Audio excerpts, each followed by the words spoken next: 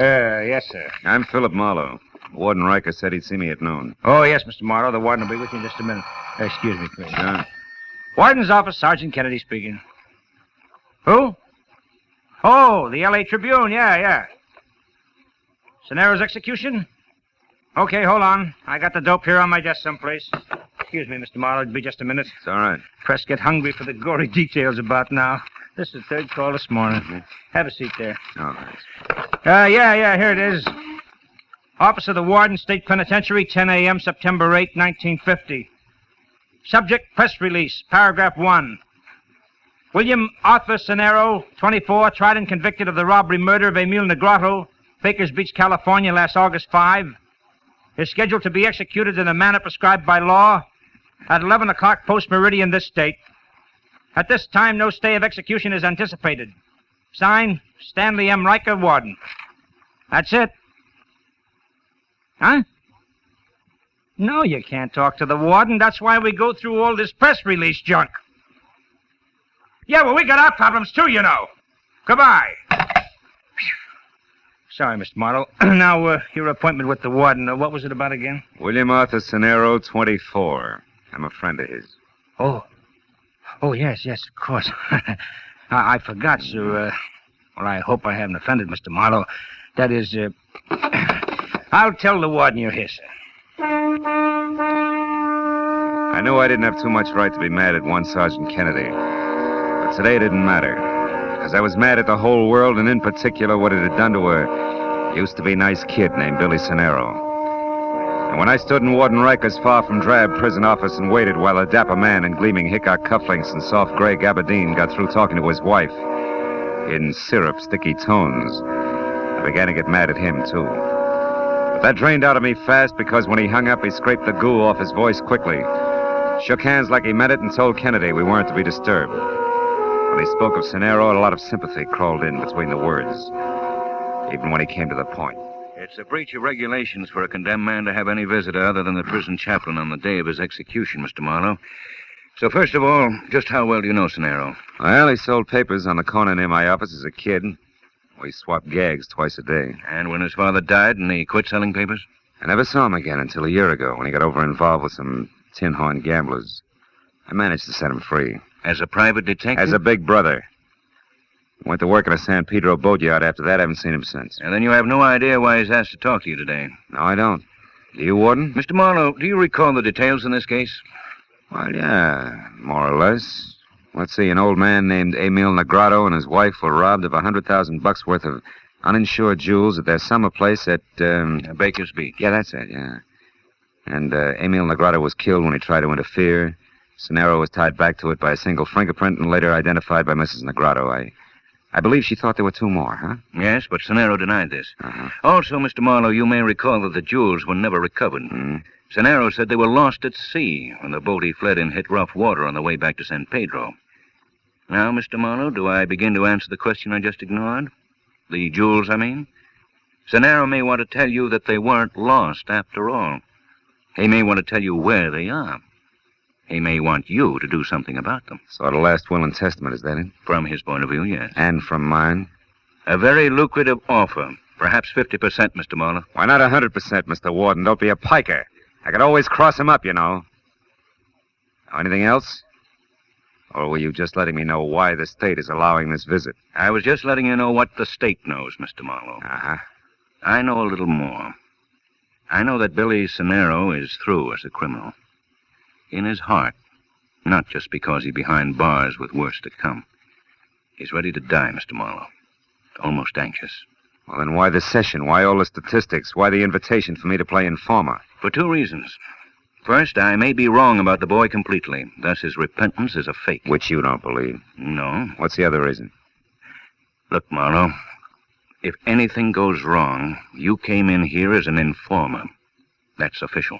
And unofficially? I want to give the boy a break. Cenaro asked to get you because he wanted to talk to the only person in the world he thought he could trust. And right now, I think he has every right to just such a talk, whatever it's about. I only wanted to be sure he talked to the correct party, that's all. Sergeant Kennedy will show you the way, Mr. Marlowe, to Cenaro's cell.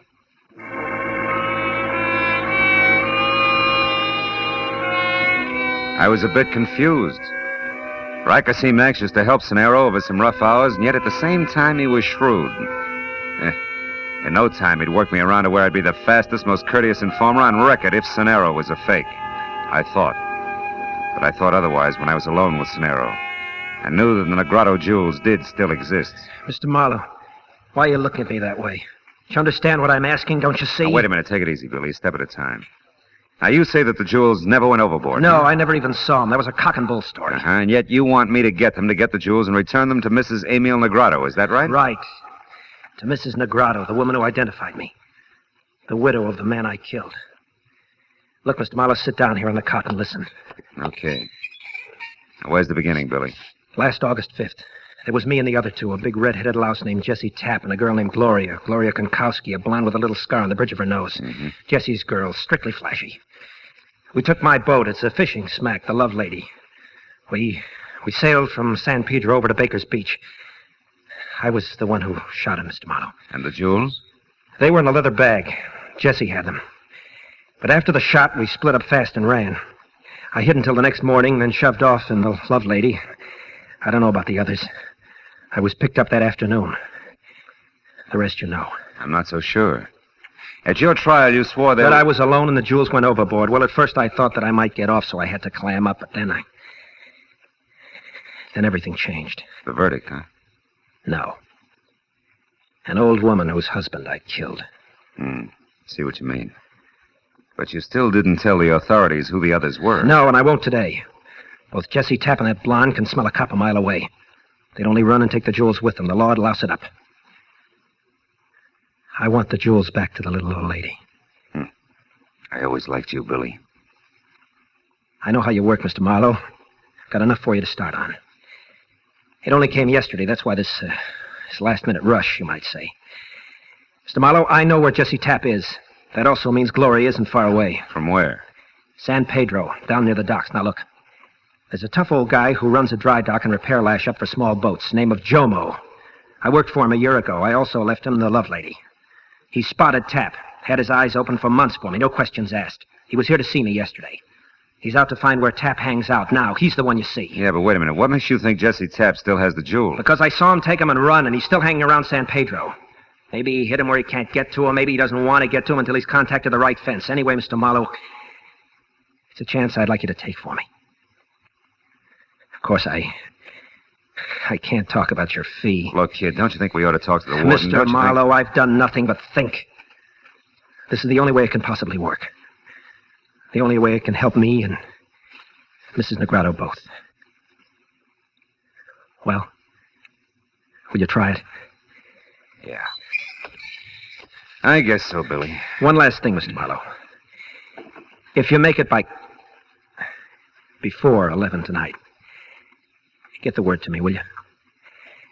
And if you don't make it, or it looks like you're not going to, don't lie. Okay? Okay.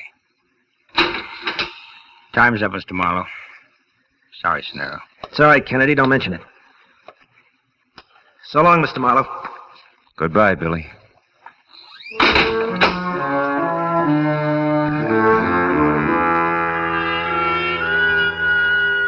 It took 5 minutes for me to walk back to the warden's office and 5 more to lie to him about what Cenero had wanted of me. And another 10 to get outside and head toward my parked car. I was thinking about what the condemned man had told me when I suddenly realized I was in the middle of a busy street and right smack in the path of a speeding car. Hey, what's the matter with you? What is that? Mister, you all right? Holy You okay, huh? Yeah, I'm okay.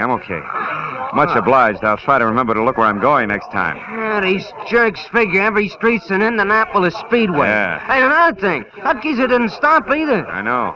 But if you're interested, I got a squint on him before. I was in that corner drugstore after a Coke, and while I was waiting, I happened to see this guy stand outside his car, and all of a sudden he got in it and took off. You mean he got all that speed up just from the end of the street? Tell me, friend, what'd he look like? He's tiny.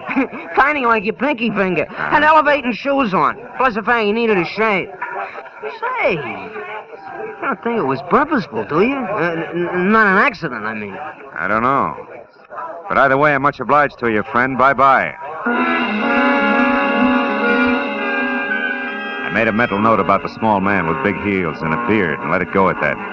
Then I took one last look at the prison. It made me want to drive the 300 miles to San Pedro fast.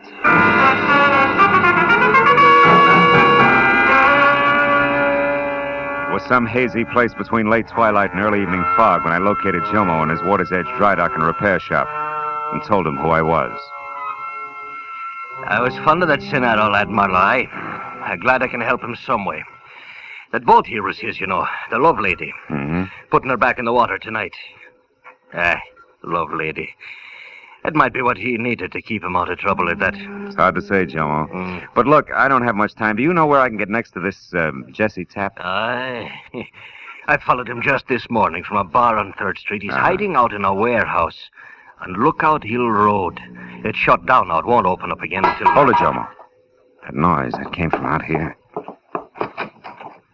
There's someone there, Mr. Marlowe? Oh. No, not anymore, there isn't. And there probably wasn't. I got me a clumsy little cat, Marlowe, always falling over. Jomo, you said Lookout Hill Road, right? Aye, yeah. This is only a block long, the highest point in town. You just head straight up King Street to the top. You can't miss the warehouse. Thanks. Jomo. You have no idea what this is all about, huh?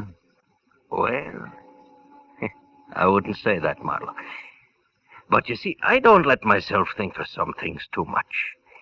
I keep my mind on boats more than people. Easier to understand. Easier to repair, too. Good luck, Marlowe.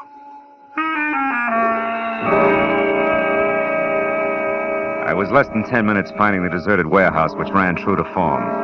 Rust and every other window broken. When I was out of my car and moving around toward a side entrance, I saw something else. It was a girl, tall and blonde, standing in the deep shadow of a Fit Shampoo billboard. When I started for her, she threw one scared look my way, then scrambled into her pocket for a key. I made it just as she got it out and into the door lock. Let's not be hasty, honey. Get your dirty mitts off! When you stop kicking, I will. Not before, sweetheart. Not before, Gloria. How do you know the name, Bright Eye? That cute little scar on the bridge of your nose. You should have ducked, kid. Not that it doesn't add character. I'll go soak your head. I don't know you. You should. Jesse does. Who are you, anyway? Name's Marlowe. Here to see your boyfriend Tapp per schedule. It's a business appointment, Gloria. Business? Oh, yeah, sure. Fence, huh? Yeah, fence, huh? Now do we go up or throw pebbles at the window until Jesse comes out? Which? We go up, now that I know who you are. You know, Jesse didn't mention you're coming. That's what I like about working with Jesse. Which way? Up these stairs. Mm-hmm. Kind of nice setup we got here, huh? Yeah. Sweet of the owners to let you have a key. Well, it wasn't exactly that way. Jesse had... Changed the lock, yeah, I know. Is that the door? One mark president? Uh-huh. Mr. Tapp's very own. Imagine Jesse as an executive. Funny, huh? Hey, Mr. Head of the firm, you got callers. Jesse! That jerk's probably asleep. The way I figured, asleep in the swivel chair. Hey, Mr. President, you got company. Hey, Jesse, come on, wake up. There's a guy here who wants... Jesse. What is it, Marlowe? What's wrong with him? So much to fix, honey. Head of the firm, Jesse's been shot to death. No business as usual today. Dead. How do you like that? Not much. Now, maybe it's you I do business with, huh? What are you talking about? Now, look, I never like to get into money matters with dames, but now I'm stuck. So let's get to work, you and me. Where are they, Gloria? Where or what? Come on, you coy little jerk. The stones, Negrado stones. I want to see them. I don't know where they are. He would never tell me. Ah, don't lie. You were his girl. Listen, mister. Ever since I met that guy, I've been living on double talk and slaps in the mouth.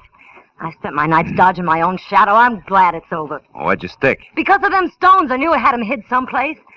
Figured maybe they'd get us away from here after all. He kept saying he had to wait till the time was right. That's all he'd ever say. Even to me, his girl. You know, with that talent, you ought to be in pictures, kid. Yeah? Believe me, mister, I learned the hard way not to try to pin Jesse Tapp down. You do whatever you want, I'm getting out of here. Before the action. Just a minute. What? Somebody did this, baby. I can name 20 who'd been tickled pink. Yeah, but I took a lot of chances setting up this deal to move those Negrado jewels. I wouldn't want to be edged out now by cheap competition like a squirt and build up heels. What's that? Nothing, a swing in the dark, excuse me. Sure. Now you excuse me. He's strictly your problem, sucker. I stood and watched her as she walked away. I didn't know just what my next move should be, but then it hit me. Whoever had killed Jessie Tapp would go for her next. So when she hailed a cab at the foot of the hill, I ran to my car and I started after her. But by the time I got turned around, a switch engine playing shuffleboard with a string of boxcars cut in between us. When that was over, Gloria was gone.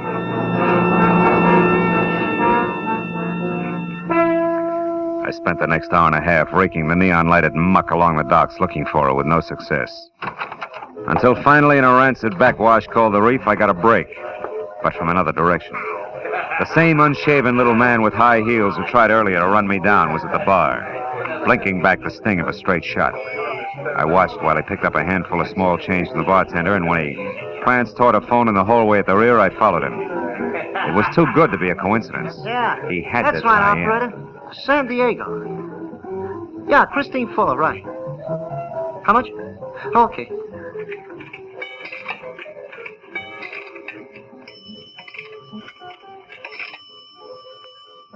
Hello? Hello, Christine? Hiya, baby. This is Fritz. Hey, listen, honey, I got it all set up. Yeah, I'm going right now, right away, yeah. It's dark now and everything's ready. I said everything, didn't I? I'll have them in an hour and be out of here. Or just be a good girl till I get there, understand? Yeah, I'll see you before morning. Oh, your little Fritz wouldn't let you down, you know that. Goodbye, baby. Hello, little Fritz. Hey, you Come back here! Hey, what is this? Who are you? Guy you tried to run over this afternoon? Hey, now listen, Slim, there must be some mistake There here. isn't. You just made it when you knocked off Jessie Tapp. And now that I got you, little Fritz, I'm going to shake you up and down until a lot of answers or a lot of teeth start dropping out of you. No. Make up your mind. What's it going to be? Come on! No, leave me alone. Stop. What's going on here? Run along, Buster. It's private. Oh, yeah? Yeah. Great big lug like you picking on a little guy like him, you'll be ashamed. Hey, don't you believe in the brotherhood of man? Yeah, but this weasel don't qualify. He Now told blow. me, fellas, he was going to rob me. Oh, he was he? Put him down, you. Come on. Turn loose of him, big bully. Why don't Okay, you... you jerk! Come on, get up! Get him, Joe! Come on, fool! Joe! Hit him over the head. Beat him to fight.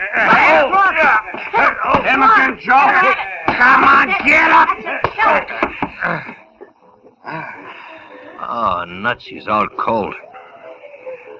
Let's throw him out in the alley. Come on. Good idea.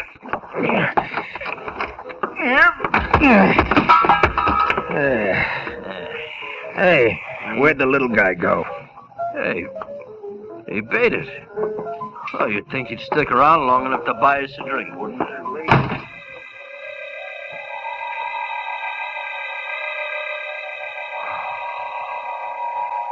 Judging from the way my face felt, the two longshoremen must have, had barnacles on their fists. In the 5 minutes it took me to climb back on my feet, I thought some very unpleasant things about the brotherhood of man, both fore and aft. But I dropped them when I remembered the time was running out fast for my client. And I still hadn't got beyond the loose ends I'd started with. Tapp's girlfriend, Gloria, and little Fritz.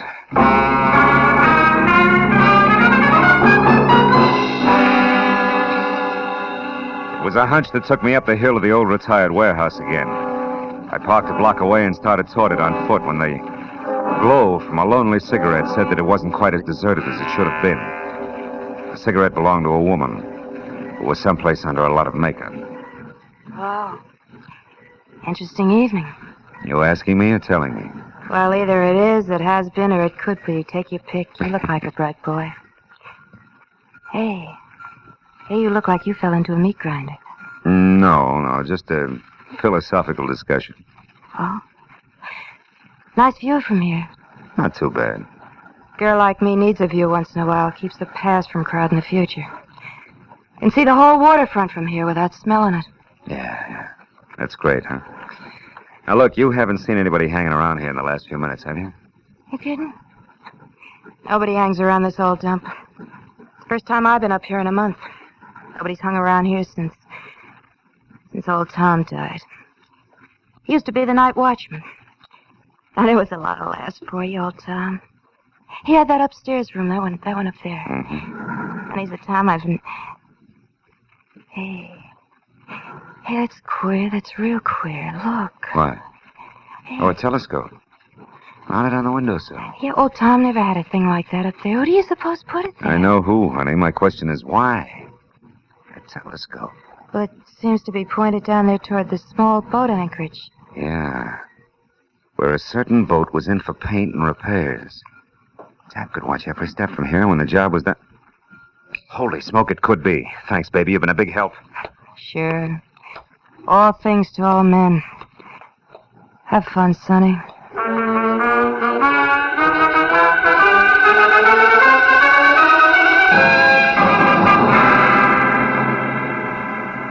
My client's boat was a long shot, but it was the only bet I had.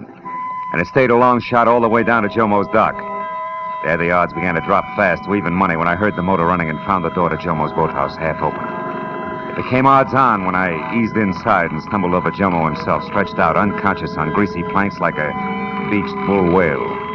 I stepped over him, got my .38 in hand, and edged out along the catwalk to the open dock where the boat scraped restlessly against the fenders.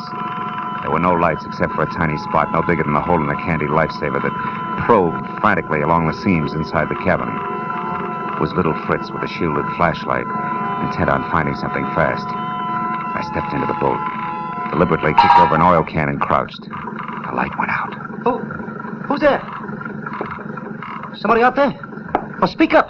Throw your gun over the side and stand real still. Do it now, little man, or I'll blow you in two. Oh, no, wait. Yeah. Who are you? It's me, Fritzy Marlowe. So Tap hid the stones right here on Bill Sonero's boat, huh? Yeah, that's right. They're still here. Fortune. Hey, look, fella, if we play it smart, there's Shut money up. for both. I want a few things straight first. Correct me if I'm wrong.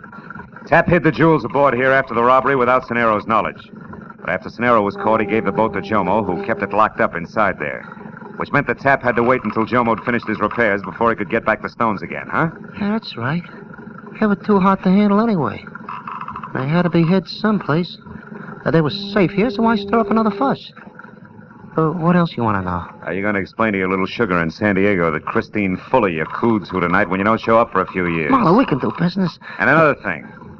How'd you get into this act in the first place? I got ways, like a couple of friends on the inside. Oh, that figures. One of them must be on the inside of the state pen. That's how come you hooked onto me so fast with that car. Who is it? A guard named Kennedy. He's a pig, a cut-rate chump. And the other friend? He's behind you with a gun. Don't Oh, move. fine. Oh, that's my baby. I'll take your gun now, Mr. Marlowe. Oh! Stop it. Put it away, Fritz. Did you find the stones? Not yet, but it won't be long now, sugar. Marlowe, get in that cabin and run this boat. We're going out. Go on, move. Oh, no, wait a minute, baby. We don't know anything about boats. We're not taking any more chances here. Untie that rope at the back, Fritz. That's called cast off the stern line. Shut up! Get inside, Marlowe. Go on. Sure. Well, Skipper, where to? Just head for that open part out there. Hey, it's gonna be rough. Oh, that won't matter to us, baby. We've been through plenty together, huh? Yeah, like putting Jesse Tapp out of the way for a starter. Sure, what he asked for it. He was a pushover for Gloria here. Why, you... So it was little Gloria who killed him, eh? All right, so it was me. Fritz called me up and warned me you were coming here to Pedro, and I overheard you when you talked to Jomo. I knew you'd get to Jesse and make him spill, so I killed him. It was going to have to be done sooner or later anyway. The old double cross. Yeah, the old double cross. So what? That's a game the smart ones always play with the suckers. Always win. Not always, Fritz. Oh, often enough to make a... What? Hey, Gloria. Gloria, what? No, don't, Gloria, no! Keep your hands on that wheel, Marlowe. I heard Marlowe's crack about that Christine Fuller, Fritz. You louse. Straight ahead, Marlowe. Now what, baby? Still got me to worry about. That's too bad. You're a nice guy. Where are we? Well, the channel's way over there where that buoy is. That means that a big rock pile called the breakwater is right off our starboard bow. If I don't turn, we'll hit it, and I'm not turning. Marlowe!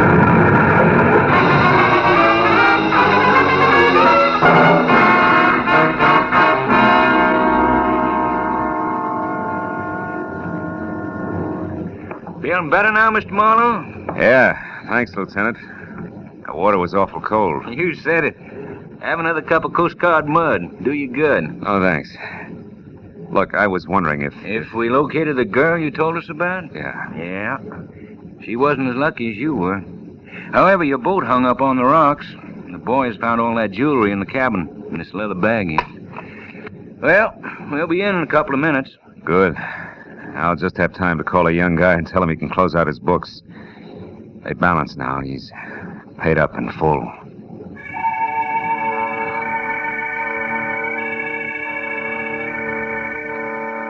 When I got through to Warden Riker, told him all that had happened, and gave him the message for Billy Cenero, he thanked me and said the kid was facing 11 o'clock like someone who had the weight of the world lifted off his back. A back that should have been part of a football team. A back that should be tanned from the sun at the beach. A back whose arms should be around a lovely girl. A back knelt in prayer for a better world. A back...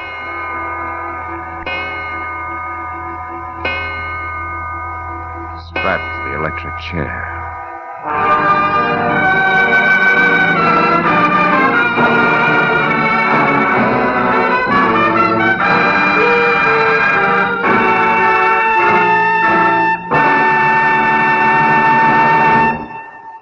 The Adventures of Philip Marlowe, bringing you Raymond Chandler's most famous character, star Gerald Moore, are produced and directed by Norman MacDonald and written for radio by Robert Mitchell and Gene Levitt.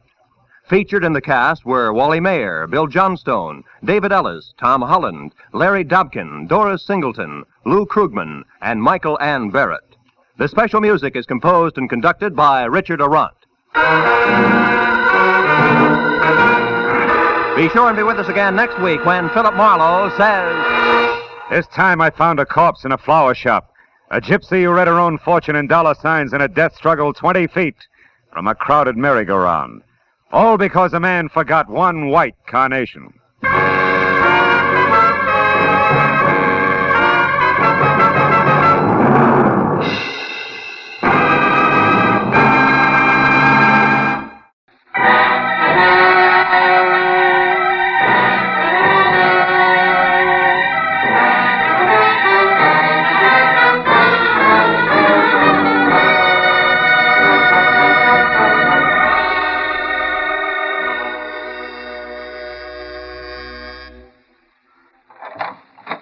Brother, am I glad to see you. You are Philip Marlowe. Yeah, I'm Marlowe. Well, come on in. You're not exactly what I expected, Phil. No? Mm-mm. I didn't realize private detectives came in the deluxe edition. You'd like a drink, wouldn't you? Now, look, when you called me a few minutes ago, it was strictly panic because your life was in danger, Miss Barr. Vivian will do, Phil. Yeah, well, okay, Vivian. What's happened in the meantime? Happen? Nothing. Why? Well, you seem pretty well balanced for somebody on the edge of being a homicide statistic. Well, I'm doing my best to hang on to myself, that's all. Oh. But now that you're here, I can breathe again. You just sit down, won't you, over there? I'll fix the drink. Uh-huh. We're going to get along fine, Phil, I can tell. Yeah, well, could be. There. Now we can be more comfortable. Your health, Phil. Your health is supposed to be the point, baby. You said a man threatened your life. Yes, a man named Fred Sears. A character I used to know. He was hurt in a hotel fire 6 months ago. Oh. Must have been his head. He thinks he wants to kill me, and he's come to town to do it. But now that you're here... I suppose he's got reasons, huh? Do they matter? Yeah. To me, at least. I like to know which end of the stick is short before I grab. Well, I'm not even sure myself. I only knew Sears briefly. Here's his picture, Marlowe. Mm-hmm. Oh, the whole affair was stupid. So you brought it to me instead of the police, huh? I brought it to you because I need private help, and I'm willing to pay for it. Pay very well, I might add. Oh, look, Phil, you don't have to bother about the reasons why. Just see that Fred Sears leaves me alone tonight. It shouldn't be hard. Is your drink all right? Delicious. Too bad I can't stay and finish it. What? Oh, Marlowe, wait. You mean you won't help me? Not on guesswork, baby. But don't you realize my life's in danger? I'm scared. Yo, sure. Speechless. You can get yourself another boy, Vivian. Woods are full of guys with no curiosity at all. Oh, Marlowe, please be reasonable. Good night, baby.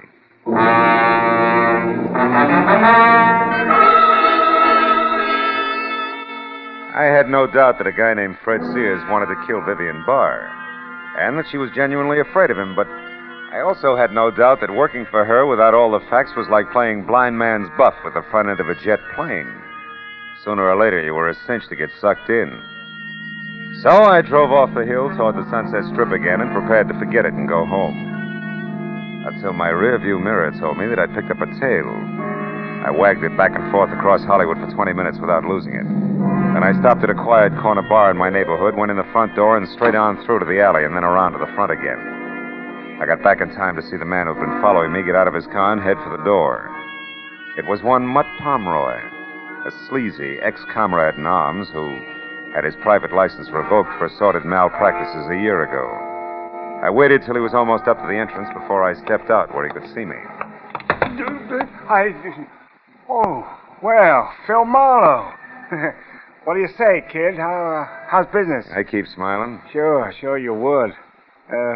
Buy a drink, I don't suppose. What's on your crummy little mind, Mutt? Let's have it. Easy, Marlowe. Take the hands off. What's the right. idea? You've been tailing me just to keep in practice. What do you want? Okay, hotshot. I figured maybe you'd appreciate a little cooperation. For instance, you tell me why Vivian Barr wants a private peeper, and I'll tell you something more than worth your while. Well? I thought your license was dead, Pomeroy. Yeah, it is, but I'm not. I still got eyes and ears and a mouth that I like to keep well fed. Now, look, I can help you plenty in this case, Marlowe. What do you say, kid? Get together? I didn't take the case. You what? That's right. If I catch you tailing me once more, Mutt, I'll tie a can to you. Now beat it. Yeah, well, let me know when you need a hand, Marlowe. Right across your kisser.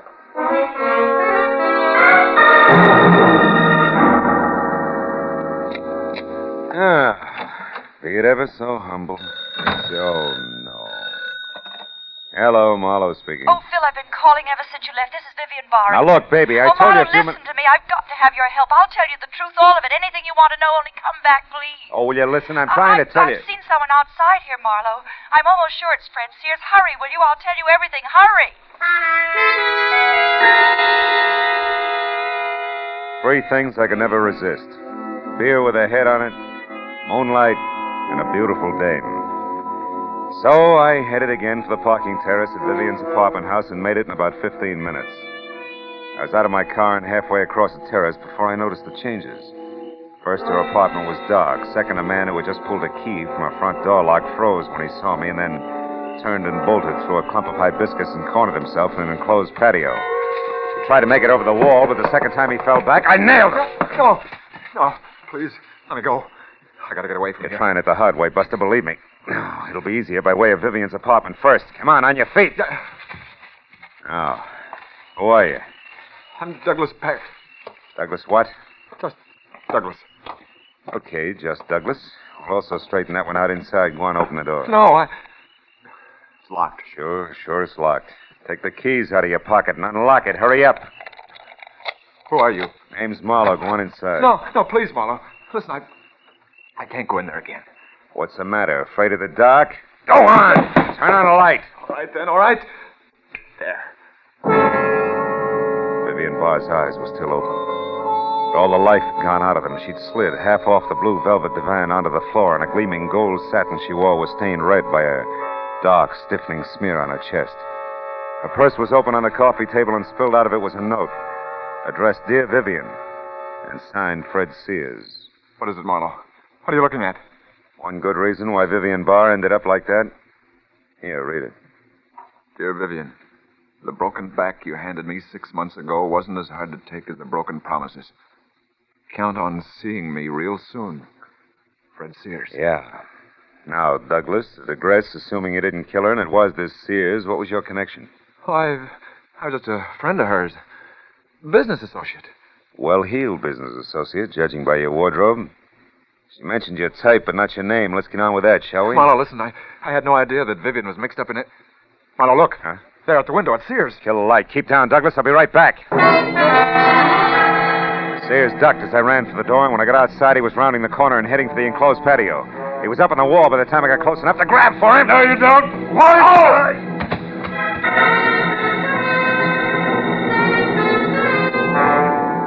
His foot caught me in the side of the head. I wound up on my back with nothing but the torn-off pocket from his jacket in my hand and a crumpled pack of cigarettes and a slip of paper on the ground with a phone number. I picked it up and started back to Vivian's apartment in time to hear a car door slam and see just Douglas, scared stiff, crouched behind the steering wheel of a step-down Hudson. A second later, car and all were gone in a funnel of dust. Well, I couldn't lose much more, so I went back into the house to use the phone. Los Angeles Morning Star. Society editor, please. One moment. Okay. Society desk, Miss Ludlow speaking. Hiya, Corey. Phil Marlowe. Phil, darling, how are you? Gee, it's been a long time, mister. I haven't seen you since... Yeah. Now, look, honey, I need some fast help. Crashing somebody's party, Marlowe. Could be, but it's strictly business. Now, can you give me a rundown on a phone number? Crestview 54124. 54124. Yeah. Just a minute, lover. Okay, sweetie. Oh, yeah, Phil. That's the old J.G. McKay mansion. 910 Mission Drive. Uh-huh. His niece Celia McKay has the place now. She married up with a guy named Paxton last fall, I think. She has oodles of money. Any help? I'll let you know. Thanks a lot, baby.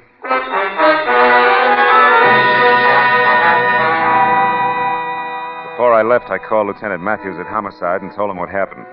He said he'd put out a call for Fred Sears and suggested I keep in touch. After that, I drove to Beverly Hills.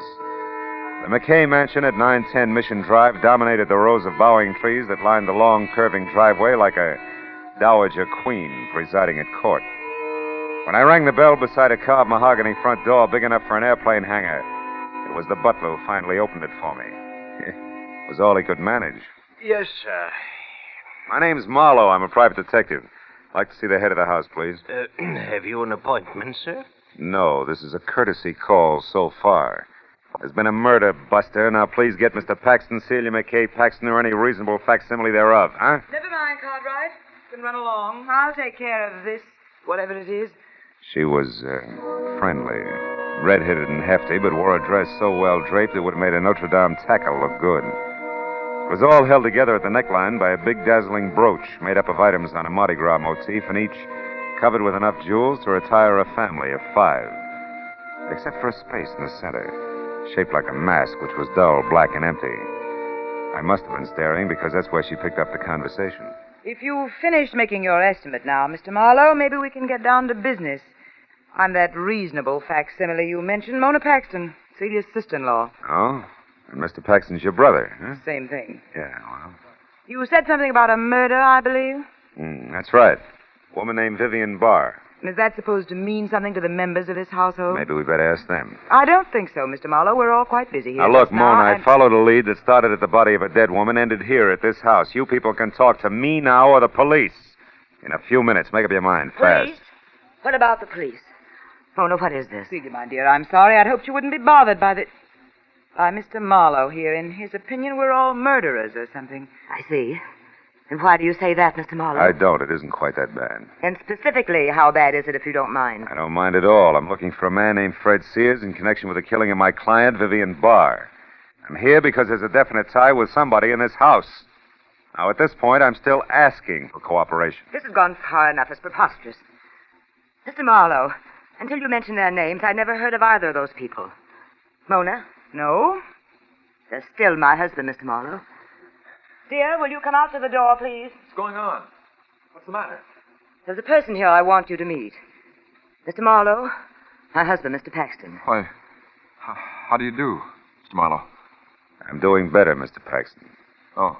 Douglas, Mr. Marlowe here wants to know if the names Vivian Barr or Fred Sears mean anything to you. Why, I don't think so. No. No, they don't. Why? You may leave now, Mr. Marlowe. We've given you all the cooperation we can. If you come back, you'd better have a warrant with you. Okay, Celia, I will. Because one of you 3 is a liar, and I can prove it. So if you want to talk it over before I call in the cops, I'll listen for a while. Hey, Cartwright. Yes, sir. You called, sir? Yeah, you look like a fairly honest man. Where can I get a good cup of public coffee around here? Oh, why, there's a little shop 2 blocks down, sir. Thanks. And to you, Cartwright, good night.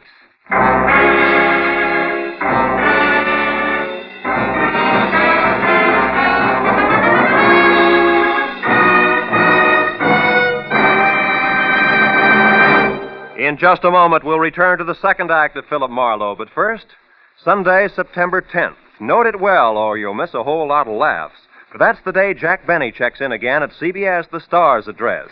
Yes, this Sunday is the day Jack, Mary, Dennis, Phil, Don, and Rochester return for another great season of top-ranking comedy. Be sure you're on hand this Sunday and every Sunday when CBS brings you the one and only Jack Benny Show. Now with our star, Gerald Moore, the second act of Philip Marlowe, and tonight's story, The Fifth Mask.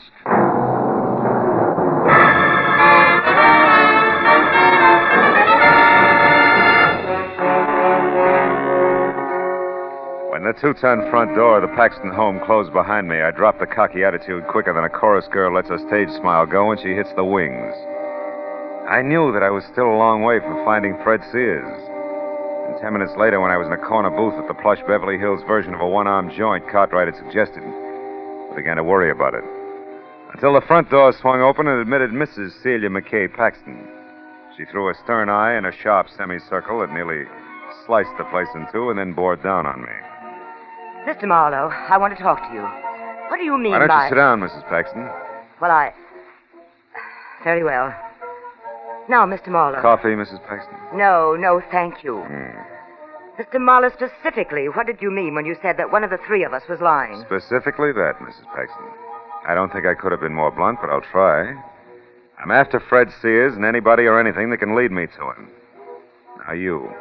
Why are you here, Mrs. Paxton?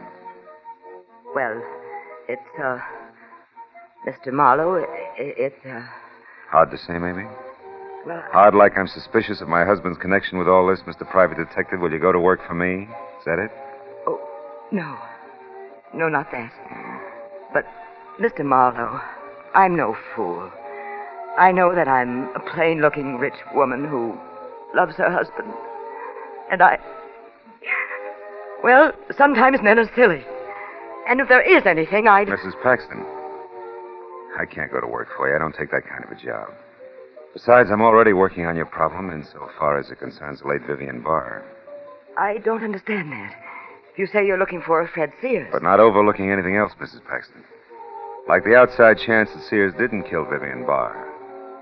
I didn't see it happen, you know. It could have been somebody else. Who? You. What? After all, you just implied a good motive. No, I didn't. I only gave you a suspicion. A dark, ugly thought I'm ashamed I ever had. That's all. And I didn't kill that woman, Mr. Marlowe. I know you didn't. It was only bait, Mrs. Paxton. I hope you'd snap at it and come back with an answer that would get me to Sears. Mr. Marlowe, I never heard of these people before tonight. I know, that's what you said. But you see, Mrs. Paxton, even as you, I, too, sometimes have dark, ugly thoughts that I'm ashamed of. Only in my case, it's business. And tonight, the business is Vivian Barr's murder. Good night, Mrs. Paxton.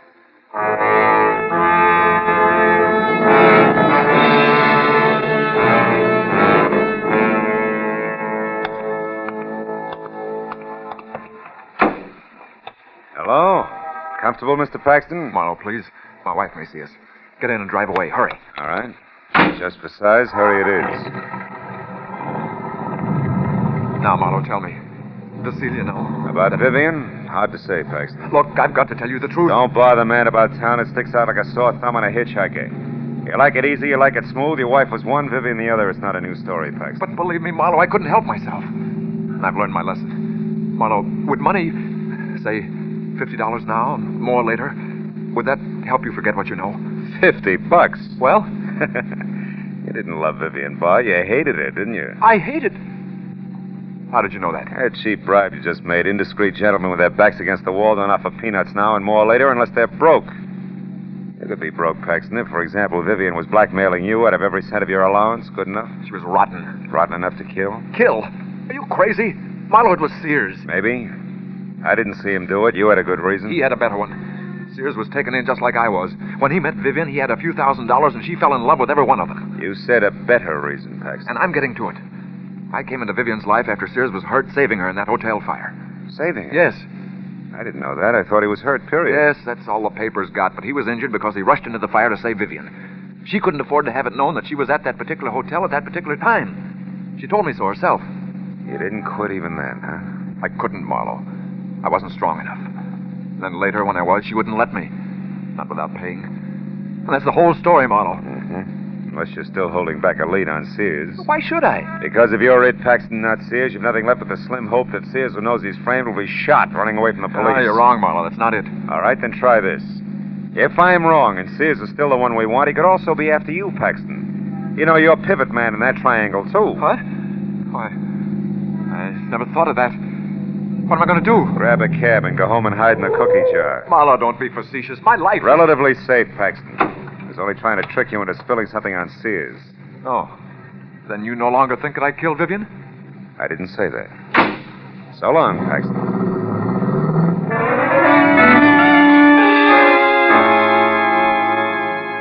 My apartment was only a few minutes from Beverly Hills, so I decided to call the police and fill them in. Also, a little all-alone straight drinking might burn the bad taste out of my mouth.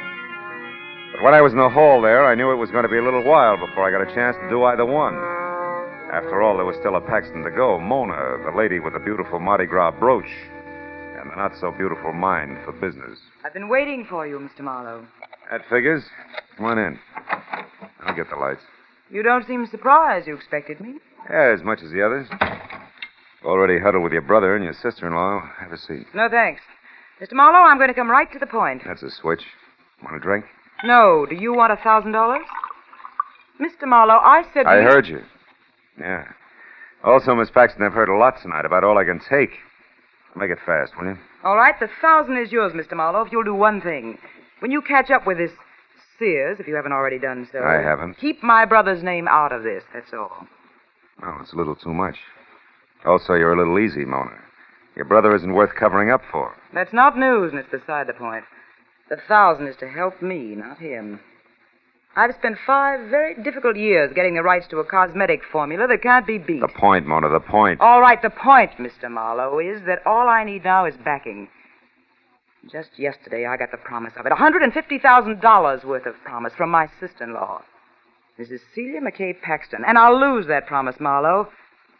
Celia gives my brother his walking papers, and she will if she finds him out. Will you take the money, Marlowe? No.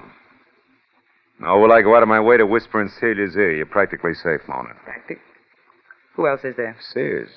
If the police take him alive, there's a good chance he'll make a lot of embarrassing statements about your brother killing his girl and... You expect someone? Oh. Unless the police are tired of waiting to hear from me. I shouldn't be seen here, not if you're going to keep Doug's name out of Easy, this. honey. Get in there, the kitchen. Oh, yes, thanks, Marlowe. Thanks a lot. Okay, coming. Keep your shirt on. Oh, no. Well, didn't expect to see little old Mutt Pomeroy so soon again, eh, kid? Mind if I come in? Very much. What do you want, Pomeroy? To show my wares, Phil boy. You know, like the jewel tea man. Skip the funnies. What is it? Fred Sears. I know where he is. You sure about that? Sure like I don't take $3 bills. I followed him tonight when he got away from you. All right, come in. Hey, nice place, Phil. What's your price, Mutt? $200. I'll pay $1. The address. The money. Okay. Here. 15, 16, 80, 90, 100. Yeah. Thanks, Phil boy, thanks. The address is 31 Bayfront Drive, Santa Monica. It's an all-alone beach joint, kind of neat. Belongs to a friend of Sears who's out of town. Oh, he's using his car, too. I overheard him explaining to a neighbor. Yeah. Good night, Marlowe. See you around, huh, kid? Mm-hmm. Oh, Pomeroy. Yeah? Yeah. What is it, Phil? 2 questions. Uh-huh. First? Your connection with all this, what is it? Oh, a hunch that I could pick up a little extra. You see, I spotted Paxton out with that Vivian babe once, and well, I knew who he was. Also, I knew who his wife was, so I figured... Yeah, I know how you figured. Okay, but you said 2 questions, kid. The other. This! Whatever made you think I do business with a louse like you? Marlowe, he's unconscious? Yeah. If I ever saw you here, your mailbox would get nothing but extortion notes for the next 6 months. We'll get out now. All right, Marlowe, but won't he ruin everything anyway? Don't worry, Mona. I'll convince him one way or another. Let's see now. Hey, Marlowe, you crossed me. Sure, I'll do it every time, Pomeroy. We're conflicting personalities. Police headquarters. Like to speak to Detective Lieutenant Met. Holy cow. Hello. Police headquarters. Hello. Never mind. Pomeroy, that little hunk of jewelry there on the rug just fell out of your pocket when I frisked you, didn't it? Didn't it? Yeah, Yeah, sure it did. So what? So before I beat you senseless, get up and tell me where you got it. Come on, where'd you lift it? Come on, Pomeroy. Guys, get your hands off. All right. I found it at that Vivian Barr's joint. It was on the floor and it sparkled like dough. She was dead, so I figured it might as well... Thanks, Pomeroy. You told me all I want to know. Don't wait up. Mutt!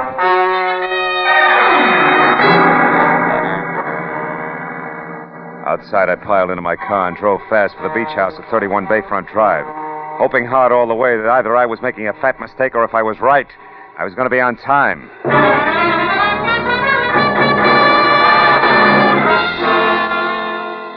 All told, it was about 40 minutes later when I screeched to a stop in front of the place and found it lights out and deserted. I was ready to start cheering until, from the closed garage that was tucked under a wing of the house, I heard it. A car motor running as in suicide by carbon monoxide. The big double doors were locked, but around on the side there was a window. In another minute, I was in and over to Fred Sears. He was slumped over the front wheel, his face the color of wet ashes. I cut the motor, then dragged him out of the place by a back door that led to a patio. There I stretched him out on the ground and took a good look. A long look that left no doubt in my mind. I turned away from him when I heard a woman's footsteps on the walk outside near the window I'd broken. It was Mona Paxton. Marlowe. Marlowe, what is it? Marlowe, are you all right? Yeah, but don't come back here, Mona. It's not a very pretty sight. It's Sears. Sears? Yeah, I dragged him out here. He left the motor running, carbon monoxide. Oh, no. What a terrible way to go. No worse than Vivian Barr. How'd you turn up here, Mona? Follow me? Yes, because I was worried about that man in your apartment. I wanted to ask you who he was. When I took off coattail flying, it looked like something important, huh? It certainly did. And it certainly was. Yeah. Well, I'd better get through to the police now. There must be a phone inside. You can go wait at my car, huh? Quit shaking. After this, you haven't got a thing to worry about. Business, I mean. Yes, I know, but I just can't stop smiling. I'll be at the car, Marlowe.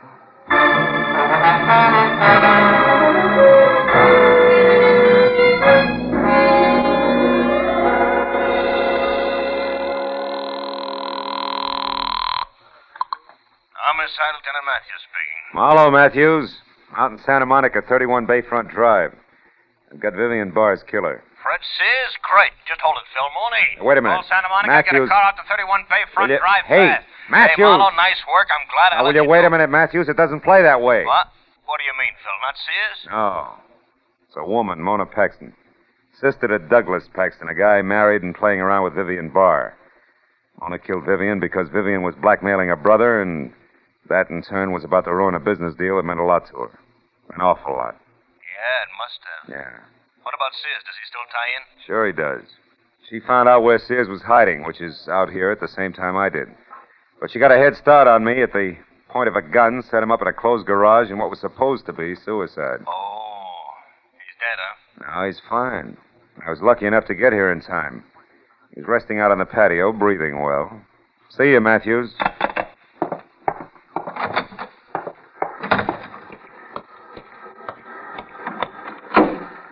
Everything's taken care of, Marlowe. Mm-hmm.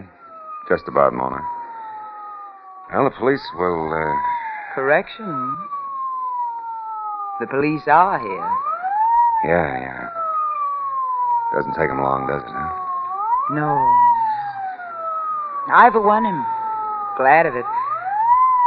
Just as soon get all this over with. You too, I guess. Yeah. Me too, Mona.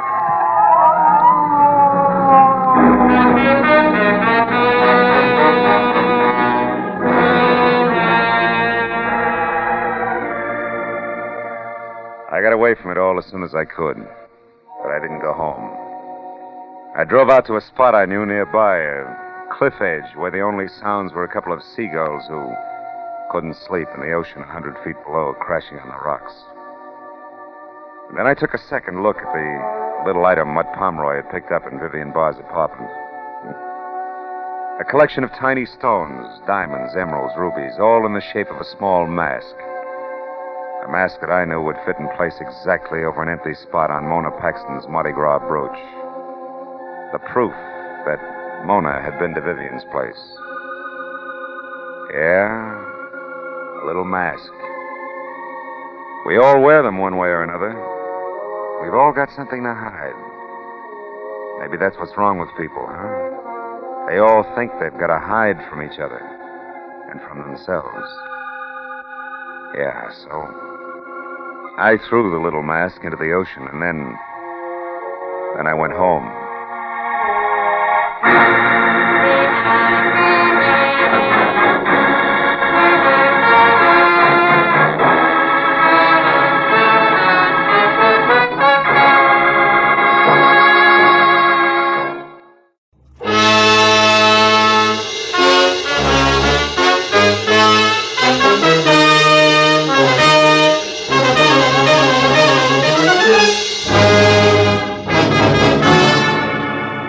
Much for the news from abroad. Here in Los Angeles, 2 persons were killed and 8 injured today in 3 separate automobile accidents attributed directly to the thick fog that has blanketed the city ever since yesterday morning. And according to the Weather Bureau, the fog which is rolling in from the sea will be with us for... Fog, smog, everything's cockeyed. Hello. Philip Marlowe, please. Earl Hanley speaking. This is Marlowe. How are you, Mr. Hanley? How's the newspaper circulation business? Oh, both zooming, Philip. Oh, look, Marlowe. Can you come out to my joint in Los Feliz Boulevard, 3810? I'd like you to work for me again. And, you write your own ticket as usual. No, thanks. They play too rough in your league, Hanley. Besides, it's a bum night to ride around in a cold newspaper truck, watching out for hijackers. No, Marlowe. It's nothing like that. This is personal business. Oh? It's an old man who's disappeared. I'd like you to find him for me. Still a dark night. Double your fee. I see a light, Mr. Hanley.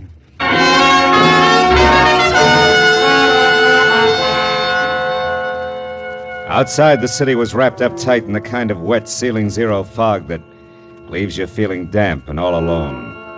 Hanley's joint on Los Feliz was an old English stone mansion, sprawling, smothered in ivy, and about as cozy and come hither as a scream in the night.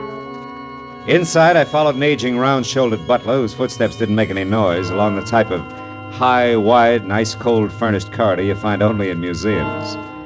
When we finally arrived at Hanley's study, however, things changed. It was a small room with bright lights, heat, and a desk cluttered with friendly bric-a-brac. Hanley himself was standing against the far wall, and for a moment, the contrast was jarring because the self-made man in shirt sleeves, built like a boxcar and chewing on a cold cigar, didn't at all match the collection of stiff family photos, 1890 style, that hung on the wall behind him.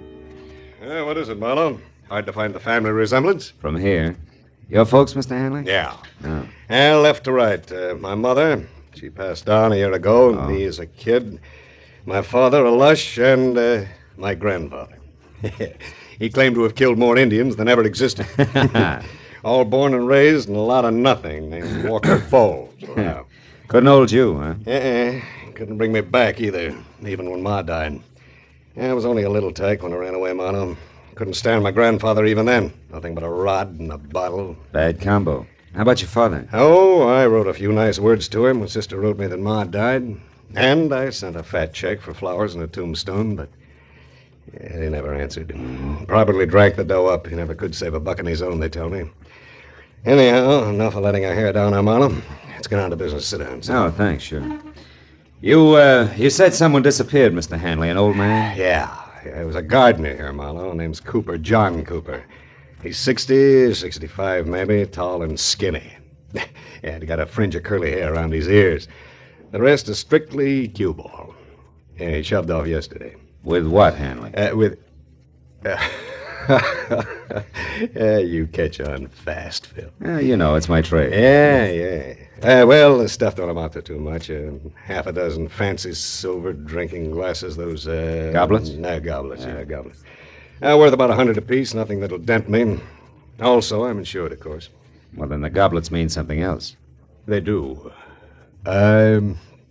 Let's call them a present from a lady. All right, let's. I want them back, Marlowe. Why me? Why not the insurance company or the law? No. Hmm? No, that I don't want. And if you laugh when I tell you the reason, I'm going to punch you right square in the nose. Have some scotch. No, thanks. Go ahead. No. Drink alone, then, if you don't mind. I don't mind. Mm-hmm. It's this old Duck Cooper, you know. I feel sorry for him. Mm-hmm. Yeah, he came in here one day last week, hat in hand, looking beat as an alley cat. So I gave him a job helping one of the gardeners, but I was on to him right from the start. What does that mean? He was a gardener like I'm a ballet dancer. Oh. Yeah, I could tell. And from there on, it got worse. First couple of days, he watched me and everybody else around here pop-eyed as a shoplifter loose in Tiffany's. But you didn't fire him? No. Now, I figured a few square meals, some sleep, a little dough in his pocket, it'd calm him down. So I just put a new master padlock in my trophy room and let it go with it. That was your mistake, huh? Yeah. But just so you don't think I'm losing my marbles, Phil, I better tell you about another mistake. But I'm going to have to make this short, dinner guest, you know. Another mistake? Mm-hmm. Yeah, 15 years ago, Phil, I was in a spot just like this Cooper. I was broke, hungry, mad at the world, and in a position to do the wrong thing. I did, and I got caught. The boss understood, read me the riot act, and let me go. All right, today it's my turn. Want to laugh? Not very much. Tell me, what have you got for me to go on? Well, thin air. But you're good, Marlowe. You'll make out. Thanks. Name and description already gave you that. All right, here's the rest of it, according to the servants. 1, he lived somewheres around Skid Row. 2, he never touched anything that kicked harder than ginger ale. And that he went for in a big way. 3, he had a buddy in his neighborhood who was teaching him how to whittle. Make stuff, carving wood. Yeah, I know. And that's it, huh? Well, that, plus the fact that he smoked these pint-sized cigars, we found a pack of them in the overalls he wore. Here they are. They're called Aces Up, made in a downtown L.A. shop, also on Skid Row. Oh, the address is on the box there. Could help? Could. Well, see what I can do, Mr. Hanley. Okay, Marlowe. Call me as soon as you get close, will you? Sure. Oh, and Marlowe. Yeah? I want those goblets pretty bad, but take care of the old man, will you? I know what you mean. Yeah. Also, Hanley, I think it's a pretty decent thing that Yeah, you'll have to excuse me, Marlowe. I got to change for my guess. Talk to you, huh?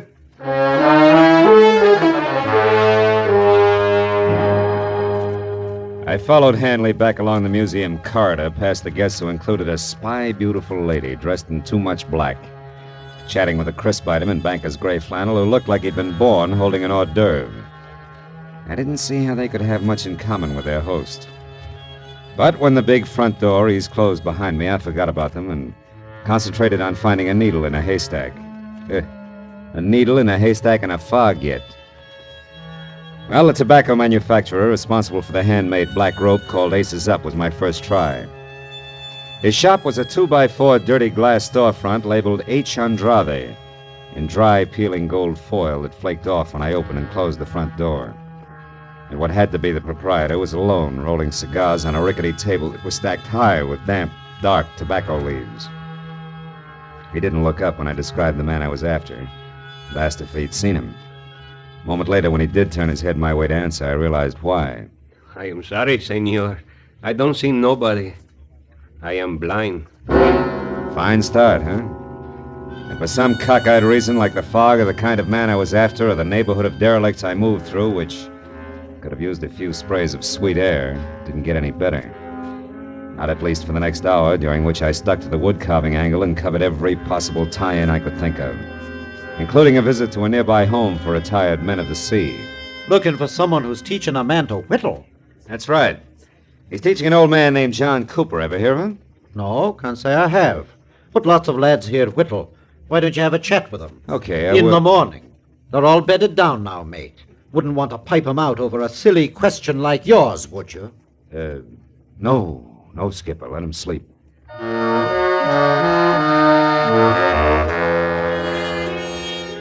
Right there, the whittling went the way of Aces Up cigars, and I turned to my last hope, John Cooper's mania for ginger ale. However, asking about that in the cheap, noisy bars that dotted Main Street was even a sillier question, and it gave all the local comics their big break. Finally... Straight ginger ale, you say, huh?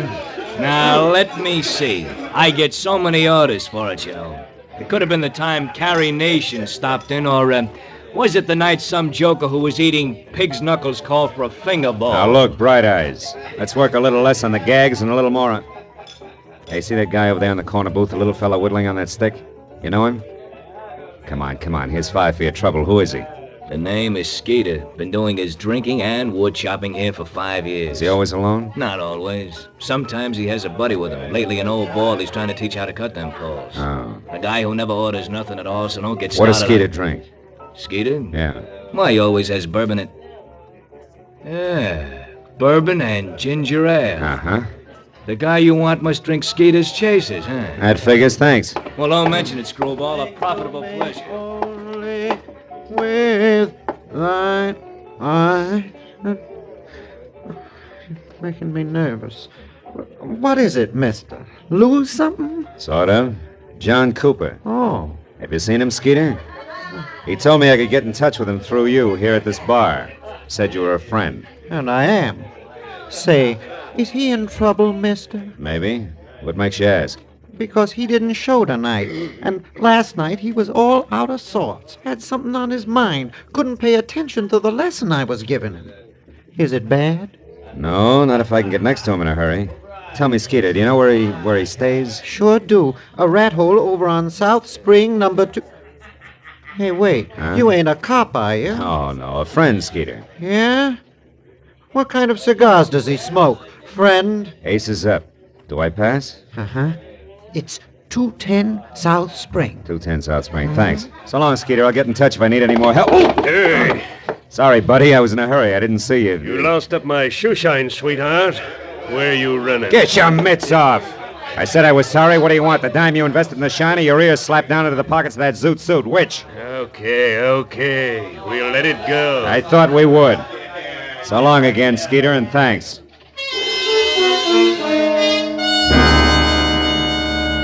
After I made my call to my client and told him how we stood, I drove the half a dozen blocks to 210 South Spring Street. The place was the kind of stale-smelling, beer can-lidded, dingy, two-story affair that made you wonder if the garbage collector got around anymore.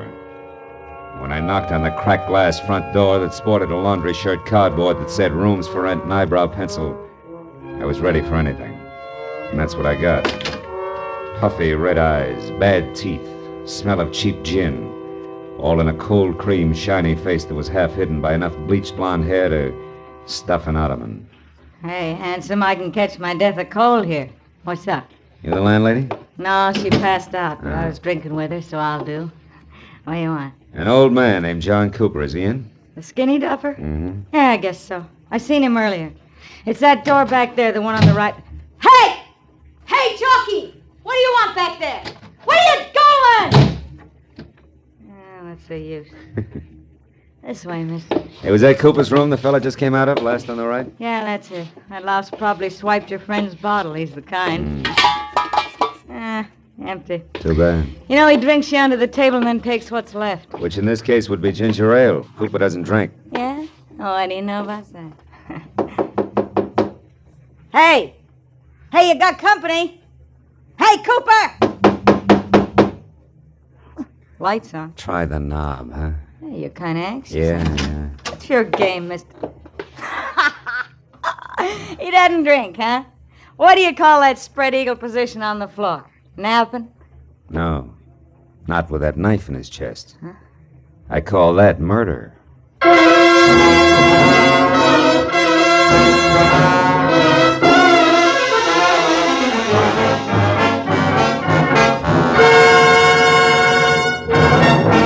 In just a moment, we will return to the second act of Philip Marlowe. But first, one of your favorite laugh shows and stars, My Favorite Husband, starring Lucille Ball, will return to CBS this Saturday night.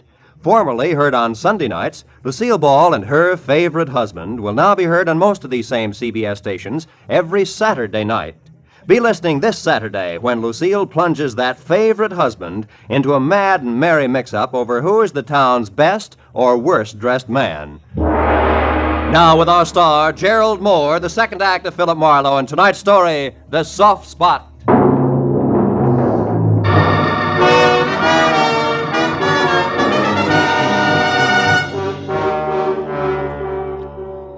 The old man's body was rumpled in death like a discarded bundle of rags, loosely pinned at the center with a knife that had killed him. And as the frowsy blonde gradually realized he was dead, the look on her face was dumb, slack-mouthed revulsion. Gee, death's an awful-looking thing, ain't it? Ain't it? Hey, don't touch him, mister. It don't seem decent. Decency is strictly relative, sister. There's a scratch here on his neck. Like a woman's fingernail raked it. Huh? Where? Hey, his locket's gone. Locket? Yeah. This old guy wore a locket? Yeah, I seen it on him yesterday when the cops hauled off that redhead from upstairs. This old guy was shaving, and he came out in the hall without his shirt on to watch, and I seen the locket around his neck. What did it look like? It was a little square one on a gold chain. Now it ain't there. Ripped off and in a hurry. That much old gold's not worth murder, even in this backwash. Baby, what do you use for closets? Closets? Are you kidding? In this dump, you hang your stuff on the plumbing and like it. Why? Well, then there's no place here that 6 big silver goblets could be hiding, I guess. You couldn't hide a shot glass in this joint. Not for long, anyway. Well, the old boy traveled light. There's nothing here but... What? Hey, what'd you find? Hmm? What'd you find? Oh, this newspaper story on the table. Torn out of the day before yesterday's paper, it says. Nelson Root, wealthy Beverly Hills broker, dies in a freak car smash-up. Root is survived by his wife, former showgirl Evelyn Lansing Now, Root, what do you suppose that old guy was saving that for? To have sold his shoes with, maybe? Oh, sure. Now, look, as long as you get your brain in gear, tell me where I can find that guy who ran out of here. Chalky? Yeah. Hey, listen, mister, I don't want to get mixed up in this. I just live here and Come back here. You're already mixed up in it. Yeah, but that Chalky's awful hard, mister. I wouldn't want to cross Now, him. listen, that old man there was murdered. Remember, it's for keeps. You tell me here and now, or the cops down at headquarters. Come on, where does he live? I don't know for sure. I think I heard once he's got a shack in the alley behind some warehouse over on San Pedro Street. Which warehouse? I don't know. Honest, I don't know. Hey, you might find out at Dooley's Diner. I think he shoots craps over there. Okay, thanks, baby. And do yourself another favor before you cool off. Call the police.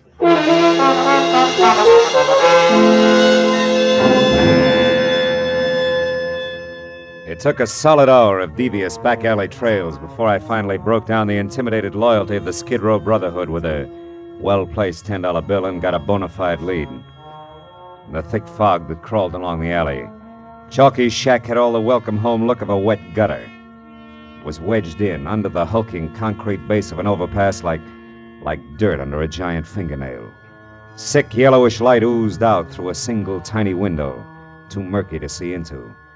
So I did the next best thing and hoped that he was alone inside. Who's there? Who is it? I got a tip for you, Chalky. Dooley sent me. It's about the Johns. They're after you. Cops. Hey, wait a minute. What's the tip, fella? What? Hey, where are you? Right here, Chalky. Now stay where you are, Buster. I'll kick your head off. Hey, what's the idea? I want fast answers, Chalky. Nice straight ones. Why'd you knife the old guy tonight? Knife the old... Hey, who are you? What's the idea? I want answers, not questions, Chalky. Why'd you do it? I didn't kill him. I never used the shiv. He was already dead when I went in there. I lifted that locket off to the old coot, that's all, so help me. Give me that locket. I ain't got it no more. Ma Murphy's got it now. I hocked it already. She gave me 3 1/4 on it. Look, I got $1 left. If you want that, you can have it. Lying grifter, you kill an old man to get the trinket for 2 cents. No, I didn't. I seen that guy with the big ears run out of the old coot's room, so I went up to take a look. Wait a minute. Guy with big ears? Yeah, he was a zoot suitor. I never seen him around before. I'd remember them flaps of his. Oh. He ran out of the old guy's joint in a big steam squad. Hey, now listen, buddy. He was the guy who done it honest. Ain't no doubt about it. He was the guy... Hey, now wait a minute. You ain't a friend of his, are you? Is again. No reason unless he was telling me. Oh, now listen, buddy. I never put the finger on a guy before in my life. But when it's protecting my own hide, I gotta do... Yeah, I could have been the finger. So long, Chalky, and drop dead.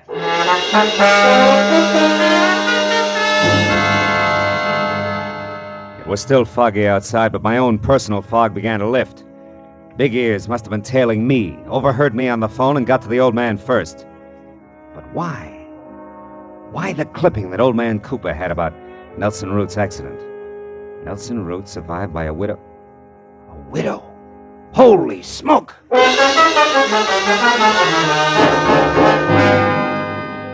Callahan of the Daily Star gave me half a dozen pictures of Evelyn Lansing Root, from her early cheesecake days right on up to the role of widow in mourning. There was no doubt left. She was the lady in black, one of my client's dinner guests. By the time I'd driven through the fog out to Los Feliz again and up to Hanley's sprawled-out house, I'd lined the whole business up to where it made a twisted kind of sense. There was nothing left to do but nub it in his lap. I found him in his study. Well, what's wrong, Marlowe? Maybe you better tell me. Tell you what. Did you find Cooper or didn't you? Sure. I found him. I found him dead. What? The old man is dead. You know perfectly well he's dead. Come on, Marlowe, sit down. Have a drink, you'll it be. No, thanks. I've covered a lot of ground tonight, most of it pretty slimy. Led me in a big circle that started here and ends here, and now it's late. We're both fairly intelligent. Let's give each other a break, shall we? Go on. Let's suppose that a man was in love with a woman, a married woman, who was tired of her husband. So, she and the man arranged for the husband to die in a freak accident. Yeah, that's right. And let's suppose a strange old geezer overheard them plan it and then disappeared. Oh, that's rough. I imagine they'd have to find him and shut him up, wouldn't they? Or he'd blackmail him to death. Possibly. And how do you suppose they go about that, Hanley? Hire a private detective, maybe? Give him a song and a dance about a theft, a trumped-up story about some missing silver goblets, maybe? Maybe. Only, he'd be much too reputable to do their killing. Yeah, so they'd hire a professional killer, one with big ears, to follow the detective. And when the old man was located, the killer would step in and go to work with a knife. And then vanish completely, because he'd be a good professional man. Well, Hanley? Well, Marlowe? Oh, yes, that's a great yarn. Yeah, but a little fantastic, isn't it? Yeah, utterly. Oh, good boy. That's the way I figured. Too weird to take seriously. Only I'm going to make it stick. Yeah? Marlowe, you try to embarrass me with a crackpot theory like that, and I'll make you the laughing stock of this state, do you hear? I'll have you hooted right out of the business. Because you don't have one shred of proof, Marlowe, and you'll never be able to get one. And what's more, you know it, don't you? Don't Get your hands off me, Hanley. Sure. Oh, come on, Phil. Come on. Let's have that drink now, and then you go on home and forget all about this, huh? Shall we? Oh, after all, the old jerk was just a skid row drifter. He didn't belong anyplace. Who'll ever miss him? He was nobody, Phil. Get it? Mr. Nobody. He's no loss, so let's just forget it. Marlowe, wait a minute. Marlowe, come back here!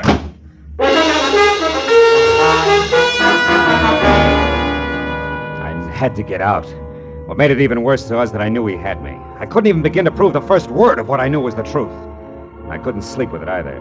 That was why an hour later I leaned against a lamppost back on Skid Row again and looked across a lifeless intersection through the eddying fog at the gaunt flophouse where the old man had died. Well.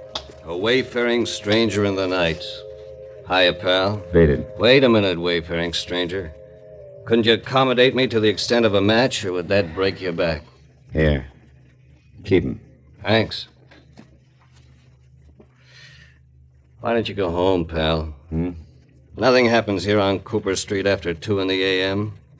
As a matter of fact, nothing happens anywhere anymore. Cooper Street. Cooper. That's one right out of the book. I'll bet $50 on it. 9 out of 10, they'll take the name of a street. Huh? Who?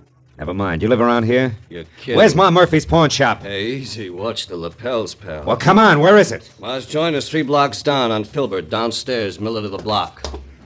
But there's no romance there, pal.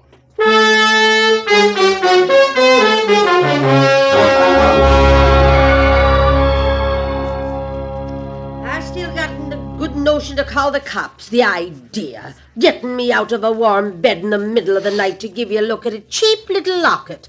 And all on a dizzy hunch, you said. Yeah, a wild one. You know the locket I mean, Ma. Come on, trot it out. That'll do you no good anyway, sonny. Can't sell it to you for 30 days yet. The law, you know. Yeah, sure, but you've been winking at the law so long, you're blind in one eye, Ma. Is that so?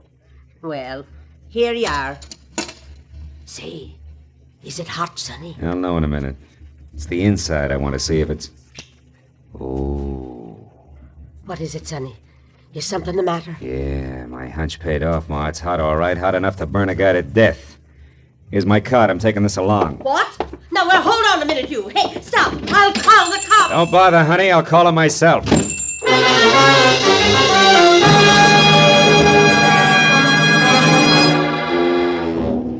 The lights were still on in Earl Hanley's study, so I pulled over and parked on the street and went up the walk on foot.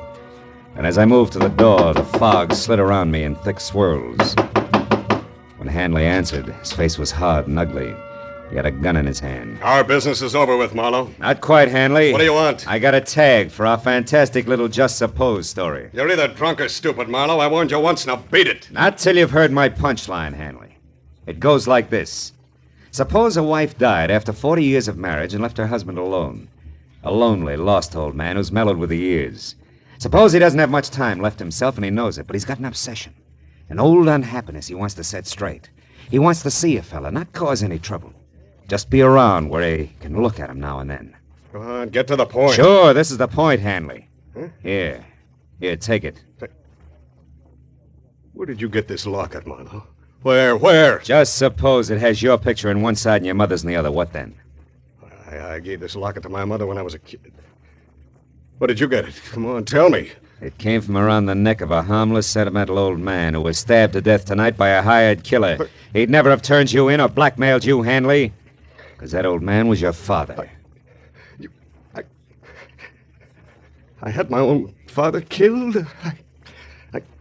I ordered my own father's death. I didn't know it. Yeah. Mr. Nobody, remember? Come on, Hanley, give me the gun. We can go now.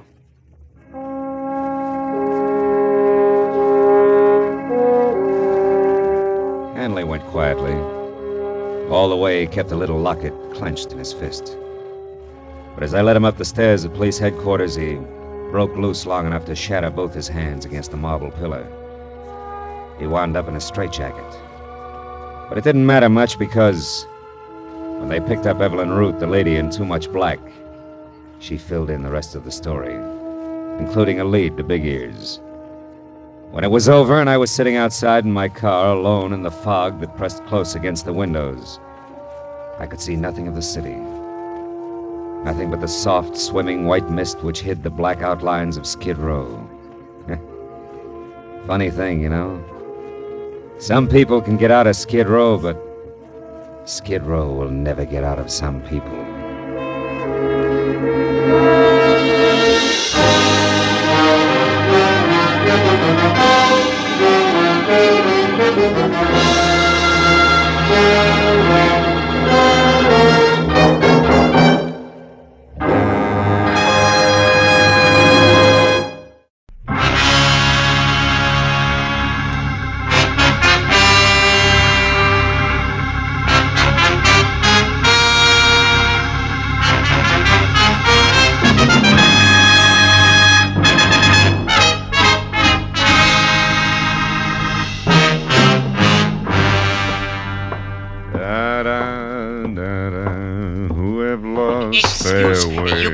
Where is the office of Philip Marlowe, the detective, maybe? Yeah, sure. Right around the corner here to your left. Oh, thank you very much. My friend, you know this Mr. Marlowe, eh? Well, yes. Yeah, I think you could say I know him. Tell me, he is a reliable man? Well, it depends on what you want to rely on him for. Excuse me, will you? I want to unlock the door. What? You are Philip Marlowe? Yeah, you're so right. Come on in, Mr. Never mind. Now listen to me. I will pay you twice what Henry Pound has offered to you.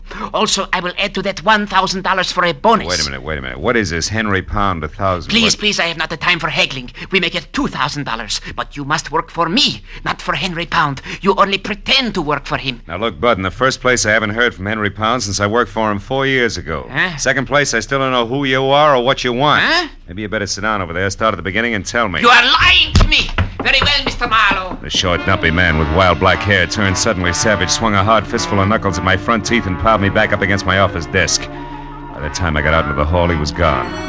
I was going to follow him, but my phone, screaming for attention inside, stopped me. I decided to be philosophical about it.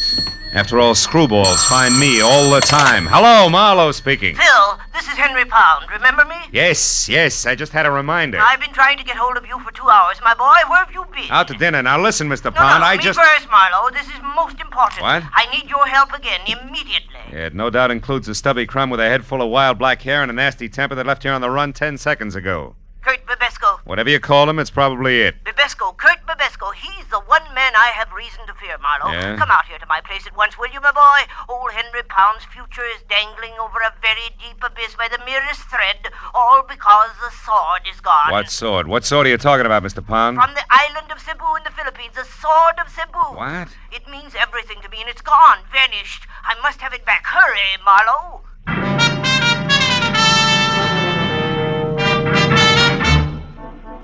20 minutes later, I pulled up in front of the walled-in jungle Henry Pound called home and zigzagged in through an Okinawan anti-evil spirit gate.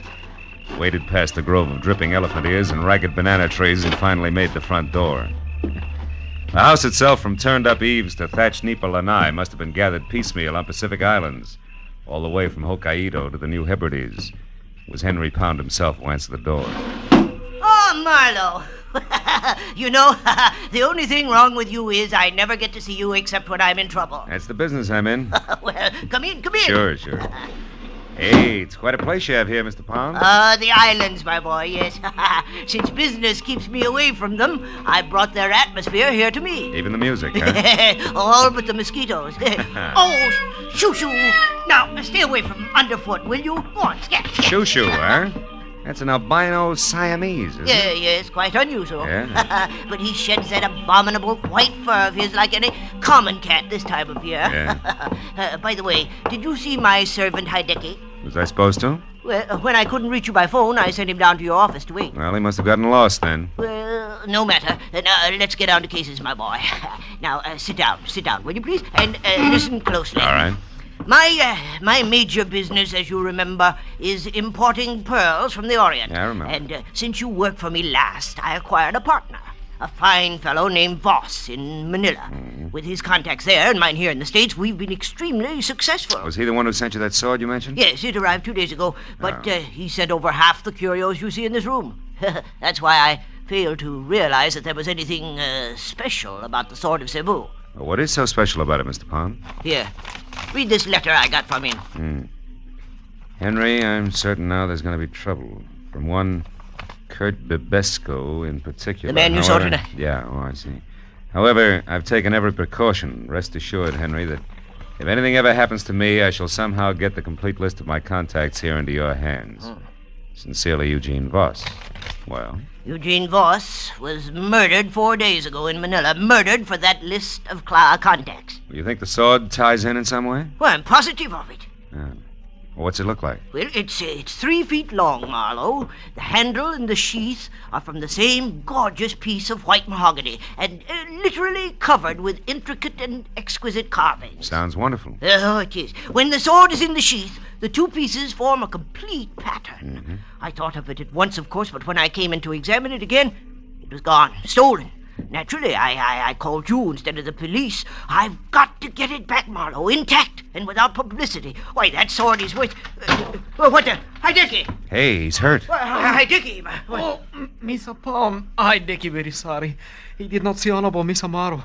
Hideki was attacked outside the minute he left. By a stocky guy with wild black hair? Oh, yes, that him, yes. He find out where Hideki was going, then he hit Hideki. That all Hideki remember until a few minutes ago when he waked up again. Oh, well, do you need a doctor, Hideki? Oh, no, thank you. Just the same, Mr. Pound. Hideki already feel much better. Well, if you're sure, if you... well, now you better go lie down anyway. So, thank you. We wash head first and be ship-shape no time. Yeah. Very sorry, Hideki was such fool, Mr. Pound. Excuse, please, very sorry. Well, now, that explains how Bebesco got to your office, my boy. He's our man, all right. Yeah, but I don't think Bebesco has the sword. You see, he's looking for it. He offered $2,000 to me to double-cross you. Oh. I can't understand it. Bebesco is the only one who might know the truth about the sword. If he didn't take it, then who... Oh, shoo! You stupid cat, get out of there. Look out! Look. I knew it. Now see what you've done. Broken my siling vase. Yeah, he was playing with a piece of paper over there. Wait a minute. Oh, yeah, here it is. Eh? It's a rent receipt made out of somebody named Saunders. Let me see it. Sure. Received $40. Rent 1 month in advance for 812 Front Street, Venice. It is dated yesterday. Marlowe, I've never heard of this Saunders person, yet this thing was dropped here in my house. Perhaps by our thief, Marlowe. Do you realize what a break this is? Dropped isn't the word. This was deposited. Well, what do you mean? It's a plant complete with name, address, and date. It was left here by someone who wanted it to be found, because whoever has the sword of Cebu right now might also have it up for sale. I think you're right, my boy. Wait, what do you plan to do? The only thing I can do, go to Venice and strike a bargain in our favor, I hope. I'll call you, Mr. Pound. I pushed my way out through the jungle to my car, turned around at the dead end of the street, and went down the way I'd come. At the first intersection, leaning against a lamppost, was 6 feet of lantern-jawed redhead in a turtleneck sweater and seaman's jacket. He gave me a hard, steady once-over until I was out of sight. Later, halfway to Venice, I picked up a pair of very sticky headlights in my rearview mirror, but lost them again. I turned out to Front Street and finally found number 812 all by itself out at the far end. I parked a block away and walked back. It was a battered, rickety beach shack. I moved in gently and found a crack wide enough to look through. There was no furniture, just one big packing crate, a kerosene lamp, and a blonde. Ho, what a blonde. She belonged in that joint like an orchid in a blacksmith. In one hand, she held a cigarette, in the other, a small automatic. I went quietly to the back of the house, found a tin can, and threw it. Then I plastered my back up beside the door and waited. She came out slowly, gun first, and when there was enough showing to get a hold of, I grabbed. Let go. The gun, sister. Come on, give. There. That's better. Now we can go in and talk, huh? You think you're so clever. I get by. Hey, cozy little spot you picked. You got here, so it serves its purpose. Who are you? Philip Marlowe, Henry Pound's private detective. Where's his sword? We've things to talk over. Your first. bargaining position is lousy, Miss Saunders. What's the offer? 0, baby. I'm getting it back for free. Now, where is it? Take your hands off me. The sword is here in the house, but the scabbard isn't. And one's quite worthless without the other, you know. You're not taking a lot of chances, are you, kid? The sword has already brought me $5,000, Marlowe, and I've only just begun. So make an offer. And make it good. You're a liar. Sword's not worth 1/10 that. Not of itself, no. But this one's special, and I know why. And I'll tell you something else. You bet you will. You'll tell me where it is and fast. Not that fast, mister. Don't move. Drop the gun. Now you can turn around. Well, a lantern jaw with red hair. So you were tailing me after all. Ah, you said it. Now, wait a minute. Shut up. But I... Get out. The front door. Go on, beat it. I'll see you later. Now you, mister. Now what? Now we sit down, a couple of smart guys, and find a good, sensible way to work this out. Only I'm just a little smarter, because I got the only gun. Keep talking. What'd you say the sword was? Speak up, fella. Time's running out. Sounds like time's not the only thing that's running out, Red. Somebody's in the back room. Sorry, Tootsie, but now this only works one way.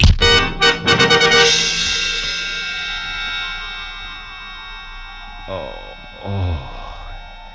I couldn't tell how long I'd been out. But I felt like I'd lost at least a weekend in somebody's boiler factory. I got back far enough to realize that something was going through my pockets. He was snaggle-toothed, had a week's growth of beard, and put the room in need of a healthy spraying of sweet air. Yeah, that's a little better. I thought you was done in there for a minute. Yeah? Who are you? Oh, what happened anyway? Yeah, that's what I'd like to know. Call me Sid. Okay, Sid. Yeah, thank you. I was walking along the beach out there like I always do, and all of a sudden I heard a scream. You know, like it was a wounded cat. It came from in here. And I know this house has been empty for years. Was it you was screaming? No, I went out too fast. Yeah. Well, I come a-running, and just when I stepped up in the porch, a fella in a pea-jacket come charging out and beat it down the street. Yeah, I remember.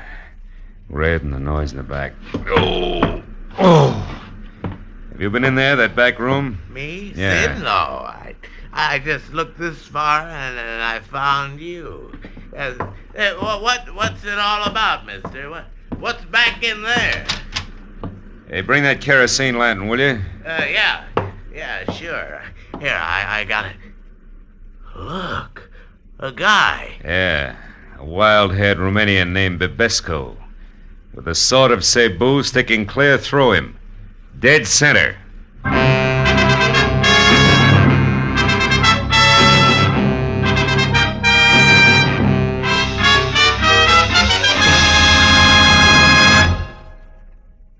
now, with our star, Gerald Moore, we continue with the second act of Philip Marlowe and tonight's story, The Sword of Cebu.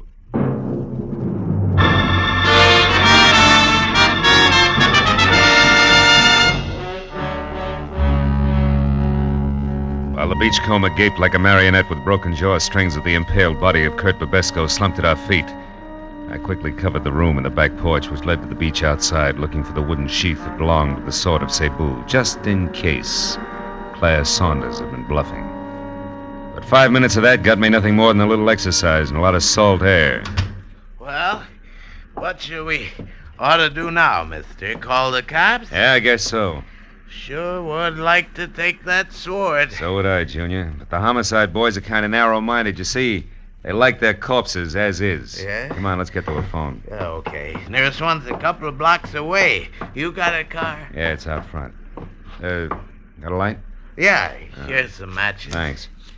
Hey, wait a minute. Huh? What do you do with the conga club? Me? Yeah. Oh, them matches ain't mine. Just picked them up off in that barrel. Just picked them up. Conga club, huh? You know where it is? Hey, sure, it's right here in Venice. Ex-Marine runs Oh? it. Kinda wild, though. Cops raided it once. They had some dancing. Where girls. is it? Where is Oh, it? Come on, it could be important. Straight down Front Street, Broadway, then left one block, and you're there. Uh-huh. Now, look. You call the cops and get back here and wait till they come. Tell them my name is Philip Marlowe. I'm a private detective. Yeah. Oh, no. No, sir, not me. I ain't waiting here alone. $10? That's all? You heard me here. Tell the law I'll get in touch as soon as I can. Also, Sid, I'll match that 10 the next time we meet if you've kept your mind on your work. Yeah. Okay. Well, where'll I tell him he went to? The conga? You catch on fast. The conga, Junior.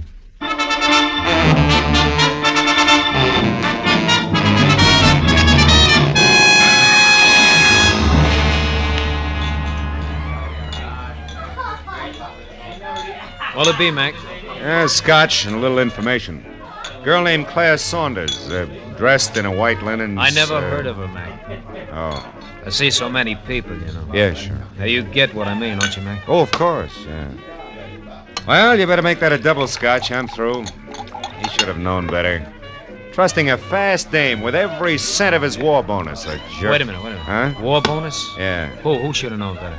Well, Sarge, I'm running out of ammunition. Yeah, I'll be with you in a minute, Kelly. Wait a minute. Look, who should have known better, mister? My kid brother back in New York. He's a vet, Marines. He got his check from the state, and he turned it over to this Claire Saunders. They were going to get married. That's what she said. And that was the last he saw of her. Oh, well, it happens every day. He'll know better the next time. Wait a minute, man. I just happened to remember. I know that doll. You do? Yeah. Been around a couple of days now. It's pretty flush, all right. Know where she's staying? Yeah, sure I do. A ritzy motel about 4 blocks from here, the Pavilion. Pavilion, huh? Yeah. She got bungalow 10 there, Mac. I know because she was complaining about it being the N1 and too long a run for the bellhop and a cracked ice detail. Oh. You go get her, Mac. And when you do, tell the kid brother that another ex-Marine tipped you off. Yeah, you bet I will.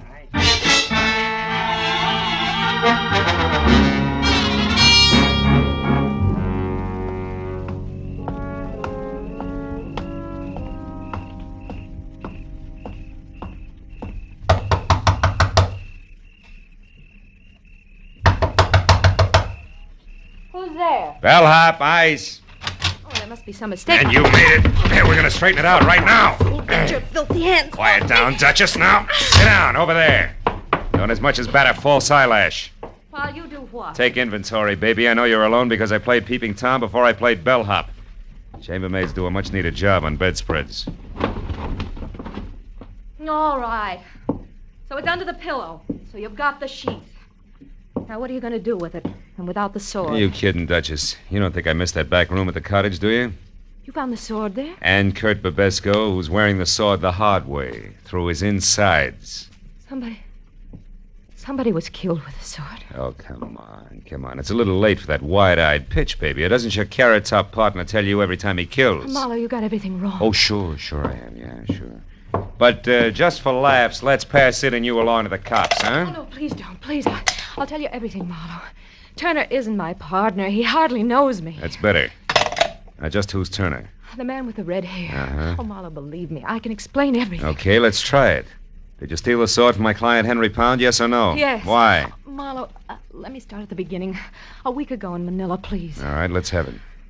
It was late in the afternoon, and I was shopping for a handbag, just looking in store windows, when suddenly I noticed a man hurrying down the opposite side of the street. A man who turned out to be Eugene Voss, Henry Pound's partner, maybe? That's right. I could tell he was afraid of something, Marlowe. He darted into a curio shop nearby. A minute later, I saw Turner. You know him? Just slightly. We'd met once. Obviously, he was following Voss. But he didn't go into the curio shop. Instead, he hid close by. And then when Voss came out, he shot him, Marlowe. Just like that, huh? He was gone before anyone knew what had happened. I ran over to Voss to see if there was anything I could do to help. But there wasn't. He was dying. Oh, it was frightful. Please, Marlowe, I'd like a drink. They're on the desk. When you're through, go on. What happened next? Well, he told me to take the money in his billfold, $5,000, to take it all for delivering a message. About the sword? Yes. I was to get in touch with Henry Pound here in Los Angeles and tell him that the sword which Voss had just purchased in the curio shop was on its way. That he should pay special attention to it. And then he died. Mm-hmm. Well, you decided that $5,000 was an awful lot for playing messenger boy, huh? Yes. So you said nothing to the police, grabbed the first plane for L.A., got the Pound's place here, and swiped the sword, right? I figured if delivering the message was worth $5,000, the sword itself would be worth a lot more. But you had no idea why. Oh, no. Maybe a code in the pattern of the design and the jewels in the handle. Probably not the sword itself. Yeah, you figured right, little schemer. Here's your drink. Thank you. The rest of the story I can fit together myself. You knew you had something, but you didn't know what, so you swiped the sword, you left an obvious clue to an empty cottage, that rent receipt, you counted on it to start the ball rolling, and it certainly did. Who would that be? I don't know. Find out. Who is it? Turner, I want to talk to you. Just a minute. You still sure you're not partners, baby? Yes. I told you the truth, Marlowe. All right, answer it. I'll wait here in the closet with the door open wide enough for the barrel of a .38, just in case you've never been to Manila. Go on. All right. Tommy! Open up, hurry! Close it quick. That peeper may be around. Who? The one I slugged over at the cottage. He wasn't there when I went back. Just some bum I scared away. Went back? Yeah, I went back. After you ran, there was some excitement, Sweets. First, I slugged the peeper because I heard some noise in the back. I thought it was you. Me? I never returned to the cottage. I know it. It was a louse named Babesco. I got him all right. With the very sword he was after. The little number right here in my hand. He was competition. So were you, Sweets, except that I doped your angle a long time ago. What do you mean? Well, Voss told you something before he died in Manila. I stopped after I ran, doll. I even came back. I saw you go for his billfold. Saw him mumble something. When I ran into you again here in L.A., I knew you were swinging in the dark. It was a nice try, Sweets. But you missed. Now give me the sheath. These two belong together. Come on, hand it over. You don't want me to be rough, do you, doll? No. Here it is. Well, that's better. Like I said, they belong together. Huh. That's funny. They should fit. What are you laughing at? The answer, Sweets. A slip of paper with a list of people on it. I think it's crumpled in the bottom of the sheath here, and that's why the sword won't go all the way home. Yeah, here it is. A piece of paper. A valuable piece of paper. Sure, names and numbers of all the players. That's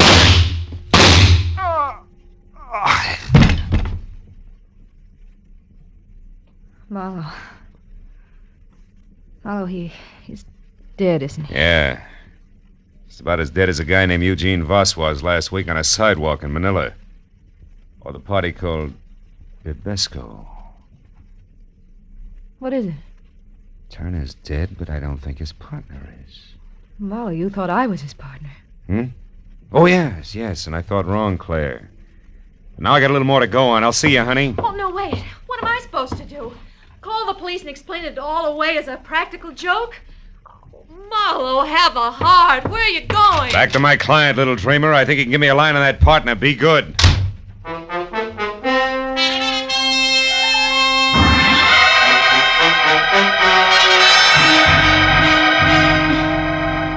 I was an hour plus driving slowly back to the transplanted world on Crestline Drive, and all the way I kept adding and subtracting all the screwball figures I'd run into, hoping that someplace I'd find a mistake.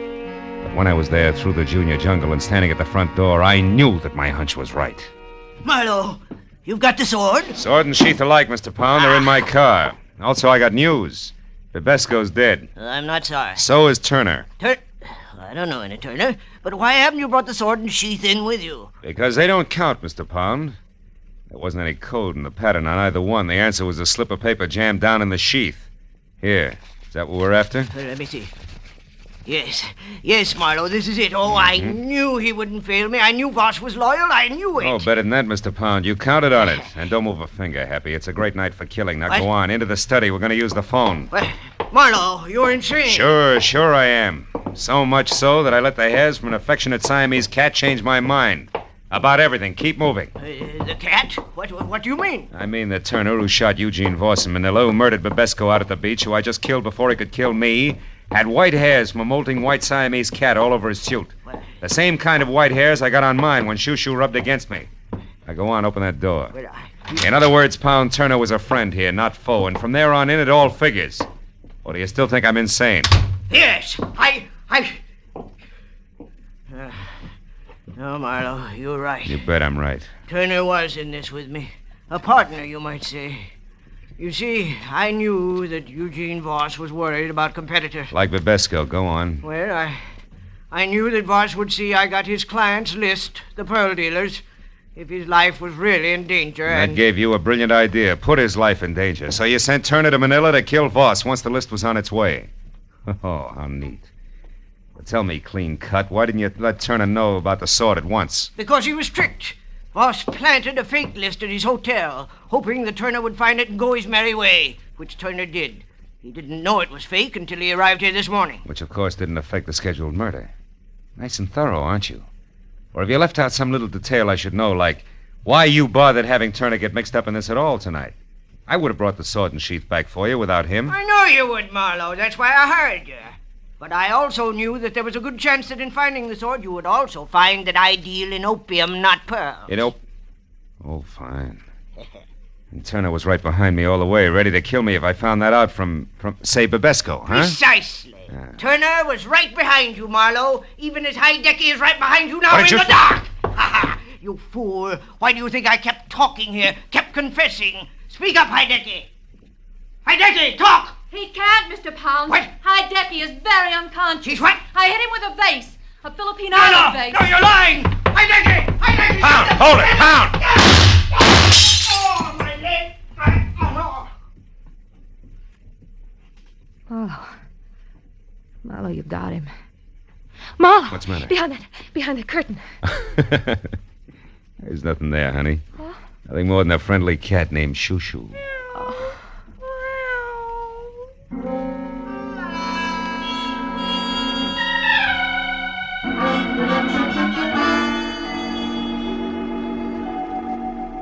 It took a long time. It always does. But finally, the police in Los Angeles and the police in Manila knew exactly who had done what to whom and why.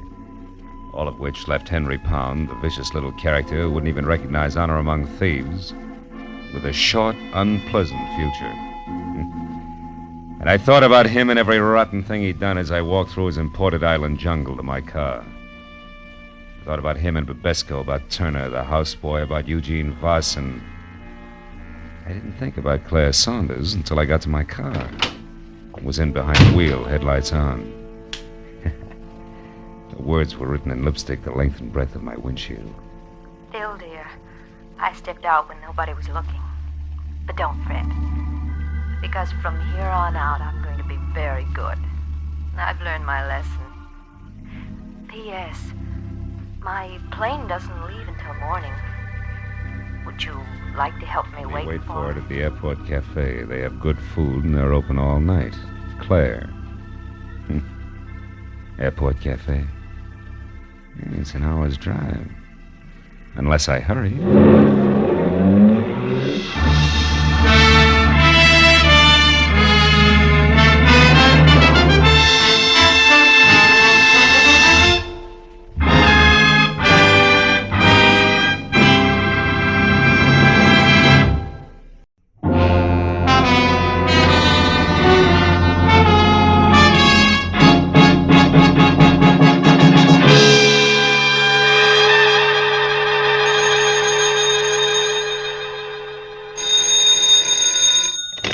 Hello. Mr. Philip Marlowe, please. This is Marlowe. Oh, my name is Hickory Kettering, and I'm to be married in 4 hours at 9 sharp. Well, congratulations. I hope you'll be very happy. But my bride is gone. Disappeared. I need your help. Now, look, if you've been left waiting at the altar, I can't... No, it's nothing like that. She's in trouble, Mr. Marlowe, I'm sure. Oh? Shirley loves me. Now, I'll pay anything you say, 200, 300, anything. Only get out here fast, please. Now, wait a minute. Where is here? 3840 Sunswept Drive. It's in Studio City, just across the hills from Hollywood. 3840. Take Laurel Canyon. Now, look, Mr. Kettering, Please, Mr. Marlowe, please. Okay. All right, Mr. Kettering, I'll see you.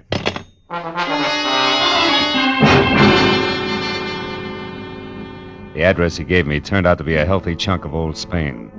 A whitewashed house that spread out for at least 100 yards under a pink-tiled roof. I was admitted by a butler with owl eyes, no shoulders, and a small bay window, and we played follow the leader over cool marble, ankle-deep Persian rug and inlaid Philippine mahogany. Finally, I was ushered into the ballroom, which was big enough for a highlight match. It was decked out for a wedding, from the champagne buckets and dead-over-ice lobsters to a pink rose-covered canopy at the center. And in the middle of it all, chain smoking while he worried, was my new client, Harvey Kettering. Well, Mr. Marlowe, I'm afraid there isn't a moment to lose, so I'd better tell you what I know quickly. But let's step outside on the patio. All right, Mr. Kettering. Mr. Marlowe, last night, Shirley and I What's went her to the... full name, Mr. Kettering? Doyle, Shirley Doyle. Oh, yes, here. Here's a snapshot of her. Mm-hmm. She's 25, blonde, and as you can see, Mr. Marlowe, very attractive. You're so right. You started to tell me about last night. Oh, yes. We were out together at a nightclub, the Blue Chip. On Ventura Boulevard? Oh, yes. We'd never been there before, yet I think that's where it started. What do you mean, started? Well, when we were leaving the place about midnight, I called a cab. I was just giving the driver Shirley's home address, the Moore Park Court Apartments, when suddenly she told me to get in and told the driver to start at once. Do you know why? No, I thought perhaps she'd seen somebody coming from the club. But when I asked her about it, she said it was just her nerves, since tomorrow is her wedding day. I see. Then today she was supposed to call, but she didn't. At 2, I called her. Talk to her? No, she was gone. But I talked to the daymaid. She said when she arrived, she brought in a note that had been left outside Shirley's door. There's one of those leave-a-message pads in a box on her porch rail. Mm-hmm. She said it seemed to upset Shirley terribly. Mr. Marlowe, what are we going to do? Now, look, have you been over there to Shirley's place? No, I haven't. Got a key? Yes, I do. All right, Mr. Kettering, you have the key, so let's go. But, what shall I do about the guests, the Nothing right now. We may be lucky.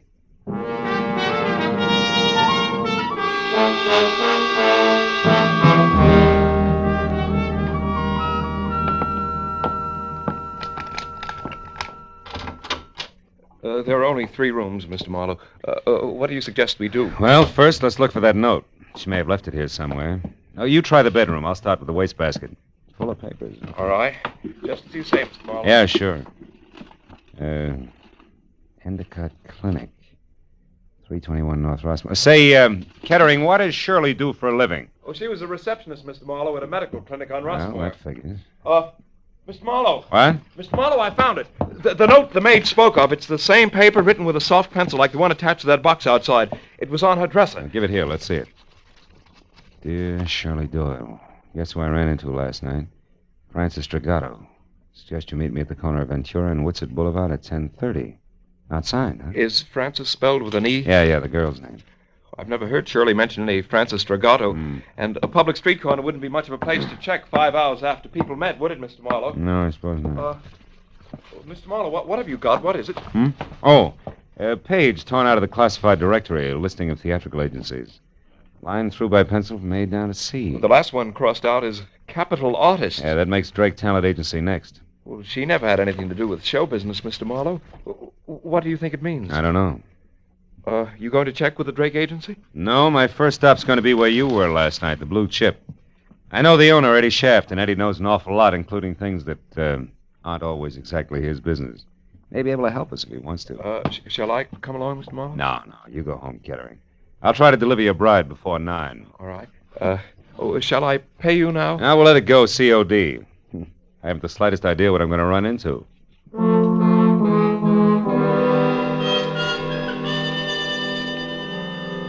The snapshot of Shirley Doyle my client had given me reminded me of the kid you went to school with. You know, she had the kind of well-scrubbed look you knew was quick to smile, but I knew that she could be in a lot of trouble if she was tied in at all with the dapper Eddie Shaft.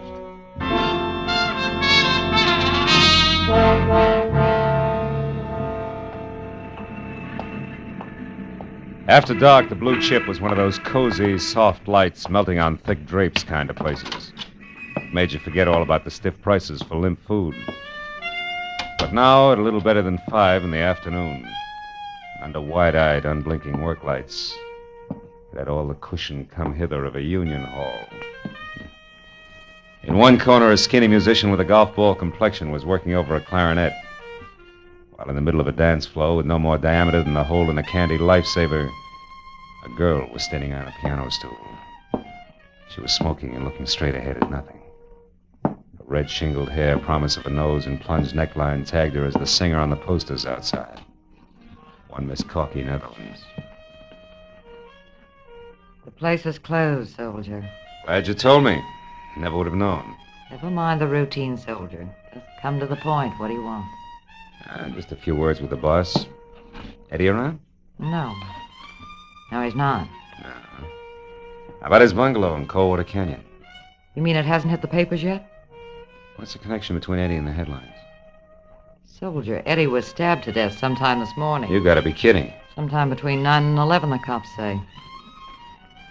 Well, so long, soldier. Hey, wait a minute, Corky. You have any idea who did it? No. Except that maybe it was a dame. Any description on it? The law isn't gabby about things, soldier, believe me. If you don't, try Eddie's bungalow yourself and find out.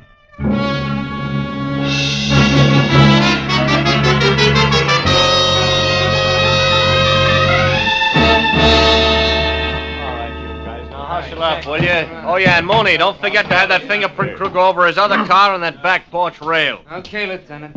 Hey, can they start the body downtown now? Yeah, I guess so. We're not going to get any smarter staring at it. Hiya, Matthews. Huh? Oh, hello, Phil. What brings you up here? Curiosity. I was in the neighborhood. What's the setup? I hear it's supposed to be a woman. Could be. Where do you hear this? Singer over at the Blue Chip, Corky, Netherlands. Oh, her. Yeah, well, she's clear. She Yeah? was home right up until noon, and she can prove it. Mm-hmm. This happened a little before noon, an hour or so. But it was a woman, all right. What makes you so sure? Oh, Phil, fresh lipstick on a glass and a cigarette, a kitchen knife for a murder weapon, etc. No. Also, some long-nosed neighbor saw a girl. Said she was young, maybe blonde. She wasn't sure. Saw her run out of here a little after 11 this morning. Mm-hmm. All this adds up to somebody in particular, huh? Well, it should, Phil. Norma Mayetta. Who? Norma Mayetta's her name. She was Eddie's dearest, you see. It should add, but it doesn't. She left town last night for Chicago in the 1 a.m. plane. We checked it. Of course, Eddie Shaft went with a lot of girls. Excuse me, That's so Lieutenant. right. We just got hold of that night cashier over at the Blue Chip. Yeah, what'd he say, Mooney? Shaft took $50,000 in small bills out of the office safe last night. Oh, what time? About 2 a.m. Had it in a large manila envelope. Yeah. Nothing even close to manila envelopes turned up here, has it? No, Lieutenant, but that gives us another angle to shoot at. All right, Mooney, pass the word to the boys. Okay, Lieutenant. Look, Marlowe, just a passing thought. What? You sure you're just curious? You sure you don't want to play 1 and 1 makes 2 with me? Yeah, I'm sure, Lieutenant. Well, look, I'll see you. I'll give you a call Marlowe, if I... Huh? wait a minute. Yeah? Look, I know all about your professional ethics, relations between client and private detective. We Yeah. won't go into that. We're going to go into something else very briefly, Phil. The law on many points is quite clear, Marlowe. Clear like what, Matthews? Clear like the status of an accessory before or after the fact in a murder case. And like aiding and abetting a criminal. Like a lot of things you know all about, Phil. Keep them in mind, will you? Okay, Matthews. Yeah, I'll see you.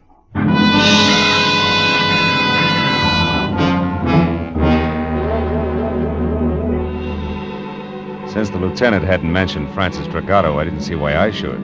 All of which made it a good time for me to cross my fingers and check the name which had been on deck on the list in Shirley's apartment. The Drake Talent Agency. The place, which was on Sunset Strip, was strictly coy colonial from a miniature Mount Vernon front to an oversized mirror-polished brass knocker on the front door that said my tie was crooked. And I was sure that the gentleman who answered the door noticed it. He was impeccable. In cocoa brown gabardine, white high-at-the-throat tab shirt, and also cocoa brown silk tie. And at the bottom there were thick-soled cordovans with leather laces. At the top, a crew cut over jet black horn rims. He took the glasses off, and long, soft fingers toyed with one stem while he talked. Yes, sir? My name is Philip Marlowe. I'd like to talk to Mr. Drake. I'm Mr. Drake. Oh? What was it you wanted, Mr. Marlowe? Well, I'm not exactly sure. You see, Hey, Drake, this picture here is Corky Netherlands, right? The third one over, yes. She's a client of ours. But this picture isn't what you came to talk about, is it, Mr. Marlowe? What's her home address? I beg your pardon. Come on, quick. It's important. And confidential. This isn't a Lonely Skip Hearts it. Club, Mr. Marlowe. I was playing a long shot when I knocked on your door, Drake, but now it's paid off, so tell me.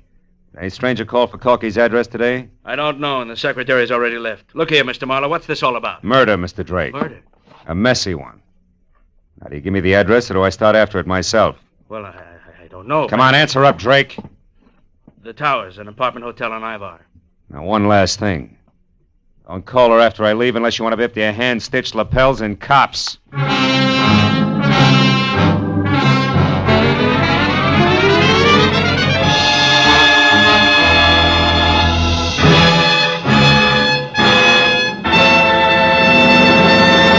In just a moment, the second act of Philip Marlowe. But first, you might think that after several years with Gracie Ellen, George Burns had seen everything, done everything, been everything. But this Wednesday night, you'll find George in a brand new role, that of a Florodora girl, with costume and complications by Gracie Ellen. The Burns and Allen Show is heard every Wednesday on most of these same CBS stations, along with the Bing Crosby Show and the Groucho Marx program. Now, with our star, Gerald Moore, we return to the second act of Philip Marlowe and tonight's story, The Deep Shadow.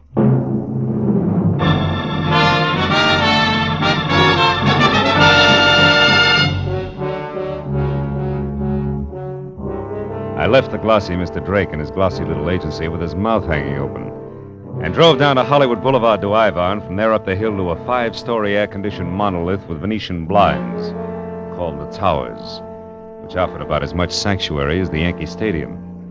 I parked heading downhill and walked in across the buzzing green and silver lobby draped with pale pink curtains and blasé women to the elevator and rode up to the 3rd floor. Corky Netherlands' apartment was the 4th down the hall to the right, and quiet, but the door was ajar 2 inches. So I rapped hard enough to swing it all the way open. The answer sounded like a cry for help from the bottom of a well. When it came again, I went in, and it took me a few seconds to realize that the noise was coming from a closet. And when I got it open, Corky Netherlands reeled out, looking like she'd been through a threshing machine. She was here. She was after the money. Who was after She what beat money, me Corky? locked up Who? in there. Some dame. I didn't know her, but she... There she is. Shirley! Miss Doyle, wait a minute! It was Shirley Doyle. She'd been hiding inside near the door. She grabbed a handy, oversized ashtray and let it fly at us, then beat it. I made it to the hall just as the elevator door closed, so I took the stairs and raced it down to the lobby. I got out on the street in time to see Shirley with a large manila envelope in one hand pile into a sleek new Hudson and take off. I ran to my car to follow her, but that was as far as I got. I was stopped cold by a nasty little gun in the hands of a southern accent behind a pair of strictly Hollywood dark glasses. Be a good boy, honey, and hold it. Now, look, Right sister, there. who do you think you Now, are? What do you... I'll ask the questions if you don't mind.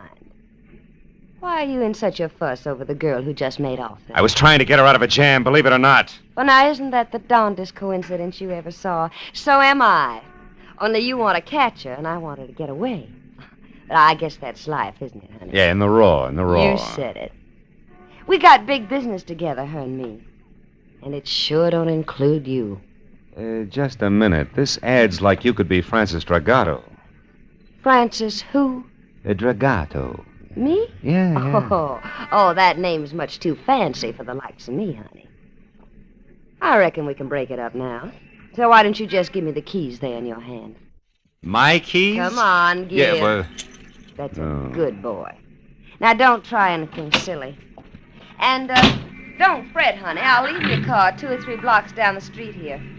Look, maybe you ought to go back upstairs and console little sugar child up there. Maybe take her to a movie or something. You know, to cool her off. Well, that's a nice, fresh thought. I'm loaded with them. Yeah, you're Try loaded. me again sometime. So long. Dames. Someday I'm going to get a case where there's no dames connected. Either directly or indirectly. Parking my car 3 blocks away, that's fine. Just fine. Hey, going up! Flower, please, sir. 3.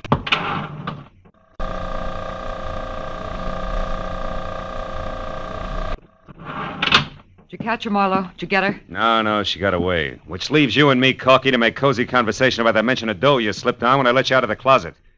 Come on back in the room, honey. What money? Now, look, you worked for Eddie Shaft as a singer in his club, but what else was Eddie to you beside boss? Just a minute. I don't see what business that is of yours. It's easy. He was murdered. The cops have already talked to me, soldier. I'm clean. Those negotiations can be reopened at any time. But one thing, you forgot to tell them anything about dough, and yet they're very interested in 50,000 missing bucks. That 50 grand was right here in the apartment, wasn't it? Well, you can't blame a girl for trying, Marlowe. No, not unless she tries too hard. Now, what does the name Francis Dragato mean to you? Francis Dragato? Okay, skip it. Where'd you get the dough? Eddie gave it to me to keep for him. Why you? I thought Norma Maeda had the inside track with Eddie. Not after he fell in love with me. Oh, no, that's not good enough, baby. There was a double cross. Where was it? Now, look, Corky, you might as well be smart about it, huh? All right, I didn't kill him. But if you can get that dough back for me, I'll split it with you. Right down the middle. I'm listening. That club of his is dying on its feet. The Blue Chip's going broke. Eddie and Norma Maeda raised $50,000 to keep it going. But Eddie decided to get out from under. He got rid of Norma by sending her to Chicago in a trumped-up deal. And he put all that cash in one lump and gave it to me to hold. We were going to run out together. Only somebody got to him, nailed him, and that left you holding the bag with 50 grand in it. That's nice. Except then a girl who belongs in this mess like a great-grandmother belongs in a high hurdle race stepped in and took it away from you. With the help of a southern accent and dark glasses. Who are you calling? Friend of mine at Homicide. Why, you... Sit down and shut up. So far, you've been lucky, Corky. Don't push it. Lieutenant Matthews, Homicide. Marlowe Matthews, listen, on that Eddie Shaft case. Yeah, what about it? I got a couple of things you might be of help to you. Now, look, item 1. That missing 50 grand is being sought after by a southern accent and dark glasses. A woman? Yeah, and she pulled a gun on me. Item 2. The name Francis Dragato, it ties in. D-R-A-G-O-T-T-O. Ring any bells? Dragato. That's what I said. Yeah, wait a minute. Oh, yeah, I remember, yeah. Yeah, but it's nothing, Marlowe. It's ancient history. Dragato I knew was a third-rate burglar, shot and killed resisting arrest down the Sandbar district about 5 years ago. Way back when I was a prowl car sergeant. Look, what about this Tell me, southern... Dragato have a wife? No, I think there was a daughter around. Name though. Francis? I don't remember that good, Marlowe. Look, what is this Dragato business anyway? Well, so far it's a hunch. That's what I thought. Climb off of it and get down to facts, will you? Who was the dame after that Eddie Shaft money, and where did you run into her? I lost her on Ivar. That's not what I asked you, I know that's not what you asked, but anything else would be a breach of my client's confidence. All right, look, Marlowe, I'm real serious. I'm going to give you just 1 hour to notify your client and get down here and spill. After that, I'm putting out a call to have you picked up for withholding evidence. Yeah, Matthews ain't kidding this time. You, didn't say goodbye. That's quite a tightrope you walk, Marlowe. Yeah, sometimes. You're good. And I'm a girl of my word. You get that money back for me and it's 50-50. You're my only chance. Don't kid an old kidder, baby. You're a girl of 2 words. Double and cross. Good night, Corky. Well,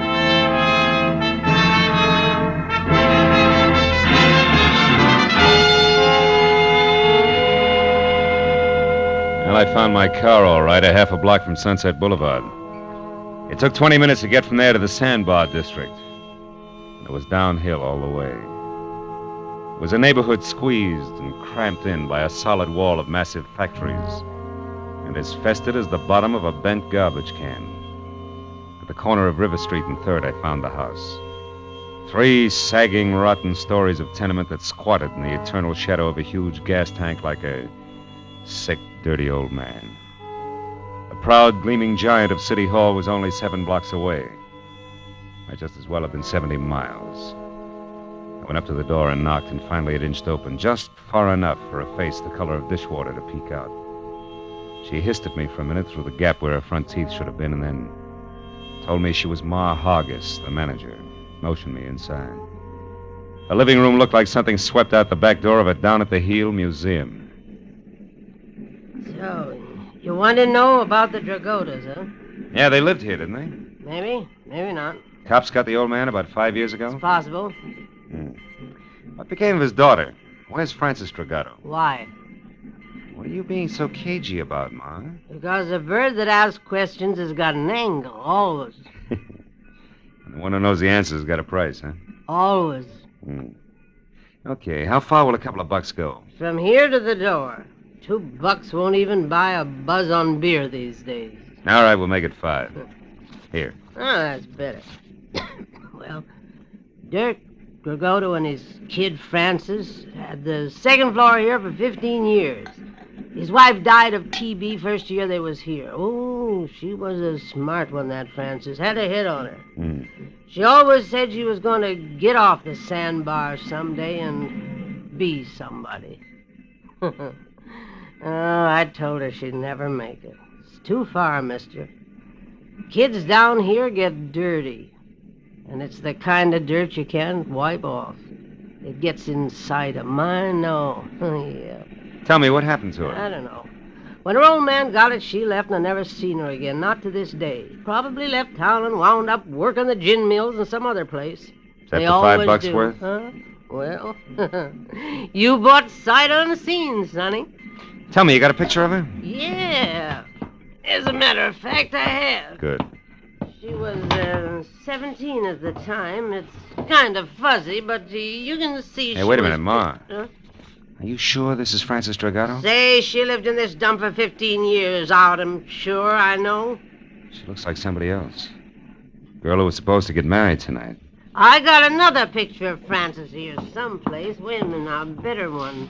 Let me see now. Yeah, here it is. This was took down on Olivera Street, one of them stands. Oh, that's her best friend there with her, Norma Maeta. Norma Maeta? Norma was a tough little egg. Folks drank all the time and let Norma run wild. Oh, fine. Francis Dragato and Norma Maeta are friends. I'll say. Them two was quite a team. I'll bet. I always wanted to do something for them girls, but what can you ever do in a hole like this for anybody? You've just done it, Ma. Here's 5 more. Buy yourself another light bulb. Throw a party with the change. So long.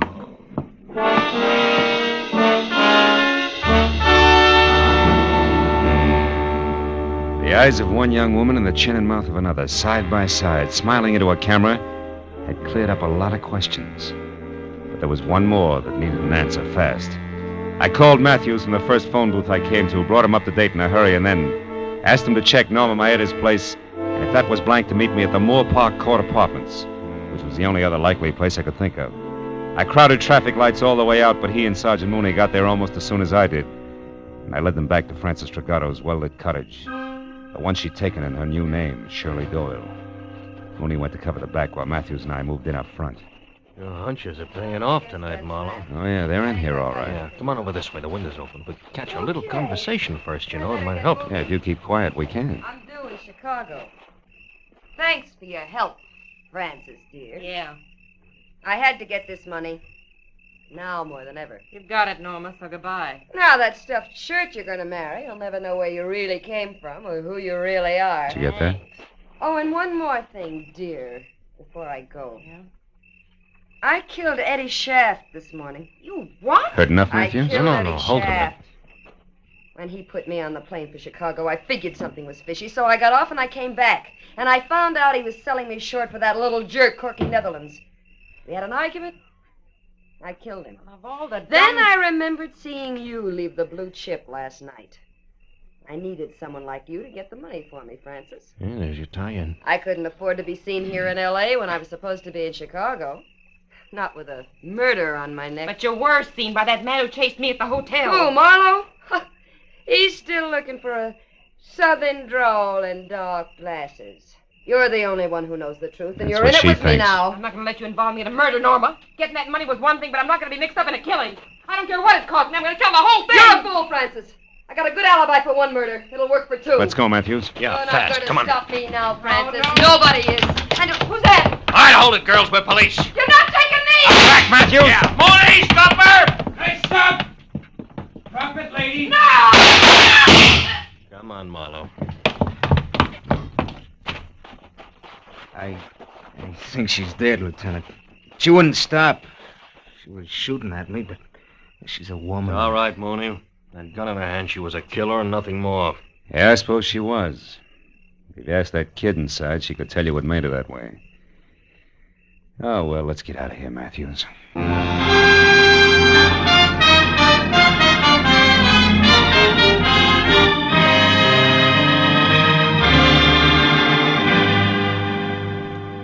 I can't thank you enough, Mr. Marlowe, for bringing Shirley, that is Francis, back to me safely. Oh, believe me, Mr. Kettering, it was a real pleasure. And you, Lieutenant Matthews, for your cooperation on withholding the publicity aspects of this horrible thing. Oh, no, it's okay, Mr. Kettering. Glad to help out. We're going to be married, you know, right away. Shirley told me the story and wanted to postpone the wedding, but I wouldn't hear of it. Good. After all, I'm not marrying her for the past. I'm marrying her for the future. Yeah. Best wishes, Mr. Kettering. Yeah. Maybe tomorrow when Shirley's calmed down. Give her my congratulations, will you?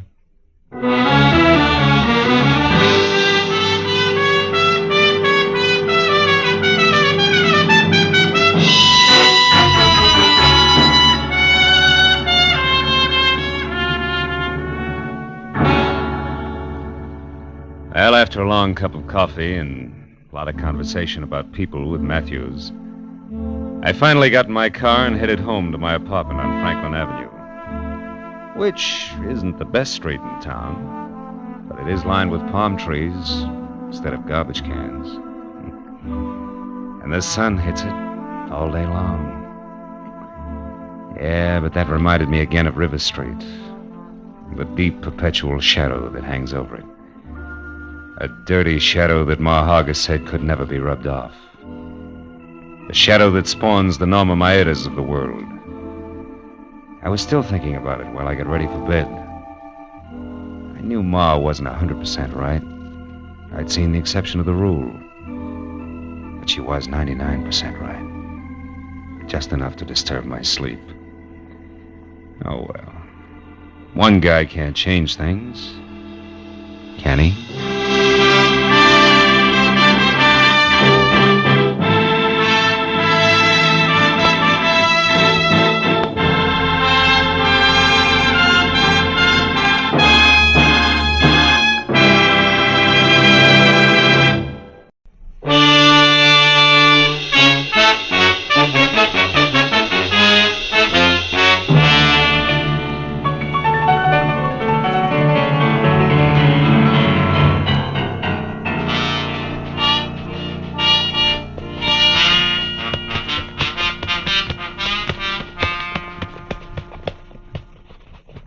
Yes, sir, Mr. Marlowe. I always figure shoes are just like faces. How's that, champ? Well, they make it old and they make it wrinkled, but they're still okay as long as they got a shine on them.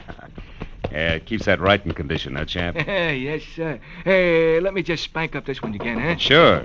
Oh, come in. Mr. Marlowe? Yeah? Oh, excuse me. I didn't know you was busy. That's all right. Okay, champ. I guess that does it.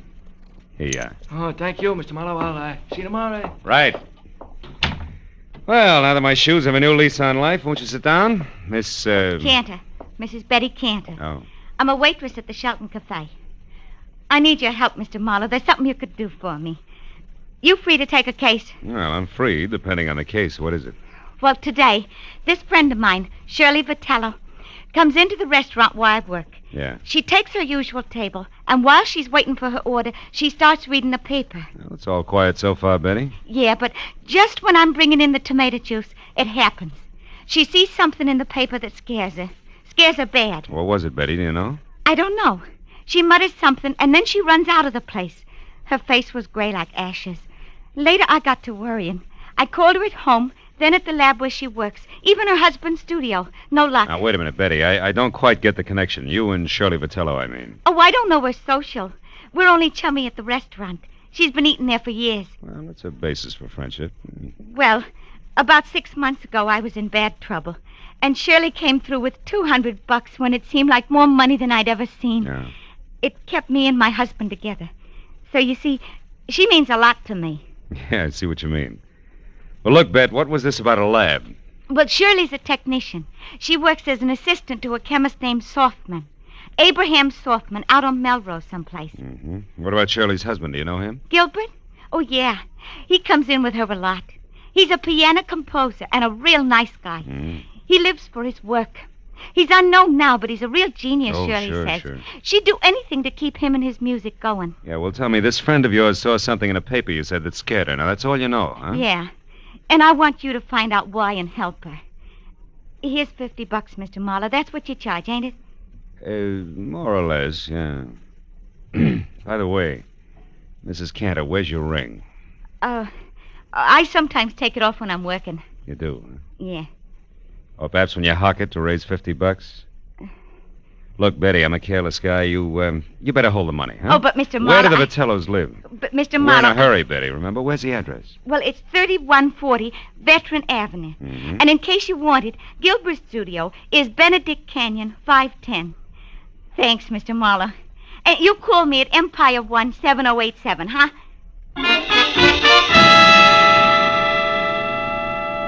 When Betty Cantor was gone, I got in my car and drove out to Veteran Avenue.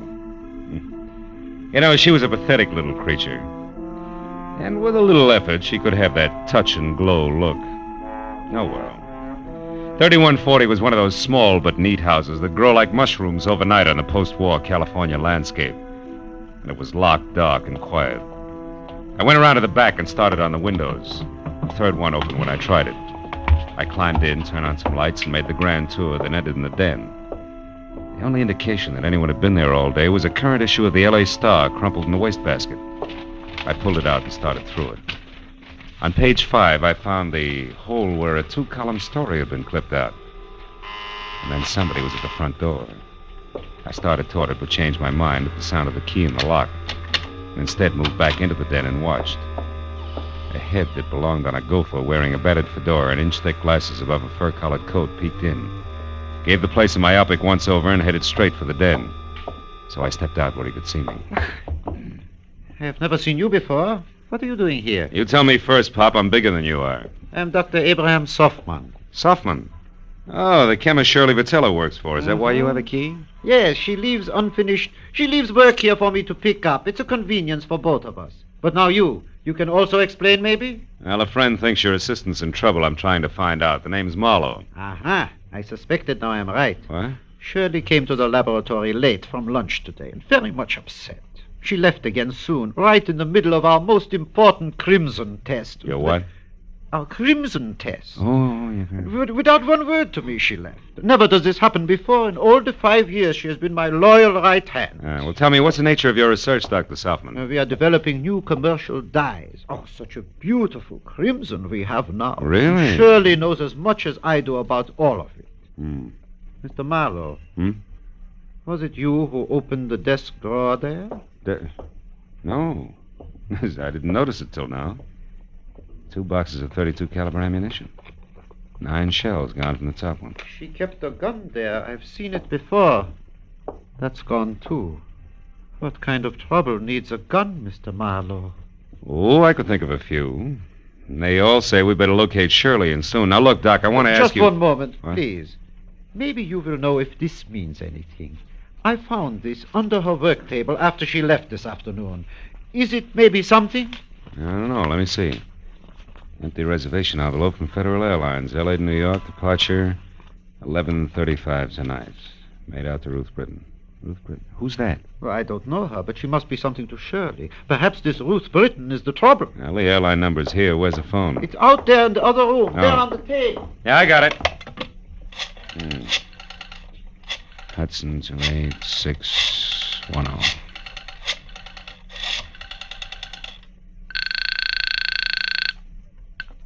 Good evening, Federal Airlines. Agent Frederick Stowe speaking. Frederick, do you have a Ruth Britton listed on your 11:35 flight to New York? Oh, just one moment now, sir. I'll check. Oh, no. Yes, we do. Yeah, well, I've got to locate her. Do you have an address or a phone number there? Oh, no, sir, I do not. And even if I did, I'm Look, afraid Freddie I couldn't. Freddie boy, this is important. I need that information. Now, describe it to me. What does she look like? Oh, dear, I'm afraid I can't. I must have sold the ticket. I'm the only agent on duty, but I just can't seem to think where Try, will you? Think. I am. How do you expect isn't me to that remember awful? 75 or 80 faces every day? Now, listen, Good heavens, don't you think I get confused? Yes, I every do. Time Now I 9 do. or 10 jerks come in here at once, all wanting tickets at the Never same mind. time. Don't you think I have Skip the right it. to... Fredericks. Now, look, Doc. Now, look, do me a favor, will you? What is it? Stay right here and wait for Shirley. If she comes back, hold her. I'm going to look up her husband, Gilbert. The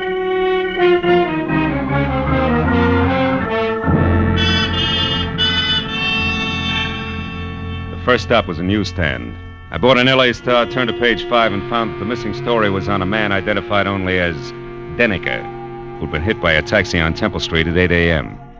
The only reason it rated 2 columns was that before he lapsed into unconsciousness, he told the ambulance crew from the Citizens Emergency Hospital that he knew he was going to die and wanted to clear his conscience by confessing a crime he'd committed.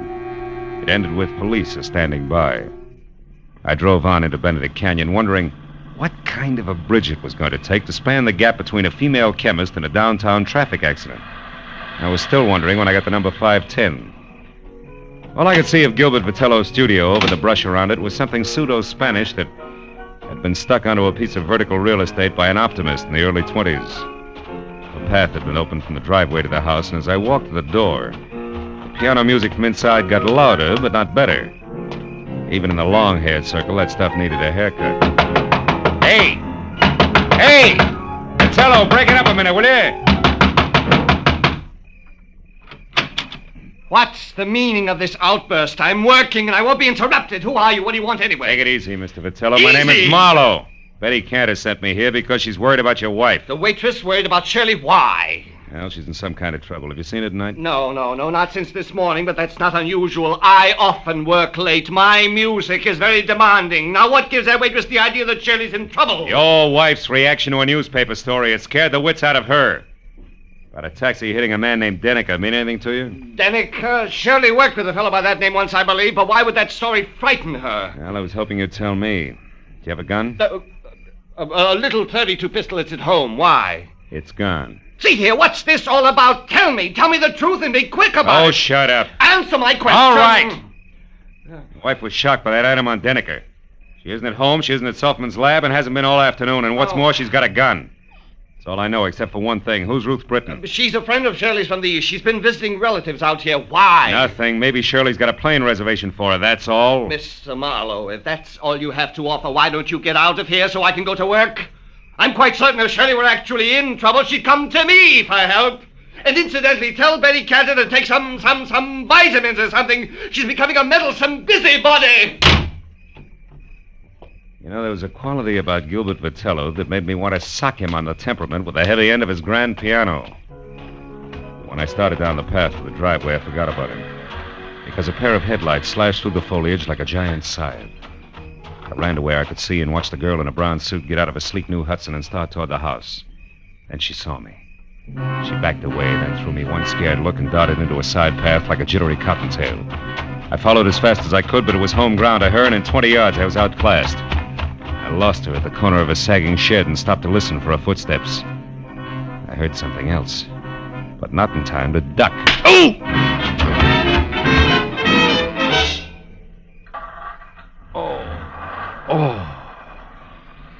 Oh. You there, you. Marlowe, is that you, Marlowe? Marlowe, what happened, Marlowe? I heard a car come in with a shut crowd. up, shut up. Shirley, she slugged me. I don't believe it, you're lying. Okay, I'm lying. For what it's worth to you, Die Hard, your wife isn't kidding. She told me personally with a blunt instrument. Play that knee flat, Jack.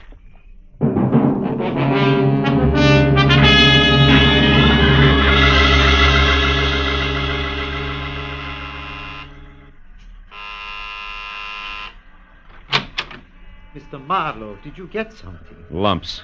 Oh, look at... How about you, Dr. Softman? No, nothing. Come in. Yeah. No one has come here. You found out something? Ever hear of a guy named Denneker, Doc? Me hear of Morris Denneker?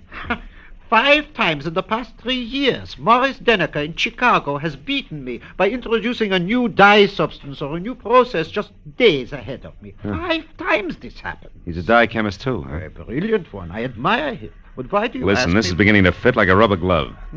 Denneker's in a hospital right here in L.A. He may not live, and he wants to confess to a crime. Here, look. What's Now, read it this? yourself. When Shirley saw that story, it threw her into a panic, and now it only figures one way. Your assistant has been selling your new developments to Denneker before you released them. No, it is not true. Shirley would not do this thing, not to me. Okay, Doc, we'll see. Now, look, why don't you go back to your lab and wait? I'm going to the hospital now and do some more fast addition. If it comes right, just don't forget you're a scientist, will you? Oh, I would not forget. Now, you remember something, Mr. Marlowe. 2 plus 2 does not always make 4, especially when you are adding up human hearts.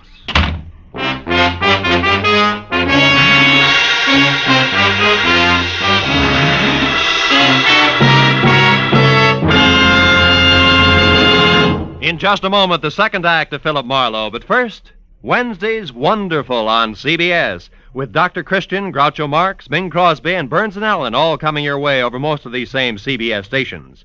This Wednesday, Brother Bob Crosby visits Bing. Gracie Allen stumps the income tax experts. Groucho will be on hand with his ad-libs and teams of opposition. And Dr. Christian makes a wily grandmother stick to the truth for once. So be listening this Wednesday, won't you? Now, with our star, Gerald Moore, we return to the second act of Philip Marlowe and tonight's story, The Big Step.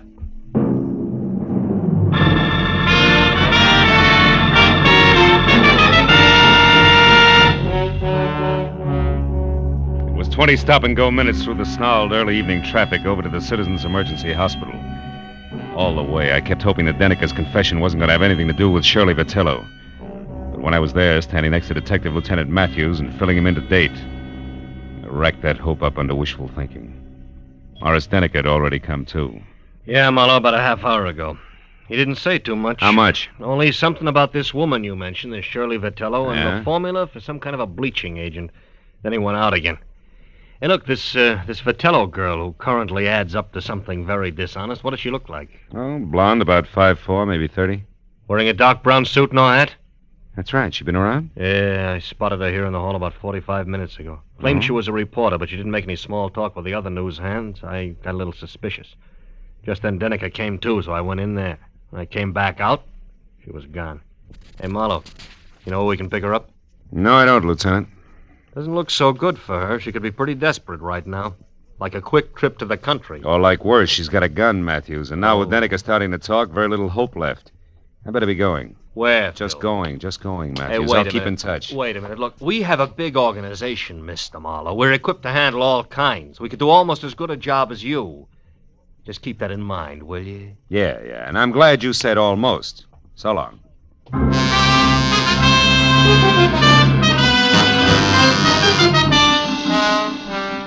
I got back into my car and pointed it toward the Vitello place on Veteran Avenue again. Because I didn't know where else I could possibly pick up Shirley's trail. I felt like an uncomfortable emptiness was in the pit of my stomach. You know, like the guy who stands on a street corner and watches an ambulance intern scrape up a traffic victim. He knows he didn't have anything to do with it, but that knowledge doesn't make him feel any better. Shirley Vitello was headed for trouble, bad trouble. And the pathetic little kid, Betty Cantor, who came into my office and started the whole thing, could get hurt in the process. Well, I parked in front of the place, which from inside, a desk lamp showed a circle of light the size and color of a lemon lifesaver, and the front door was open inches, as though somebody had left in a big hurry. I walked on eggs as far as the door and nudged it. And I saw it. On the table in a far corner of the room, a note propped up against the lamp and nothing else. I started toward it. Don't move. I'm behind you, and I've got a gun. Oh, fine. .32 caliber out of the desk drawer, no doubt. No doubt. Marlowe, why are you mixing into something that's no business of yours? I'm a private detective working for your friend Betty Cantor. She's worried about you, Shirley. Marlowe, what's done is done. Betty can't help me. You can't help me. Nobody can help me. I stole Softman's work, and I sold it to Morris Denica. I didn't count on a deathbed confession. Why'd you do it? I love my husband, and he needs money to go on with his work. No. Gilbert's in on this with you, huh? Oh, no. No, he isn't. He thought my wages were high, that's all. The note I left there on the table makes that clear. Also, Also what? it says goodbye. I love him, Marlowe. When I'm gone, he'll have enough money to carry on. Keep the studio that means so much to him. And nothing can be taken away from him. I've seen to that, legal-like. Just what do you mean, gone, Shirley? How far is gone? A long way, Marlowe. All the way. Suicide? Oh, no, Shirley, you Marlowe, can't mean let's that. not talk anymore. And don't bother about that phone. It's only Gilbert. How do you know? Well, when I pulled up outside here after I came from the hospital, he was home. I didn't want to speak to him, so I drove on until I came to a phone booth. And then I called here and told him to meet me at the Saffron Bar. It's an old hangout of ours. You wanted to leave a note for him, but didn't want to face him, is that it? Yeah. He'll keep calling on and off for quite a while before he comes back here. I figured it would be better that way. I didn't want him chasing me. The sea air might give the big lug a cold. It always did. Well, Marlowe, it looks like it's about time to put you away for safekeeping. I don't think so, Shirley. I think the phone is about... No! Next time, Marlowe, it'll be more than a vase, but just as fragile. Now, the closet's cedar lined and strong. It should hold you long enough. Get in, Marlowe. Go on. Okay. And it is, baby. But first... What? The step you're about to take, Shirley, yeah, listen... I know all about it. It's a big step, isn't it, Marlowe? We'll save your breath. I wouldn't be any happier in prison or running away, believe me.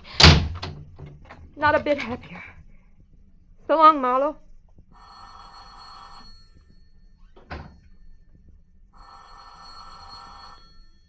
Nobody's home.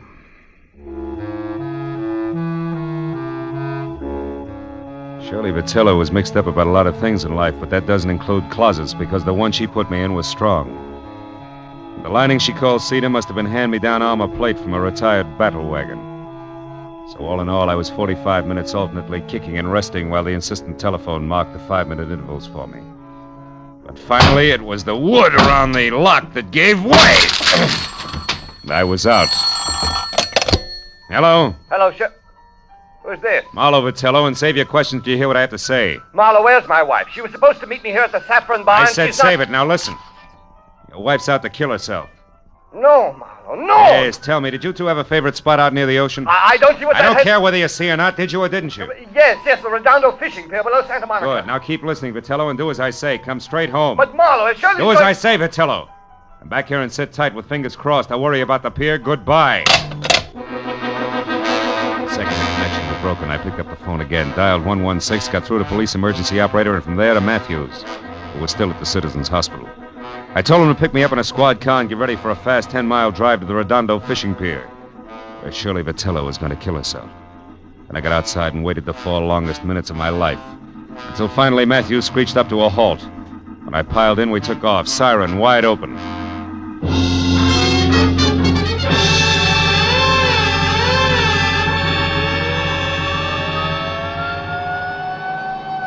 It'll be less than a minute now, Marlowe. Pier's only a couple of blocks away. Good. Better have Mooney kill that siren, Lieutenant. Jack, we want to come in quiet, Mooney. Okay, Lieutenant.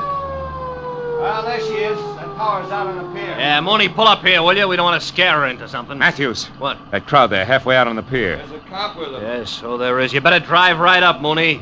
Looks like we're too late, Phil.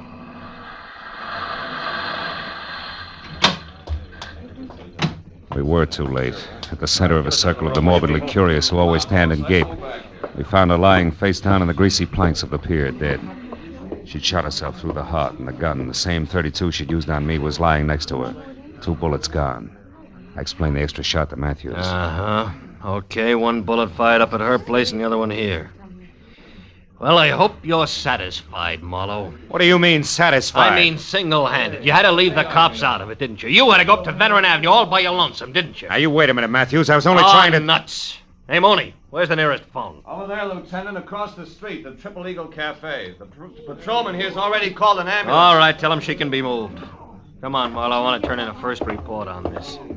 Mooney, pick us up at the cafe. Right, Lieutenant. Okay, folks. Okay, let's take it. So Shirley Vitello was stealing formulas for those dyes from her boss and selling them to this Morris Denneker. Yeah. All was rosy until Denneker walked out in front of a taxi early this morning. That put him close to death and in a mood to talk. Also put Shirley Vitello on the spot. Hey, is that the place you want to phone from? Yeah. Look, one thing more, Marlowe. The girl's motive all the way through. She loved her husband. He loved his work. Yeah? Her, too? Yeah, after his work. So since he didn't make any dough, she stole to keep him going and close to her. There's the phone, Phil. Come on, will you? I may need you to fill in the blanks for me. Marlowe, I said I heard you. The phone can wait, Lieutenant. Come on over here. What? I want to talk to that piano player. Piano player? What about? The tricky way he has of playing Blue Skies. What? Yeah. Hey, Bud, that's all right. You got a mean left hand there. Yeah, I open in Carnegie Hall next week. Don't miss me. I'll try not to. It's just terrific what you do with that tune, you know? It's my own particular arrangement. Nobody else's, huh? Oh, nobody's. I've been working on this arrangement for a week. That's all I wanted to know. Hey, Marlowe, what are you getting at? The phone, I've heard enough. Where'd you say it was, Matthews? Over there, the left of the bar. But, Phil, what are we What time doing? is it, Lieutenant? 5 after 12. Marlowe, what is it? A switch, Matthews. A switch? Yeah, one that'll knock your badge off. Will you get a load of this? I'll listen. Good evening, Federal Airwaves. Agent Hedrick Stoll. Listen, speaking. Frederick, I'm the party who called before about the reservations for Ruth Britton on the 11:35 for New York. Oh, yes, I remember you. I'll probably... Never mind. always It's remember- police business, Freddie. Did the plane leave on schedule? Of course it did. But Miss Britton didn't make it, and she didn't bother to call and cancel her reservation. Thanks. I've heard enough. So far, so good, Matthews. Yeah, which means what? The Saffron Bar in Hollywood. Which means what? Shirley Vitello didn't commit suicide, Matthews. She was murdered.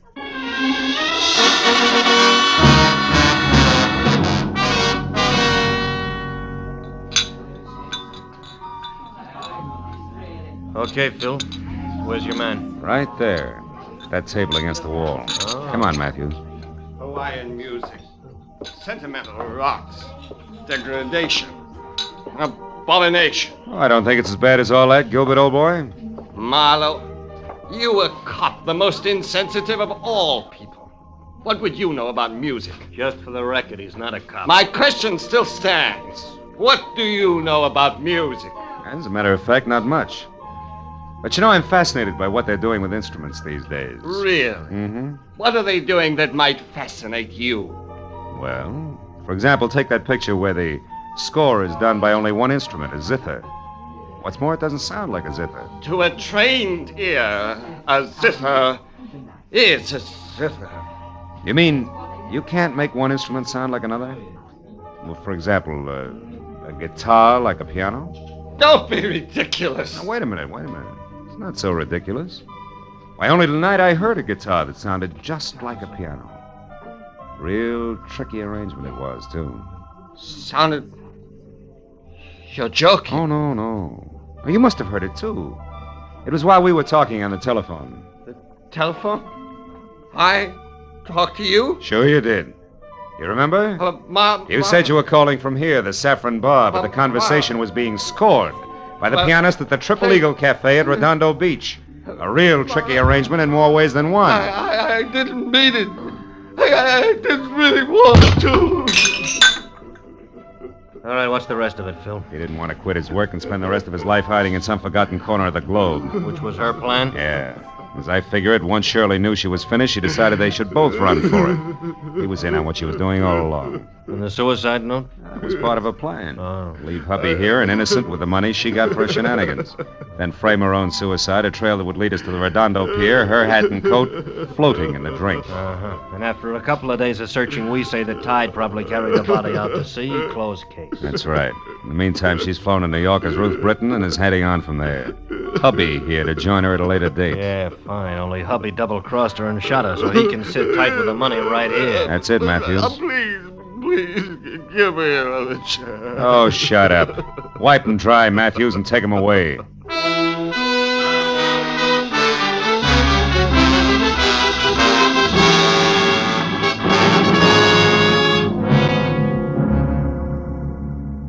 I didn't go along with Matthews.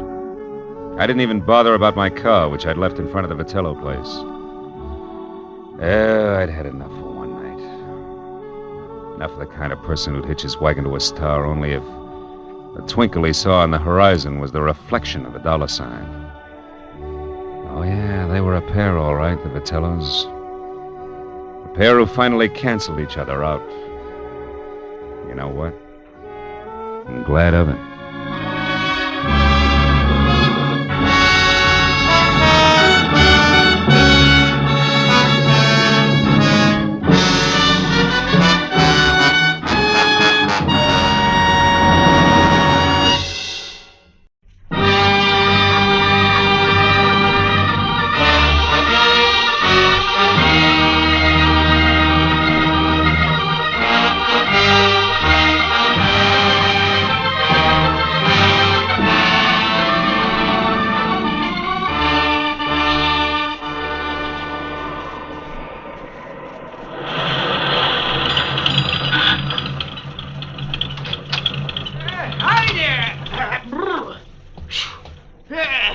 Some snowstorm, eh? Yeah, it's pretty thick. Yeah. You're lucky you caught me, son. Yeah? We're just closing up. What do you have? Yeah, better fill it with a regular, huh? Okay. Does that mean that you're aiming to go on? That's right. Gotta get back to L.A. I wouldn't advise it, son. Old Jacker sure wouldn't. Liable to hit 10 below, they say. Yeah? Where you been, skiing? Yeah, a week of it up at Angel's Roost. How's the road ahead? Well, you got 40 miles or nothing but mountains to the next town, you know. You're bound to get drifted over any time. Hey, why don't you blow that thing? Huh? Yeah, what's the tariff? Oh, call it $3 even. You know, I've been running this Mobile gas station here for 20 years, and I know these storms are nasty. Oh, thanks. Yeah, I'll be all right. That's what you all say. Out on the road, you could freeze to death. Real easy. And this plaid shirt I'm wearing, you're ripping me, Pop. Listen, that shirt won't even start to keep you warm on a deserted highway in this blizzard. Take it from old Jacker and Son, I know. Yeah, well, thanks anyway. So long, old Jacker.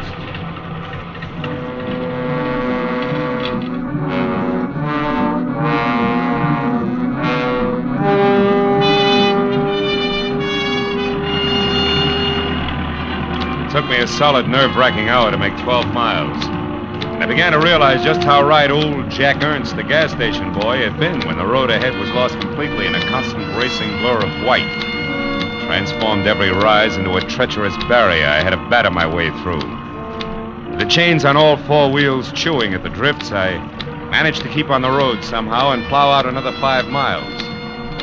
And then I caught a glimpse of the first lighted window I'd seen in all that distance just as I started down the backside of a short, steep hill. And then it happened.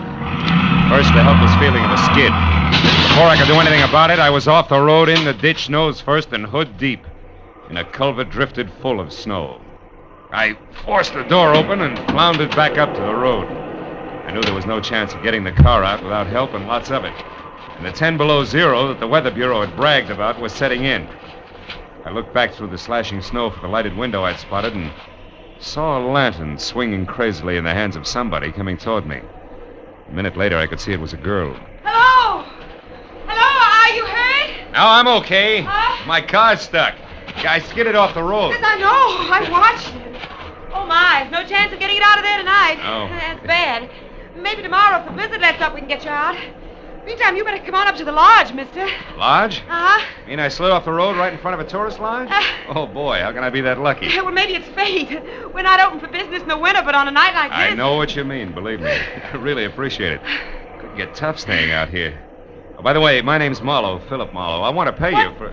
Did you say Philip Marlowe? Yeah, something wrong with What's that? your business, Mr. Marlowe? Oh, well, I'm a private detective from L.A. I've been Then it is skiing. you. I don't care where you've been or where you're going. You'll get no help from me, Mr. Philip Marlowe, you understand? I'd rather give shelter to a dirty dog. I hope you freeze, do you hear? I hope you freeze to death. She was a thin girl with black, hollow eyes, full of hate for me. She didn't stop or look back all the way to the door, just ran in and slammed it shut. I couldn't understand it. Even on my worst day, my reputation never was that bad. I didn't wait around to worry about it because I was cold. Besides, I wanted to know why the good name Philip Marlowe was such poison at a place I'd never heard of before. I waded up to the heavy rustic door and looked in through a tiny window. All I could see was one corner of what had to be a big room. It was log, leather, and Navajo rugs, dominated by an enormous fireplace that filled every nook with a warm, dancing glow. Poison or no, I wanted in.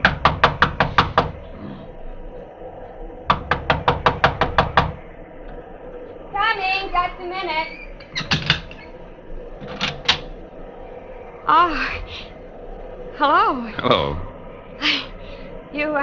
You picked a bad night to travel. Sure did. Oh, well, won't you come in? Oh, sure. I'm Donna. How are you? This is Echo Lodge. We're not open now, but, well, of course you can't go on in the storm. No, I can't. Besides, my car's in the ditch.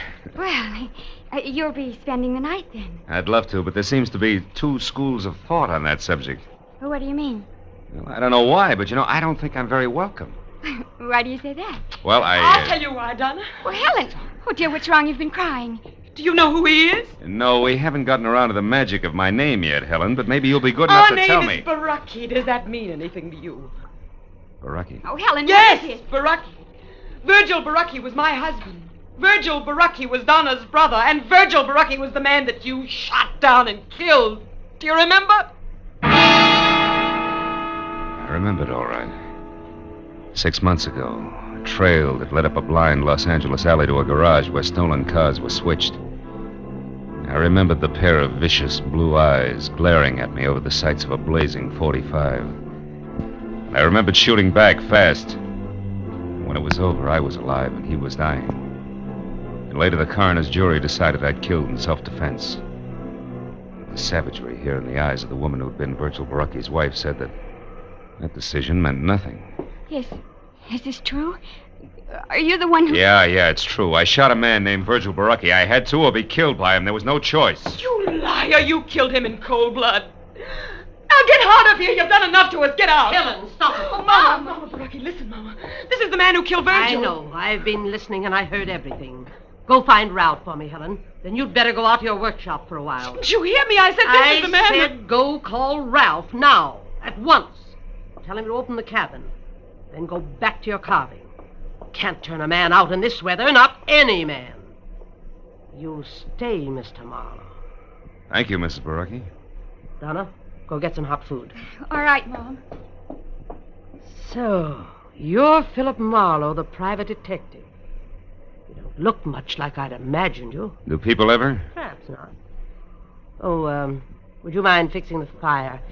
It needs another log. Oh, not at all. You, were stopped by the storm, Mr. Marlowe? Yeah. My car skidded into the ditch about 50 yards down the road. I see. Almost at our doorstep, you might say. A rare coincidence, isn't it? Almost too rare, Mrs. Baraki. I'm sorry the circumstances are painful for you. I've grown used to that kind of pain, having lost both a husband and a son. Fate up to now has never been very generous. Do you believe in fate, Mr. Marlowe? I don't know. Oh, some things happen for which there's no explanation, No maybe, explanation? Who knows? Perhaps everything happens according to a prearranged schedule. And for a purpose. Oh, come on. You don't really think I was deliberately shoved off the road at exactly this spot for a reason? Oh, you might admit it's strange, though, that there was a house nearby just when you needed one. And that it was our house. Oh, thank you, Donna. Oh, it's only soup, but it's hot and good, and there's fresh bread.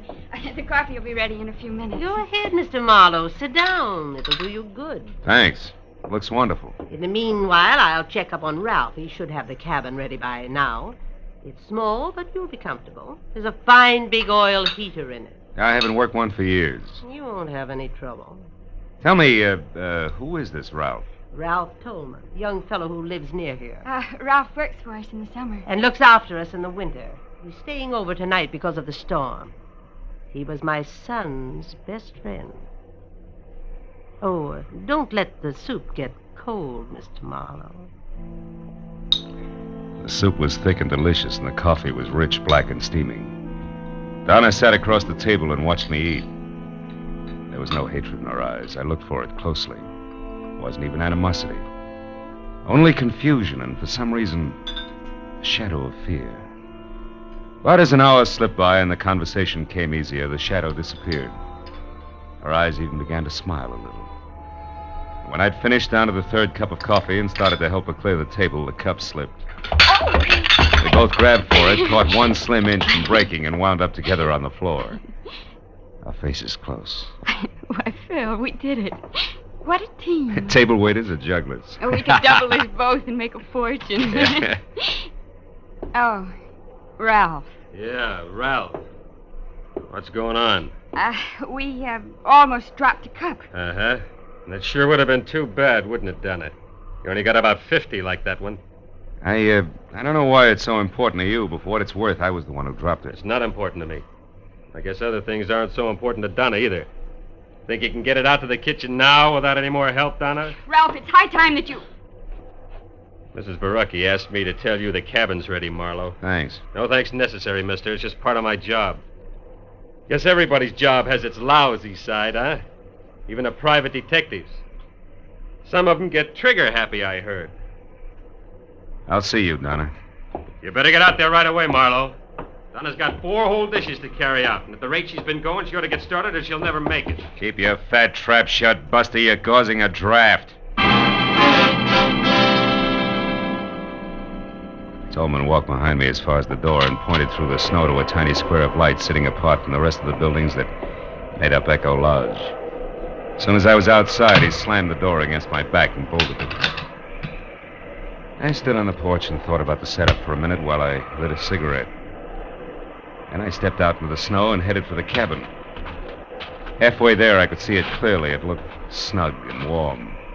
And under the circumstances, I knew it was better for everybody that I was sleeping outside the main lodge. But then I saw a sudden flash and felt the impact before anything else. Right in front of me, the cabin lurched. One entire wall burst out and the roof collapsed. A second later, as I ran toward what was left of it, I could hear the others coming. What was it? The cabin blew up. The heater must have been Bill! Bill, are you all right? Yeah, I'm okay, Donna. What happened, Marlowe? I don't know, Tolman. It must have been the heater, but I can't understand it. You say the heater exploded? Yeah, Helen, that's the way it looks. But it was working okay when I left. I guess it's not going to burn, though. The snow's put it all out. Oh, Bill, just another few seconds and you'd have been in there. You'd have been killed. Yeah, maybe that was fate, too, huh? Maybe. Donna, get away from here. Now, Helen! I wish you had been in there, Marlowe. You deserve it. Stop it, Helen. He's got no business here. Stop it. Oh, let me alone.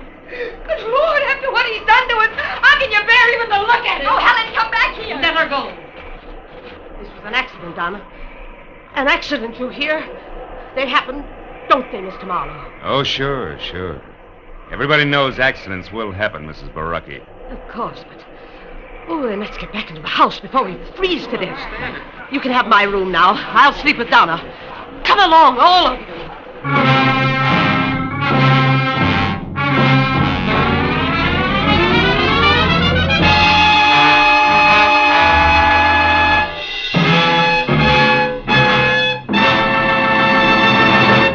In just a moment, the second act of Philip Marlowe. But first, Groucho Marx, his famous ad-libs, and his teams of opposites will be back betting their lives on most of these same CBS stations tomorrow night. You've missed half your life if you haven't bet your life with Groucho Marx on Wednesday nights this season.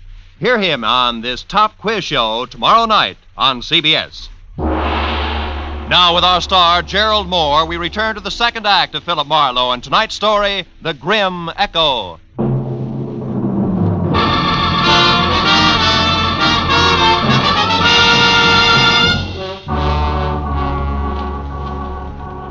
It was a dreary little procession that trudged back toward the lodge again from the shuttered cabin. I said nothing and pushed hard against the storm as far as the front door. But when they were all inside, I ducked back into the biting blizzard and ran down to my car in the 38 I kept in the glove compartment there. I figured it would be a warning comfort through the long, cold night ahead. Until I saw that somebody else had figured the same way. The lock on the glove compartment had been sprung and the gun was gone. Now there was no doubt about the explosion. It had been no less accidental than Lucretia Borgia working over an after-dinner drink. As I hurried back to the lodge, I suddenly felt the kind of inside cold you can't ever blame on the weather around you. But a moment later, that same cold began to thaw. Because huddled at the edge of the lodge steps ahead was Donna. Bill, where have you been? What have you been doing? Hey, everything's going to be all right. Oh, Bill, please. Why did you go down to your car? Well, I'll tell you, but you're going to be sorry. Sorry? But you got so upset over nothing. I went to get some cigarettes out of the glove compartment. It was fresh out. That was your only reason? Cigarettes? Sure. Now, come on, huh? You got to worry. Let's do it where we can both be warm. Come on over to the fire. I'm a city boy, you know. This cold isn't doing me any... Hey, Donna. Those tears in your eyes. There. They're from the wind. It always makes me cry. Oh, Bill. Why do things have to be this way? An hour ago when you were eating, everything was so nice, so friendly.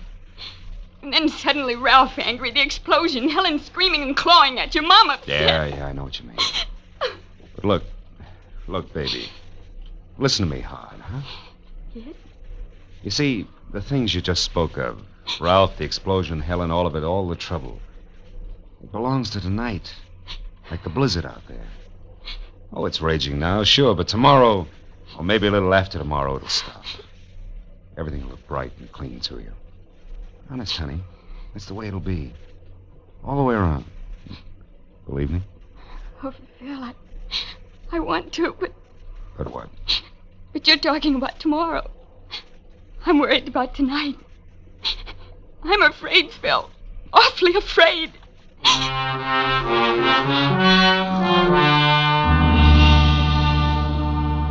I spent the next 10 minutes trying to convince Donna that there wasn't anything to worry about. And then when she'd gone to her room, I went to mine and started all over again, trying to convince myself. The out-of-season fireworks at the cabin and the gun stolen from my car made that a very tough proposition. And I checked the room, which was on the ground floor and close to the kitchen. And then I bolted the door and looked forward to some much-needed sleep.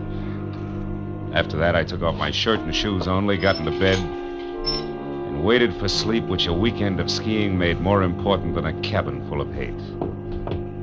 Suddenly, I was wide awake and sitting straight up in bed. The footsteps could have belonged to my dream. The door that closed couldn't have. I scrambled out of bed and ran to it, but it was still bolted. So I turned to the single closet in the room and opened it sharply. It was empty, except for a long, thin finger of light that streamed through a keyhole. A keyhole that belonged to a door at the rear of the closet that gave out onto the kitchen. Obviously, the closet had once been a pantry. I tried the door, but it was bolted from the kitchen side. I got into my shoes, grabbed my shirt, and ran out of the room, around to the kitchen, and smack into a very surprised Ralph. Marlowe, what are you doing up and roaming around? I'm a sleepwalker. What's your excuse? Come on, let's have it. I'm through playing target for tonight. Target! Get your hands off me, Marlowe! When I know why you're here and exactly what's on your mind, I will, not before. Well, have we come to terms? All right, let go. I'm here because my room was on the ground floor, and I heard somebody cross through the house and come into this kitchen. So I decided to investigate. You're a liar. You were in my room, Tolman, and you know it. You got in through the door that leads into the closet. Come on, Buster, let's level. We're keeping each other awake. Listen, Marlowe, I don't like you. Honest? And I don't like the way you and Donna are... The way we're what? Come on, boy, get it off your chest. Never mind that now. Look at this.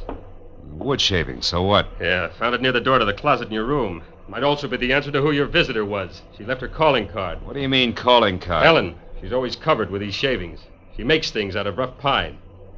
Where is this workshop of hers, Tolman? Out in the back, just beyond the barn. What are you going to do, Marlowe? Not that it's any of your business, but I'm going to see the lady, and I'll see you.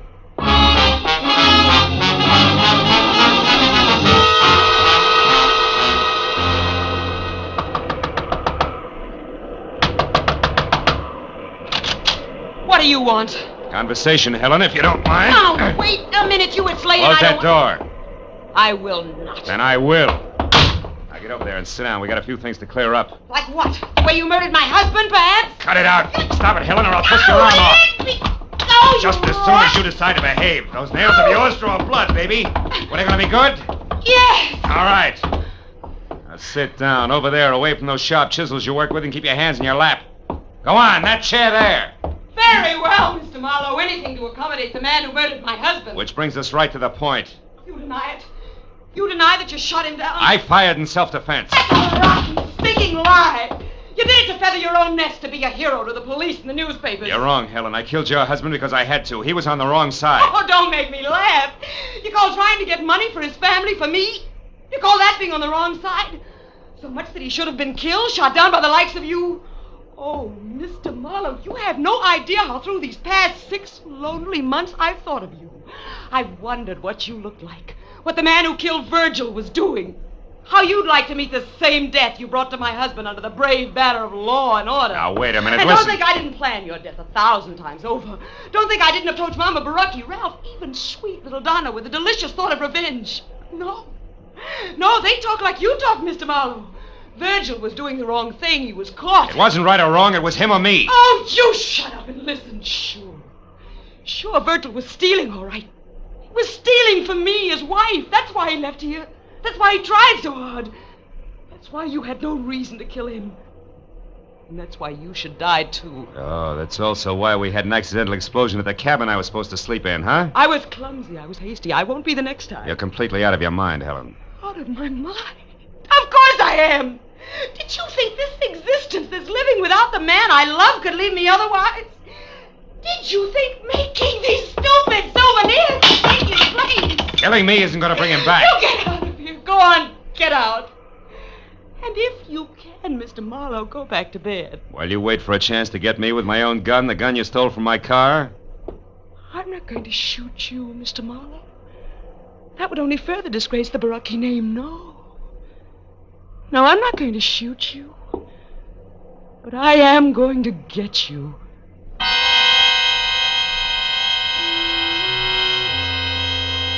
For a long, chilling moment, I stared into the eyes of the half-crazed woman standing in front of me. The ice-cold, bottomless eyes that a cancerous hate had destroyed as something human. And as I turned and started out of the room, I knew that I'd made a mistake that night. And Virgil Barucki had died in my arms. A mistake I had to correct before it was too late. And there was nothing left of Helen but the ruthless machinery of a mind dedicated to murder. I headed back for the house and a talk with Mama Barucki, which I figured had to be the first immediate step. But when I'd gone only a dozen yards from the workshop, I stopped. Phil, I'm over here. Donna, what are you doing out here? I couldn't sleep, Phil. I was too worried about you. And then when I saw you leave the house from my window and head for the workshop, Phil, your face. Oh, it was Helen. She got a little upset in there. A little? Oh, look at you. Your pocket ripped off your shirt, your face scratched. Oh, it's all right, Phil, Donna. She could have... No. Hey, my pocket ripped off. The gun. Oh, Phil, what is it? Tell me, please. Now, hold it, Donna. Give me a second. Yeah, sure, it adds, all right. Now, look, get over there inside the barn and scream. Long and loud, huh? Scream? Yeah, it's our only chance. Go on, do as I say, Donna. Scream. All right. I'll do it, Phil, whatever you say.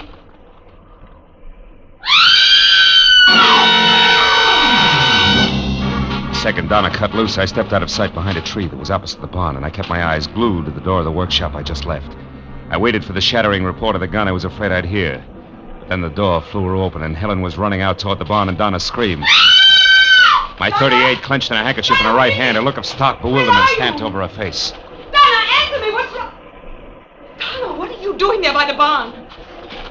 I don't know, Helen. What do you mean you don't know? Favor to me, Helen. Let's have that gun back without further discussion. Yes. There. Now get back against that wall and don't move an inch. No.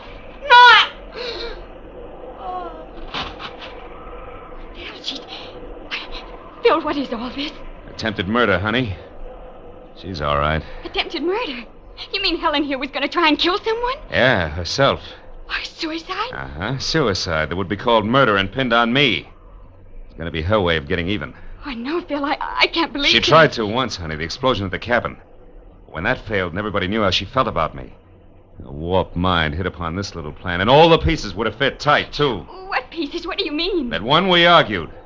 Two, she came to my room tonight and ripped the pocket off this plaid shirt so that we'd find it clenched in her hand after she was dead. You see it? Three, she stole my .38, which has my fingerprints on it. And four, she left an obvious clue on the floor of the kitchen, a wood shaving that would bring me out here on the run. So everybody could find me close by when it happened. Oh, yeah, it was tight, all right. Tight as a hangman's noose. And then she was going to shoot herself, Phil, just after you left her. And that's why you made me scream? Yeah. And that's why now, Donna, later tonight, I'm going to tell her something that I intended to break to her gently. Something I was going to tell Mama Barucki first. Something I hoped would straighten her out. What, Phil? Well, your brother Virgil didn't die the moment he was shot, Donna. He lived long enough to ask one thing of me.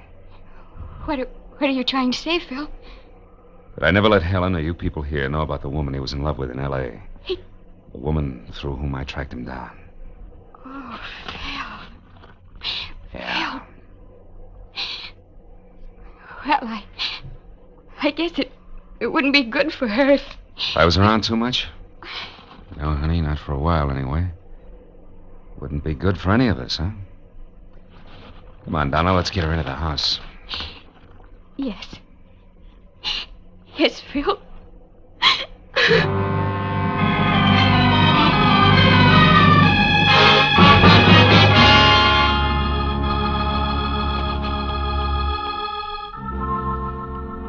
Well, it was the next morning. I went into the kitchen for some coffee and found myself all alone. Donna wasn't any place in sight. So I got my things together and walked slowly down to my car, and when I got in, I didn't feel like leaving. Not right away. And I was glad that warming up my motor was the smart thing to do. Gave me time to light a cigarette and think. Look around. Back toward Echo Lodge, where I could see Donna waving goodbye from an upstairs window. I'd see her again in a little while. It was a small world, all right. Full of echoes. And just think how the web of paths we call coincidence had brought me and those who knew and loved Virgil together. Someday, maybe, Donna and I would be looking for each other. And those paths would make it a lot easier.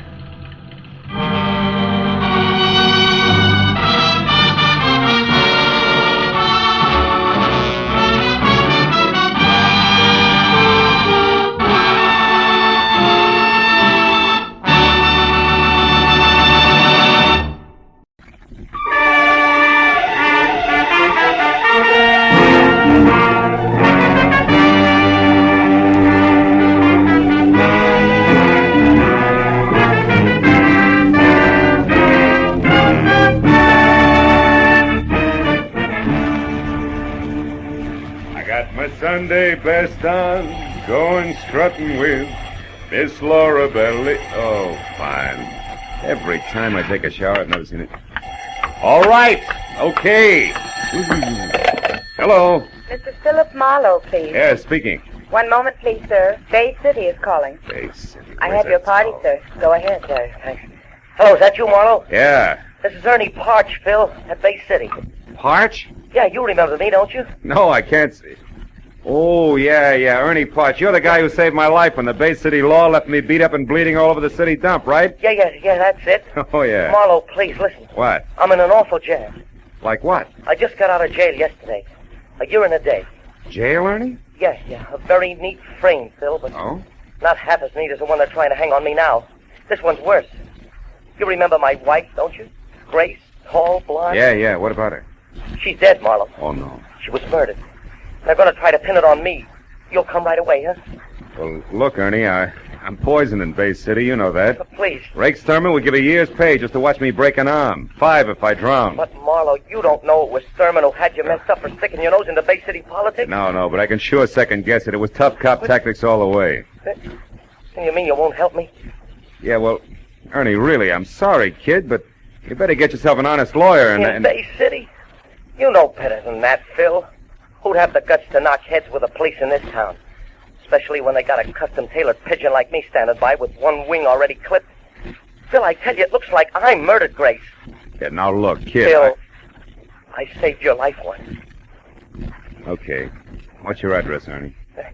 It's 38 Orlando Drive.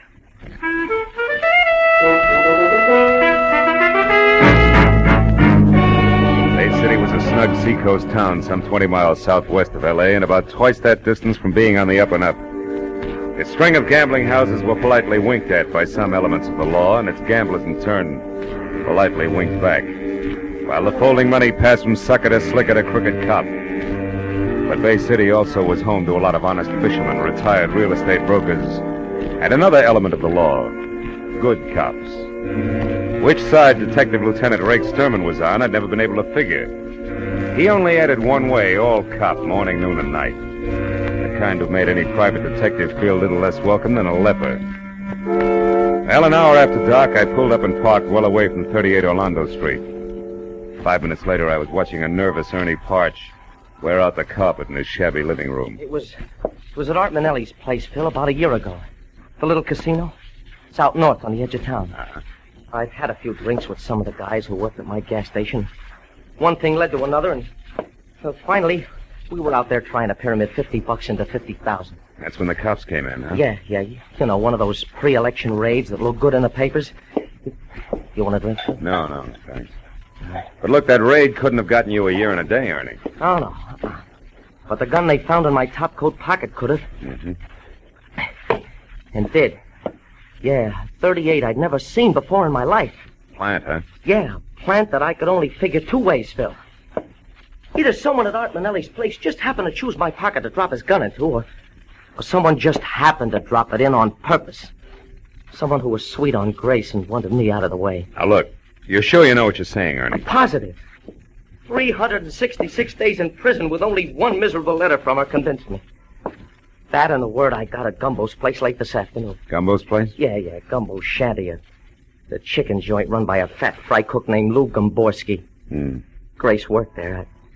I stopped in just before I ran into Lieutenant Rake Sturman. Wait a minute. What do you mean ran into Sturman? What happened? Well, Phil, I was on the street getting into my sedan, you see? Yeah. I picked it up from a guy who was using it while I was away. When Sturman pulled up alongside of me in a squad car, and he started to tell me how much he liked seeing ex-cons back in Bay City. What interrupted him? Oh, call on the police radio. But before he left, he promised to drop around here sometime tonight and chat a while. Mm-hmm. And before that, at Gumbo's place? I found Grace. Now, wait a minute. You've had enough, Ernie. No. You found Grace in what? We had a fight. She admitted running around, said I wasn't worth waiting for. But she wouldn't say who was. I slapped her. Hard. All right, take it easy. Grace is dead now, murdered, remember? Yeah. Yeah, she's dead. Yeah, and they're going to tag me for it. Maybe. Now tell me what happened after you left Gumbo's. I ran into Sturman, like I said. Yeah? Then I drove around for a couple hours to cool off. When I got hold of myself, I came back here and I found her strangled to death. In that chair, Phil. It was horrible. What'd you do about it, Ernie? I'm not sure exactly. Here. I changed my mind. Thanks, Phil. No. I decided to get her out of here. It was just getting dark, so I waited a little, and then I carried her down the rear stairs, and I put her in my car, in the back seat. I put a blanket over her. She's still there, Phil. I was going to drive the car away, but, well, I guess I lost my nerve.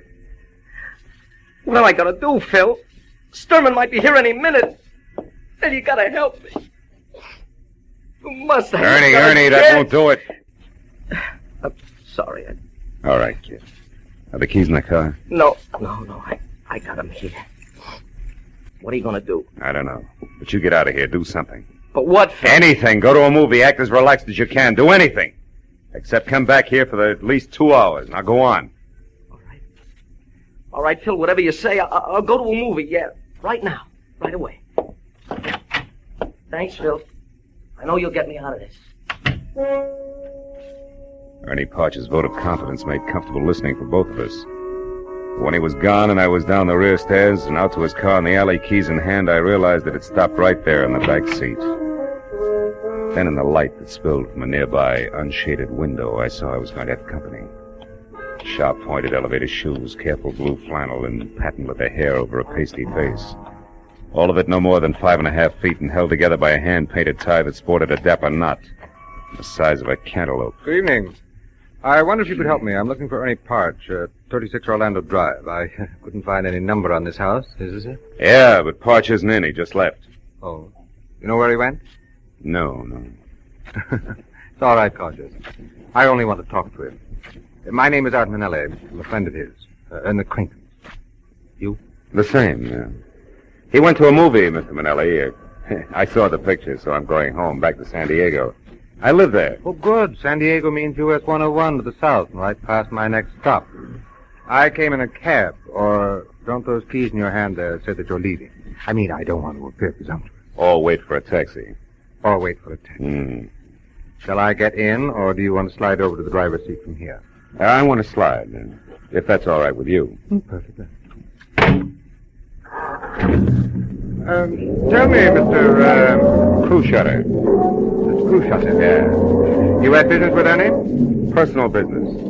You, Mr. Manelli? Yes, I wanted to see Ernie about a good location I have in mind for a new gas station. You know about such things? No, and I don't think you do either, Manelli. Unless, of course, the pumps can be converted into roulette wheels. Oh, you know who I am, eh? Yeah. I also know it's a little strange for you to show up at Ernie's place the day after he gets out of the state pen. for a frame that took place at your little casino. What are you getting at, Mr. Crusader? An outside chance that you yourself were responsible for that frame? That you're anxious to see what, if anything, Ernie intends to do about it? The light's red, Crusader. No fooling. Now tell me, why would I want to frame Ernie Park? I don't know. Could be, Manelli, that you did it accidentally, a little gun hidden in a big hurry. Or it could be you had a tighter reason, huh? Like what? Like Grace Parch, very pretty girl. You're out of your mind. Yeah, sure I am, Manelli. Just plain nuts. So why don't you get out here? Get yourself a nice, sane taxi cab. It'll be safer. All right. Just as you say. Hey, mister, Neil is probably lit going toward the highway. Sure he is. Hey, well, come on, Noir. We'll ride in the back seat. No, I got stuff in there. Close that door and beat it. Oh, okay, Happy. Thanks a lot. Stuff, Mr. Crusader? What kind of stuff? Rum, Manelli. I'm a bootlegger who never got the word, believe me. Oh, but I do. The light green, Mr. Crusader. So long.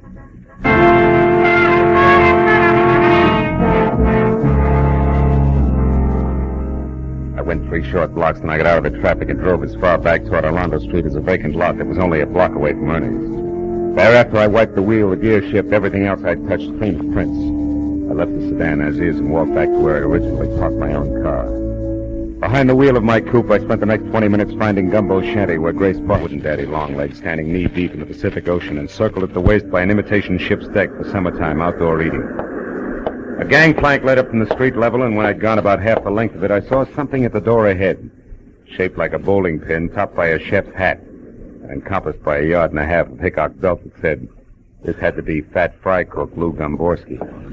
He was turning the reversible sign from open to closed. Sorry, mister, I'm closing early tonight. Food's all gone. All right, how about a drink? I only want a quick shot, Gumbo. Gumbo? You're a stranger here. How you know the name? Well, it's written overhead in 4-foot letters. I keep my eyes open. Okay. Go on in. Make it fast. I want to hit the hay. Oh. You live here? Yeah. What do you want? Scotch. Anything with it? Little information. Oh. About what? Girl who works for you, Grace Parch. I don't know anything about it. Not even for 5, Gumbo? Make it 10. Okay, 10. And the drink's on the house, huh? Yeah, okay, mister. Grace Parch is 5'2", eyes are blue. Also, she could work at 6 tonight like she does every night, period. Uh-huh. Here's to you. Now tell me, where's she been going while Ernie's been in stir? For another 10? Yeah, for another 10. On one condition, no more lousy poems, Gumbo. Just a few straight facts, huh? Sure. Sure. Another drink? No. Facts first. Where's she been hanging around? A little casino. Oh, it's Manelli's joint, huh? Yeah, Manelli's place, where a lot of people hang out. What is it? What are you staring at, Gumbo? A window, I thought I saw someone out there on a deck looking in. Probably seagulls. Forget it. Now look, I'd like to know... Sure, it is someone. Get away in a car. Oh, any idea who it was? Huh? I said any I idea... heard you. Now go on home, mister. Get out of here. Take it easy, big guy. You got $20. Give it. Here. Here's your lousy $20 and the drinks on the house, and good night. After one question. The guy in that car that just took off, was it Manelli? I'll repeat myself. Good night, mister. Okay. We'll let it go at good night, Gumbo, but just for now. I wasn't going to get any more out of Gumbo, so I went back to my car, pointed it north toward the edge of town in the little casino where I figured I might get a lead on Manelli's whereabouts. But 30 minutes later, when I was there out of my car and standing in front of what looked like an oversized concrete blockhouse saloon in a parking lot the size of the Coliseum, I figured different. A huge sign out front read, "Closed for alterations, will reopen soon, bigger and better than ever." Gambling in Bay City was obviously on the QT like an artillery barrage.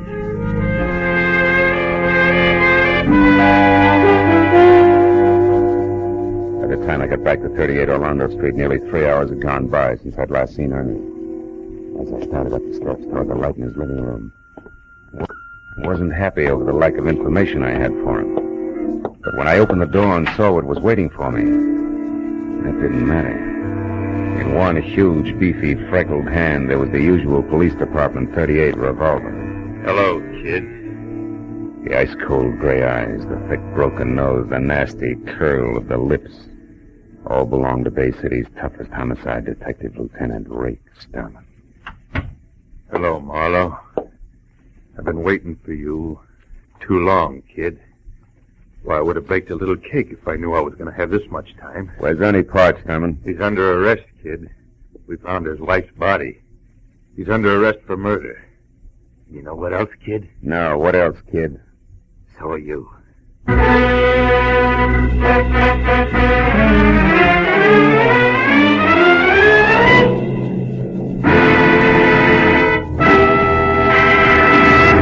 In just a moment, the second act of Philip Marlowe. But first, Fred Allen's crack that it's no wonder comedians can't find work when singers go comical has had a fast reply from Bing Crosby.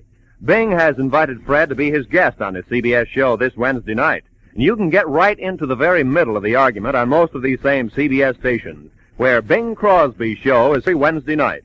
Be sure to hear Fred Allen's visit to Bing's show this Wednesday, following Groucho Marx and You Bet Your Life. Now, with our star, Gerald Moore, we return to the second act of Philip Marlowe and tonight's story, The Long Arm.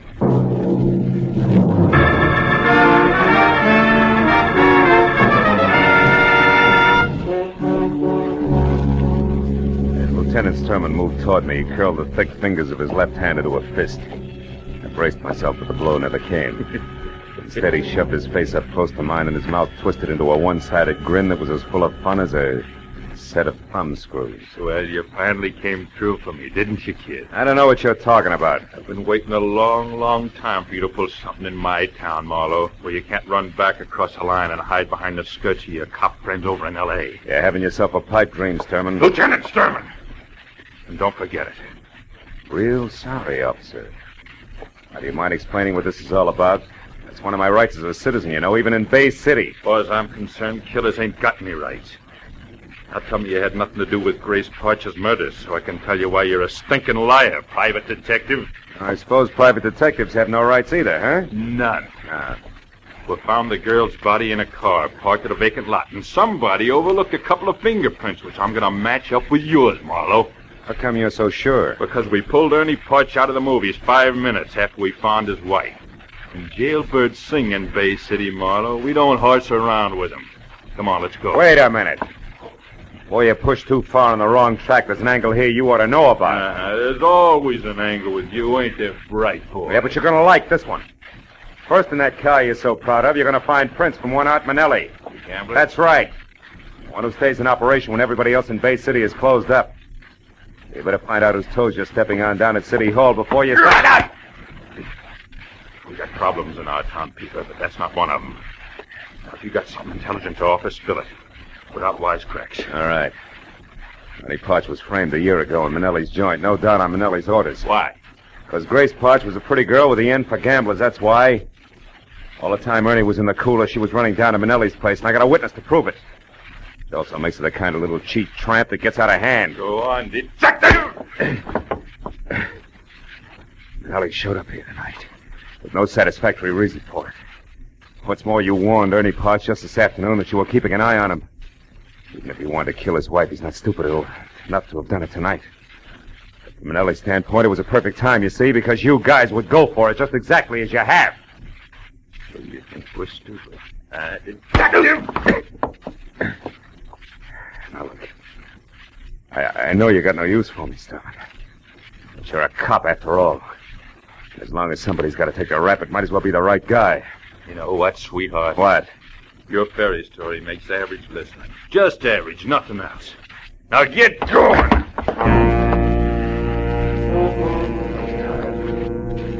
Too tired to take what I know I'd be given. Once Rick Sturman got me inside the Bay City headquarters, I made my decision fast. There were 3 steps in the front porch of the wall, and he was right behind me. I took the first 2, then turned and grabbed!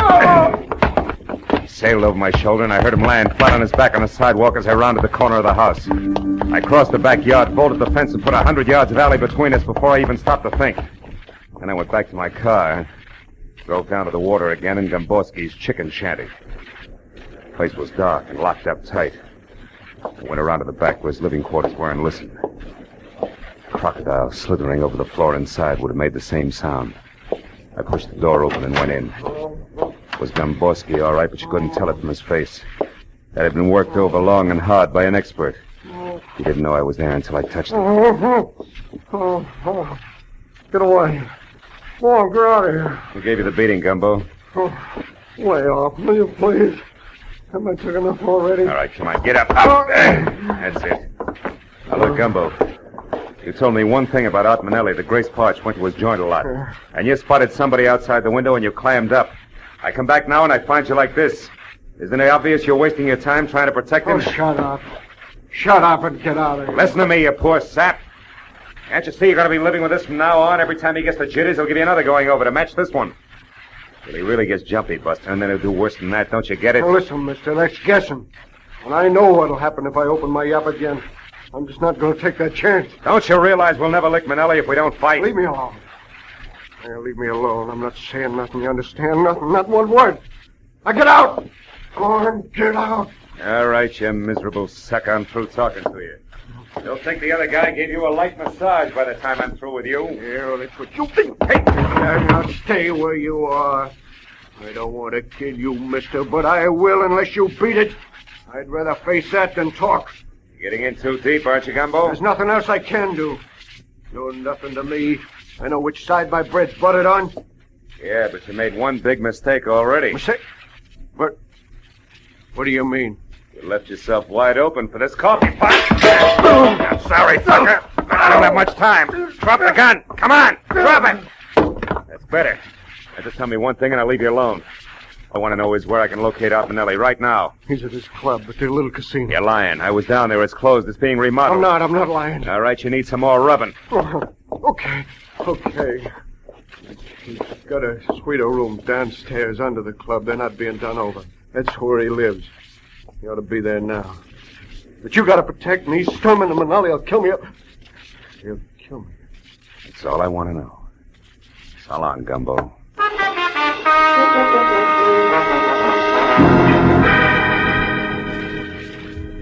At the first phone booth I came to, I stopped, looked up a Bay City number, and made a call, which took 5 minutes. Then I went on to the little casino.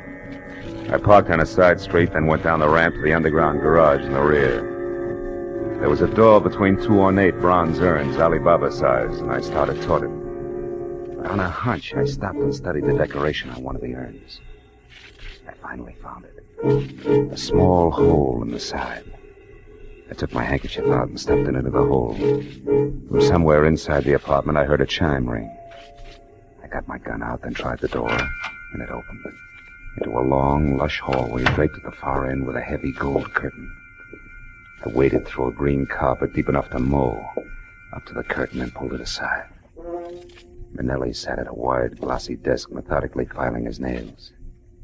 His eyes staring straight at me. You got this far. Come on in. Don't tell me you're all alone here, Manelli. No, I got 500 dancing girls, smart guy. What's on your mind? You act like you were expecting me. I knew somebody was coming. There's an electric eye on those brass jugs over the door. Anybody passes, it rings that chime there. Satisfied? Now what's with the gun? Put it away. In a minute, maybe. Seen Lieutenant Sturman tonight? Why? Should I? You've been rubbing elbows with homicide. But I didn't kill anybody. No, I guess you didn't. But I've got a good idea who did. Ernie Parch, of course. No chance. It was your business partner, Lieutenant Rake Sturman himself, and 5 will get you 10. He's got big news for you. Yeah? Hey, Rake. Steady, Marlowe. Don't move. Well, look what crawled out of the woodwork. I'll get his gun, Rake. Sit down, Manelli. I'll take it myself. Yeah, that's better. Now, don't budge, either one of you. Wait a minute, what is this? Shut up. You said you killed Grace Parch. But you were in love with her. We used to meet her right here in this room. Yeah, that was before she found out a couple of things and began to put the pressure on me. We got in a beef today, and I lost my head. Now, shut up. Okay, Marlowe. Let's have it. How'd you dope it? How? Gomboski took a beating tonight just because he mentioned Manelli here. With a little more pressure, he mentioned someone else. You, Sturman. And why would you shut Gomboski up about Manelli unless you and Manelli were connected? That connection was all I needed. Uh-huh. Right on the button, sweetheart. For all the good it'll do you. Listen, I don't get this. I don't understand. You don't have to anymore. You're through. What are you saying, Rake? You know too much about me, Manelli. You know it all. Wait, you can't do this? Yes, I can. In fact, Marlowe here gave me the idea. He even worked out all the motives.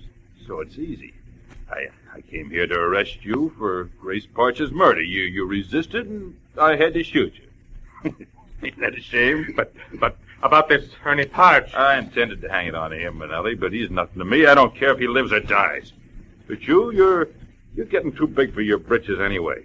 So this is better, and I get 3 birds with 1 stone. Grace, Manelli, and you, Marlowe. Before you start pulling the trigger, Sturman, you better ask your boys. Huh? A couple of them are waiting for you behind that gold curtain there. Ah, you're a liar, Marlowe. The electric guy would have tipped us off if anybody else came in. I blinded that eye with my handkerchief on my way in. Right, Lieutenant What? Sturman? Dirty.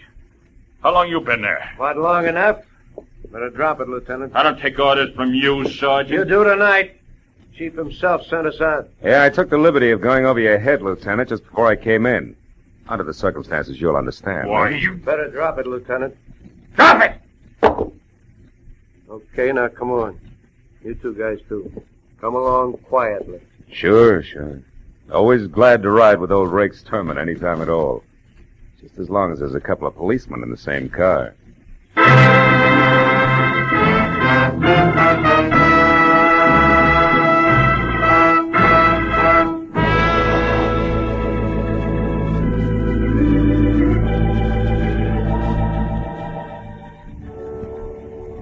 Before it was all over in the Bay City, police headquarters, everybody from the mayor, the dog catcher, had put his 2 cents in.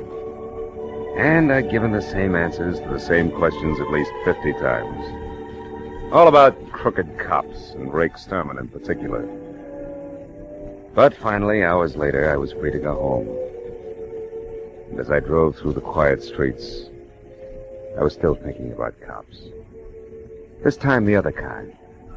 The underpaid, overworked cops that pound the city sidewalks day and night. You know the guys who do everything from telling kids the way to the grocery store to untangling the rush hour traffic. Yeah. And I thought about each one of those cops who someday chases a hopped-up gunman down a blind alley and doesn't get home that night. Or any night.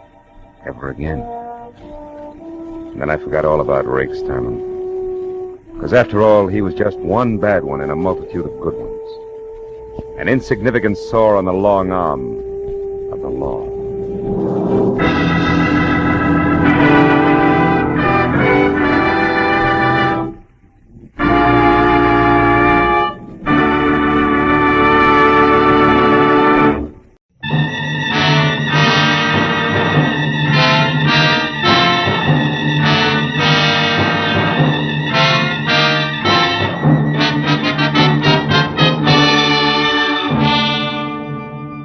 The 8 hours that had just slipped away had been a noisy assortment of big people with little troubles I hadn't wanted to help, and little people with big troubles I hadn't been able to help. So by the time it was all over and I was heading for home, a cozy, quiet cocktail seemed like a good idea. 1 down and 1 to go, and to ease up. But even as I relaxed, the tension between the couple sitting at my left became more and more apparent. I looked down the bar. The girl was young, pretty, and obviously afraid of the little man with her, who had only asthma where a voice should have been. Now, have I made myself clear? I don't know what you're talking about. Now, look, sister, Larry Solid doesn't go for people snooping after him now. And neither do I. It gives me work to do that's sometimes rough on a party. Brave boy.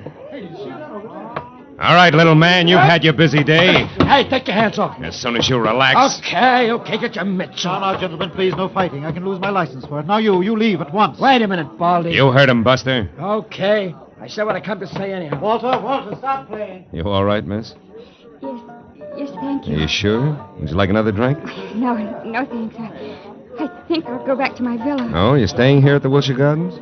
Yes, Villa 12. It's just around the corner. Maybe I better see you as far as the door. Little pal of yours might still be around. Well, thank you. It's all right. Come on.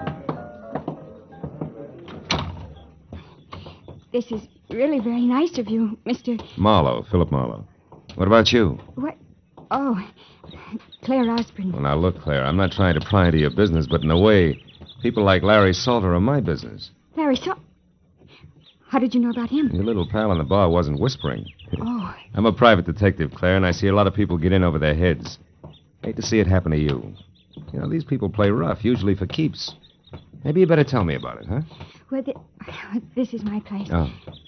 Mr. Marlowe, I'll be frank with you. A month ago, I got into a jam. It was an investment I'd made, some stock, a sure thing, I was told. And they usually are. Anyhow, the certificates weren't quite gilt-edged, and they took a dive, a deep one. And to protect myself, I needed more money, so I took a bracelet. I had a diamond one and got a loan on it. From Larry Salter? Yes, from Salter. A friend, a person I thought was a friend, recommended him to me. So you cashed your bracelet, covered your investment, got your money back, and now you want the bracelet again, correct? Yes, but Salter isn't around. He's hiding. How do you know? Well, I went to the club he runs up on the strip. I overheard it there. Oh. 2 men spoke of him as being on an extended vacation for his health.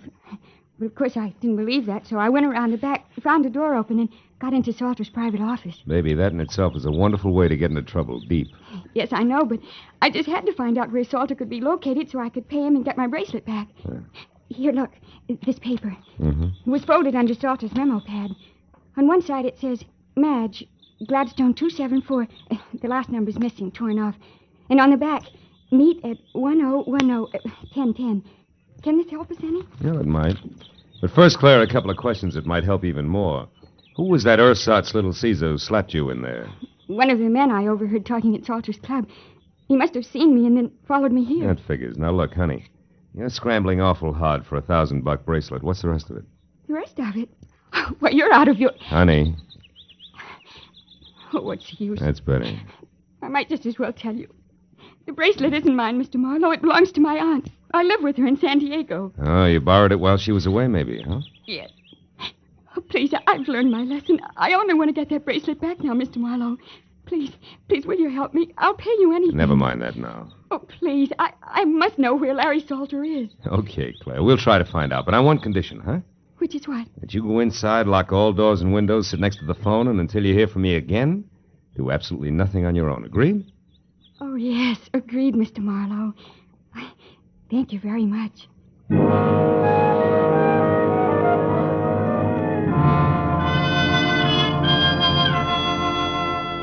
Maybe it was because the sweet young kid had the kind of voice you could still hear long after she was gone.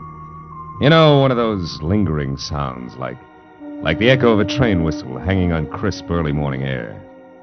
But when I was at a payphone, I stopped wondering and started dialing numbers prefixed Gladstone and followed by 274 and then in order 1, 2, 3 and so on until after no answer once, wisecrackers twice, and a babysitter who thought I was a masher from her high school, I finally scored at number 5. The answer took me to a dame named Madge Gilbert at a place called the Beekman Plaza. It wasn't the kind of place you'd go for Mother, and Madge Gilbert wasn't the kind of girl Mother would put up with. However, she must have been nice to look at once. And from the smile, pleasant to know. Okay, Mr. Busy Guy, now that we're together, what is it? Well, for one thing, the name's Kirby, and you can drop the fancy handle. Uh-huh. And for another thing, Kirby? I want to find Larry Salter, but quick. Why? Got a proposition for him. He won't be interested. Sit down. How can you tell? You don't know what it is. No, but I do know what at the moment Larry is. Yeah? And in 3 letters, my friend, the word is sad. He lost his lady love. Drink? No, thanks. What do you mean his lady love? I heard that you and Never Larry mind what you heard. All that's used to be. The pre-Janice trial period. The sad comes from Janice finding a better deal, maybe, huh? No, she was killed. Automobile accident, night before last. Salter with her? No, again. She was alone and drunk. And that's probably the way Larry is right now. A blind fool. Fill it up, will you? Sure. Look, baby, believe me, it won't put out the torch you're carrying. Shut up. I'm sorry I brought the whole thing up. Now, what was that proposition you mentioned? For Larry exclusively, where is he? The foundry on Cushing? Where? The foundry in East Los Angeles. Hey, wait a minute, Kirby. You seem kind of lost for a friend of Larry's. I'm just fuzzy on locations, that's all. How about numbers? The address down there, what is it? Come on, fast. 1010. Unless it's been changed recently. It hasn't. Okay, busy guy, you're still all right. Thanks. And if you play it real close, I think you'll be too. See you, Madge.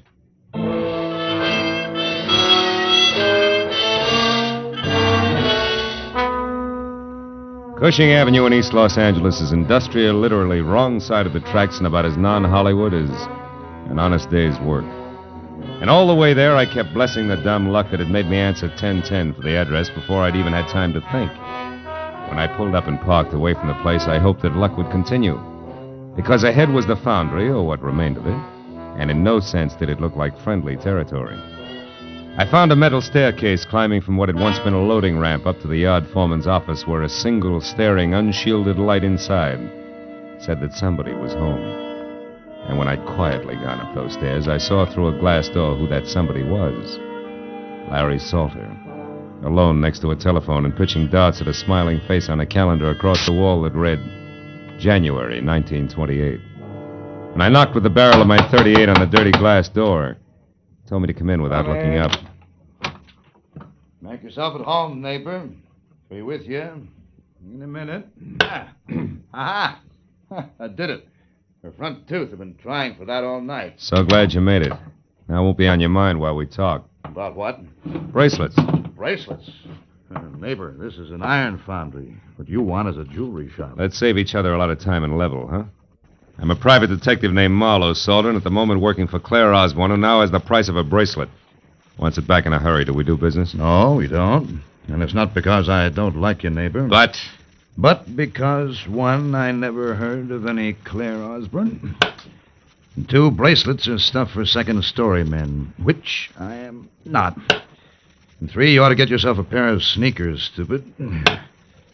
You've been followed all the way through the yard, up the stairs, and into this room. It's an old gag, Salter. No gag. So while you still can, you better put that gun away, because my boy Cover takes a strange delight in messing people up. Real bad. You're bracketed, chum. You better drop it fast. Yep. That's better. Now, Marlowe, without any double talk about babes and bracelets, let's have it. You're one of Freeman Best's boys, aren't you? You think I had something to do with him getting knocked off in that ditch? You're here to square things away. That's it, isn't it? No, it isn't. Get your hands off me. Okay, I won't touch you again. But that's more than I can say for Cover. Yeah, lots more.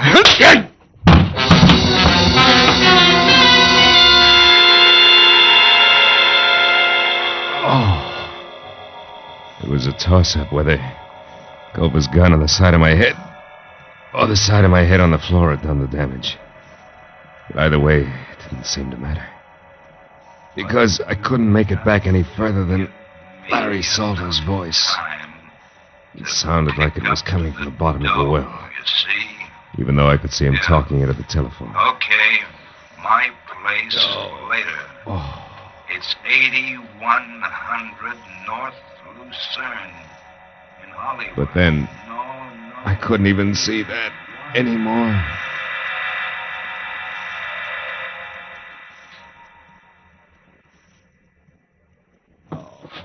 Oh.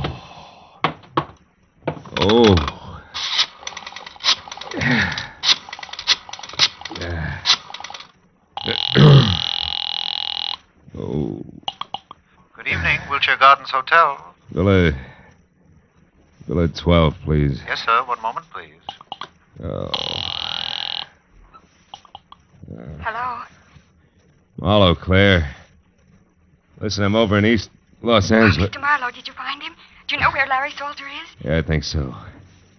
8100 North Lucerne. It's up in Hollywood near you. Now listen, Claire, about the bracelet. There is no bracelet. What? There was no trouble on the stock market and no loan made. Why do you want to know where Salter is? What do you want from him? His life. Goodbye, Mr. Marlowe. Wait a minute, Claire. Claire, listen to me. Oh, my head. I wouldn't try it, chum. What? Hey, Cover, listen, Shut up. You don't have to go no place until Larry Salter comes back and says so. Now relax, chum.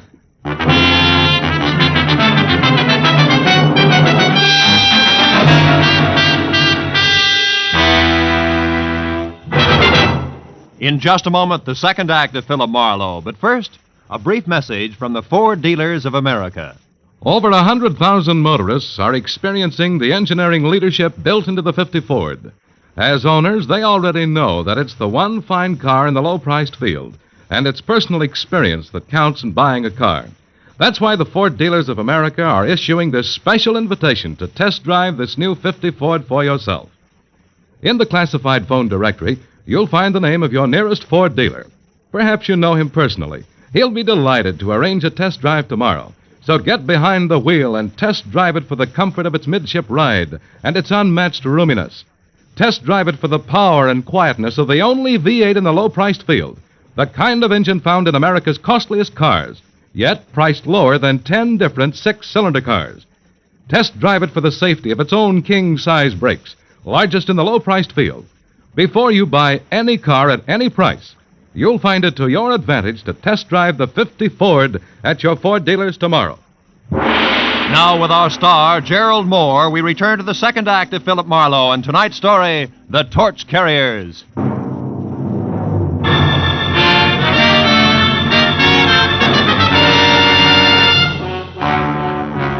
I turned to the poker-faced cobra and the 45, both staring at me from across 6 dusty feet of concrete floor that made the ancient East L.A. foundry seem colder and even more lonely. You don't stay put so good, do you, sweetheart? You're kind of heavy-handed with that gun, aren't you, Cobra? You want to try again, sweetheart? I'll pass.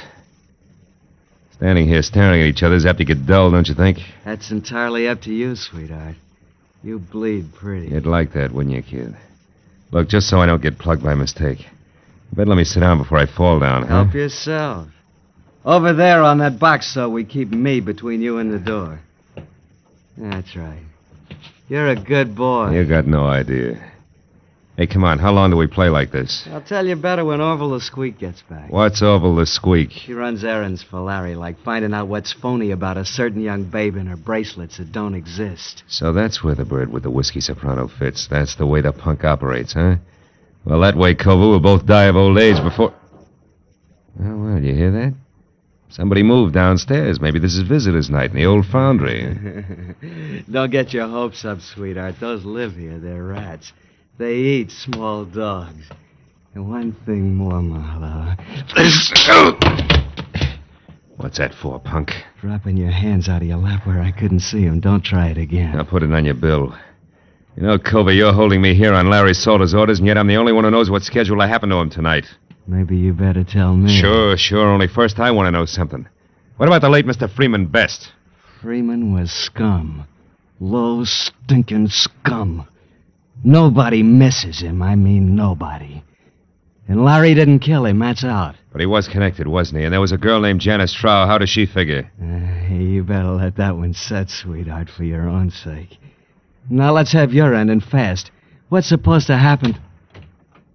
Did you hear it? Yeah, what? Don't tell me a tough boy like you gets jumpy. Skip it. All right, Give. Come on, wise boy. Jabber. Look, Culver, won't do you any good. Anyway, I'm the only one who Shut up. There was something. Maybe your rats are big enough to wear shoes. Huh? Shut up, I said. And sit right there or I'll blow you in two, and I mean it. Orville? Orville? Hey, Squeak. Is that you? Who's out there? Answer me! As Culver edged out of the room, I felt along the side of the box I'd been sitting on for a jagged chunk of metal slag I'd spotted earlier. It was about the size of a baseball and heavy. I picked it up, then moved across to the opposite wall near the door. You! Get out of here! The boss is through with you. Now beat it! I stepped out and saw Culver standing at the head of the stairs, his back to me. I threw the lump of iron slag with everything I had. Caught him like a hammer between the shoulder blades. His head flew back, his fingers clawed at the air, and he pitched face first down the stairs. I caught a glimpse of a woman ducking out of sight behind the foundry furnace. It was Madge Gilbert. You killed him, didn't you? Culver's dead? I don't know, and I don't care. What are you doing in this boarded-up rat trap? There's nobody else here? Just us and Culver? Creepy number they call Orville the Squeaker's due any minute. That nasty little louse gives me the willies. You made your bed, baby, but let's not get lost. What are you after in here?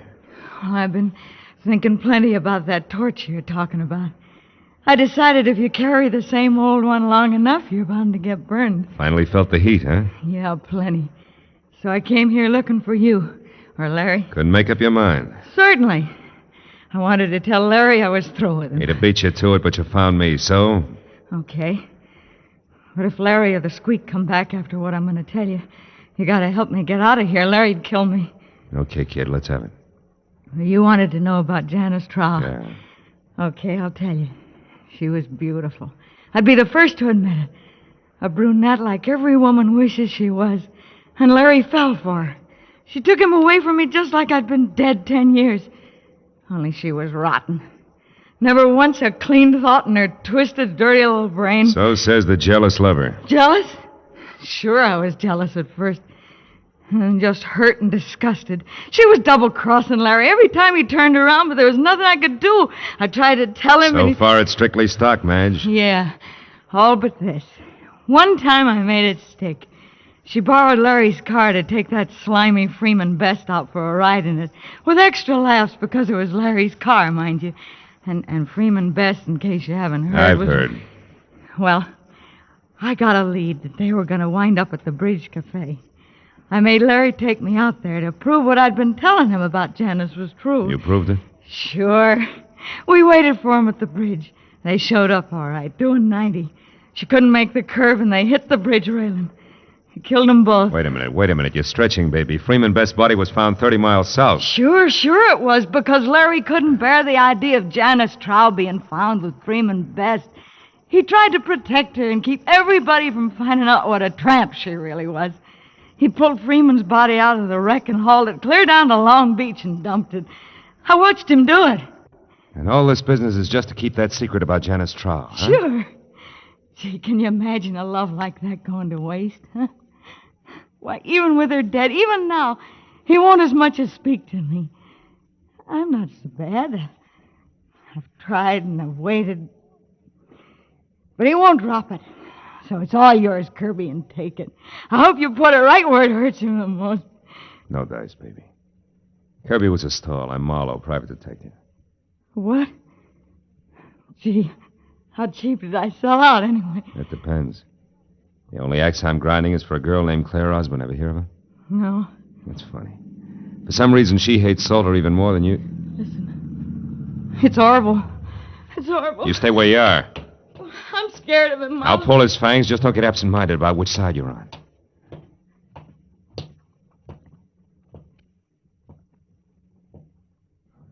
Hello, Orville. Where's Larry? I don't know. I've been waiting for him. Where's Cover, then? I got something important. Cover? Oh, why, he went out for a few minutes. Yeah? I don't like this, sister. You in here all by yourself. Something's wrong. What is it? Come on, what's the matter? Marlowe! Hold it, Orville. What? You. Why the gun? Guess. What do you know about Claire Osborne? I don't think I know the party. Sure you do. A cute little brunette named Claire Osborne. I want the straight dope on her, and I want it now, not later. Hey, go over! Hey, go Answer my questions, you creep. You won't get anything out of me. Larry will take care of both. You jerk. Maybe there's something on it'll give me an answer without talking back. Look, he always wrote things down in a little notebook. It's inside his jacket. Yeah, you're right. Here it is. Let's see. Oh, sure, this is it. Claire Osborne arrived from San Diego last night by plane. Registered at Wilshire Gardens as Claire Osborne, but according to the driver's license, her real name is... For Pete's sake, no wonder. I'll see you, kid.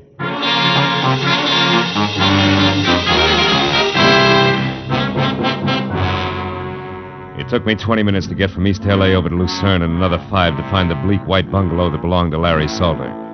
Its front windows were dark when I drove past it, parked on a side street, and walked back. But in the rear, one window showed a light. The screen door was open, so I eased myself into the service porch where I could see Salter sitting at a kitchen table. A look on his face of hurt defiance, like a small boy accused of something he hadn't done. I couldn't see who was facing him, but there was no mistaking the voice. I love my sister. It was Claire. All my life, Janice was everything to me. And now she's dead and you killed her. That's true, isn't it? I've already told you once, kid, you're making a mistake. Oh, no, I'm not. You're going to pay for my sister's death. No court will ever call it murder, but that's what it was. You did it just as surely as if you'd strangled her with your own hands. And now I'm going to get even for Janice. Claire. Hey, Marlowe, you crazy fool. Why did you come here? Give me that gun, Claire. I know you stay out of this. You can't stop me. Nobody can. Even if you shoot me, Marlowe, I'll kill him Now listen to first. me. Before you start pulling that trigger, you better know all the facts. Everything Salter here has done since your sister's death has been to shield and protect what little she herself left of a good reputation. She turned bad, Claire. You're lying. No. What reason have I got to lie? I'm telling you this because it's true and I can prove it. I don't believe you. You're trying to trick me. It was your big sister who tricked you years ago. She was no good. She was a double-crossing, dirty cheat who wouldn't shoot square for 5 minutes. Stop it. No, there's more. The night she died, she was two-timing Larry. But even in spite of that, he risked his neck to move the body of the other guy just so she wouldn't be found with the kind of cheap trash she'd been running around with. And do you know why? Because Larry Salter there loved your sister, loved her every bit as much as you did. Loved her? Yeah. I know. No, this can't be true. Yes, it's true, kid. All of it. I loved her, all right. It's just too bad that Janice went like she did. Oh, Marlowe. Okay, baby, the hard part's over. Come on. Give me the gun. You don't want to shoot anybody. Not now.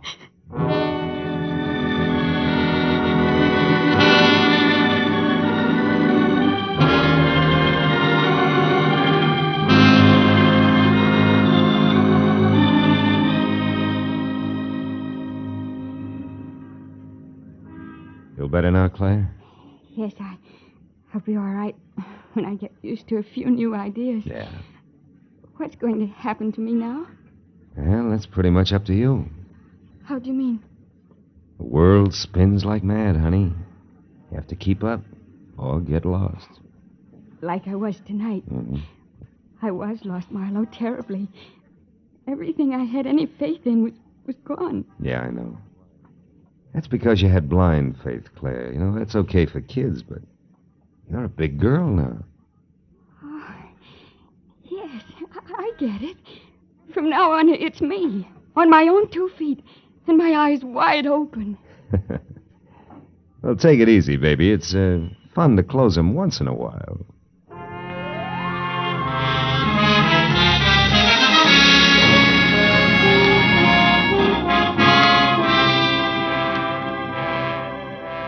After I dropped Claire off at her hotel, I remembered the drink I'd started out to get and left half finished on the bar.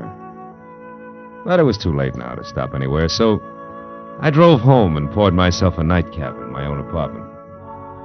I carried it over to the window and looked out across the city at the endless miles of winking lights, each one a torch. Everybody carries a torch for something. Some for a love they can never have, an ideal that's out of reach, and some just for memory. Funny thing. So many dark corners get their only light from a torch that somebody carries.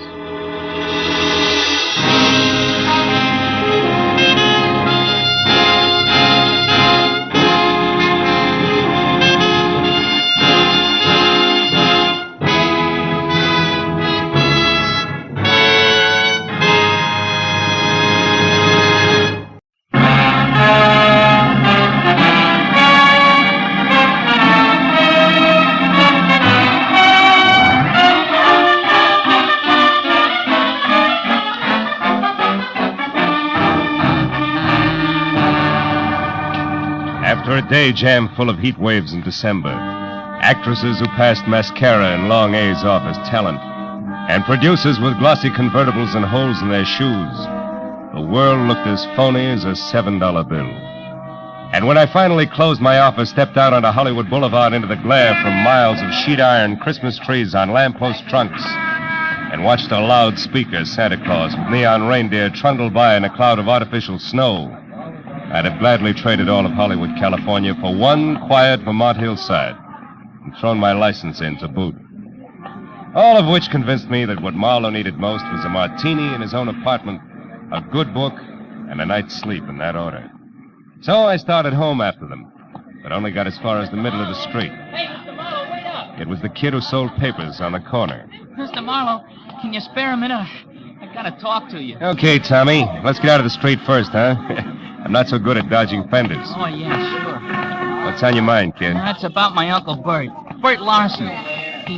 He's gone, Mr. Marlowe. What about your family, Tommy? Don't they know where he is? Oh, I don't have no family. I've been living with Uncle Bert in a flat down in Van Ness. Hey, if you haven't had your dinner yet, maybe you'd eat with me in the cafeteria, huh? It's real important to me, Mr. Marlowe. Anything that's important to you, kid, is important to me. Let's go in. Oh, swell. I should have known something was wrong when I heard him walking around. Late last night, you know? He said he was after a drink of water, but he's got those metal plates, kind of like caps, on his shoes, so I knew he was all dressed, only I was too sleepy to think anything about it then. Maybe he just got an early start and he's been busy today, huh? No, it's not like that, Mr. Marlowe. Something's wrong. What'll you have, gentlemen? The pork's nice tonight. Stew's the best deal for the money, Mr. Marlowe. Oh. I'll have the stew, please. Yeah, you better make it two, miss. Okay, a couple of stews coming up. See, when I got up this morning, I found this envelope on the dresser. There was $200 inside, and this was written on the front. Let's see it. Dear Tommy, must leave town on business. I'll send more money soon. Be a good kid and take care of yourself, Uncle Bert. Yeah, I see what you mean. Yeah. I spent all day trying to find out where he went. I checked everything but the airport. I know he wouldn't take a plane. He gets dizzy just standing on a curb. No luck, though. Milk, Mr. Marlowe? No, I'll have coffee, Tommy. I feel rugged. Hey, there's a table over in the corner. Come on, huh? Okay. What really makes it fishy is that Uncle Bert's got no out-of-town business. Besides, he's never been out in front more than $20 in his life.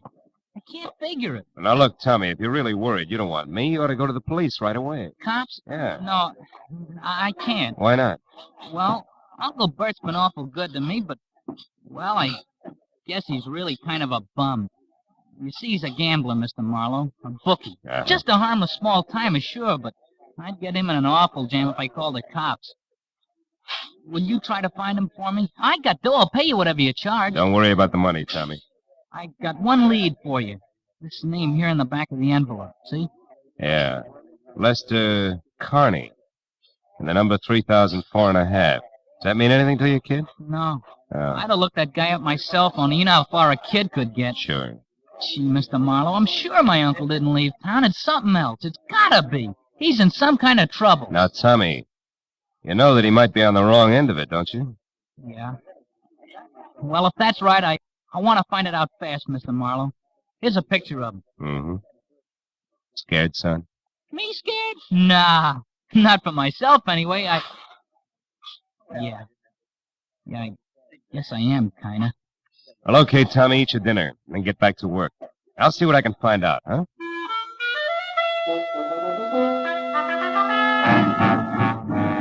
I patted my new client on the shoulder and left the cafeteria. But I was sure of one thing. The dry rot that gets to most people in Hollywood wouldn't touch a hard-working kid named Tommy Lawson, who was already smarter at 15 than a lot of citizens get at 50. I stopped in a phone booth and found the name Lester Carney listed in the book at 8110 Cherokee Street. That turned out to be an oversized California Spanish model that had taken lots of old-fashioned wealth to build. Halfway up the curving walk to the already open front door, I heard the All right, voices. Susan, if that's the way you feel, I don't want you in this house another night. Well, I'm sorry, Mom, but I don't think that spying and telling lies are a part of the maid's duties, so I'm leaving. But I would like to know about my back salary first. You'll get your back salary, my girl. Don't worry about that. Now get out. Very well, Mom. Excuse me, sir. Oh, yeah, sure. Well, what do you want? I'm looking for Mr. Lester Carney. Is he in? He is not. Oh, would you mind telling me where I can locate him? I don't know. And I don't care anymore. Just a minute. Is he with Bert Lawson, maybe? I don't know what you're talking about. Now get out of here. And good night to you, too, Mrs. Carney. Hey, Susan. Just a minute, baby. Who are you calling baby? Well, I call anybody baby when they're as cute as you are. You're not so bad yourself. Well, now that that's established, let's get friendly. I'm always friendly. But they're not, huh? Oh, there's going to be trouble in that house. Oh? Well, good night, Mr. Now, wait a minute. I'll give you a lift in the car. Let me have your bag. Well, all right. Thank you. Yeah. Say, what about that trouble you spoke of, Susan? What did you mean? It's Mrs. Carney. Julia. Oh. She isn't as pretty as she used to be. She's turned rancid. She's driven that poor husband of hers out of his mind. He almost never comes home nowadays. Practically lives in his studio. Studio, huh? What kind? Photography. Oh. It's way up in the Hollywood Hills someplace. Susan, did you ever hear either of them mention a Bert Lawson? No. Why, who's he? gambler. I gather from Julia that Connie's blowing the family fortune, huh? Sure he is. And that's not all she's driven him to. No. What else? What do you think? Another woman, of course. Oh. An ice skater named Carol King at the Igloo. That's that nightclub with the skating show. Yeah, I've been there. Does Mrs. Connie know? Oh, she suspects. That's why she wants me to spy on him. But I wouldn't, because I don't blame him one bit. Not with Julia being like she is. Yeah, maybe you're right, Susan. But then again, maybe you've got your cause and effect backward, huh? Yes? Well, I don't know anything about that. But that poor man's been driven so crazy, he's threatened to kill her. Well, here's what I get out. And stay out.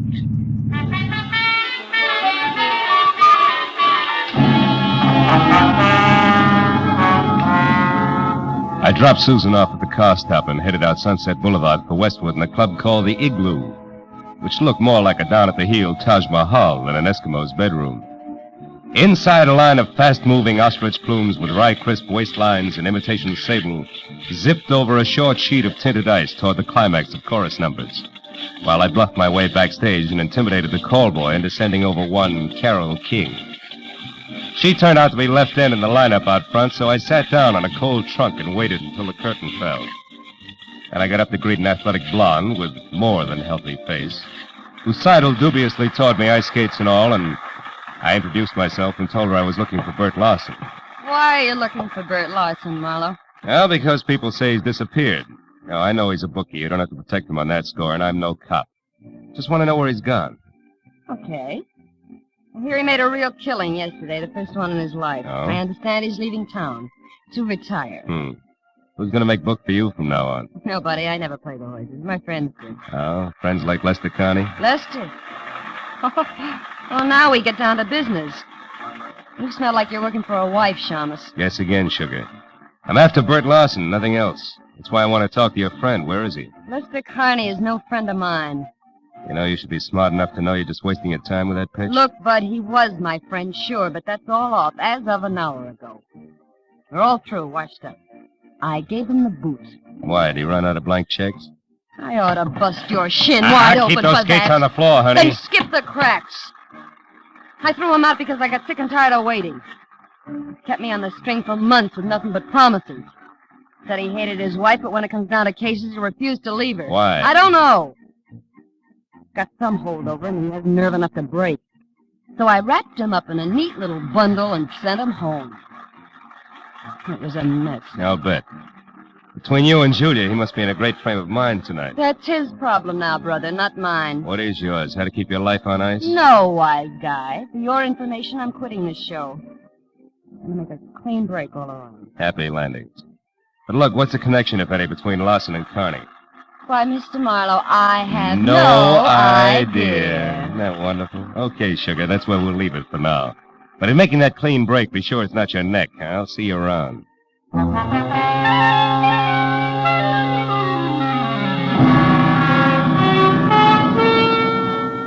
had nothing tangible to base it on, but as I left the Igloo and drove back to Hollywood, for some reason, I kept thinking that Tommy Larson was right. That his uncle was still in town and in some kind of trouble. And I was sure that at least half of Carol King's story had been lies, but why, I couldn't figure. And another idea hit me, and hit me hard. I turned onto Cherokee again and drove up to Carney's house at 8110, parked, and went in. There the vague hunch began to shape up like grim fact, because the front door was wide open and spilling a pale glow from the one light in the house, the hall lamp. I saw the note propped under the lamp even before I went in. I left it where it was. It said, "To whom it may concern. I have paid all my just debts, my affairs are in order, and since life has been made intolerable for me, I have destroyed that which made it so, my wife, Julia. Now there's nothing left that shall dispose of myself, nor am I sorry, Lester Connie." I looked up beyond the note and saw her lying at the edge of the circle of light from the lamp. Julia had been strangled by a silk cord that was still embedded in her swollen throat. I turned and started for the phone. There we are. Oh. I got here a little too late, huh? Or is it too soon? My wife's dead, so what's the difference? Better stand still because I'll shoot fast. Who are you and what are you doing here? Name's Marlowe, and I assume you're Connie. All right, I'm a private detective trying to find Bert Larson. In the process, I got mixed up in your little fiasco from one end to the other. Rick Larson. Just a cheap bookmaker. One of the very few people who ever gave me a fair break. Where is he, Connie? Do you know? No. Does it matter? Too bad you butted in here just now. The man's going to do what I've decided to do. It's a most personal, private affair. It's your party. Maybe you better think it all over again. Huh? I've already thought it over. Thoroughly. Turn around and walk through that door to the kitchen. Go on. Sure. All right. Stop there. Now, open that door on your right. This one? Yes. Years ago, that cellar was filled with the best wines the world had to offer. What happened? You pulled too many corks? Find out for yourself, Marlowe! Oh!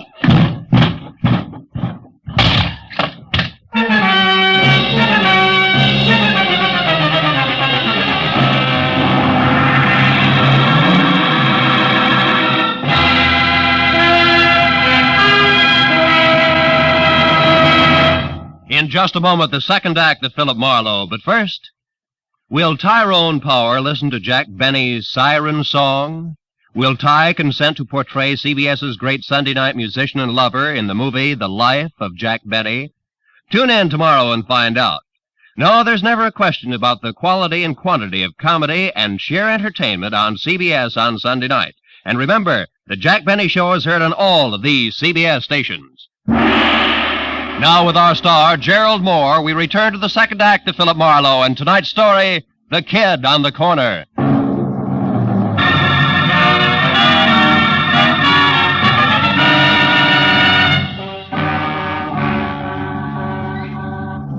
Lester Carney, bouncing the private detective down the cellar stairs, had been rough on both the inner and outer man, and my jaw was bleeding where his heavy signet ring had connected. When I was back on my feet through the dusty jumble of barrels and boxes, over to a grimy side window, and finally out onto the street, I found neither confessed killer nor car any place in sight, which made my next step a return trip into the house and a call to Lieutenant Matthews. All right, Marlowe. From your client to Julia Carney to that ice skater and back to Julia Carney. Now, Dad, I follow, but the why I don't. Where's the connection between the newsboy's uncle and this guy you say is on the way out? Lester Carney, Matthews, yeah. I don't know. You don't know? You're not saying which, Phil. Well, maybe it's a little of each. Now, look, Lieutenant, Just a second. What is it, Marlowe? Hold the wire, will you, Matthews? Okay, but make it snappy, will you, Phil? Killer on the loose isn't such a good idea, even if he's promised to knock himself off. Might decide to take somebody else along, 3,004.5 North Westmore. 3,004.5. I can't hear you, Phil. What? What? Oh, a piece of paper, Matthews, in a dead woman's hand. Oh, now you're fine. It's got an address on it. The same address that was on the back of the envelope Tommy's uncle left for him. Well, this address could be the connection I asked you about. Yeah. Yeah, the hook between Uncle Bert and the Connies. Well, we'll get right over there. We'll Matthews, wait a minute. Let me try it alone first, will you? I think it'll play better that way. And keep the kid's uncle out of the police lineup that way. Yeah. Marlowe, I can't. Oh, now, wait a minute, Matthews, please. I'm thinking of the kid. Yeah, well, Okay. Attaboy. Just don't make it too long till I hear from you again. Goodbye. I knew that the 3000 block on North Rossmore wasn't even close to the Hollywood Hills, which meant that the address couldn't be the dilettante photographer studio that the Carney's ex-maid had described. And 20 minutes later, when I was out of my car and standing next to the doorbell marked 3004.5, I knew something else, because the name underneath was Carol King. A light showed from someplace deep inside, and my leaning on the doorbell only proved that it worked. There was no answer at 3004.5, but 3004, the other twin to the duplex, was different. It featured a sweet old lady who shattered the illusion the second she opened her mouth. I suppose you're just another one of that King girl's friends, eh? Why, do I look the type, Granny? There is no type, young man. Miss Carol King entertains all sorts. Oh, which might include a recent someone who's gray at the temples, short, and maybe talks a lot about the ponies? Huh? How would I know what our guests talk about? Oh, you gotta be kidding. Look, honey, a woman's been murdered tonight. Murdered? I knew it. I knew it. No, she wait a had minute. to come to a bad Wait a end. minute, But Granny. only yesterday Whoa, I told Henry that if that hold it, girl- Granny. Carol is not the one who's dead. Oh, Yeah, well, I'm glad. sticks out all over you. Now, look, what about that man? Well, he was here about 30 minutes ago, just the two of them, drinking that hard liquor like it was water and making enough noise to raise the devil himself. A farewell party, they called it. Oh, did you see him leave? No. Henry made me come in then, and I... Well, I mean... Yeah, I know what you mean. You missed it. Okay, Granny. Now, look, how do we get in here without kicking the door down? Come on, sweetheart. It's important. There may be a body inside. Body? Oh, well, how awkward. Here. Over here, behind this ledge. That's better. She always kept a spare key. Yes, here it is. You do it. I'm too shaky. You shouldn't be. Just think of tomorrow, Granny, and the news you'll have for one and all. The light switch is on your right there. Uh-huh. See anything? No. How many rooms here? Bedroom, kitchen, and bath, aside from this. Anything in there? No. You suspect foul play, all right, don't you? The foulest. Don't let it worry you, because... Hey, those photos there on the wall. They're taken from Mulholland Drive, aren't they? One by day, one by night, both in the same spot, the Hollywood Hills? Sure. That's where he has a studio, that Lester fella. Yeah, that Lester fella. Granny, do you know where it is? I mean, Mulholland Drive and where? You know, that street runs for miles along the top of the mountain. Well, of course I do. Was born and raised here in Los Angeles. Granny, where? Mulholland and where? Mulholland, Laurel Canyon Boulevard, just south of the intersection. Thank you, sweetheart, and goodbye. Oh, wait, one moment now, if you please. What's the matter? What's your name, officer? I know my rights. Your name and your division. Granny, dear, I'm no cop. Huh? I said I'm no cop. Oh, not a police officer. Well, then who are you? Just a passerby. A stranger in the night. Good night, Granny.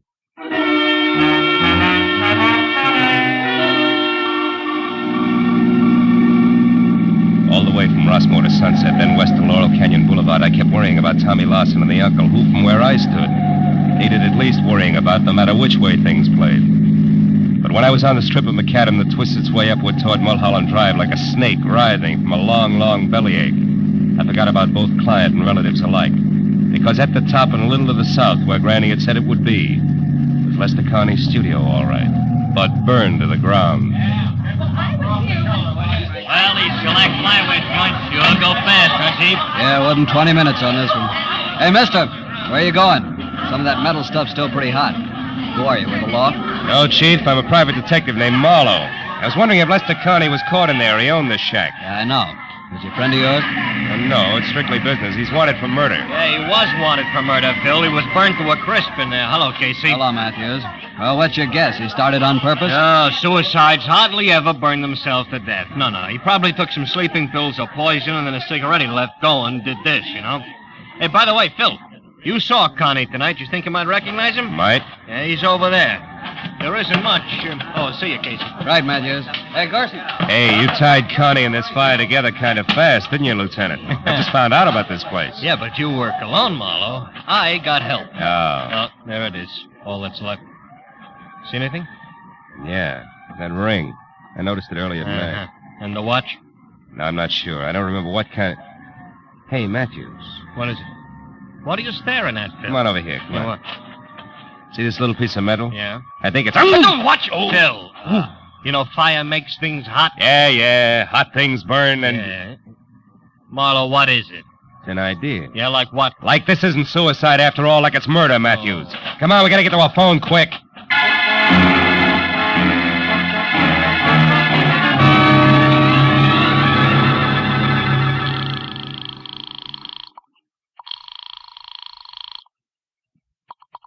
Los Angeles International Airport, Central Dispatcher's Office. Look, miss, this is important. I'm calling for Detective Lieutenant Matthews at police headquarters.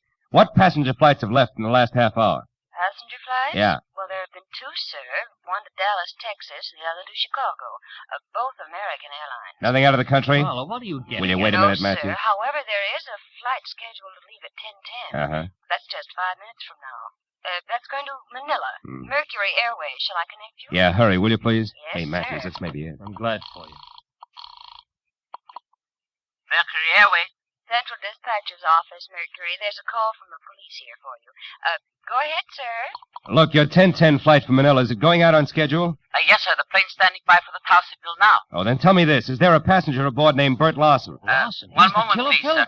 Hurry, will you? This Larson killed Lester Connie. Then he's Will you the hold one it, who- Matthews? Yes, sir. We have a Bert Larson aboard. Oh, good.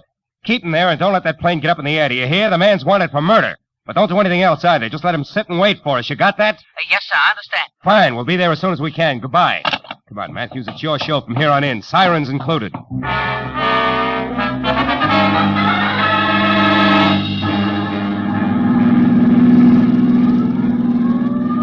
Okay, Marlowe, okay. Enough. So we're on our way to the airport. We're going to catch or kill. Everything is great. But first, how do things add up?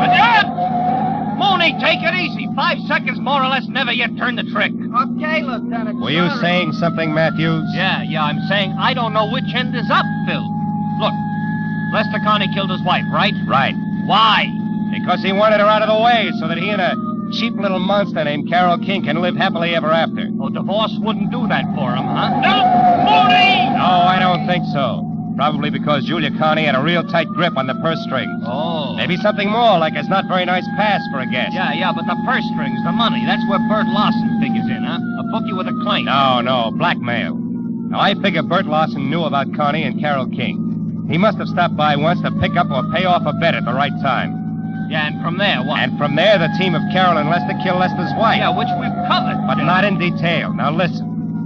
You see, after the murder, Lester planned to kill himself. Yeah. Or at least make it look like that. Yeah. A suicide note, the Mulholland studio burned down, the works. Yeah, and the body we found. That's an added attraction.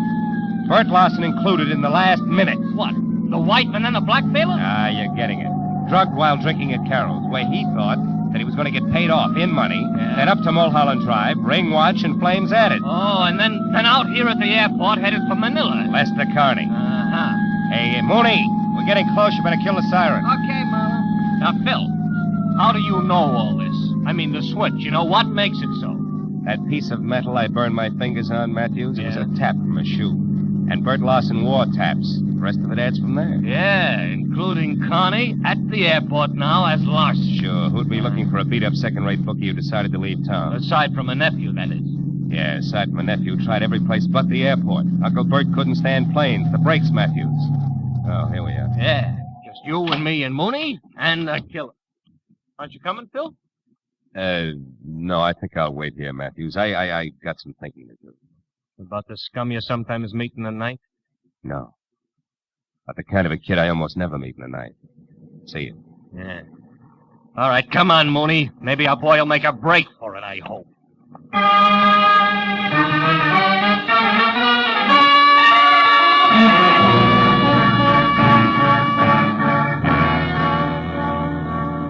Lester Connie didn't make a break for it, and an hour later when they picked up Carol King, it was the same thing.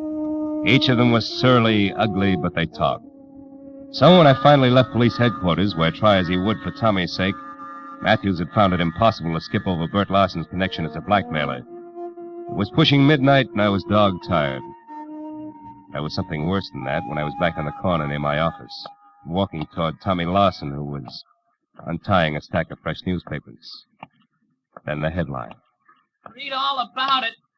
Hollywood killer nabbed. Blackmailing bookie. Jealous wife slain. Hiya, kid. Hiya, Mr. Marlowe. Lieutenant Matthews tells me you had kind of a rough night. Kinda? When'd you talk to him, Tommy? After the first editions hit the street, I wanted to know if you were okay. The story didn't say. Publicity no good for your business, huh? Not much. Look, kid, did the lieutenant say anything about you? I mean... Oh, I'm gonna stay with a neighbor. Friend of Uncle Bert's. He had friends, you know. He wasn't really bad at heart, Mr. Marlowe. Not really. I believe that. So do I, Tommy. He was just mixed up. Yeah. Sure he was. And you know why? The way he thought the world owed him a living, that's why. And I couldn't tell him otherwise. Excuse me, Mr. Marlowe. I gotta get going. Thanks a lot. You were swell. Sure. Extra. Bookie and Babe slain in Hollywood Triangle. 2 dead in Hollywood slaying. Extra.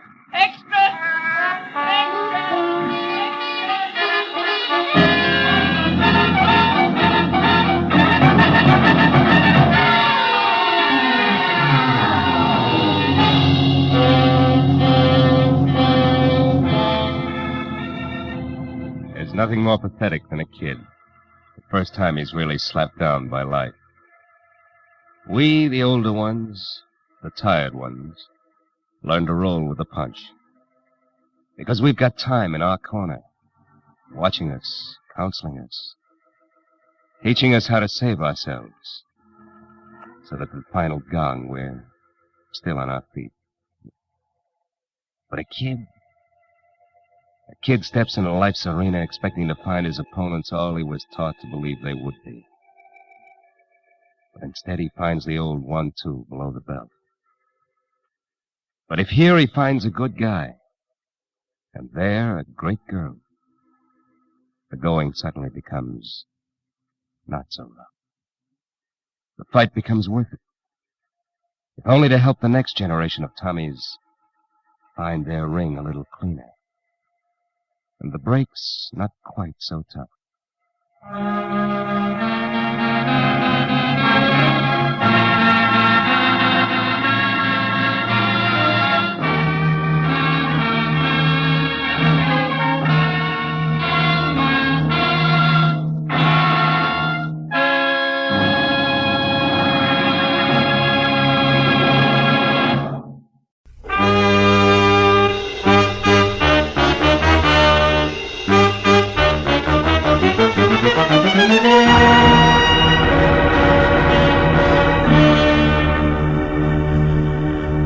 It had been the kind of quiet, workless week that speaks well for human beings and their relations with one another, but doesn't do much for a private detective's bank balance. So when at exactly noon a telephone call had jerked me out of Chandler's new novel, The Little Sister, and a voice edged with anxiety had dangled $100 worth of negotiable bait my way, I had snapped at it. But then I wondered if I'd done the right thing, because it had been my Mus Hattie Pembroke, guardian of the millionaire thrill-seeking screwball Paige Pembroke. And now an hour later I left the sunlight and felt my way into the gloom of the carefully tucked-away Hollywood bar where she had suggested we meet. When I could see again, I spotted her at a corner table.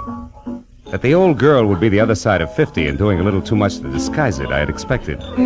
But that she would be drinking her whiskey neat, I hadn't. When I approached her and introduced myself, Mr. Marlowe, she started to come right to the point, know as much... but didn't quite make it. Oh, how rude of me. I'm sorry. You're probably dying for a drink. Oh, waiter. Well, frankly, no, Miss Pembroke. I'm not exactly dying. Now, I know you men in your early afternoon appetite for a friendly drink. There's no harm in it. Matter of fact, I've already had... Well, I've had a small drink myself. No fooling. Oh, waiter, this gentleman's order, please. Yes, ma'am. What'll be, sir? Scotch and soda, if the lady will join me. Oh, no, I couldn't. Really? Well, all right. Scotch for me too, waiter. Johnny Walker. Yes. Now, Mr. Marlowe, let's get down to business.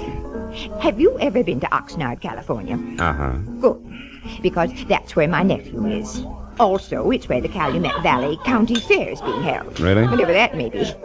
Most important, it's where you can probably find out what kind of trouble Paige is in. You see, the poor boy is Down just... to his last $5 million. No, I'm sorry, Miss Pembroke. I don't think I want the job after all. Now, one moment. Why not? Well, frankly, I hope you'll excuse the reference to actual living persons, but your polo-playing, motorboat racing daredevil nephew is a jerk. I know. Paige Pembroke III is an unmitigated ass, a virile egomaniac, an idiot who's never done an honest day's work in his life. Wait, where is that drink? Right here, ma'am. Oh, thank you. Now, Mr. Marlowe, sit down and drink your drink. When I referred to my nephew as a poor boy in trouble, I was only trying to avoid saying all this. Oh. Your health, sir? Yes. Well, my health.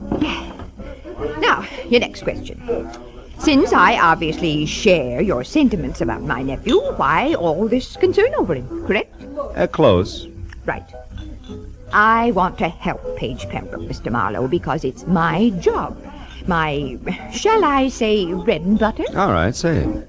You see, I'm executor of his estate, which my brother, Paige's father, left for him. Well, as such, I get $20,000 a year until Paige is 35, another 6 years.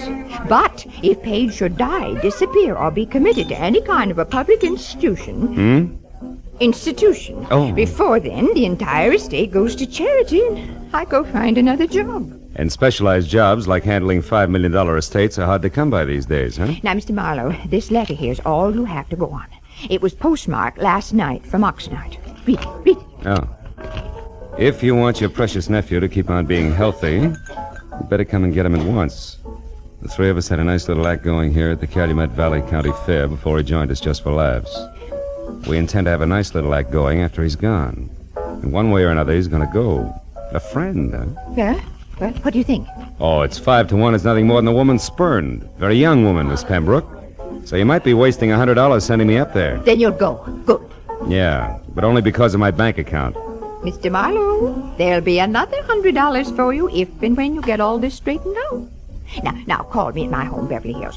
Crestview 5412. 4124? Yes, as soon as you find out what's wrong.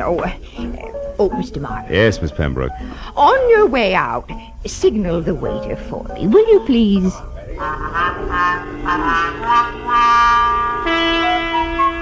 The ride to Oxnard was a pleasant but frustrating hour-and-a-half drive along the kind of beckoning sun-scrubbed Pacific shoreline that always demands to know why you have to work for a living. The ride through Oxnard to the sprawling county fairgrounds located at a semi-retired airport was a fast 10 minutes. So all in all, it was a little better than 3 o'clock, and there was still a measure of boyish bounce in my stride when I started past the prize cows and plain and fancy leghorns and headed for the Midway, looking for the act Paige Pembroke had joined just for laughs. But it was 4 o'clock, and I had checked a half a dozen death-defying numbers before I was standing in front of a banner Columbus could have used for a sail. It said I was getting warm. In iridescent orange cloth on black, it read, "The Plunging Comets. Taffy Starr and Midge Maynard on wings of death with fearless Eddie Knapp at the controls. The greatest parachute act in the world, admission free. 5 and 9 p.m., north end of the Midway. Come one, come all." Yeah, this had to be it. At the north end of the Midway, just outside of a sagging, weather-peeled hangar, I found the World War I biplane that went with the Plunging Comets being mothered by a mechanic who didn't have grease on his face. And beyond that, on an inside wall of the hangar, were the parachutes used in the act, each on a separate hook, its owner's name carefully block-lettered on a card tacked above. Taffy, Midge, and Eddie. And then, scrawled in black crayon, the name I wanted most of all to see, Paige. Lost something, mister? The voice went with the woman and the woman with the act. At the top, there was what used to be called the boyish bob, sticking out of a white aviator's helmet circa 1918. Then a bright red leather jacket open wide at the throat. Black riding breeches, black boots. The color of hair that stuck out and said this one was Taffy. I asked if you lost something. Have you? Well, come to think of it, yes. 6'2", eyes are blue, and carries a big, big checkbook. Seen one around? Maybe. Why? Who are you? Name's Philip Marlowe, the millionaire's friend. I'm a yacht salesman. Here's my card. Never mind your card or the very funny jokes. Now, what do you really want? Paige Pembroke before he breaks his neck in your act, or isn't he in it yet? I don't remember. Now, your point. What is it? A letter you could have written? A letter that says Paige is in trouble. Where is he? Goodbye, Mr. Marlowe. Take it easy, Wings. You wouldn't want to hold out on somebody who's only trying to help Brother Paige, would you? I mean, what reason could you possibly have? Other than $5 million you might want for your very own. Why, you... I said goodbye. What's the matter, Taffy? You having problems? Yeah. This Mr. Yacht Salesman is Emmett Kingston, head of the fair's Midway.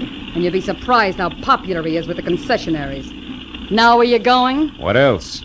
Good day, Miss Taffy, Mr. Kingston. You know, sometimes it works.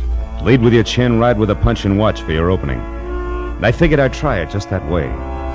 So 10 minutes later, when Emmett Kingston, who was carnival people from checkered vest past ornate watch fob to high-button shoes, and shaped like a bowling pin, left Taffy and started trundling down the Midway, I went after him. When he stopped in front of a lunch wagon, I stopped too. And when he went in, approached a man playing pinball machine who was maybe 5'4", and from where I stood conscious of it, I was still behind him. At the pinball machine, a stranger with a thin face that wore a nervous toothpick was also watching the little man's game. Oh, boy, Doc, it's peachy. So when I moved closer to the trio, my face turned away from Kingston. Nobody seemed to mind. Here's a jack of many trades, I see. What? Oh, Mr. Kingston, how are you, sir? Fine, Hershey, just fine. 800 more is jackpot, Doc. Come on. You wanted to speak to me, Mr. Kingston? No, Hershey, nothing important except about last night. Last night, sir? You were working late for a parachute rigger, weren't you, boy? Or am I wrong to consider 2 o'clock in the morning an odd hour for you to be folding these silks? Hey, Doc, you're going to shoot her, aren't you? Which? Of course she is. Go on, I'll shoot for the gentleman. Yes, sir. Hey, 2,000... 3,000, 4,000. Hey, that's great. Now do that again with your last bolt. Was there something else, Mr. Kingston? Yes, Hershey. Why were you near the chutes at that hour? And don't bother denying that you were, because Eddie Knapp saw you there. Well, son? Well, I was there to double-check the riggers, Mr. Kingston. Hey, look, I'm sick and tired of Midge Maynard complaining about the way I pack her chute. It's a stupid excuse, just trying to cover the fact that she's losing her nerve. Hey, boys, don't ignore me. Reach right for the jackpot. Shut up, you, and get going. Rosie, get this stumble bum out of here, will you? Sure, Mr. Kingston, whatever you say. Oh, and it's social, huh? All right, Doc, I'm going. Of my own free will, too. But I could stay if I wanted to. Hershey, you were saying? Well, just this, Mr. Kingston. Midge Maynard and Taffy Starr fighting because of that Pembroke fellow, or because Eddie Knapp is crazy about Taffy is one thing. But bringing me and my work into it is different. Meaning? The parachutes Midge and Taffy use are identical. In the act, both girls jump from the plane wing at the same time. But Midge always gets scared and opens her chute sooner than Taffy. So Taffy is on the ground long before Midge. But this has nothing to do with the way I rigged the chutes, and I think All right, Hershey. Nobody's blaming you. Say, you. Yeah? You wouldn't be trying to sell another yacht in here, would you? Just waiting for the finish of an exciting pinball game. Is that all right, or is it time to call Rosie again? No, it's quite all right. We're leaving. You try for the jackpot. Come on, Hershey. It's about time for the 5 o'clock show. Oh, yes, Mr. Kingston. Only 40,000 to go.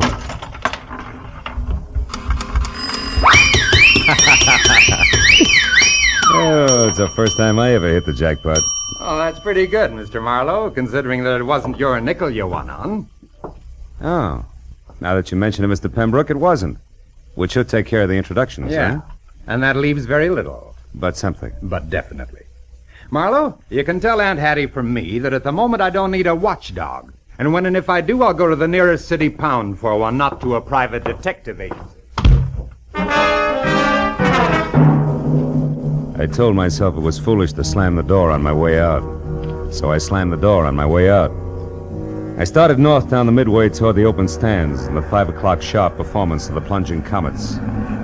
When I got there, the act was already underway with the silver biplane taking off. Eddie Knapp in white at the controls, Taffy in her red jacket and parachute crouched on one wing, Midge Maynard in blue jacket and chute on the other. Then as they slowly gained altitude, High Button Shoes himself took over the PA. They did it up well, and by the time the plane was at about 3,000 feet, every pair of eyes was riveted skyward, and an expectant hush thicker than winter fog had settled everywhere. At 3,500 feet, the plunging comets, Taffy Starr and Midge Maynard with fearless Eddie Knapp at the controls. They will not open their parachutes until they are within 500 feet of the ground. Now watch. They should be ready. Yes, there they go. Knees drawn up tight, arms close into their sides, they jumped. Specks in the sky growing bigger as they fell. 1,000, 2,000, 3,000 feet, and then, from Taffy's chute cloth, long and colored, a huge flag rippling in the wind from the end of a long rope. The flag seemed to rise above her as she fell, until the slack was gone, and then suddenly her chute opened, billowing. And then Midge, another flag rippling from the end of a long rope, and then the flag drifting free. Midge's chute not open, Midge plummeting down to the hard ground.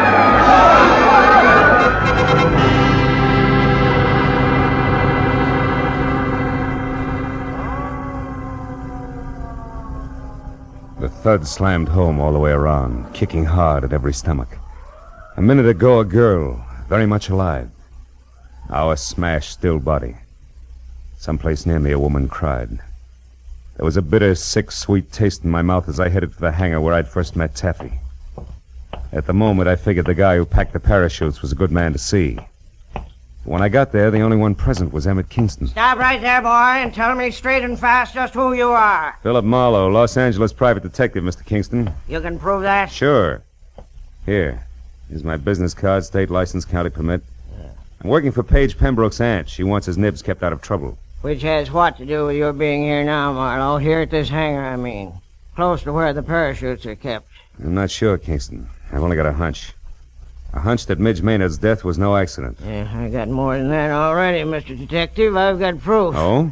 You see this flag? It's the one that came off Midge's chute. There's a long rope attached to it. Yeah, I know. I saw the act. Pulls the chute open after the flag's flown a while, right? Sometimes, but not tonight, Mr. Marlowe. Tonight it couldn't. Why not? Wasn't it attached to the chute? It was. One end to the chute release cord, the other to the base of the flag. What went wrong? Nothing. Nothing, Mr. Marlowe, except that the long rope on Midge's chute was cut in two by a very sharp knife.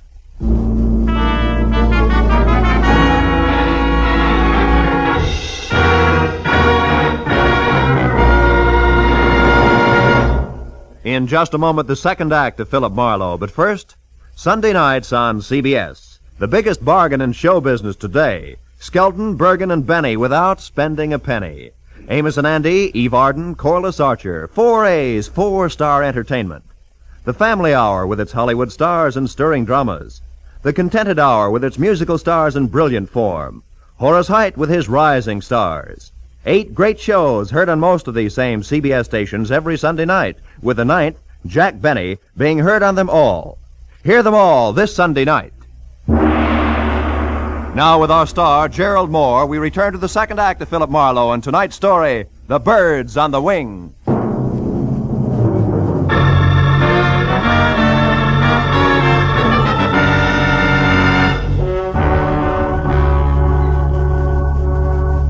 When Midge Maynard's grim accident turned out to be grim a murder, I left Kingston and headed for a phone to call my client. Everywhere the chill of the viciously spectacular death lay like a soggy blanket. At the exposition office, I found a phone and finally got through to Hattie Pembroke. She listened up to the word murder and then, between gasps, insisted on coming out to help me. When I hung up, I turned to see that the pilot, Eddie Knapp, had been standing in the door listening. He looked sick. What's it to you, mister? What's what to me? Midge. The long drop she took out there. And Pembroke. I heard you say Pembroke. What do you got to do with him? Just a minute, fella. I'm not sure it's any of your business. It's my business, all right. That kid gave me a big grin up there just before she jumped. And I watched her fall every inch of the way. So did everybody else. Look, I know how you feel, You Eddie, don't have but any idea how I feel. Don't try to kid me. That mob out there loved it. That's the only reason they come to watch, the hypocritical buzzards. You got a finger in this pie, an angle all your own. I'm going to find out what it is. Take it easy, Knapp. You're talking yourself into something real silly. Yeah? Listen, ever since that louse Pembroke showed up here, there's been trouble brewing. Now Midge is dead. She was a friend of mine. Best friend I had. Aren't you pulling a switch, Buster? What happened to your red-hot passion for Taffy Star? Oh, you nosy... Come here, you jerk! Look out my arm, Buzz boy, and unless you want to take off with a busted wing, stand still. Now get this, Eddie. I've got no beef with you yet. In fact, we might even be on the same team because I want Pembroke out of here just as much as you do. So cool off! Who are you? Private detective named Marlowe. I got news for you. Midge fell because her chute was fixed. She was murdered. Murdered? You heard me. Where's Hershey? He packed the chutes. Have you talked to him? No, I can't find him. You mean he's run away? With that filthy half-pint psycho? Now listen, for your own sake, Eddie, leave Hershey to me and the police. You know where he's staying? No, I don't. In town someplace. But didn't he ever tell you where? Come on, think, Eddie. Well, yeah, he told me he had a buddy in town. Some guy who runs a pool hall. I didn't pay much attention. That's enough for a starter. I'll find him. And keep a lid on your temper, Eddie. I'll see you. As I crossed the grounds to my car, I looked back once at Eddie Knapp standing in the office door, rubbing the shoulder I twisted for him. I hoped he'd stay out of circulation until I got back because the barnstorming flyer was charged up like a high-tension wire. And the way he felt there'd be sparks no matter who he touched, Taffy, Pembroke, or Lyle Hershey. But my immediate worry was the location of the lambing parachute packer, so I drove into Oxnard, found a phone booth, and went through the book calling pool parlors. I finally hit pay dirt at a joint called Pindy's. It's 212 B Street, upstairs in the back. 212 B Street was an apartment, second floor rear over a boarded-up fish market. I went up the stairs to the half-open door with my hand around my .38. But the shooting part was all over. Because Lyle Hershey was crumpled in the bedroom door with the slovenly abandon that violent death always has. And the look of the puddle of blood under him, he'd been that way over an hour. I started backing out, just as someone else started up the stairs. So I flattened myself against the wall beside the kitchen door and waited. Lyle, it's Taffy. Come on in. Take a good look, Taffy. What are you doing in here? Where's Lyle? Great act, baby. Holds water like a duck's back. What do you mean? That wherever there's murder, there's also motive, and you've got it, Taffy. Lots of it. Me? What are you talking about? Maybe he's dead, and maybe you killed him. Keep him quiet, because maybe he fouled up Midge Maynard's parachute on your orders. Consequently, he had you over a barrel. On my orders? You're out of your mind. And maybe you had to get Midge out of the way because you objected to Paige Pembroke and his idle millions honing into the act. Objected so strenuously that she was doing something about it, such as sending threats to his Aunt Hattie.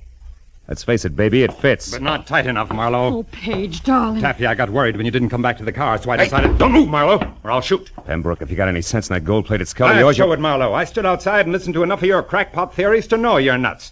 I don't need any advice from you at this point, so keep your long nose out of my business. Now listen, you harebrained dope. You just stand there like a good little boy. Taffy and I are leaving, and don't try to follow too fast. Go on, Taffy, outside. I'll follow you. So long, detective. I let him go. Spent 20 useless minutes searching the almost bare apartment for any kind of an answer, but came up with nothing. Hershey's body at my feet convinced me there was nothing in Oxnard for Marlowe. And the sooner I dumped the whole mess into the laps of local law and order, the better. So I kicked out the 10-cent lock on the flimsy door and went down the stairs. I cut through an alley to the street and started across to where my car was parked, when I was bracketed by a pair of headlights on a sleek Nash convertible. Hey there, Marlowe. Marlowe, what you doing here, boy? Nothing. Even that's an exaggeration, Kingston. What about you? I thought you had a show tonight. I certainly do, but the police don't give a hoot about that, boy. No.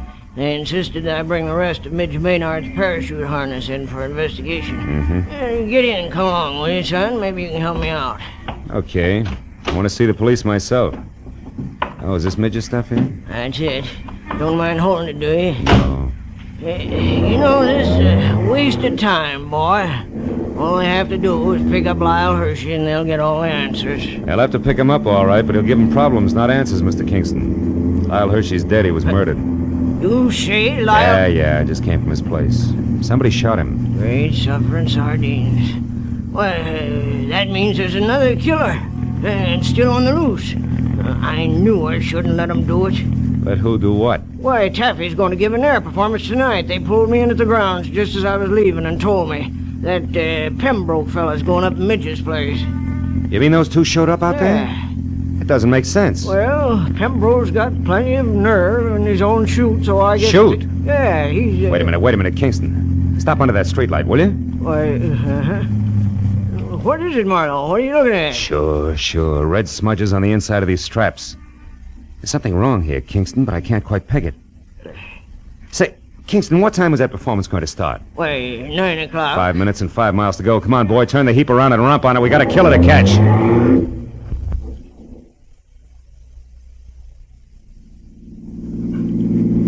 Swing out in front of the hangar, Kingston. Hurry. It's empty. They're already out on the runway. Yeah, there's one parachute still on the rack. Why, that's Eddie Knapp's chute, and he never goes up without it.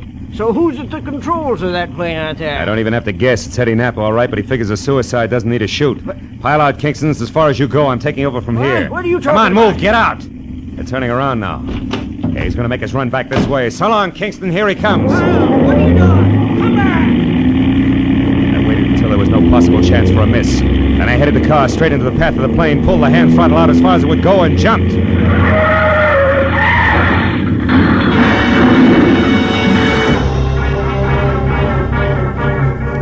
From there on, it was easy. The plane sort of stumbled over the car, rolled up on its nose, and stayed there. Quick work by the volunteer crash crew took care of that. A box of bandages took care of the collection of minor cuts and bruises all around, and the Oxnard police took care of Eddie Knapp. Everything had come out more or less even, except my client, Hattie Pembroke. She showed up at the finish line slightly on the bias, which no doubt was her normal late evening state. Also, she was as full of questions as an insurance adjuster. Now, young man, I paid you a substantial sum of money for this day's work, and therefore, as your employer, I'm certainly entitled to a comprehensive report of the entire business. And I insist All right, Hattie, whoa. I'll run through it once more, and that's all. Now, look. First, the threatening letter you got was written by Midge Maynard because she was afraid Paige was going to break up the act. You get it? But the real screwball was Eddie Knapp. He was crazy about Taffy Star and insanely jealous when your nephew and his money showed up. Knapp decided if he couldn't have Taffy, nobody else would, because he'd kill her. And yet Midge Maynard was the one who got killed. You catch on quick. Knapp killed Hershey because he was afraid Hershey had seen him tampering with the chutes. You get that? No. Oh. On second thought, Marlowe, maybe you better submit a written report tomorrow. Yeah, with adding machine enclosed. Now, look, Hattie, it's not Hey, that... Marlowe, Paige and I want to apologize. We treated you pretty badly tonight, and, well, you did save our lives. Business is business. Yeah, that's right. He was hired to do a job, dear, and he did it. I'm only interested in one thing, Marlowe. How'd you know it was Eddie Knapp? Well, nobody had a really good motive for killing both Midge and Hershey, so when I realized the chutes had been switched, I knew Midge's murder was a mistake. And there it was easy. How'd you find that out, Marlowe? From red smudges on the inside of the harness shoulder straps. Red that had to come from your leather jacket there, Taffy. The one Midge always wore was blue. Mm-hmm. Very interesting. Well, Hattie, write the detective a check so he can go. That's the best idea you've had to date, Pembroke. And include on it the price of a repair job on Kingston's car, a new tweed suit to replace this one that lost knees and elbow on the runway when I jumped. And also, don't forget the bonus you promised for keeping your job alive, Hattie. Oh, just a minute, Marlowe. As for you, Pembroke, the only reason I'm not filing an assault and battery charge against you is that you've got great grounds for a countersuit. What do you mean? This! Bless you, my boy. Mail me the check. Good night.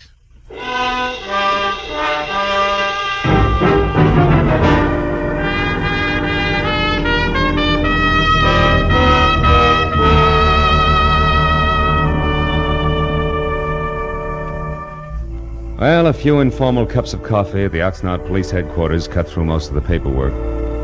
But at that, it was after 2 when I finally picked up my car and drove the inland highway for home, past dark, quiet farms, where down-to-earth people made down-to-earth livings and slept at night. Yeah, the countryside was full of them. So it was with a real sigh of relief that I finally opened the door to my apartment and looked forward to some peace and quiet. Hello, Mr. Marlowe. Aren't you Gracie Allen? Yes. Well, how'd you get into my apartment? Well, you see this key? Yeah. Well, it didn't fit, so I opened the door and walked in. Yeah, well, that figures. What can I do for you? Mr. Marlowe, you're a famous detective, and I think you're just the man to handle a very important case for me. Oh, really? Well, I'd be very happy to, Gracie. What's your problem? Well, you see, Mr. Marlowe, our sponsor won't let my husband, Sugar Throat Burns, sing on our program. Mm-hmm. And I want you to investigate the possibilities of another radio program George can sing on. Mm-hmm. And then our sponsor will realize he's wonderful and let him sing on our show. Yeah. Well, I'm sorry, Gracie, and the next time you pass my house, I'll be very grateful. Oh, thank you. And I'll be looking for you, too. Goodbye. Goodbye.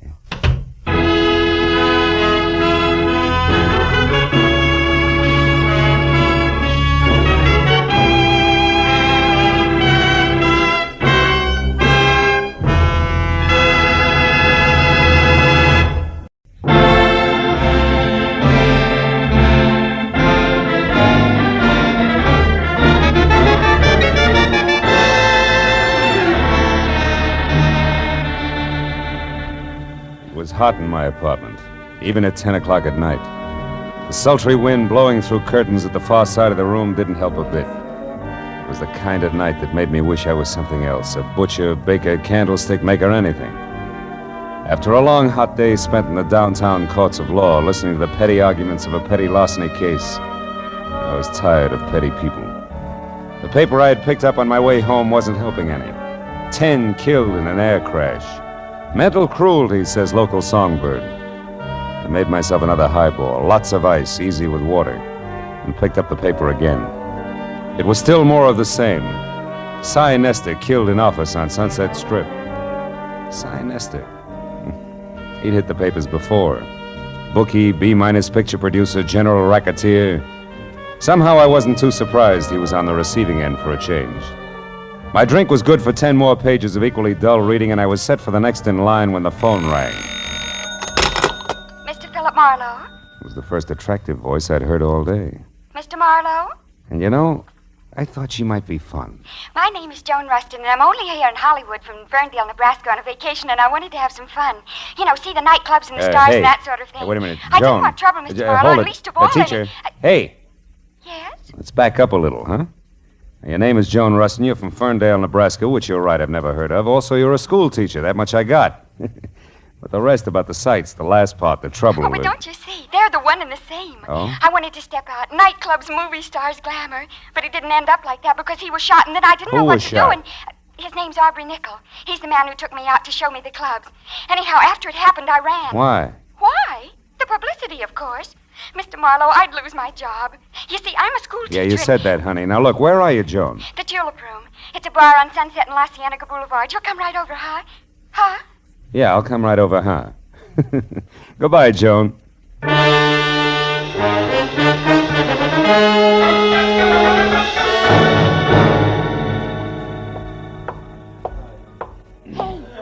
Mr. Marlowe. Yeah, but where are you? Over here in this booth. Hurry. Okay, hurry it is.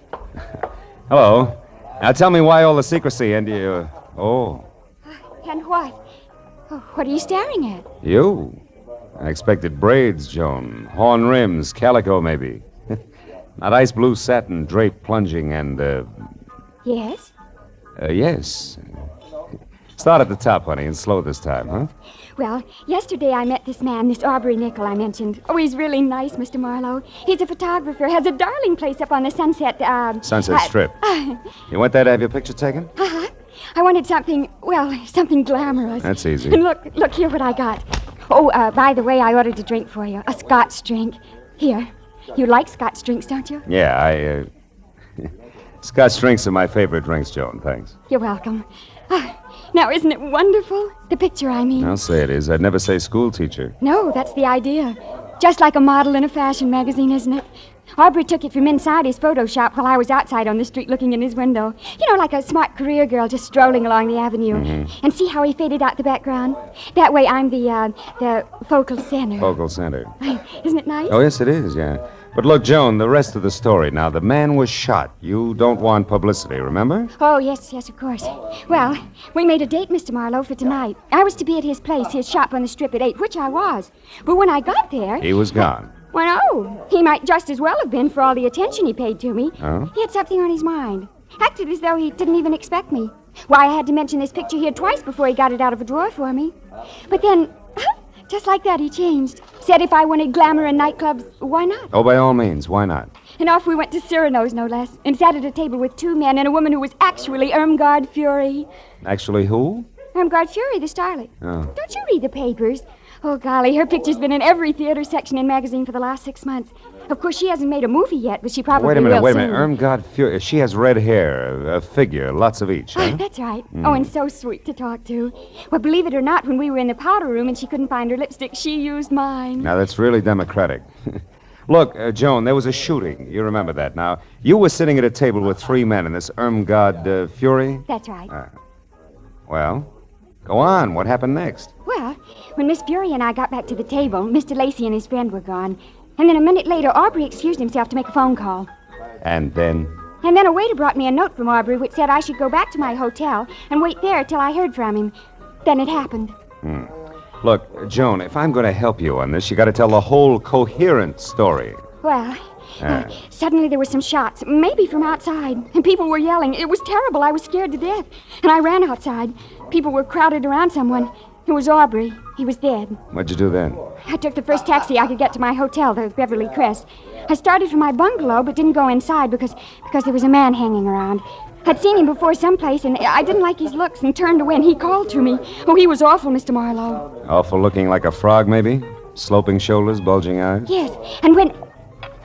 Mr. Marlowe, how do you know what he looked like? Promise not to tell. Promise not to... Oh, Mr. Marlowe, he's here, isn't he? Mm-hmm. Been watching us for quite a while. Oh, holy smokes, then I didn't get away from him. Oh, Mr. Marlowe, I had nothing to do with this shooting. What can I do? I simply can't be mixed up in this terrible business.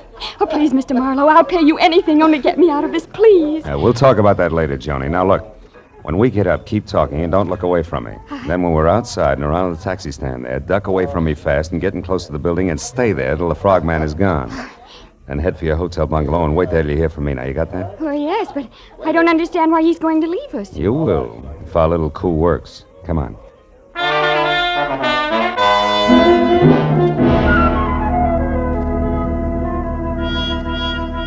It played easier than I'd expected because, like a good shadow, the frogman gave us a small head start, which was all I needed. The second Joan darted away from me, I moved quickly up to the first cab in line, opened and slammed the rear door fast, said goodbye out loud to Joan, who was not in the back seat, then slipped the driver 5, winked hard, and practically shouted a very far-away address at him. When he lurched from the curb, I stood there and waved a minute. It was what was still supposed to be Joan. Then, even as I saw the frogman dart across the street, pile into his own car and take off after the cab, I walked slowly back into the bar where I had another Scotch drink and did some fast checking on the current location of Aubrey Nichols, which was the Dawson Memorial Hospital. Then I started outside for my car after stopping en route at the booth where Joan and I had been sitting to pick up a pair of gloves and glamour portrait my new little client had left on the seat. The school mom had been upset indeed.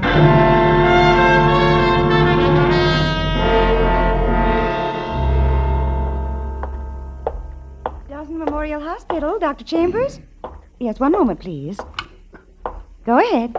Yes, sir. Oh, I want to know the condition of a patient who was brought in here a little while ago, Mr. Aubrey Nichol. Oh, I'm sorry, sir. We're not allowed to give out such information. You'll have to inquire at the superintendent's office. Third door I on wouldn't bother, Phil. Well, Detective Lieutenant Matthews, good evening. Good evening. Nichol is dead, Marlowe. We Oh? did not get a statement from him. That's too bad. Any idea who did it? No. Have you? I didn't even know him. A client of mine. Yeah, Mr. Smith? That's right. That's remarkable. Yeah, Mr. Smith. He asked me to inquire about his condition. Uh-huh. Well, it happened about an hour ago in an alley behind Cyrano's. Aubrey Nichol was a photographer up on the strip, but pretty much of a phony. A big front boy, strictly. That's all there was to it, huh? Walk down here with me a little. Oh, sure. We figure there may be some connection between this shooting and Cy Nestor's death this afternoon. Nestor also had an office on the strip. What do you figure the tie-in is, Matthew? A man named Ham Lacey. You ever hear of him? Yeah, he was one of Nestor's #1 boys in the racket, right? Yeah, something like that. Of course, officially, Ham Lacey is known as the vice president of Nestor Enterprises Incorporated. Also production manager of that second-rate movie studio Nestor owned. Well, anyway, Lacey, another man, and Aubrey Nichol were at Cyrano's tonight with a starlet named Irmgard Fury, and another gal we haven't been able to tag yet. Now, tell me, Wait a minute, Phil, Lieutenant. When Nestor was killed, did it look like the usual mob tactics? No. Nestor was beat up by fists. Not sapped, not cut up with brass knucks. Your death was caused by a blow to the temple from a poker that was standing next to a phony fireplace in which he could have hit his head when he fell. Well, it's probably not Lacey and Associates, huh? Probably not. He's got an alibi. Yeah? Besides, we already got a fair line on who did it and why. We found a note in Nestor's pocket signed D. Tobin, which threatened Nestor with a beating if he didn't stay away from the undersigned's wife and send her back home at once. Nestor, you may or may not happen to know, had this Irmgard Fury or something under contract to him, saw lots of her.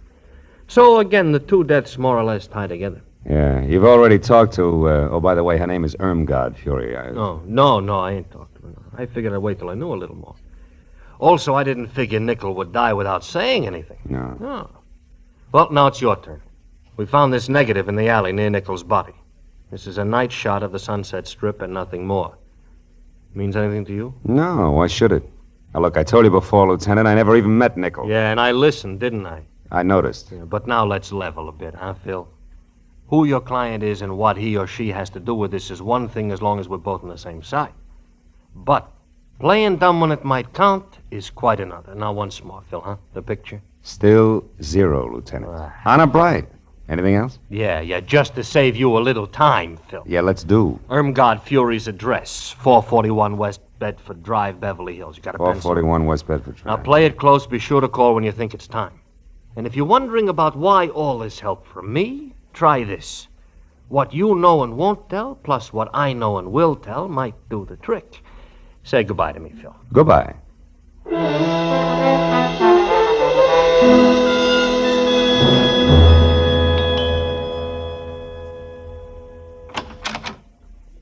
Yes? Miss Fury, my name's Philip Marlowe. I must talk to you at once. About what? Your husband. I'm a friend of his, and he asked me to get in touch with you. It's because of what happened this afternoon up on the strip. Oh. Well, what's wrong? Is Dave here in town? Yeah, he is, and he's in trouble. You see, the police are after him, All right, hold it, mister. You've said enough. Huh? What are you, cop or reporter? Oh, now, wait a minute, Miss Fury. I've already told you I'm a friend of Dave's. Whose name happens to be Douglas. Mr. Douglas Tobin. Keep that in mind when you try this next time. Good night. Not so fast, baby. The mistake was mine, but I still want to talk to you. So do a lot of men. I'll bet. Now beat it before... Irmgard? Before I forget myself. What's the trouble, Irmgard? Oh, no trouble, Hamilton, darling. This gentleman was just leaving. He had the wrong address. He made a mistake, didn't you, Mr. Marlowe? Yes, a blunder. 1,000 apologies, and good night, Mrs. Tobin. For what it was worth, it worked. At the mention of the name Tobin, Ham Lacey spun around like he was built on a pivot, and his eyes that were narrow slits with all the come-hither look of a cobra's never left me, as I slowly walked away from him and past the yellow convertible he'd just driven up in. License number 6969X, California. And on out to the street. All of which only meant that Lieutenant Matthews was probably right about there being some connection between Cy Nestor's murder and the death of Aubrey Nickel. When I opened the door of my car and started to climb in under the wheel, the voice in the night helped not at all. If you don't do as I say, I'll kill you. Okay. Knock it out. Take it easy. All right. Now close the door and turn around. You're back to me. Now look, if this is a stick-up, Busty, it can save us both a lot of time. Shut up. I'm not a hold-up man. Now, move over there, close to those trees. Go on. I want to ask you a question. All right, that's far enough. Now, what have you got to do with Helen? Helen who? Helen Irmgard Fury. That's what she's known as now. What have you got to do with her? Tell me. Very little, Mr. Tobin. Tobin? You know who I am? And so do the police. Why don't you call it quits while you're still in one piece? No, not quits.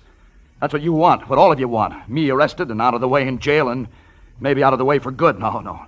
But that won't be. Helen's mine, and you're not going to harm her. Careful, Tobin. You're getting excited. Yes, excited enough for this. Go!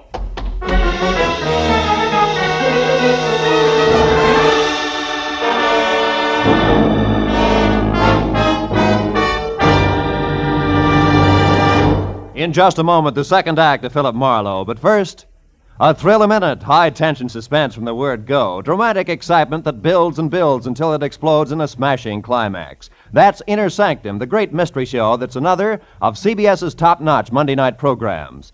You'll find Inner Sanctum one of the most entertaining spots in your Monday night listening schedule. And remember, Lux Radio Theater is back for its 15th year of great dramatic presentations.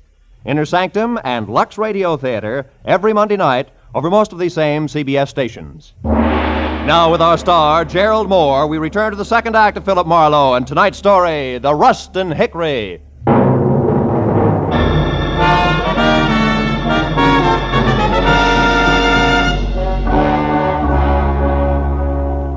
When the whirling pinwheels of light slowed down to being street lamps again, Douglas Tobin had pounded shoe leather on enough sidewalk to be safely out of sight. But it took a full minute of rubbing the bruise where his pistol had glanced off my head before I finally remembered that it was a good time to call Joan. I looked back at Irmgard Fury's house first and saw the lights still on, the cream-colored convertible still parked in front, and all apparently quiet inside. So I limped as far as the phone booth on the corner. I warned my client that the trick we'd pulled on the frog wouldn't hold up forever. But instead I found out just how far this side of forever it had collapsed. Yeah, hello. Hello? Hey, what number is this? Well, the Shamus. You got the right number, Shamus. What are you doing there? Where's Joan Rustin? Oh, the babe's here, but she ain't in much of a mood to talk. Incidentally, thanks for giving me this free time, Dippy. What are you talking about? That fast shuffle you tossed me, Dippy. That now you see her, now you don't gag with the taxi. For an old shell game operator like me, that one was as tough to see through as a glass-bottom boat. All right. You get your diploma in the morning. But listen, you, if anything happens to Miss Rustin, I'll break it. Skip it, Dippy. You're wasting your breath. It's already happened. I'll see you around. So long.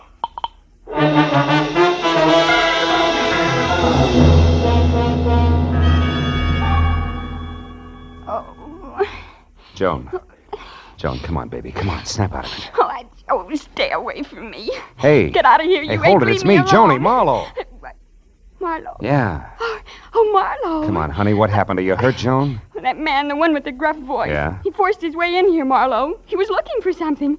I tried to stop him. I was going to scream, but I guess that's when he put the bite on me. That slug, baby. Well, anyway, he hit me hard.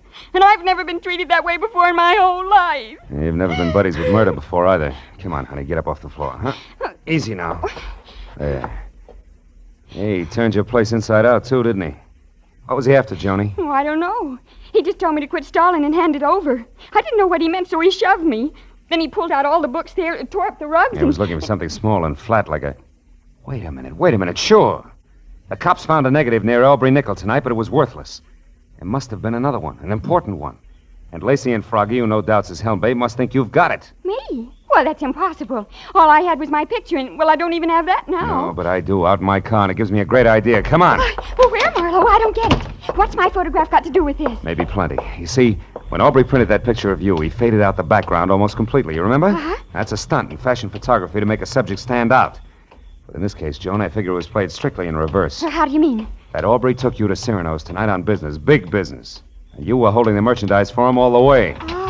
Here, let's take a look. Oh, Marlowe, my pretty picture frame. Better this than your pretty head later, sweetheart, believe me.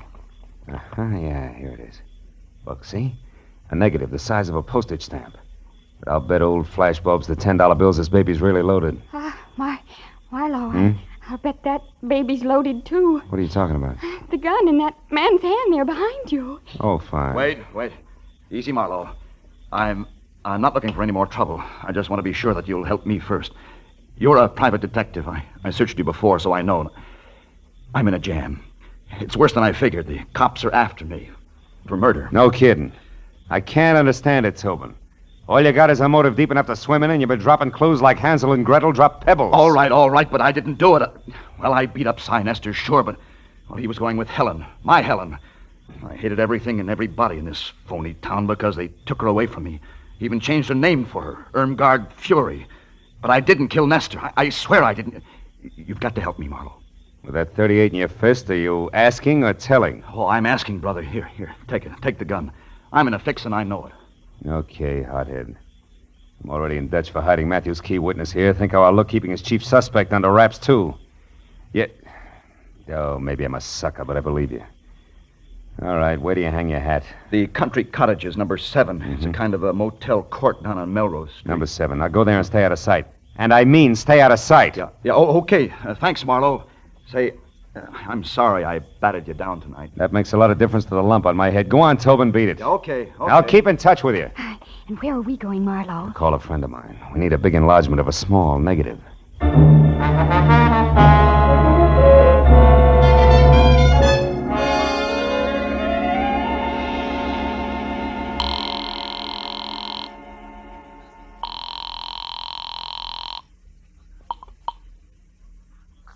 Chronicle Photo Lab, Sherman speaking. Hiya, Shermy. This is Phil Marlowe. No kidding. Gee, how's business, Phil?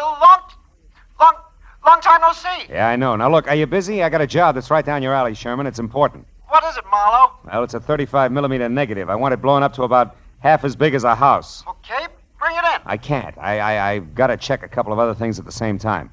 Now, look, Shermy, can you meet me at the Aubrey Nickel studio on the Strip in about 10 minutes, back door? Wait a minute, back door? Yeah. How come the back door, Phil? So we can kick it in without attracting too much attention. Shermy, I'll see you in 10 minutes.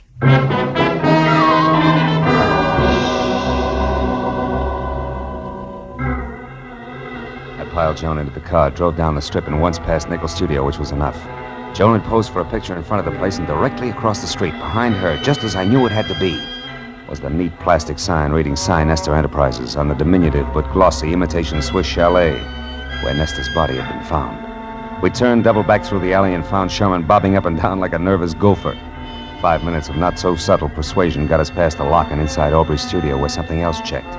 The walls were practically papered with pictures of Irmgard Fury, taken from every conceivable angle, including some that were not. Things were beginning to make a lot of sense.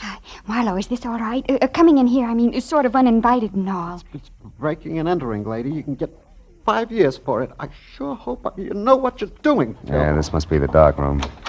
Yeah. Now, here's a negative, Shermy. Do your stuff. What do you really expect to find on the film, Marlowe? A murderer, baby. It's got to go one of two ways. Douglas Tobin for jealousy or Ham Lacey for ambition. Aubrey Nickel caught one of the two in the background when he took your picture. And he was familiar enough with all parties concerned over there to think he could put the screws on somebody. How's it coming, Shermy? Be out in a minute.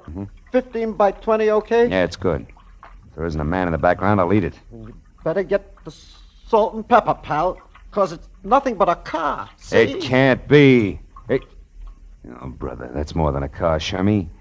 It's a yellow convertible that belongs to Ham Lacey. Look, you can even see the license, 6969X. 696. Oh, now how do you suppose... What's the matter, Marlowe? I just thought of something.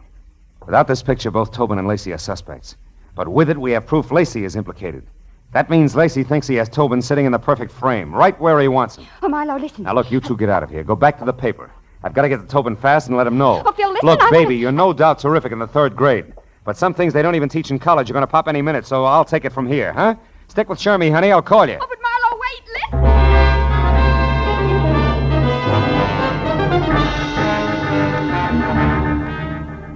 I made it from the strip down to Melrose and then east to the cluster of dusty lean-tos with bath known as country cottages in something under 10 minutes.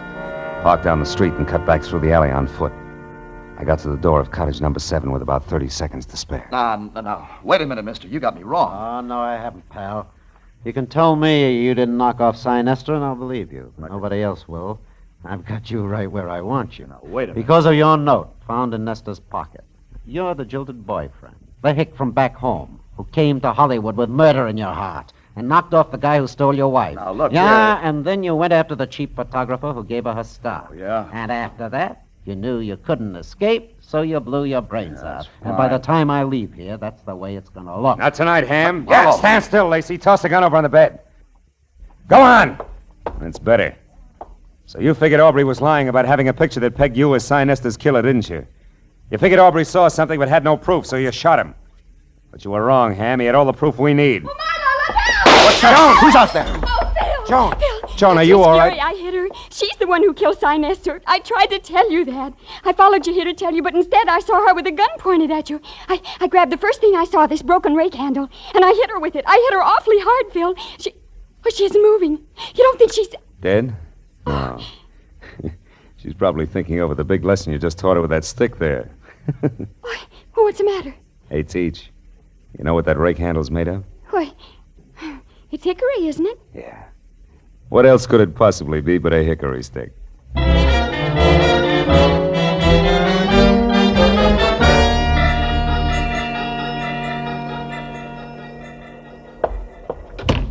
All right, Marlowe, all right. Nobody can hear us. Now, what is it? Well, it's that Miss Rustin here is a school teacher, Matthews, and it's imperative that we keep her name out of this. Oh, well, we can arrange that. Oh, good.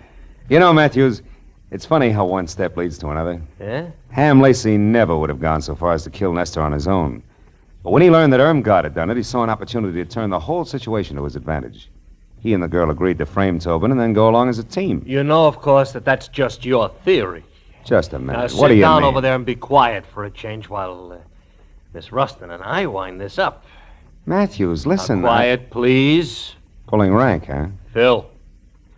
Now, Miss Rustin, in solving this case... Just a minute. She didn't solve the case. Miss Rustin, if you hadn't solved it, and right when you did, you'd be talking to this guy exclusively via Ouija board from now on, let's face it. Oh, what a corny pitch. Now, tell me, Miss Rustin, how did you peg Irmgard Fury? Well, when we got the picture of the yellow convertible, I remembered that I'd gone to the powder room at Cyrano's with Miss Fury to freshen our makeup. But she couldn't find her lipstick. She emptied her purse looking for it, and she finally had to borrow mine, you know. Oh, how democratic. I said that. So now you own it? Now tell me, Miss Rustin, how do you figure the lipstick figures? Oh, it wasn't the lipstick.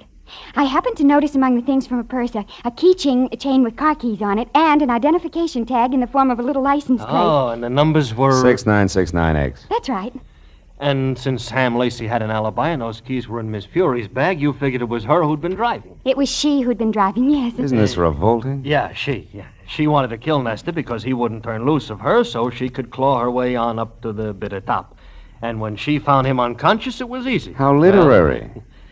Well, that's that, I guess. Thank you very much, Miss Rustin. I hope your stay in our town has been... Oh, what's the matter? Joni, baby, don't cry. I just thought of the most dreadful thing. I've had a wonderful time. I went to Cyrano's. I hit a movie star on the head, and I helped solve a murder. But I'll never, ever be able to say one single word about it to anybody in Ferndale, Nebraska. Darn it all.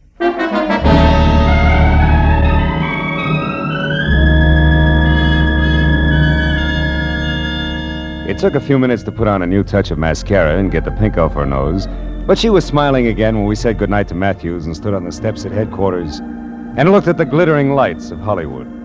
There was still plenty of time for supper and even a dance or two, and she wanted to go.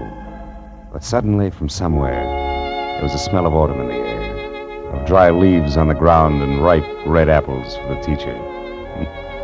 She shook her head wistfully and spoke of an appointment she had bright and early next Monday morning. It's a very important appointment, Phil.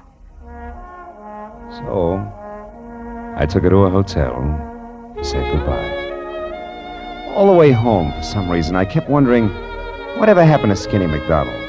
The only kid in school who could shoot a better spitball than Marlowe. Has it really been that long ago?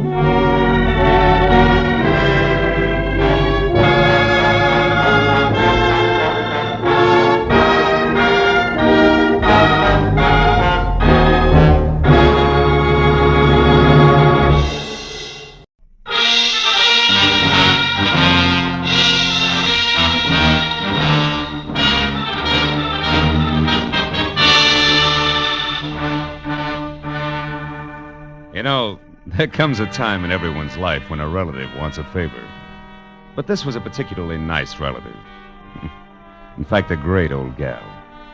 She'd written my name and address in the center, and her name, Jessie Gavins, Eagles Rock, Montana, in the upper left corner of the envelope. The stamps totaled away a mail special, and the letter inside started off like one of those, "I was wrong, you've got to find him for me, you've got to" types.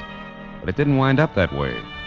Clipped to the letter was a $100 check, and under that, a not-too-good snapshot of a bald man holding a rake, who wouldn't have been helped any by better photography. 10 minutes later, at exactly 8 p.m., my long-distance call was put through, and the voice that belonged to Aunt Jessie was snapping at me from Eagles Rock, Montana, like the end of a whip. Certainly I wrote it. How many Jessie Gavinses do you think there are in Eagles Rock? Philip, I want you to find Jonathan Miter and see if he's all right. Yeah, you said that in your letter. Jonathan Miter is my fiancé. Aunt Jessie. Oh, I know what you're thinking, young man, but I'm 51 and he's 55, and there's nothing wrong with the September song if the harmony's close enough. Yeah, I hope my harmony's that good when I'm 55. Why are you worried, honey? Because he left here last week on some kind of a big deal. It's a secret. That's all he'd tell me, and I haven't heard a word from him since. I see. Well, tell me, what sort of a deal would it be? I mean, what business? He's not in any business.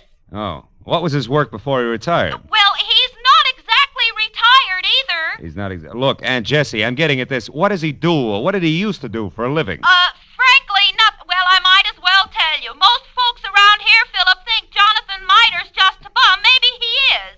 He came to town, Philip, on a freight train a month ago, and he's been raking leaves for handouts ever since. That's how I met him. But he's a fine, honest, proud man, and I'm going to marry him. Congratulations. Yes.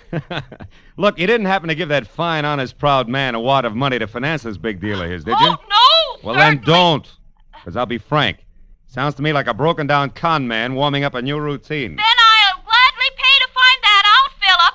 But I think you're wrong. Jonathan told me that he had to prove himself by making some money of his own before he'd marry me. As if I didn't have enough to take care of two people already. Okay, Jessie, it's a little off-center, but I'll buy it. Philip, when you find him, don't tell him that I hired you. As I say, he's very proud, and it'd hurt him. And now all I can give you to go on, aside from that snapshot I sent, is an address, 764 Hope Street in Los Angeles. 764 Hope Street. Well, how'd you get that? From checking through every single thing of his I could lay my hands on. It was on the back of an envelope. Of course, it may not mean nothing. You're so right, Jessie. Please, now, don't joke with me, Philip. Jonathan was so serious and in such a hurry, and there was a funny, brave glint in his eye when he left. Do your best. A brave glint. Oh, no. Okay, Jessie, no jokes. Goodbye, darling.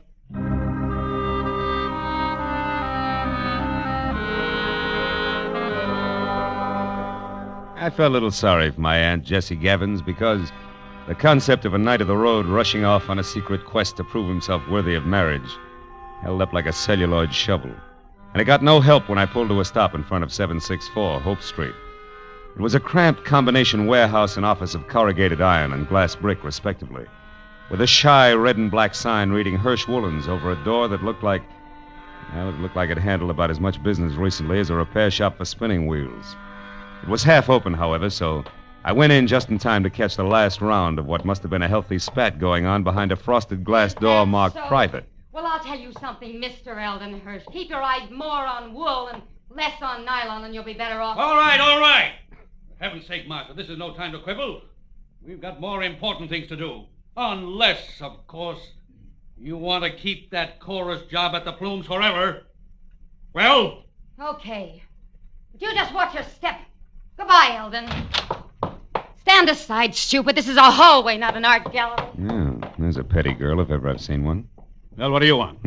Oh, Mr. Hirsch. Yes? Yeah, well, I'm Ned Johnson. I'm looking for a job. What kind? Oh, salesman. Wool's my line. I see. And how long have you been waiting out here? Oh, I just stepped in. Come inside. Thanks. Sit down. Now, what is your specialty? Woolens, worsteds, or felts? Well, I've handled them all. We confine ourselves largely to a very high-grade merino woolen, Mr. Johnson, Ned Johnson. I've worked with merino. Well, and what about the others? Lester, perhaps? Lincoln? Oh, sure. Lester, Lincoln, certainly. I find it all a fascinating business. So do I. A very romantic background. Yeah. By the way, what do you think of Lanatal as against merino? Lanatal. Well, not good. No, you see, I've watched the Lanatals from the range right through shearing and on up to weaving. It just doesn't compare with... what's the matter? What are you really after? I slipped, huh? You fell on your face. Lanatal is synthetic wool made from milk. Now, who are you? Okay. I'm from the Sequoia Credit Association. We're investigating you. Just a periodic, routine thing. It's strictly confidential. Get out of here and stay out if I ever catch you. All right, take it easy. I was clumsy, that's all. Don't start a riot about it. Look, you pry into my affairs That's quite again. a temper you got there. Better watch it, Hirsch. It'll get you in trouble. So long.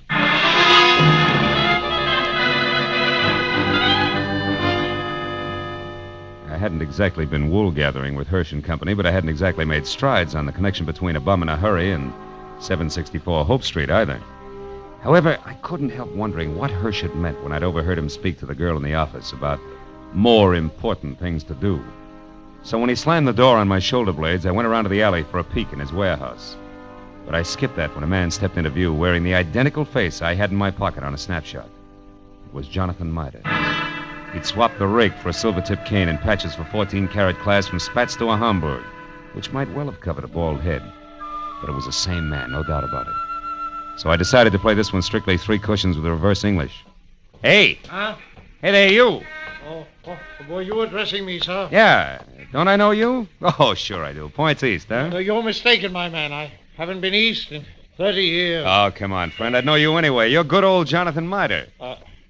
Sir, I am Ross J. Crowley of Canada, and I have never had the dubious pleasure of your acquaintanceship until this very moment. Ross J. Crowley of Canada, huh? Okay, Mitre, that's the way you want it. What are you doing around the wool business? Setting it up for a fleecing or just pulling it over somebody's eyes? My good man, you've obviously confused me with someone else. Now, pack off, recognized fella. I'm in a hurry. Now, wait a minute, Pop. Wait a minute. Let's get this straight first. Your name's not Crowley. Why are you using it? By Godfrey, sir, you're trying my patience. Stand aside. Come on, let's have it. Oh, very well, if you insist. Here it is. Look out. Hey, come back here, you old goat. Why don't you look out? Why, you awkward roughneck. Why don't you look where you're going? I was, but I couldn't get around all 3 of you. 3? What do you mean, 3? You and your 2 big feet. If you can't keep those gunboats out of people's way by yourself, hire a pilot. Oh, by now my boy's so far ahead I couldn't catch him if he stopped for lunch. Thanks to you. Goodbye. I went as far as the corner anyway, but I'd been right the first time. Jonathan Mitre, alias Ross J. Crowley of Canada, was long gone, and I had no idea where. This left me with one slim, lovely lead, a lady named Marcia. If I'd eavesdropped correctly, she would shortly be making with the legs in the chorus of the Plumes Theater restaurant. It was 7:30 when I entered the platinum-plated tourist trap on Hollywood Boulevard that featured small portions of bad food under glass and large helpings of good skin under lights. Cost me $10 and a fast ad-lib backstage, but it would have been worse out front, so when the chorus high kicked its way out into the wings, I nailed Marcia as she went by. She narrowed a half a pound of mascara at me and let a footlight smile drop, which left very little else. Yeah, my name's Marcia. What do you want? Make it snappy. I gotta change. Change what? Your hairdo? This won't take a minute, baby. All I want to know is where Jonathan Mitre can be found. How should I know? I never heard of him. You're stalling on your own time, baby. I got all night. Nuts to you, Jack. Blow. Come back here. This is important. Now listen, you. I don't know anybody called Jonathan... what's his name? And put one more fingerprint on my arm and you'll get bounced out of here on your head. You know, there's just a chance you could be on the level. Look, the guy wants about 55 and spats with a Hamburg over what is no doubt a bald dome. Carries a black cane with a silver tip and for some reason answers the name of Crowley. Crowley? Yeah, that's it, Ross J. Getting warmer, huh, kid? And don't bother telling me you never heard of him. So I've heard of him. So what? He's a good pal of mine. Met him a couple of nights ago. He's quite a sport. I'll bet he is. Where can I find him? What do you want him for? I want to talk to him, that's all. Where's he live? Up a tree. Like I said, Buster Blow. And like I said, baby, this is important. So important, I'll have a lopsided line in the next number if you don't talk, because you won't be there. You'll be on your way to the pokey. Now, where does he live? I don't know. He's from Canada. You can come closer than that, sweetheart. Give. All right.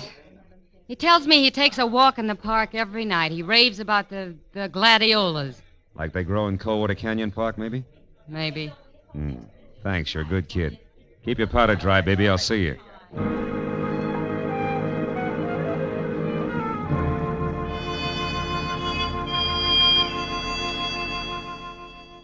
That park looked deserted when a half hour later I drove by it to the far end, turned down a side street and stopped. But as I started in on foot, I saw him, Spats, Homburg, Kane, and Alias, ambling slowly away from me along a back path. I started after him quietly, and when he got near a corner, I was close enough to hail him, and then grab. But I didn't get the chance. Stand still and keep your mouth shut. I turned slowly. It was the gentleman with the big feet, and he wasn't much uglier, just a little flabbier than the automatic wrapped up in his fist. You seem to be falling over my feet every time I turn around. I noticed that. But I figured the first time was coincidence. What do you figure now? That our gay dog, Mr. Crowley, who just turned that corner there, is wagging two tails. But you hold the gavel, Chairman. And don't you forget it either. So he gave you the name Crowley, did he? Mm-hmm. Why, you think he's got another one? Stop that. We both know he's lying. What I don't know is why he took that name or why you're interested. It's a hobby. I collect old geezers with more than one name. You're going to handle hard, huh? You won't tell me? Well, I don't know your angle either. We might work out a trade. Huh? No. I'm not wasting any more time either. He's not going to get away from me again. And that means you'd better stay right here. Oh!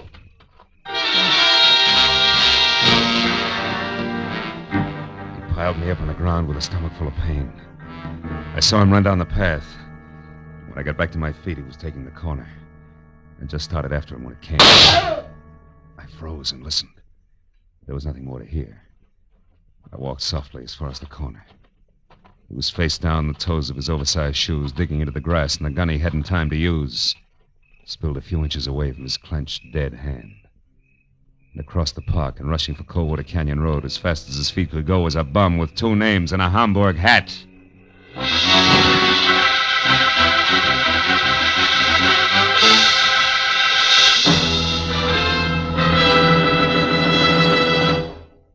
In just a moment, the second act of Philip Marlowe. But first, 30 minutes packed full of talent, music, and fun. That's the Horace Heidt Original Youth Opportunity Show, coming your way every Sunday evening on CBS. Yes, this fall you'll hear them all on CBS. A galaxy of stars. And one of the brightest is genial Horace Heidt, who keeps the fun rolling with one hand and with the other pushes open the door to opportunity. Gives a talented youngster his big break toward fame and fortune in show business.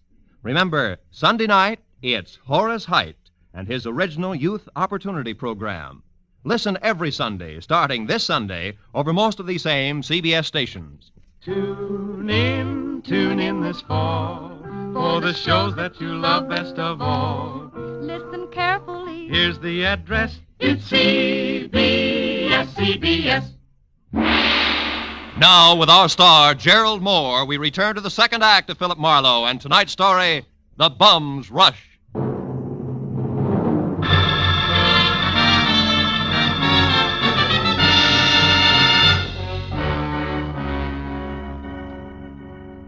When I took after the fleeing figure known to my Aunt Jessie as Jonathan Mitre, or Ross J. Crowley, was still barely visible ahead with arms and legs flailing the night air like so many test streamers in a wind tunnel.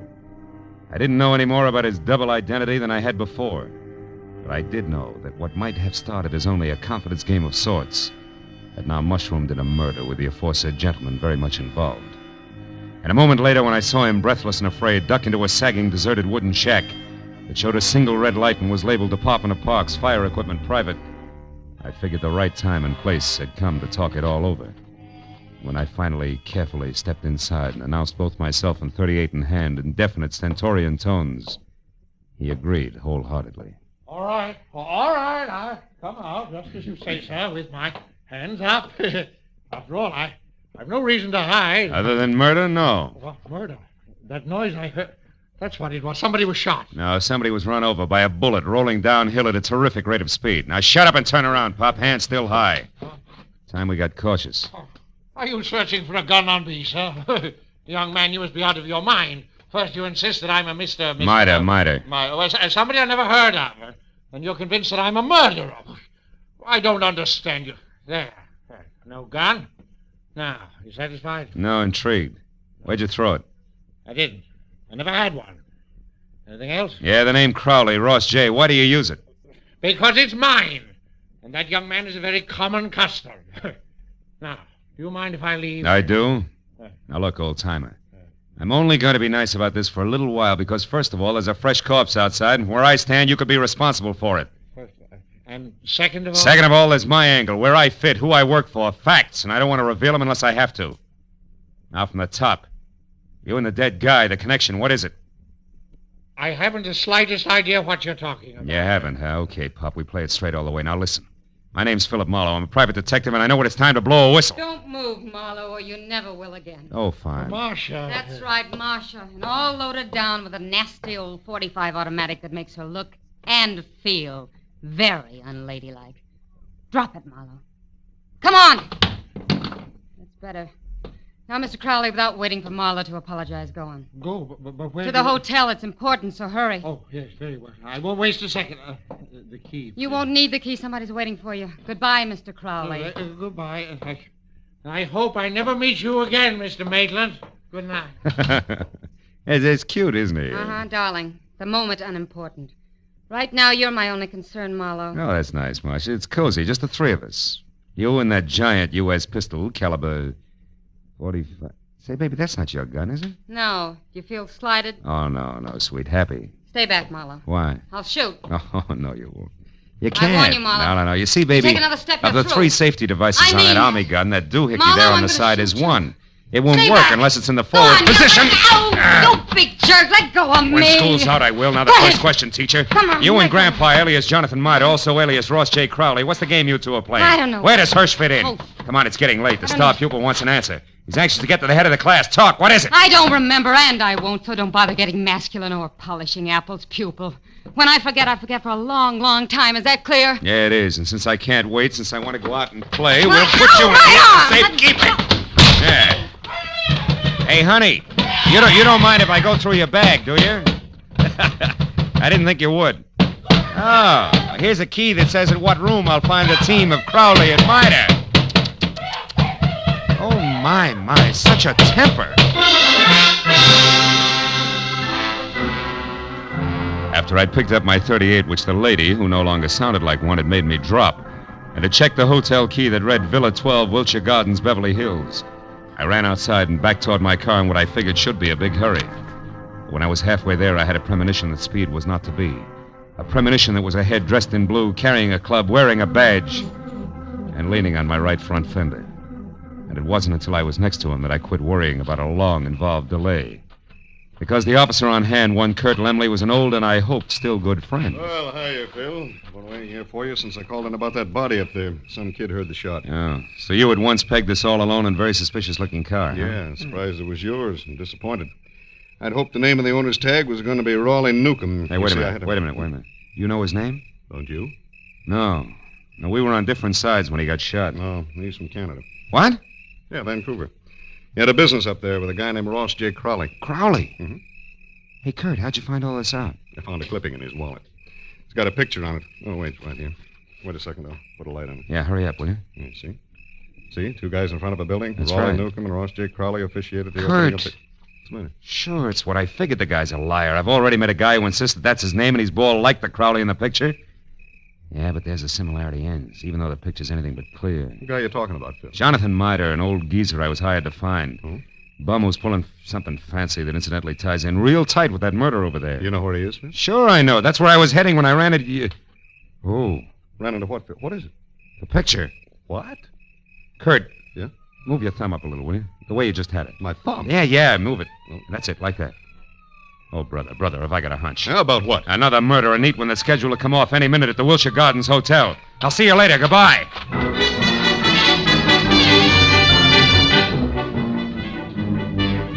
At best, it was 10 screeching stop-and-go minutes from Coldwater Canyon Park across Beverly Hills to the Wilshire Gardens Hotel on the boulevard of the same name. And all the way, I kept hoping, over time, that one of two things was so. Either my hunch was wrong and nobody else was going to get hurt for a while, or it was right and I was still on time. But when I was there, parked and running toward the villa number 10, which was a silent stucco square, choking to death under ivy, and showing only a single light in the living room, I was almost sure that it was going to play still another way. Me right and too late to do any good. When I tried the door and found it open, and inside saw at once the letter propped up against a lamp on an end table that I'd been afraid I'd find, there was no longer any doubt.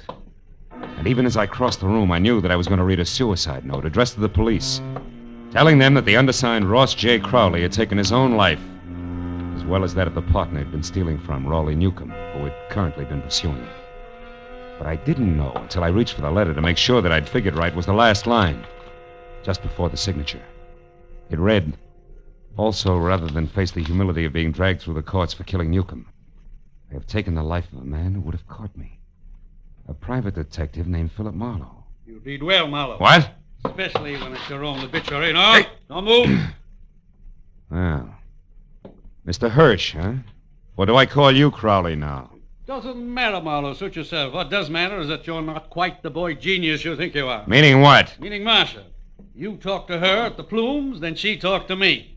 Between the two of us, we've maneuvered you around just like we wanted to, so we could include you in our plans. In other words, Marlowe, when Marcia sent Mida here from the park, we knew you'd follow. Marcia's reliable. Yeah, all year round, I'll bet. Okay, Crowley, so the one with two heads isn't Jonathan Mida, it's you. You is Eldon Hirsch here in L.A. Is Ross J. Crowley, Newcomb's partner up in Canada. A crooked partner, Crowley, who, when he knew he was going to be caught, decided to kill himself, but with another guy's body. Jonathan Mida, so it wouldn't hurt. Exactly. Also, Marlowe, nobody will bother to look past what will pass as Crowley's body for the murderer of Newcomb, who I didn't expect on the scene. I think you'll admit it's all accounted for in that letter there in Crowley's, my handwriting. Bravo, you've skipped nothing. Now, what about me? Yes, you. You must go before Jonathan Mida, you know. Otherwise, the coroner might find something wrong with the sequence of deaths. So it's you first, then Mida.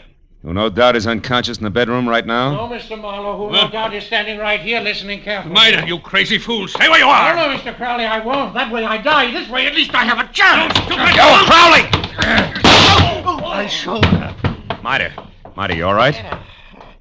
Yeah, I think so. Just winged. Oh, you got him, didn't you, Mr. Marlowe? Yeah. No. No, Jonathan, you got him. That rush did it, you big... Bum, Mr. Marlowe? Yeah, bum.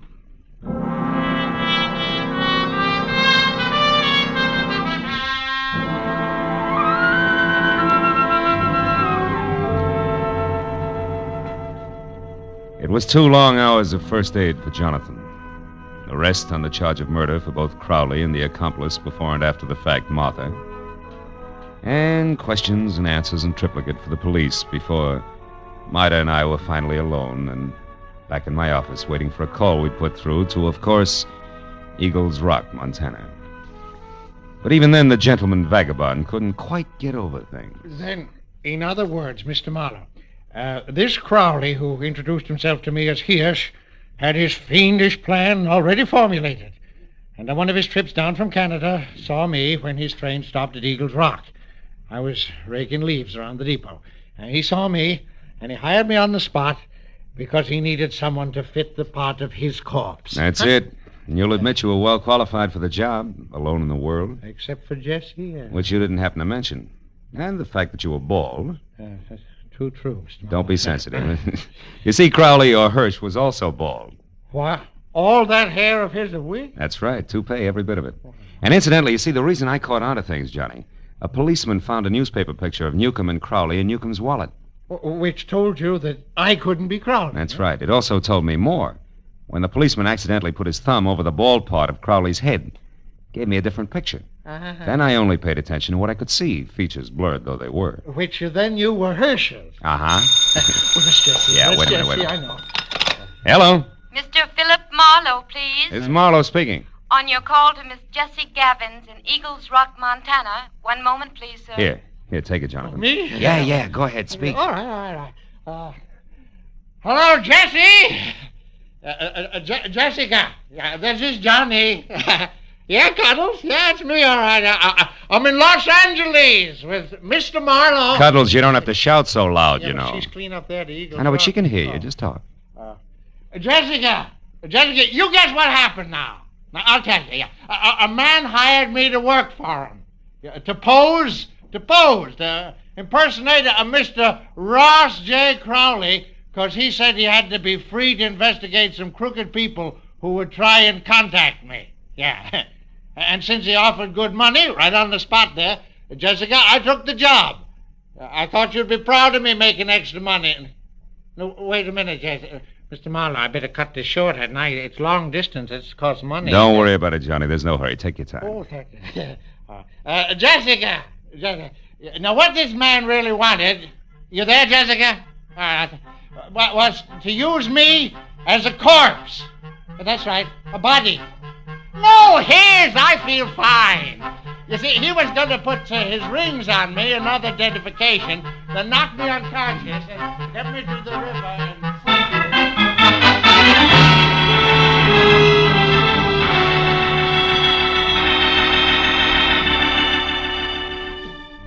By the time I got Jonathan Mida down at Union Station and aboard a northbound train with specific instructions to stay away from strangers, and got back to my own apartment on Franklin, it was better than 3 o'clock in the morning.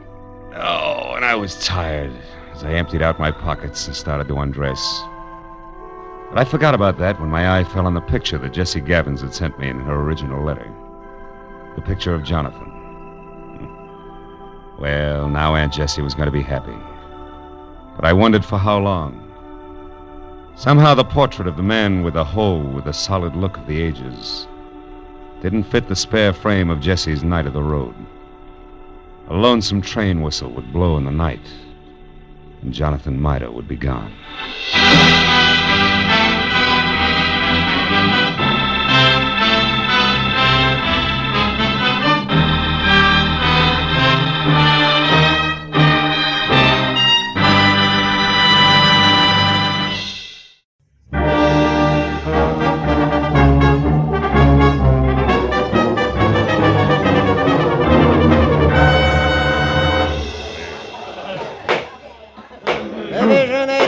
Superior Court of the State of California and for the County of Los Angeles now in session. The Honorable Albert Winston, Judge presiding. Everybody rise.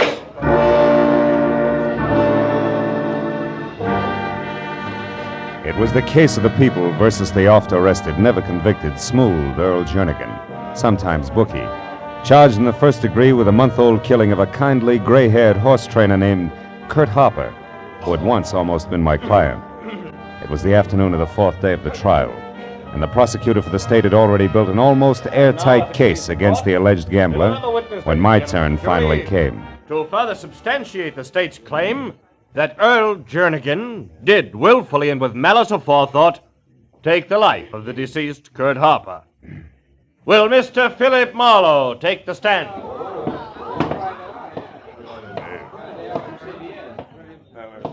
Raise your right hand.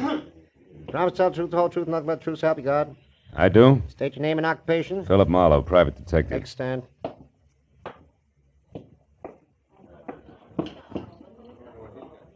Mr. Marlowe, on the morning of the 30th day of July last, the day on which the late Kurt Harper was murdered, were you hired as a private detective by the said Mr. Harper?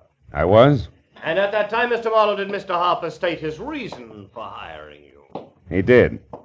He wanted me to act as his personal bodyguard on the following day when he planned to drive to San Francisco. Did he say why he needed a personal bodyguard? He did. He told me he was afraid for his life, that he refused the gambler's demand that he drug a certain racehorse a week earlier, that gambler had threatened to kill him. I see.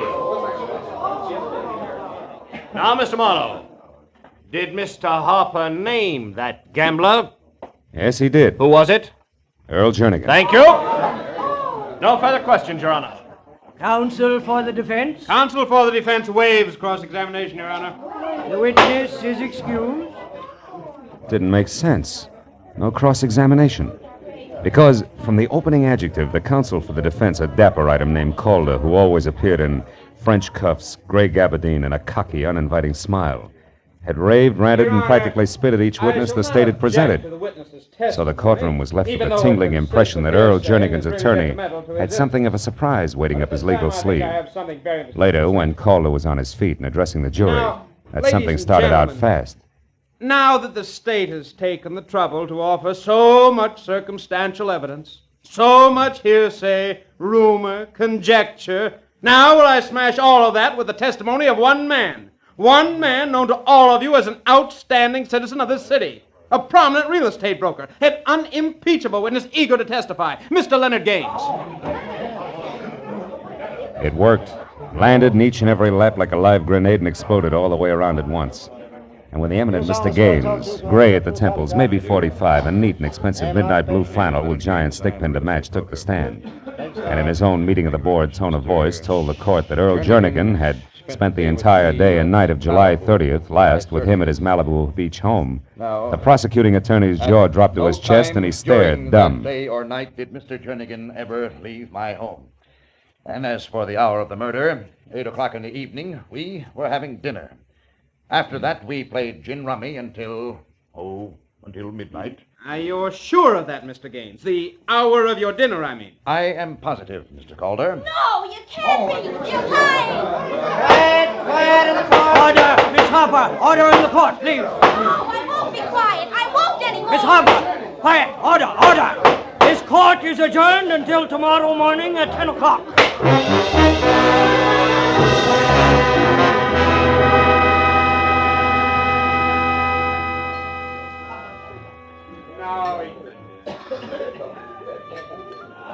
Another scotch and soda, mister? Yeah, I guess so. Oh, wait a minute, baby. I think I'm going to have company. Mr. Marlowe, can I talk to you for a minute? I'm Gail Harper, yeah, I know. What I don't know is why you're not doing 30 days on a rock pile for that rumpus you just kicked up in court. Would you like a soft drink? No, thanks. All right, just one, baby. Check. The judge said he understood and left me off with a short lecture, which was what I had counted on. Oh. You mean all that fireworks in there was planned, not just spontaneous combustion? That's right. I had to have time. Look, Mr. Marlowe, will you work for me? Oh, well, now look, will baby. Will you help me prove that Mr. Leonard Gaines is a liar and that Earl Jernigan did kill my father? Now, take it easy, Gail. It's a big mouthful, you know. Mr. Marlowe, listen, please. There isn't much time. We gotta prove this tonight or never. By noon tomorrow with the outside, the case will go to the jury. Okay, what do you want me to do? Take over where I left off. But first, let's get out of here. All right. And never mind that drink, miss. Where do we start, honey? With Leonard Gaines' ex-wife, Debbie Jansen. Here's a snapshot of her. They were divorced about 6 months ago, Mr. Marlowe, and she wasn't very happy about it. No, huh? Made you figure she was your in? Yes, and I was right. Mr. Marlowe, it took eavesdropping, bribery, second-story work, but I found out plenty. I'll bet you did. Like what? Oh, hold it, Gail. Light's red. Like the fact that Debbie and a guy called Eugene Maury are putting a bite on Gaines for $20,000. Blackmail, Mr. Marlowe, with the payoff scheduled to be made sometime tonight. Right now, she's staying at the Sunland Sulphur Springs Lodge out in the valley. Gaines used to go there once in a while for his arthritis. And the why of the whole business is a letter Gaines once wrote to his ex-wife. No fooling. Uh-huh. Well, tell me, what's that to do with Jernigan's trial and Gaines being Oh, it's green now. I think there's a connection because yesterday I overheard Debbie tell this Maury something about Gaines' scheduled appearance at the trial today and... Yeah? Oh, Mr. Marlowe! Hey! Those jerk California drivers. The man behind the wheel. What about him? That thin-faced, blonde hair. I've seen him before. I know he was trying to hit one of us. Oh, fine. Well, that'll keep things from getting dull, won't it? Then you're gonna help me. Well, now look, who could resist you, baby? Okay, tonight I check in at the lodge at Sunland Sulphur Springs. Come on, let's get out of here.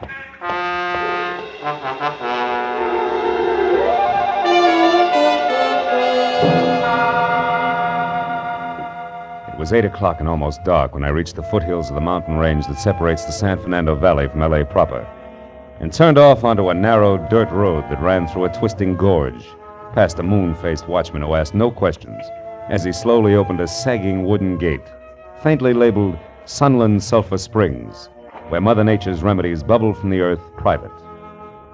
It was another 5 minutes along the same dirt road uphill and through thick foliage before I was at a parking space out of my car and walking the last quarter of a mile toward the lodge itself that was spotted with widely separated cottages, also sagging, and each tagged Casa, and followed by something Spanish and hard to pronounce. Inside the place was cheap porch furniture and occasional threadbare rugs over scarred pine and deserted, except for a sleepy old guy with thick-lidded eyes and an accordion-wrinkled face who was slouched in a heap behind a sign on the reservation desk that read Maynard Sharp, no less, night manager. When I gave him my name and said that both my rheumatism and I needed a rest, he came too, almost. Roomy, Mr. Marlowe. Well, let's see. Can let you have most any one of the cottages. Half of them are empty. Things kind of slow this time of year. How slow can you get? You'll be surprised. How's about Casa Francisco de Leon? Casa Francisco, Yeah, that'll be fine, Mr. Sharp. All righty, sir. Now, if you'll just sign the register here, I'll get your key. But, As I signed my name, I checked the guest list quickly. And the next second found what I wanted, Deborah Jansen. And next to that, in a different hand, her cottage for the night. Casa Rolando de Barandido. That's close enough. Well, anyway, it was all I needed.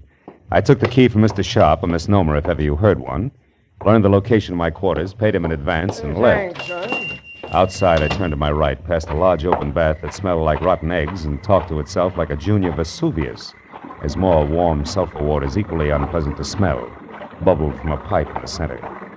Beyond that was the first cottage, another casa I couldn't pronounce, and it stayed like that all the way down the line until I reached the second one that showed light. It was the casa known as Rolando de Barandido. And when I moved closer and around to a window that was screen only, I knew that my client had done her eavesdropping well, because in the center of the room and putting on her coat was the ex-wife named Debbie, and standing nearby and holding on tight to the cigarette in his hand like it was support was what had to be the boyfriend, Eugene Mowry. You're sure that Gaines will go through with this all right? For the 100th time, Eugene, yes, I'm positive. Can't you understand? He has to. Besides, $20,000 won't break him. It won't more than bend him a bit. Now stop worrying. But I can't.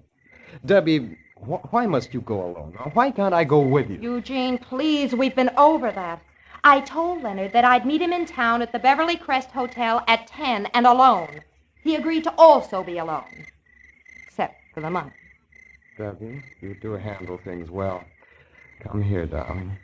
And a kiss for your brilliance. Oh, please, Eugene, there isn't time. Oh, what's the matter? Are my kisses losing their flavor at this point? Don't be a fool. Look, it's late, Eugene. It's after 9 already. I've got to hurry. Now, go on. Go on, be a good boy and leave now. We shouldn't even be seen together tonight. Well, why not, Debbie? It's not smart. Here. Meet me at the Tulip Room, darling, at 11 as we planned. And Eugene, we'll have time and reason to relax. $20,000 worth of reason.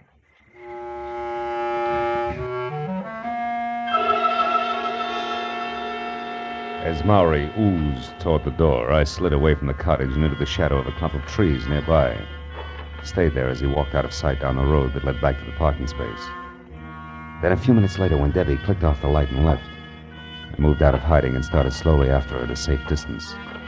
Until from someplace in the night, an ugly, snub-nosed automatic that belonged to someone blonde and thin-faced as a near automobile accident stopped me cold. Where you going, Jack? For air. I love to walk in the country at night, okay? I wouldn't know, Jack. I'm a city boy myself. But as long as that's what you want, it's Jake with me. As long as it's where it's good and dark. Now, go on. That way. Move.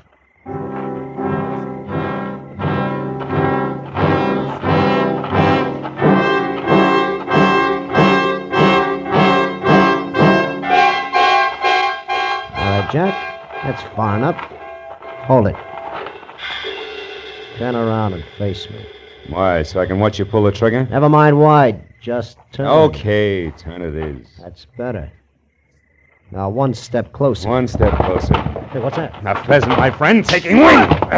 Now, before I beat you into little pieces, let's have it. Who are you? Who do you work for, and what do you want with me? Come on, gunman, talk! Okay. Okay, no more. My name's Langley. Work for Earl Jernigan. Oh? Yeah, I've been watching you ever since the trial started. Jernigan didn't want you moving in on it. Which is why you tried to pick me off with a car when I was with Gail Harper this afternoon, huh? Come on! Yeah, that's why. Now what are you going to do with me? For the time being, Buster, leave you as is. Flat on your back, because I've still got to catch up with a lady before she reads a letter! City boy.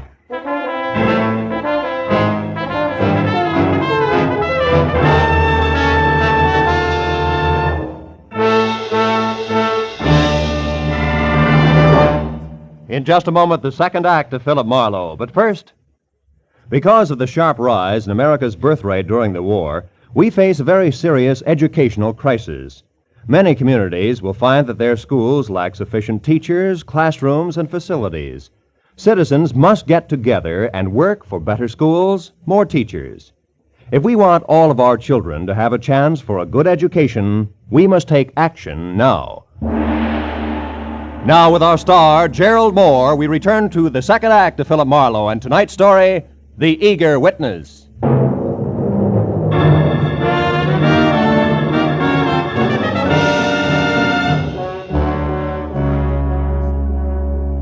It was strictly hit and run. I piled Langley into the Manzanita and didn't even wait to see him bounce.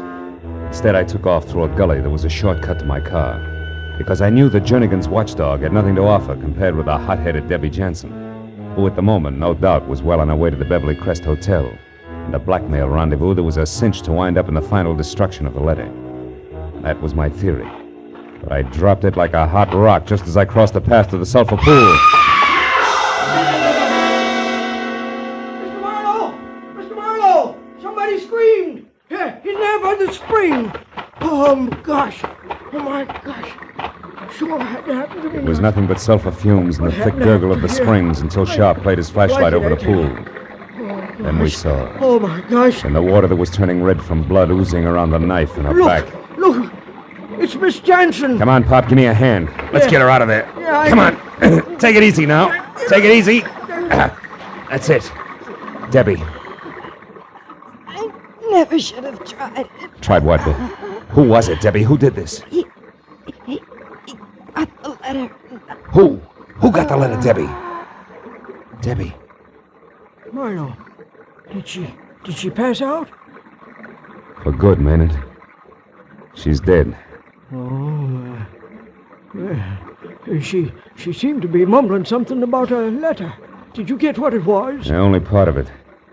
The killer apparently took the letter away from her. Believe me, that's bad. Letter? Oh, what's a letter? Wait a minute. Huh?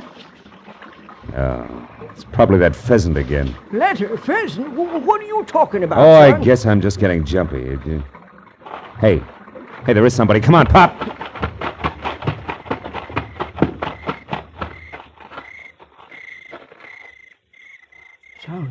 Sounds like he's over there, Marlowe. Yeah, I can hear him. Oh, now, that ain't gonna do you any good, son. Not in that brush, it ain't. And what's more, I wouldn't go any further if I was you. But Pop, all he needs is 10 seconds and he can destroy that letter for good. But just the same, there's 1,000,001 places a killer can hide in there and lay for you, son. Yeah, Pop, well, for the moment it's a stalemate. I'd sure love to find out who that snake in the bush is. You know, I've run a peaceful place up until it's getting to be like one of them there movies. Only thing left out is a posse. Yeah, you're so right. Murders in the night, lost letters. It's corny enough without a posse. Yeah, and might dangerous, too. Hmm? Yeah, I see what you mean. Are you ready to... Yeah, I'm ready. Yeah, I'll lead you back to the office. My Jasper, I don't understand this one bit. Miss Jansen is stabbed to death over that letter, and in her dying... Hey! Huh? What is it? Shh. Up ahead there. Somebody duck behind that big tree. Keep the chatter going, Maynard. Walk on up the path. Don't let him know we spotted him. Go on, talk. Well, okay, sure. I was saying I don't understand. Well, our place here is generally as quiet as a tomb. As the old man grimly ad-libbed his way up the path, I followed a few feet behind. When he got even with the tree, I turned suddenly, took 3 fast steps, and grabbed! Come here, you! Let go of me, you! Hang on to him! Well. Mr. Leonard Gaines, the unimpeachable citizen himself. Stand still, Gaines. A gun. What's the idea, Marlowe? Try running and it'll come to you. I suppose you've got a legitimate reason for being here all thought up? I'm here because I've got a touch of arthritis. I need a treatment and a night's rest. Arthritis isn't all you're going to have if I find what I think I'm going to find in your pockets. Empty them, Buster. I said empty them. All right, I'll empty them. That's better.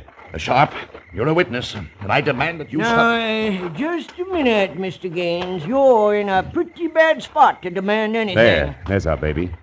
There's the letter we've been looking for. Pick it up, Gaines. Pick it up and read it. Now, see here, Marlowe. See there, Gaines. Read it while you're able to. Yeah. My dear Debbie, if I didn't know you so well, I'd resent your stupid accusations. Now, look, Mark. Read it! We've already made our property settlement, as you're well aware, and you'll be a long time finding a court that says otherwise. Now you know where you can go, so why not get started as ever, Leonard? Oh, fine. That's about as incriminating as a lecture on the family meat bill. Sharp, whose jurisdiction are we under here? County Sheriff's Office. All right, call him. Also, call your man out on the highway and have him lock that main gate. Main gate? Yeah. Say, now, that's a good idea. I'll do it right now. Now, wait a minute. Have you got a gun? Yep, got a rifle. Been in the family for years. Can you use it? Well, yeah, I reckon I can. Where are you going? Out to round up Langley. He'll be pushing hard to give his boss a star witness here a big helping hand.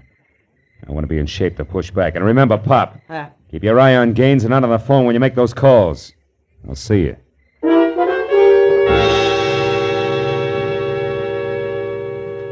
The second time that night, I started down the hill and toward the car lot, keeping in the shadows and moving slowly this time. Because it was odds on that Langley had taken everything in. And I knew that he'd try to part my hair with a gun barrel and pull Leonard Gaines out of the jam he was in the very first chance he had. So I stayed off the paths long enough to have both socks full of burrs when it happened. But not what I expected. It was the Sharp family blunderbuss that had exploded with a blast like a small howitzer. So also for the second time, I turned and ran back up the hill, this time to the office. I got there just as Maynard, climbing hand over hand up his smoking rifle barrel, made it to his feet. Maynard, what happened? Where's Gaines? Well, I don't know. He got away, I guess. Well, the shot, what about that? It went up there, through the roof. Oh, fine. Well, gosh, I didn't suspect a thing. He just said he wanted to smoke. But he didn't happen to have a match, I know. So you hung your rifle over your arm, stuck both hands in your pockets to find one for him, and that's when he took you. Yeah, that's exactly what happened. Well, how'd you know? Never mind, Pop. Well, I made a grab for him, though. Ripped his coat about halfway off. Oh, that's great. That's great.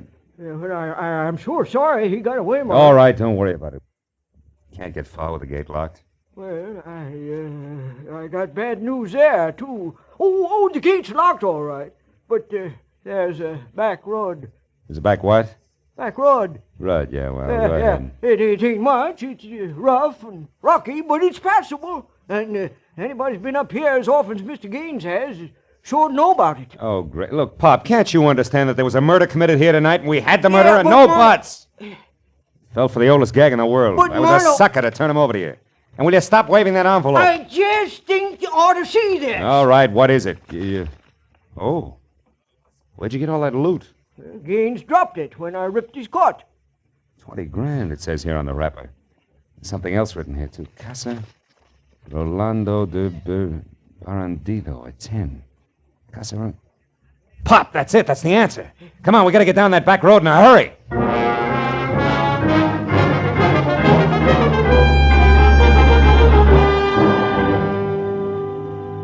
With Sharp at the wheel of the pickup truck, we bounced over the pair of sometimes parallel ruts studded with stones the size of bowling balls. It was called a back road. The better part of 2 miles before he cut lights and motor and whispered that if Gaines was going to get stuck at all, it was sure to happen in a dry wash just around the next bend. I told him to wait and went ahead on foot. He was right. Gaines was stuck in more ways than one. His car was up to its hubcaps in sand and his wallet up to its stamp compartment in blackmail, conducted by his ex-wife's murderer with the same lever she'd had, the letter. It was Eugene Maury, and clenched in his hand was a tattered white envelope, nothing more. I'll make it easy for you. I held my .38 in close to my side and edged up behind him. 20,000. Maury, I don't have that much. You lie. You're going to pay her that. I don't know. I know because we worked the deal out together. Only she got greedy. She tried to double-cross me and pull it alone. Oh, so you killed her? Yes, I didn't intend to, but when I found out that she tricked me, I was furious. The first thing that I knew, I'd stabbed her.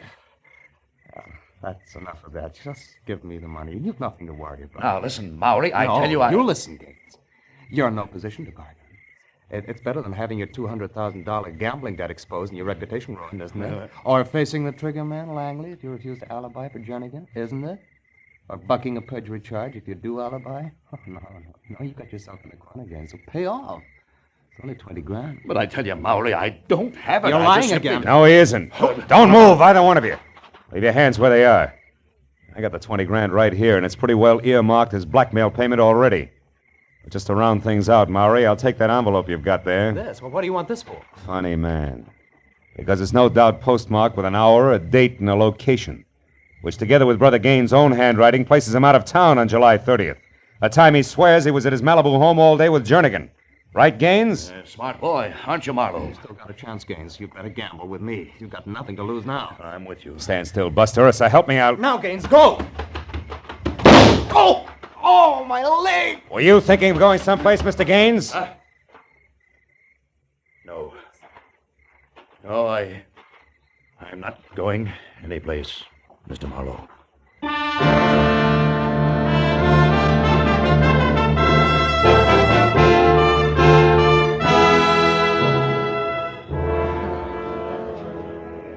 Well, Gail, the big show's about to start. Court will be in session in a few minutes. I know. And different from yesterday. Yeah. Oh, you did a swell job, Mr. Marlowe. Gee, I don't know how to thank you. Save it, baby. That scale Lady Justice holds in her hands is in better balance today. It was your hunch and old Maynard's blunderbuss that did as much to put it there as my running around through the brush at Sulphur Springs. But all I knew was that Gaines was lying. I didn't know it was as complicated as it was. Well, that's because Debbie Jansen was twice as treacherous as we figured. I still don't understand. How did you know that Eugene Maury had killed Debbie? Well, you see, baby, I overheard her tell Maury that she was going to meet Gaines in the Beverly Crest Hotel at 10 for the payoff. Uh-huh. But I figured that was a lie strictly for Maury's benefit when Pop gave me the packet of money Gaines had dropped. It had that complicated name of a cabin and the time of the appointment, which was also 10 written on it. So I knew the real meeting was scheduled to take place out there. See? Oh, I see. Then she was going to send Maury off to the Beverly Crest while she collected the money at Sulphur Springs and then beat it alone. That's it, honey. You see, if her cabin had been named something simple like Number 4, then Gaines could have remembered it. Instead of that Casa Robino del Bangadoro, or whatever it was, he had to write down, you see? Well, then things might have been different. Ah, you'd have found a way. After all, you figured out it was the postmark that was important. Only after I'd been slapped in the face by a perfectly harmless letter with no envelope. Had to be the postmark. What else? Oh, they're starting. Yeah. Good luck, Mr. Marlowe. Give him the works. Don't worry, baby. I'm the eager witness today. We're going to knock them dead. Literally. They got it coming. I watched Jernigan's face as the preliminaries got underway. The killer was beaten. When the court finally settled down to work and the prosecutor took over, I listened to his deft build-up as he primed the jury and the dramatic ringmaster voice he used when he called. Will Philip Marlowe take the stand, please?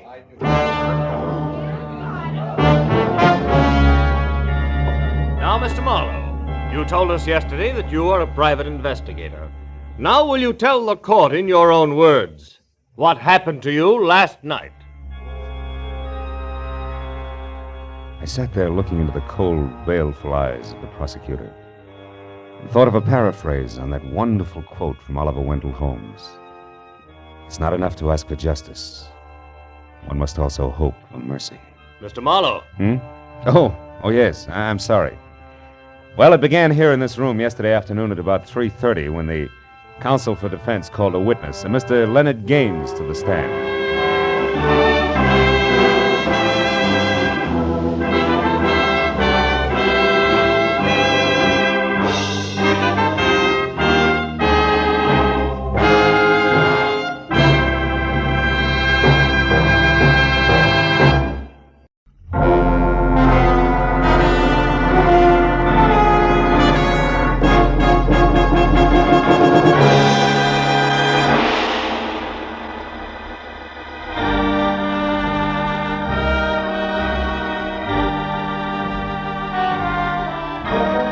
It was one of those in-between hours, along about 10 on a night at home when you don't quite know what to do with yourself.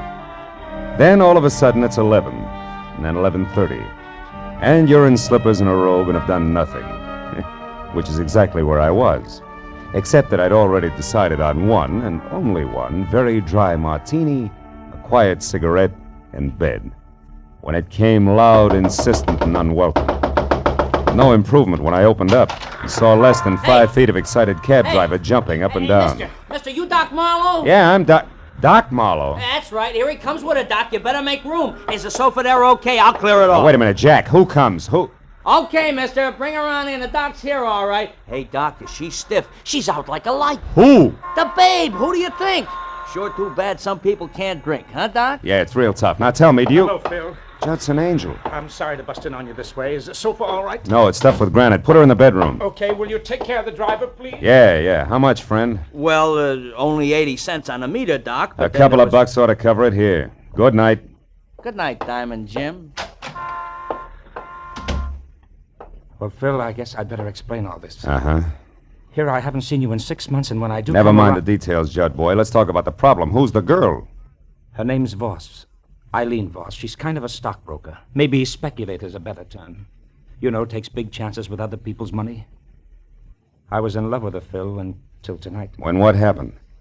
When I found out I was just one of many, it threw me, Phil. I really lost my temper. I swore I'd kill her on sight. Yeah, most guys do at a time like that, Judd. And by the way, while we're talking, I'll put on some coffee, No. huh? No, don't, Phil. Why not? Because it can't help. She had a shot too many, all right, only this one's a bullet in her head. She's dead. Oh, fine. Now, Phil, listen, please. You've got to help me. I've got to find out who did it. Phil, it started a couple of hours ago when I found out she'd been playing me for a sucker. I went to her place the first time in a week, boiling mad. The door was open. Judson's Angel's eyes never left my face as he told the story from the beginning. A girl's body on the couch when he walked in, a neat hole in the back of her head. The gun he knew she owned shoved under a pillow.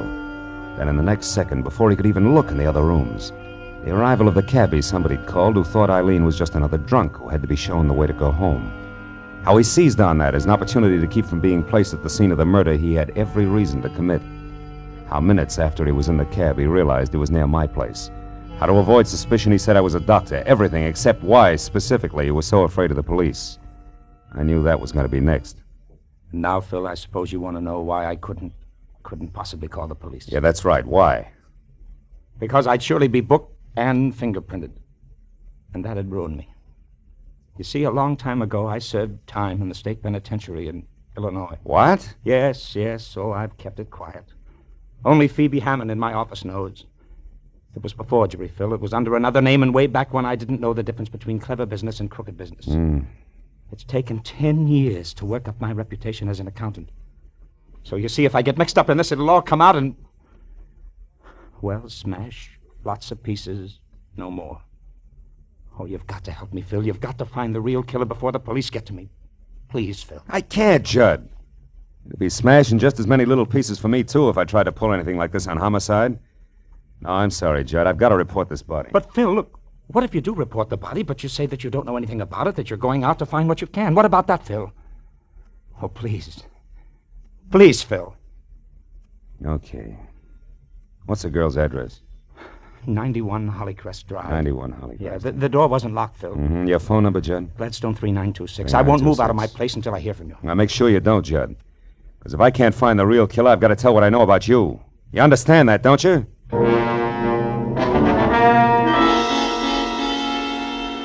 When Angel left, I called Detective Lieutenant Matthews at police headquarters and lied that there was a corpse in my apartment about which I knew nothing, and that I was on my way out to see what I could find. Then I hung up fast, not feeling very good. 20 minutes later, when I was in the plush living room at 91 Hollycrest Drive, I had 0 to go on. Until I got to the bedroom where, caught in the folds of lace at the bottom of a petticoated vanity, I found a piece of male jewelry that stood out against that backdrop like Argyle socks on a turtle. It was a gold tie clasp ornamented with the figure of a lion, a little more majestic than most. I dropped it into my pocket and then moved out into a long hall that led to the kitchen. I was about to start toward it when he spoke. Don't move, buddy. Like the voice, he was thick and soft, especially in the middle where he was girdled in double-breasted gray flannel. So I couldn't tell whether he was plus or minus a tie clasp. Also, he had no hair, and a pair of deep dimples that danced when he talked. The gun in his hand didn't. Okay, turn around. Let's go back to the living room, buddy. I want to ask you a few questions. Like why you're taking inventory here. Well, it's my job. You see, I'm an auctioneer. The lady of the house won't need this stuff anymore. She's not Shut going up. Now stop where you are, and don't turn around. Okay, where's the girl? Come on, where is she? Out. And only if you'll tell me why you want to know will I tell you where. You see, that way I come out even. Yeah, maybe. Well, Eileen Voss owes me money, buddy, and I want it now before she's flat broke. Now where is she? On her way to the morgue. Like you don't know. What do you mean by that? I didn't kill her? Honest, Injun? Listen, you. Get this straight. I came into this place just now for one reason only. To check on the Voss girl and make sure she wasn't on her way out of town, bag and baggage in hand, and my 50 grand. Now, don't forget that. I'll try not to. And don't move. Hello. No, she's not here. Judy? Yeah, it's me, honey. No, she's out. Yeah. Well, I'll tell you about it later at the club. Yeah. Right, Judy. So long. Now, where were we, buddy? In the middle of a big fat lie, your reason for being here. Oh, yeah. That's where we were. And you know, that's a good old place to leave it. Oh, buddy.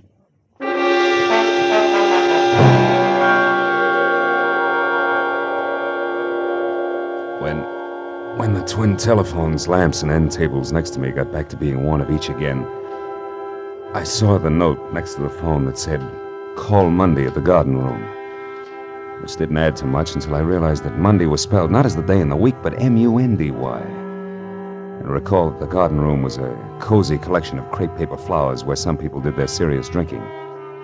That plus Dancing Dimples telling a girl named Judy, who had called for Eileen in the first place, that he'd meet her at the club was a little better than the 0+ tie clasp I'd been working with. And a half hour later, that little became a lot, and things started to dovetail because a placard under glass in front of the garden room bragged about the Glamourpuss pianist featured inside, whose name was first Judy, second Monday, not his day in the week. I blessed my good luck, exchanged smiles only with a head check girl in the lobby, and found a table for one inside, not more than a half a dozen octaves away from Miss Monday's left hand. I'd ordered a drink and had a cigarette going before she paid any attention to me. I'll play anything you want. It's a rule of the house. Just name it, or hum it, or whistle. But don't croon. That's also a rule of the house. What'll it be? How about the number you always play for that fat friend of yours? You know, the one with the deep dimples? Burlesque? Sure. It's kind of corny. Remember it? Yeah. You a friend of his? Not exactly. I didn't think so. He'd crown you if he heard you say dimples. He's sensitive. You're new here, aren't you? I've been in once or twice. Mutual friend of ours used to speak well of you. Eileen Voss. What made her change her mind? She was murdered tonight. Any idea who did it? I said I heard you. No, mister, I haven't got the slightest idea. There, that's the end of your request. Sorry, but I'm only allowed one to a customer. It's a rule of the house, I know, yeah. I'll see you, Judy.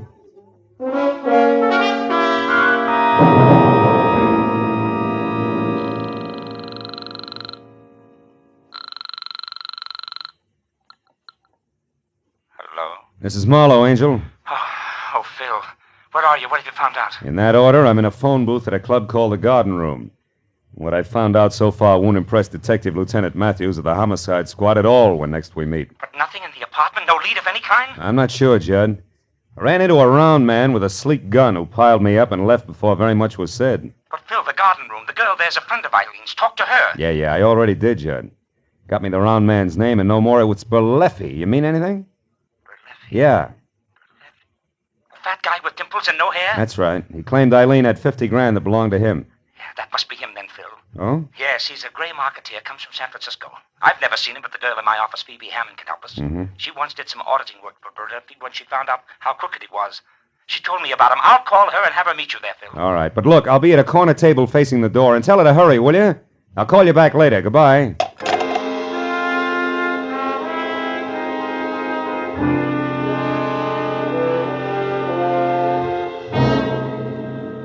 exactly 1 o'clock when what was at least 3 parts CPA to each part woman pushed the front door out of her way and entered.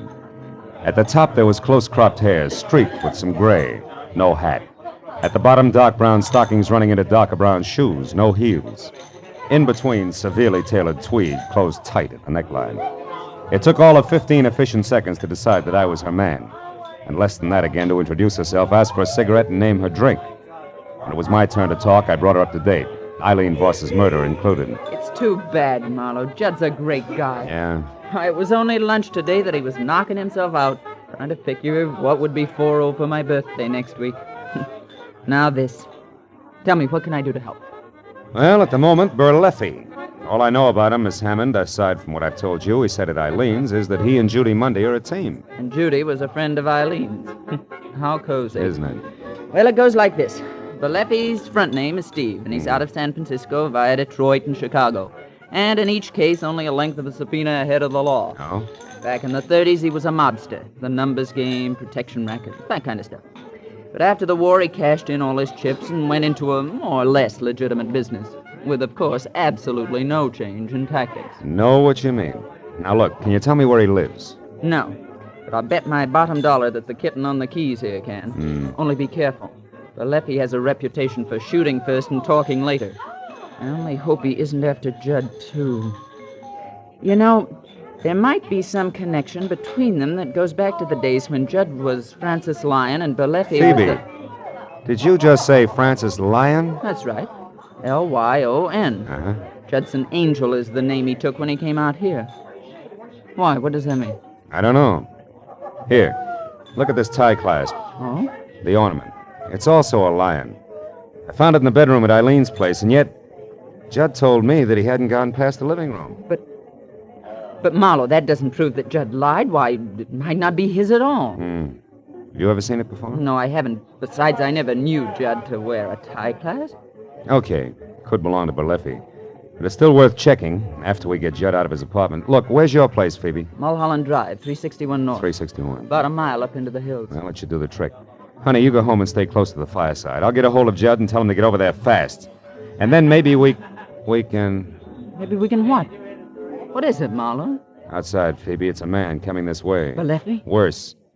Goodbye, baby. I'll see you later at your place. I've been afraid of this all night. But who is it? What's his name? Detective Lieutenant Matthews. He's a police officer, Phoebe. First, last, and always. So long.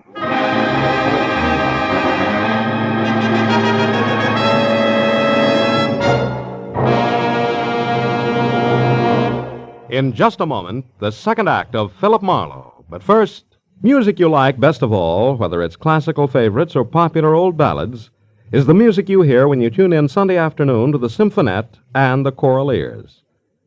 This Sunday, the Symphonette plays popular operatic pieces and has as guest Milton Kay, pianist, who will play the final movement from Rachmaninoff's Concerto No. 2 in C minor. The male choir and Lenny Stokes, featured baritone of the Choral Ears, will bring you Pale Moon, The Wizard of Oz, Alice Blue Gown, Make Believe, and other favorites. Yes, it's the music you like when you tune in the Symphonette and the Choral Ears every Sunday over most of these same CBS stations. Now with our star, Gerald Moore, we return to the second act of Philip Marlowe and tonight's story, The August Lion.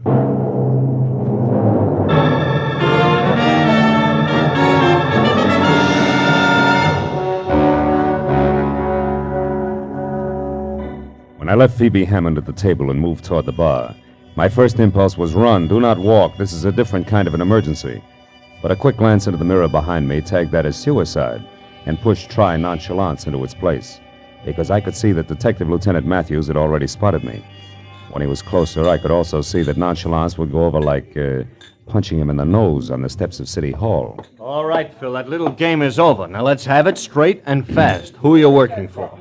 And don't bother with the pitch on professional ethics, or we'll try this all over again down in headquarters. His name, what is it, Phil? Judson Angel, he's a friend. Yeah. Who was what to the corpse? He was in love with her, but he didn't kill her. Oh. Now look, Matthews, I've never held out on you before, have I? Which means you want to start now, huh?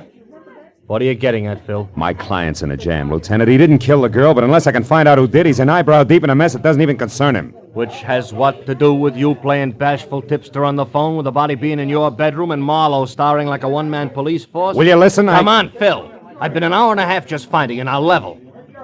Why is this Judson Angel in a jam if he didn't do it? Okay, we'll try it honest-like. He once did time in another state, under another name, way back when he had less sense. If he's booked and fingerprinted, it'll be splashed all over the papers. He'll be ruined. Why? What's his business? Well, today it's accountancy, and then it was forgery. You can see that side by side, they don't make a very handsome couple. Now, come on, Matthews, give the guy a break. Will you? Take my word, he deserves it. What do you want me to do? Give me some time. If I don't have the answers, I'm out of luck, and so is Judson Angel. Please, Matthews. All right, Phil, all right. 60 minutes. And if I don't hear from you by 10 after 2, we start all over again down in headquarters, your client included. I'll be waiting for your call, Phil. Good night.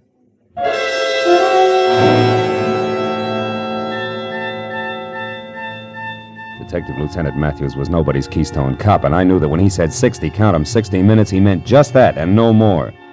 So I found a nice and public phone booth at a gas station across the street, and while I kept one eye out for Berleffi and associates, I dialed Judson Angel's number. But in the next second, when I was through to him, I knew that I could forget about Berleffi on my end. Bill, I'm in trouble here. Outside a man and woman. They're coming up the walk now. He's fat and gray flannel? Yes. She just pulled up in a cab, but he's been out there 20 minutes watching the place. Berleffi, listen, Judd, get out the back way. Get over to Phoebe's place. He's at the door now, Phil. He's kicking it in. Phil, get up here. 21 South Orange Lane. Judd, do as I say, will you? Get out. Get to Phoebe's place on Mulholland Drive. I'll see you there. Hurry. All right, Marlowe. All right. Marlowe, he's in! Judd! Put that phone down, Angel, or I'll kill you. Now!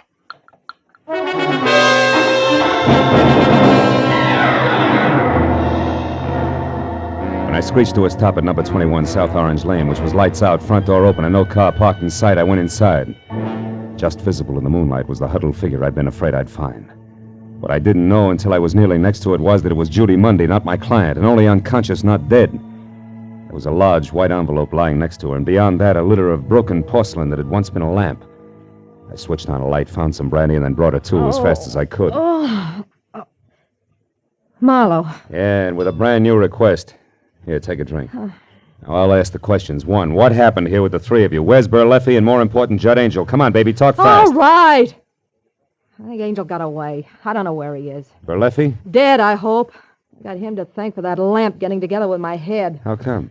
Angel made a break for it, kicked out the lights, and tossed a lamp at the same time. Hero Berleffi used me for a shield, then took off after him. Your connection with both Berleffi and Eileen Voss, what was it? I forget. Come on, Judy, baby, talk. You're not going to get another chance this side of the witness box. Witness box? What for? Your girlfriend's murder, trial by jury, an old Yankee tradition, you Wait remember? a minute, Marlowe. I didn't have anything to do with Eileen getting killed. They can't tie that onto me. They can try. Now, what'll it be? It'll be what you want. That's better. I only got chummy with Eileen in the last month, Marlowe, because Berleffi told me to. He was my boyfriend. Hooray for love. Go on. What was in it for Berleffi? He wanted to know where Eileen got her tips on the market. That way he could skip paying her any commission. Figures. What went wrong? Nothing. Only instead of finding out how well she knew who, I discovered she was going broke, period. The rest of it, you, Eileen being dead, that muscle woman you talked to in the bar, all Wait a the minute. What about that girl in the bar? You two get together? Not for very long. After you left the table, she went outside, so I followed. Why? Because the cow jumped over the moon. Why do you think? I was still working for Berleffi, remember? I thought it would help if he knew where she fit in. What'd it get you? A slap in the face.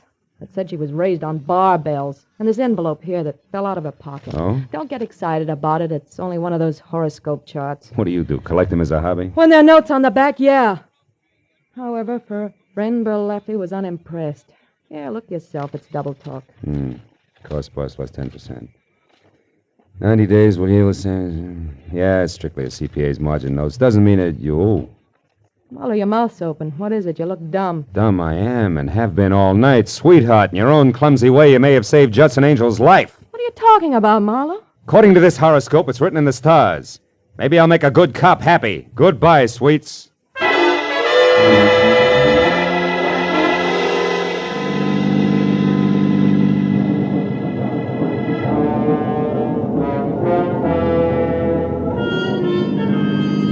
Mulholland Drive is a fancy collection of hairpin turns and deceptive curves along the top of a mountain that separates Hollywood and Beverly Hills from the San Fernando Valley. But when I was on it and burning up good rubber at each bend as I headed for number 361 North, gas pedal on the floor, driving conditions were the least of my worries. And it wasn't until I had parked away from the bungalow that perched on the edge of a cliff and was out of my car, 38 in hand and close to a half-open French window, that I breathed a long, long sigh of relief. Because then I could clearly see that Judson Angel was still alive. I swallowed the sigh fast when I could also see Angel's face. It said there was nothing permanent about his good health, because on the other side of the room, and only visible to me via a corner mirror, was the reason why. Holding on tight to a short, ugly revolver was the one the horoscope had said could be Eileen Voss's killer, the CPA known as Phoebe Hammond. While she talked, I moved around to where I'd be able to take aim in one straight line. About everything. I didn't want to kill Eileen in the first place. It was an accident. I don't believe you. Doesn't matter now. You see, I'd invested some money with her, Judd. Money that wasn't mine. When I found out she was going broke, I went up to see her and demanded it back. She laughed at me. I got mad. I hit her. She took out a gun and said she'd call the police if I didn't leave. I grabbed it away from her. Then I shot her. Then you were there when I came in? Yes. And when I saw you and that cab driver she'd called earlier take the body, I didn't know what to do. Until later, when I met with Marlowe on your behalf and learned all about Berleffi and the tie clasp he'd found. The tie clasp with the lion on it that you'd recognize as mine if Marlowe ever got the chance to show it to you. But he won't, Judd. I can't let him. Phoebe, you're crazy. You're crazy. You'll never get away with this. Oh, yes, I will, Judd. It'll be Berleffi they'll blame. He entered your room with a gun in his hand. I know. I saw him and that girl. Also, Judd, I'm the reason you got away from him. I rammed into his car when he started after you. It's too bad, Judd. Worse than that, Phoebe, it's a crying shame. Marlowe! Lights! The lights, duck, Phil. She can see your silhouette. I can follow her footsteps. We're even. Phil, the terrace. She's trying to get away. There she is outside. She tripped Phil. The rail!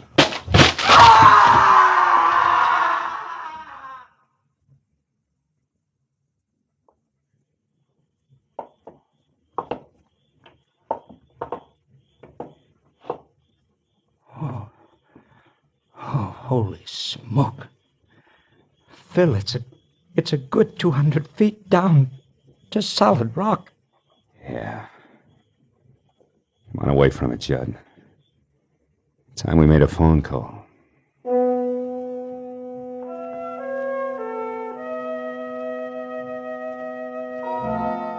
It was 4 o'clock in the morning. We were still on top of the mountain before the police had found the broken body of Phoebe Hammond.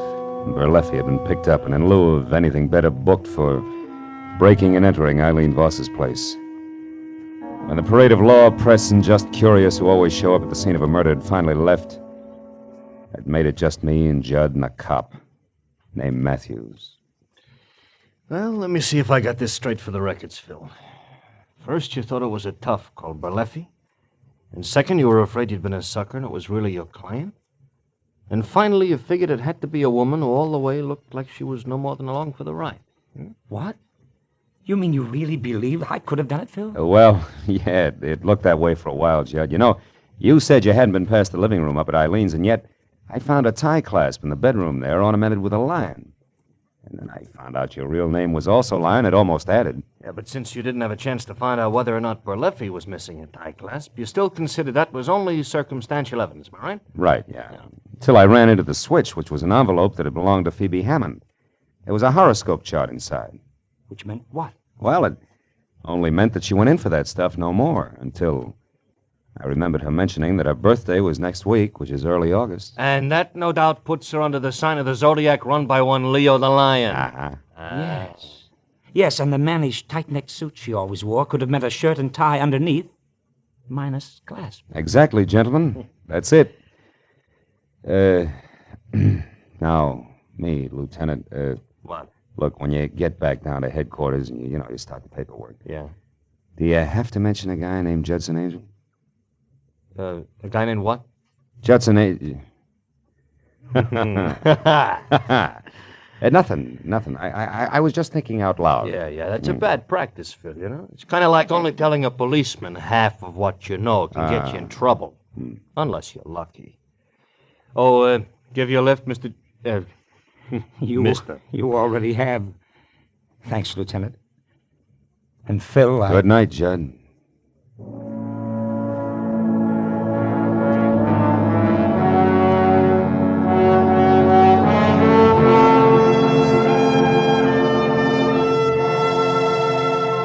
When Judd and the lieutenant left, I figured I'd have a last cigarette on the terrace. Think a little about the desperate people I'd met on a night that had started out to be quiet. I found myself not smoking, not watching the early sun brighten the valley below, and not thinking about much of anything except the overturned stone flower pot that was lying next to the splintered rail where Phoebe Hammond had tripped and taken her final plunge. It was an ordinary square flower pot with an ordinary flower in it. The figure in relief on the side was a lion resting on its haunches. And you know, as I looked at it, I thought it was a little more majestic than most.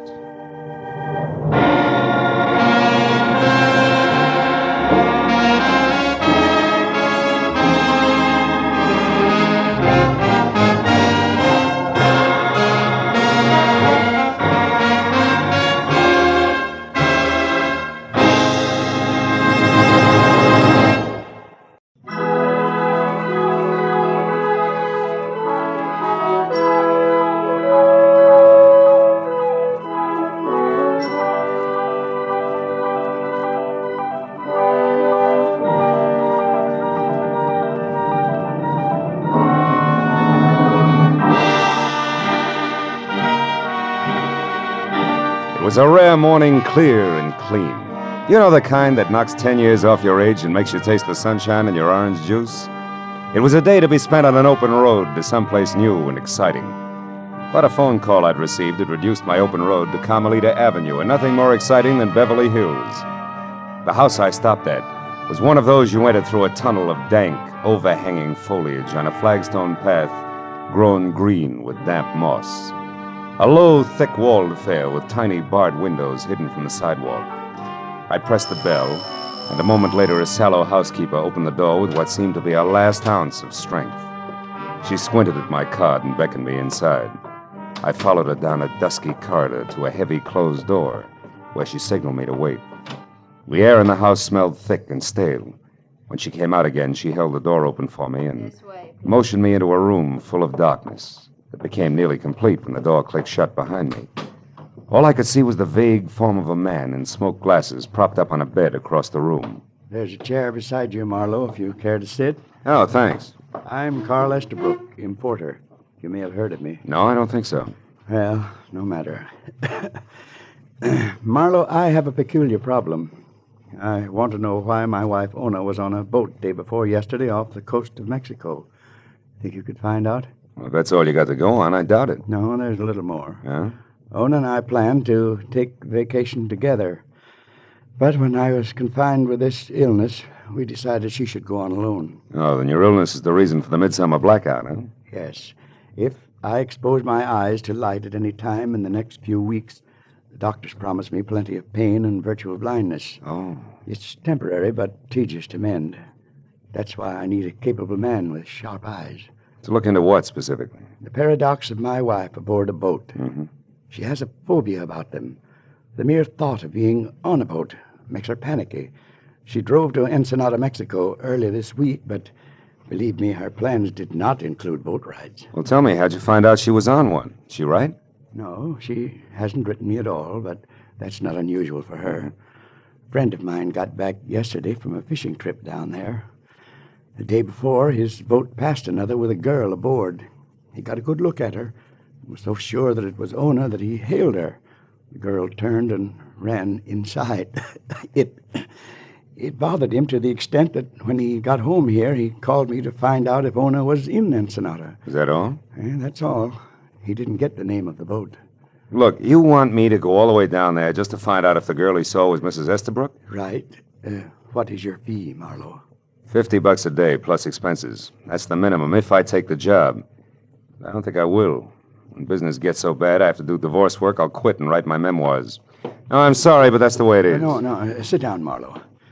Ona and I have had our share of difficulties, true. She's quite a few years younger than I and used to be a dancer. But generally speaking, we're happy. Specifically what? I'm worried about her.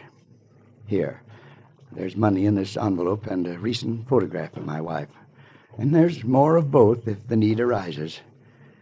Incidentally, what kind of a day is it outside? Gorgeous. Well, then you can drive. It's only 250 miles. Yeah. By the way, how has the importing business been lately? Legitimately speaking.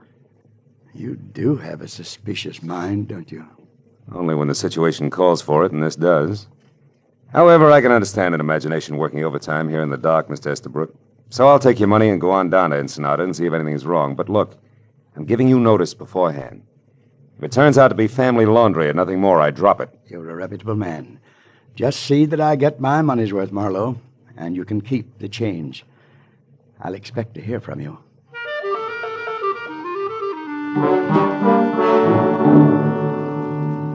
When my eyes adjusted to the dazzling glare outside, I looked in the envelope and picture of an impish, dark-haired woman and 5 $100 bills. For the first time, I realized what Estabrook had meant by keep the change. But it didn't help my attitude even a little. By 2 o'clock, I was on the road south.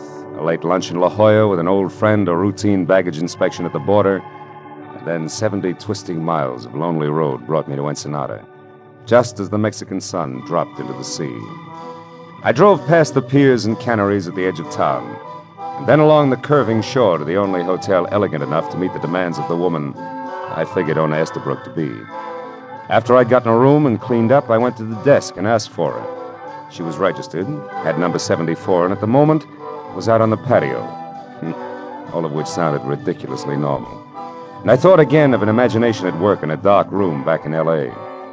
I thanked the clerk in crippled Spanish and turned in time to catch the end of a long, cold stare from a pair of frog-like eyes that bulged out of an otherwise handsome head on a man in a gray gabardine suit. I didn't think my language had been that bad. But when Popeye followed me out onto the patio, I wasn't too sure. There was no mistaking Ona Estabrook. She sat alone at a table in the far corner, a tall, minted gin drink in front of her. So I put on my best tourist-type smile and walked over. Well, Ona Estabrook, this is a pleasure. Enjoying your visit? Why, yes, very much, but I don't think I... Know me? Oh, of course, you wouldn't remember. My name's Marlowe, Philip Marlowe. No, I'm sorry, Mr. Marlowe, but You were a dancer, weren't you? Before your marriage, I mean? Well, yes, I was a dancer, but you'll have to excuse me now. I'm expecting a friend. I hope you don't mind. Well, just one thing then, Mrs. Estabrook. Would you mind telling me why you were out on a boat day before yesterday? A boat? Mm-hmm. Why do you ask that? Because you hate boats. You have a phobia about them. And yet you were seen aboard one just 2 days ago. How come? Well, how clumsy of me. I've spilled the drink all over my skirt. Excuse me. I'll have to change. That maneuver was as subtle as a bulldozer at work. When she spilled her drink, it was done desperately, and fear sent her running for the exit. I turned to follow her as she left the lighted patio and headed down a dark arcade. But a gray gabardine suit and a pair of pop eyes slid out of a chair and beat me to it. I waited until their footsteps faded, which said they turned a corner. Then I started after them. It was strictly follow the leader, but I didn't realize how many were playing the game until a knife point stung at the skin at the soft part of the back, about kidney high. Stop, senor, and don't cry out. Don't even say ouch. I turned and saw a mottled red face, ugly on a squat, long-armed body. The ivory-handled knife in his hand could have clipped my spine in one easy thrust. You got a car here, senor? Come on, I speak English good. You got a car? Yeah, I got a car. What's it to you? I am Haiba, the crab. It's lots to me. What's Let's your pitch, Buster? Come on, tell me. Martinez says for me to keep a sharp eye on things, to be sure something is not wrong. It looks to me like something is wrong with you, senor. Who's Martinez? You going to play possum, senor? This one is your car, huh? All right. Yeah. Okay. I take first your one. Now, please to get in. You gonna drive. Believe it or not, you're making a big mistake, Krabby. Besides, what if I don't want to drive? Oh, you better want to drive, gringo. Or I kill you right here. Go on, drive. Ándale.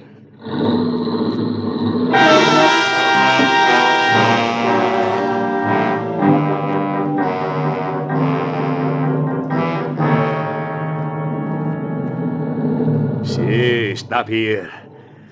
And now we get out. It's nice and quiet here on the beach, no? Walk over there to that old adobe wall. We're gonna have a talk there. It's gonna be dull, Buster. We've got nothing in common. Please, senor, don't make it hard on me. I don't know why you gotta come and mix everything up again when time is running out. Why did you come? I needed new huaraches. Look, senor. You think I'm ugly? You're no beauty, Crab, let's face it. See, and I can act even uglier. Maybe I could go on the radio and make a big hit, no? Or maybe I make the big hit on your face. Oh! Don't try something, senor, or I kill you with your own gun. Now, the truth. You spoke to the senora about the boat. Why? I forget. Oh! Who are you, senor? Private detective named Marlowe. Oh, a private detective. Who are you working for? Dolph Bentley? I never heard of Dolph Bentley. Who's he? You're lying. The senora knows him. I heard her say Dolph Bentley won't make it tonight. Yeah, he's lucky. See, I tell you something else. He better not make it. Martinez is going to do business with one man only tonight. Now, you want to say something? No? Then I'll say it. You take what's going to be left of your face back to Senor Bentley until you get out of Ensenada and don't come back. Understand? Hey.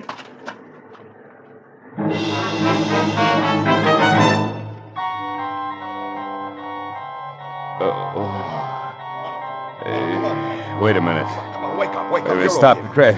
Come on. Who are you? Oh, it's you. I'll kill you. Wait. Hey, take it easy, will you? You're in good hands now, Marlowe. I'm a fellow American. Oh. You know, you're pretty lucky, you know that? I am? Oh, sure, yeah. Where'd my pal go? Oh, him? Oh, I chased him off. You know, it's a wonder he didn't put a knife in you. These fellas are mean with knives. This guy was no slouch with a gun butt, either. Hey, where'd you come from, anyway? Oh, down the beach a ways. I just finished working on my boat, and I was taking a walk, and I heard the commotion, came over to see about it. This guy was beating you up, so I yelled and started for him, but he ran. Oh, is that right? I'm glad somebody stopped him.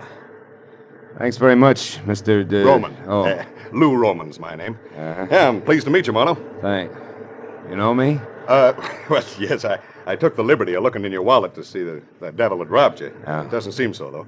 Yeah, I guess I got here just in time. You're a private investigator, I see. You working on a case now? It's debatable. So far, the case is working on me. I'd like to find a guy named Dolph Bentley, though. Dolph Bentley? Yeah. Guy who beat me up had the idea that I was hired by Dolph Bentley. Did you ever hear of him? No, and I come down here every year to fish, too. Know a lot of folks around here, but I never heard of that one before. Why are you after him? Well, he's tied up in some way to the Crab, who seems to work with another guy named Martinez, who in turn is going to do some business of some kind tonight with somebody other than Dolph Bentley. I don't know. And it's all connected for some screwy reason with a woman who took a boat ride the day before yesterday. Well, what about that? The woman being on a boat, I mean. Oh, well, she can't stand boats. She's afraid of... Oh, my head. Wait. Here. Thanks. I better get you some first aid right Yeah, away. that's a good idea. Holy smoke, my car. Now, relax. It's right over there. Come on, let me help you out. All right, easy now, easy. That's it now. I'll drive you. Where are you staying? At the hotel, huh? Yeah. Thanks, good. Roman. I'm still dizzy. Easy, I got you. I got to get back there. I got to find that girl, because she's up to her hairdo in a very nasty mess. Listen, Marlowe. If I can help in any way, let me know, will you? You know, us Americans have to stick together in a place like this, right? That's it. Come on, let's go. Easy now.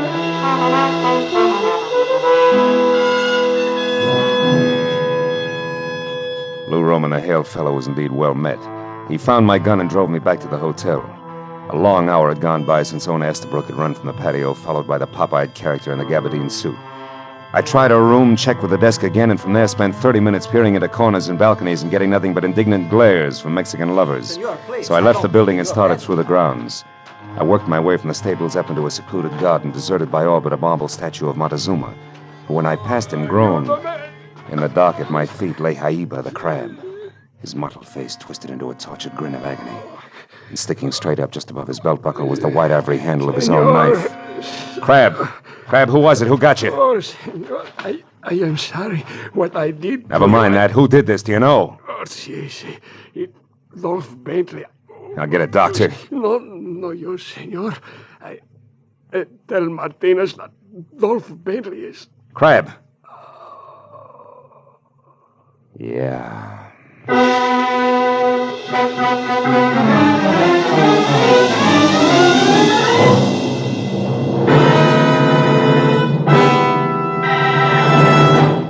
In just a moment, the second act of Philip Marlowe. But first, when you're 65, if you have worked in business or industry, call any office of the Social Security Administration for information about your old age and survivor's insurance.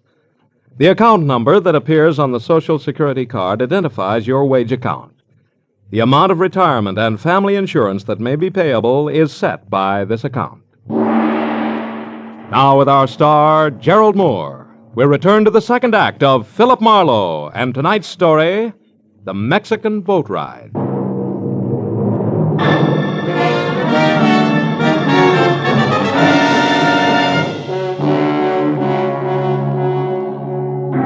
Even as the life trickled out of the ugly little man called Aiba, and his face, which had been knotted tight in pain, went slowly limp and he was still, I knew that I'd have to get next to Dolph Bentley before the importance of owner Estabrook aboard a fishing boat off Ensenada would make any sense.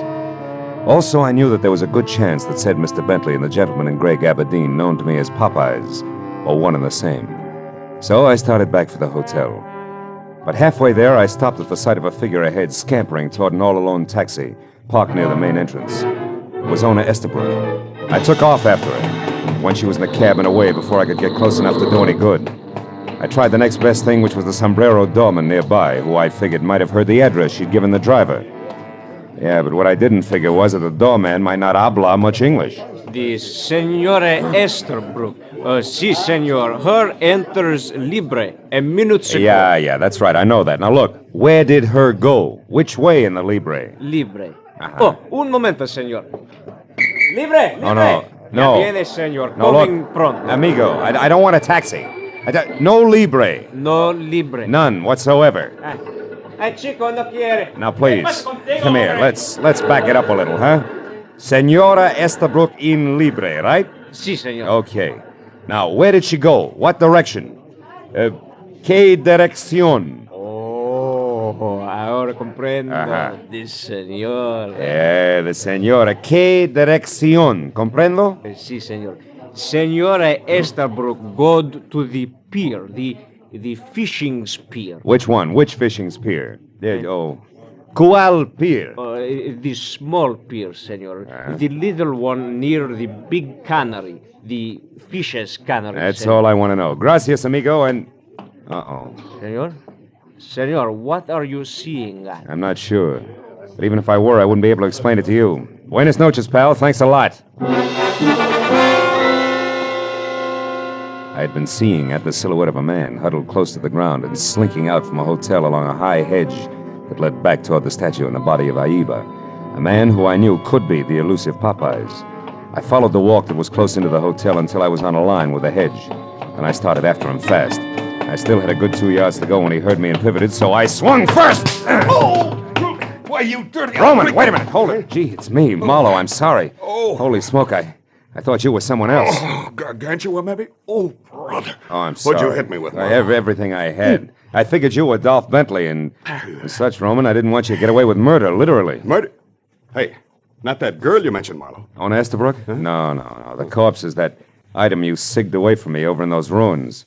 Somebody got to him with his own knife there near the statue. Then I was right. I did see someone move over near there. Well, yeah, a couple of minutes ago, Marlowe. I was on the balcony outside of my room. It faces the garden here, you see. And when I saw you run for the main entrance, I had a feeling that you might be in trouble again, so I came on down here. Well, then what happened? Well, I was about to call out to you when I heard some noise over there near the statue. It was a man. He was running away fast, heading toward those stables. A man wearing gabardine, maybe tan, maybe gray. Maybe Dolph Bentley. Thanks, Roman. You've been a big help. When you get back to the hotel, tell him about the dead man, will you? I gotta run. Stable was a robust left field as pegged to home plate from where we'd been standing. So by the time I got there, I was out of breath and facing nothing more important than thick darkness, a lot of hay, and a couple of horses who couldn't sleep nights talking things over. Until I moved around a corner past the stalls and close to the half-open door of a shack, marked both cabina telefono and the equivalent in English that showed a single unshaded light. And under that, a man standing alone next to a telephone, writing something on the back of an envelope. He was wearing a gray gabardine suit, and when he lifted his Popeyes from the paper in front of him, I knew the next move had to be mine, 38 in all. Let it go, Buster. Keep your hands close to your sides. Just as you say, senor. I'd be a fool not to obey you. You're so right, a dead fool. So keep that in mind while we chat, won't you, Mr. Bentley? Bentley? Uh-huh. How did you find out who I am? It was easy. All I had to do was listen to a dying man's last 2 words when I asked him to name his murderer. He said Dolph Bentley. Any comment? Yes. You know a lot, senor. Don't resent it, friend. I learned it all the hard way. Don't move, Bentley. I was only changing my position, senor. Which will be prone if you try it again. Now, what do you know about this whole mess and an American girl named Ona Estabrook, who I figure is no mobster? Nothing, senor. You're a liar, Bentley. Which brings me to the point. 1, why the pressure on the girl? And 2, what's so important about her taking a ride on a fishing boat? Come on, brother. It's getting late for a murderer. Start talking straight the first time out. All right. I'll start with a question. Senor, how does all this concern you? You gain a percentage if the smugglers are not interfered with, perhaps? We were talking about the girl, remember? Yes, I remember. But you see, senor, I have little to offer on that score. How little? A single observation. In your country, senor, people who do not mind their own business are called nosy. Here in Mexico, we have another term, asno. Which means what? Jackass, senor, who, unlike the cat, cannot see in the dark. But can try his best, Bentley. No gun, senor. Okay, amigo, no gun, but this. Asno.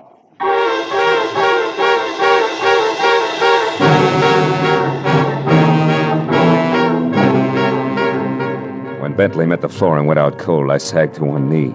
Stayed that way until the air rushing into my lungs quit sounding like sandpaper over a drumhead. And I got back to my feet and turned on a bracket lamp on the other side of the room. I opened Bentley's jacket, slipped his .32 automatic out of its shoulder holster, emptied the clip, and stopped dead at the shimmer of light dancing on polished silver that I hadn't expected. It was a badge. Below his shoulder holster and pinned to his vest.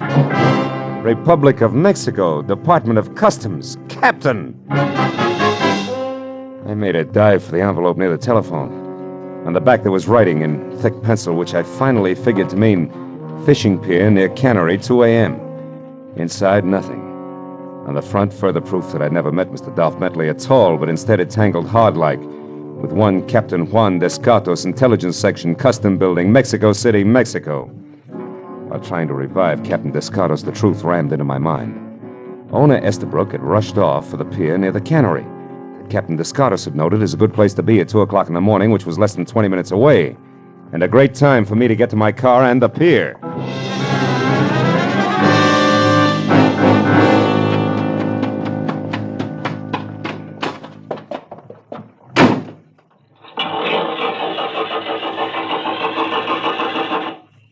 It won't work, senor. Yeah, you're a bright boy, thanks. Welcome. Do you like the job on the car, senor? I think it shines well for the 8 pesos you owe me.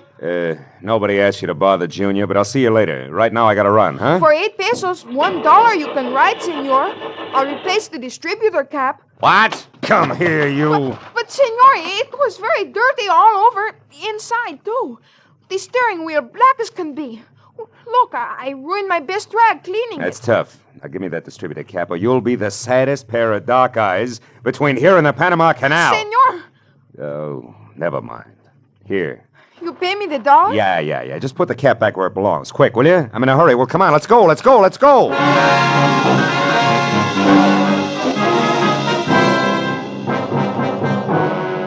precious 60 seconds ticked off before I was out of the parking lot and driving fast toward the fishing pier near the Cannery, where I knew I was finally going to get next to Dolph Bentley, and if I made it in time, prevent another murder. When I screeched to a stop away from the pier, piled out of my car, and ran the length of the oil-soaked planking to where a single boat was making ready to cast off, I saw one of the 2 persons aboard the small ketch was Ona Estabrook. The other was Lou Roman, haughty American fisherman. When I stepped aboard, our hunch hit me right between the eyes. I pulled my gun and pointed it an inch above his waist. What are you doing here, Marlowe? I might ask you the same question, Roman, or do I call you Bentley from here on out? Marlowe, you know, now he can't kill me. Now I don't have to be afraid of him anymore. Oh, Marlowe, thank goodness you got here in time. Yeah, hooray. The Marines have landed in the form of a private eye. Cut it out, Bentley, and don't move. Oh, no, what do you mean about being afraid? What's your connection with this fisherman here? Well, it was an accident, Marlowe. A mix-up in our baggage. Lou Roman and I both happened to stop for customs inspection at the border at the same time, and our suitcases were switched.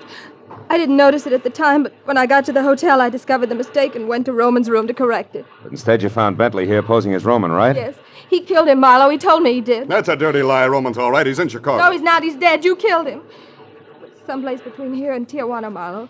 He said I'd get the same treatment if I opened my mouth. Then he's the one who forced you to go out on that boat yesterday. on, Stay listen, back, my dear. Bentley. Yes. So that people wouldn't be suspicious, he made me appear at the hotel, in the patio there, and at the restaurant. Well, why didn't you run? Well, I couldn't. He wasn't around. Another man was. A horrible man with large eyes that never left me. Yeah. So why don't you drop it, Marlowe? No sale, Bentley. You see, I know that the horrible man with the large eyes can't be one of your henchmen. His badge says so. What? Badge? He's an officer, Marlowe? Yeah, Captain Owner. Give up, Bentley? You had better. There are too many men ready to take you. Descartos. Where'd you come from? Oh, I have been here quite a while. But your story was so interesting, I just couldn't interrupt.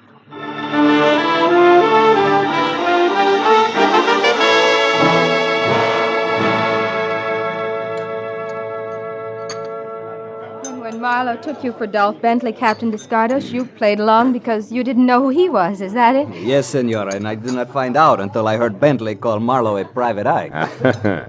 You're not mad at me, Captain, huh? Even though I bungled your plan to capture Martinez, and not to mention our little meeting at the stables. Senor, do not say that you bungled the job of catching Martinez. It was more a matter of priority. Por favor, senora, the tacos. Of course, here you are. Gracias. You see, Senor Marlowe, I am certain that one day I will catch Martinez, but not at the cost of letting a murderer kill again. But, Senor Marlowe, there is one thing that puzzles me. The murder of the one known as Jaiba. Oh, Martinez henchman. Well, you see, Captain, he knew that a man named Dolph Bentley was mixed up in this because he'd overheard Ona and her keeper then call Lou Roman talking about him. He wanted to know more. Also, he couldn't figure who I was. So he beat you up? Correct. Bentley, of course, only saved my life because it was an easy way to find out just how much Jaiba did know, after which he got to him. Enough? Not quite, senor. There is still one thing. How did you know that Lou Roman was actually Bentley? On a hunch, Captain. And by positive identification from you, Ono, when we were on the boat. But now it's my turn. I got a question for you, honey. Have you had enough vacation? Uh-huh. As a matter of fact, Marlowe, I wired my husband just before we came in to eat. Oh. I said the change did me a world of good. Be home tomorrow to stay. Love always. Well, Captain, will you pass the tacos, please? They're awfully good, really.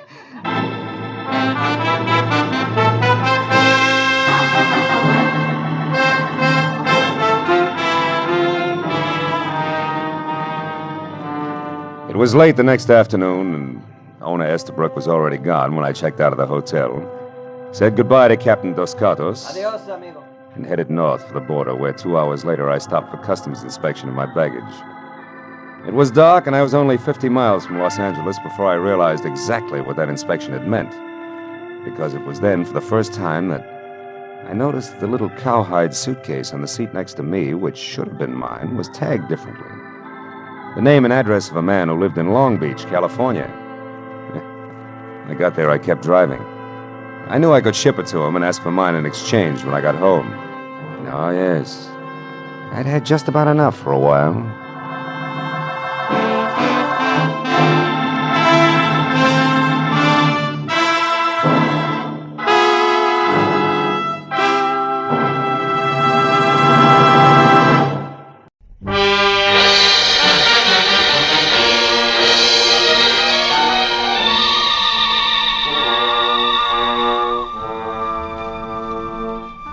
The day had been 8 noisy hours of international complications, local vintage. It had started when a Frenchman from Beverly Hills who spoke no English hired me to find the Filipino houseboy he thought had stolen the family's silverware to sell to a prosperous downtown Chinese. However, it had played differently since the Frenchman had been wrong all the way. And both the houseboy and the silverware had turned up in the cool of his own basement, where the servant had gone to do his polishing in comfort. Which was hardly the end of things because even now, as I slumped behind the desk in my office, exhausted, the accused Chinese, who was highly insulted, was on hand together with a nasty pet terrier tucked underneath his arm to tell me all about it. And just to top that off, the door was suddenly flung open and bedlam really set in. Because the new arrival, who was maybe 28 with green eyes that sparkled in an almost pretty face, was also a redhead with demeanor to match. And it was obvious that, one, she wanted to hire me, two, she was in a hurry, and more important, Hey! Just a minute! Hold it, both of you. Now, Mr. Tang, I've had enough. Here, on your way out, take this. It's the Frenchman's address in Beverly Hills. The mistake was his. See him. Goodbye, sir. Thanks, honey. It was going to be me or that windbag with Terry any minute. What can I do for you? Plenty, and all of it in a hurry. Sit down and listen hard, will you, Marlowe? My name is Dennis. Front part Artie. Oh, which is short for what? The whole thing. It's really Ruth Dennis. R.D., see? Oh, that's cute. R.D., Artie. Yeah, what's the problem? It's a guy I love, Marlowe. He's tall, blonde, and his name is Gordon Holzer, and he sells shoes. But don't laugh, because when he connects, he does it by the carload. Also, I figure he loves me and at the moment is in lots of trouble. Why? Because when I came in on the train late this afternoon, Gordon wasn't on hand with the usual brass band. He wasn't at my apartment either. But a note was. Said he had to work late at the office. I waited an hour and then gave him a ring. They told me he wasn't in, hadn't been for 2 days. Next, I called his home. He has a bungalow up on Vista Del Mar, 7700 North. And when you got no answer, you started to worry, huh? Yeah, so I went up there. Gordon, of course, wasn't around, but somebody else was. Somebody small on the natty side, with no more eyebrows than a goldfish. He belonged to a new sedan, long and black. Did you talk to him? Oh, better than that. We wrestled. You got a cigarette? No. Yeah, here. Thanks. It's all right. See, Marlowe, this guy was snooping around the place, so I decided to find out a few things. I made believe I had a gun in my pocket, and I told him to put his hands up. Oh, fine. Well, it worked for a while. Which brings us to the wrestling. Huh? Yes. When I mentioned Gordon's name, he knocked me down. But he wasn't very big, so I managed to hit him once with my bag before he got away. Also, I ripped his coat pocket open. And here, this fell out. It's a newspaper clipping. A picture of a fat hunk of jewelry that was once stolen from someone named Isaac B. Stolen from Isaac who? B is in bzz. Ah. Look, it's a peacock with the head broken off. But with a tail that's loaded with diamonds, rubies, and emeralds. What does it mean? What is it? Marlowe, that's the reason I'm here. I don't know. Hmm. If you'll turn the clipping over, you'll see that the theft must have happened quite a while ago because the ad on the back features a Christmas special. Tell me, you figure that Gordon stole this from Mr. B? Well, no, I don't. Well, then why'd you come to me instead of the police? Well... You what? Come on, Artie, let's have it all, huh? Okay. That's better. I don't suppose it's smart not to tell you anyway. Gordon isn't all shoe salesman. He's part lunatic when it comes to the horses. You know, the right pony a day keeps the doctor's bills away. I thought I'd cured him. Now I'm less than sure. So you figured that maybe he got in too deep while you didn't know about it, and now he's trying to even things up by playing with stolen property. Is that it? I hope not. But even if it is, I still want to help him. Now here's $100, Marlowe. Do you go to work for me, yes or no? Yes, on one condition. All right, what? If I find out the facts and pass them on to you, until and if he turns up crooked, then I drop it. Agreed? Agreed.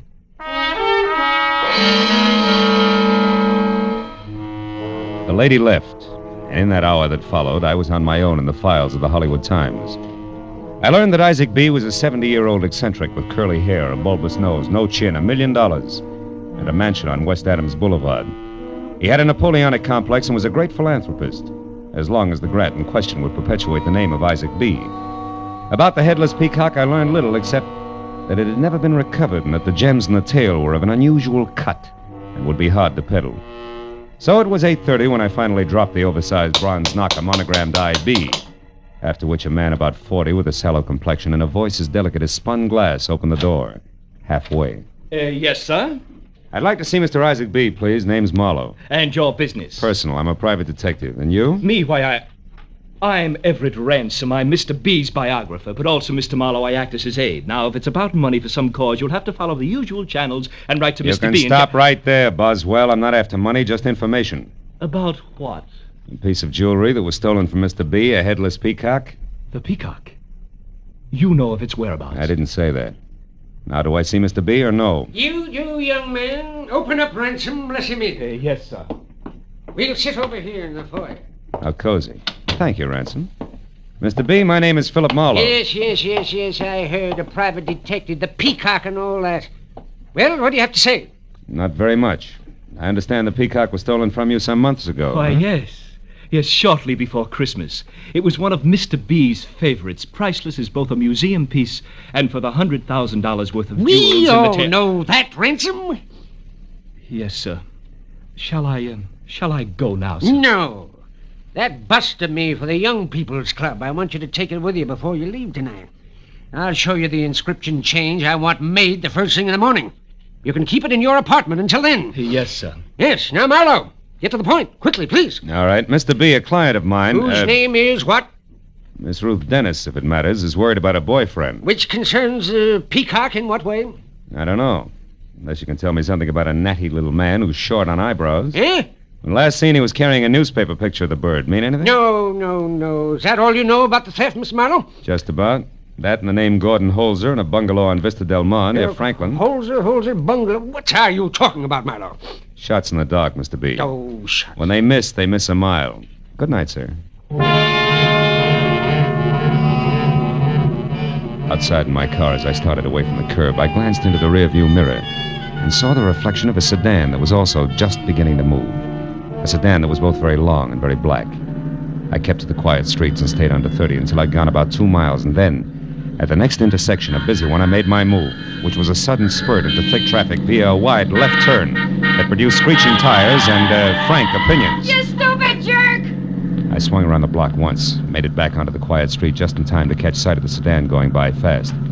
I followed it, and 20 minutes later, when it braked to a stop in Beverly Hills in front of a hat shop marked Lester's, I did the same. I piled out of my car and walked quickly toward what I thought would be the natty man without eyebrows. But when the door of the sedan opened, it was a woman, blonde and beautiful, who ran to the door of the shop, unlocked it, and hurried inside to where a telephone was ringing. There was an alley beside the building, and I ran back to where I could see inside. There were 5 telephones side by side in a phony front cabinet that spelled bookie. And on the wall above, a publicity picture of a natty man without eyebrows, sitting in the middle of a bunch of zany hats. No, Mr. Holzer. Beautiful blonde was talking on one of the telephones. And when I moved closer, I was happy to hear her address the party at the other end of the line as none other than Gordon Holzer. Uh-huh. He's on his way up there now. But where are you? Oh, returning home. That's fine. Key still in the mailbox? Good. Of course, Mr. Holzer, you decided to pay that $15,000 for sure this time, haven't you? You know, Mr. Lester wouldn't want you to disappoint him. I moved out of the alley quietly and went back. Entered the shop through the front door, which was still open. Beautiful blonde was just hanging up the phone when I stepped into the light. What? Good evening. Who are you? What do you want here? A new hat. Something chick. Any suggestions? Yes. Get out of here. This shop is closed for business. Bedding included? Why, sir, there must be some mistake. This is a hat shop. With 5 hidden telephones and a boss man who collects pictures of headless peacocks for a hobby? Sorry, baby, I don't buy it. Not even as a conversation piece. So shall we start all over again, huh, baby? Well, yes. Why don't we? And with this to keep us from changing the subject. A heavy service 45, honey. Looks a little bulky in that dainty hand, don't you think? It'll look worse when it explodes in your face. Now, who are you? By name, Philip Marlowe. By occupation? A private detective. And just to keep the interview rolling, I sleep in pajamas, tops and bottoms alike. Love Chinese Stay cooking, back. pressed almond duck in particular. closer. And don't prefer Take another blondes. step Give me around. that! You big bum. I don't know why I didn't shoot. I do. But lest we lose the question and answer period, your turn. Name. Patience. Oh, no. What's the rest of it? Hancock. A very fine Virginia name, Mr. Marlowe. Anything else?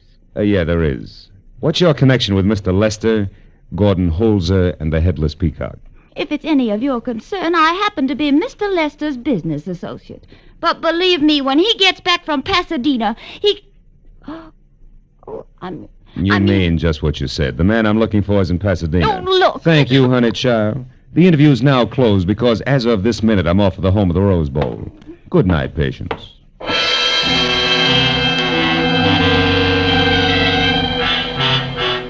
I was going to Pasadena like Patience Hancock was going to join the Campfire Girls. But as long as the little Virginian wanted it that way, I couldn't see any reason not to play ball.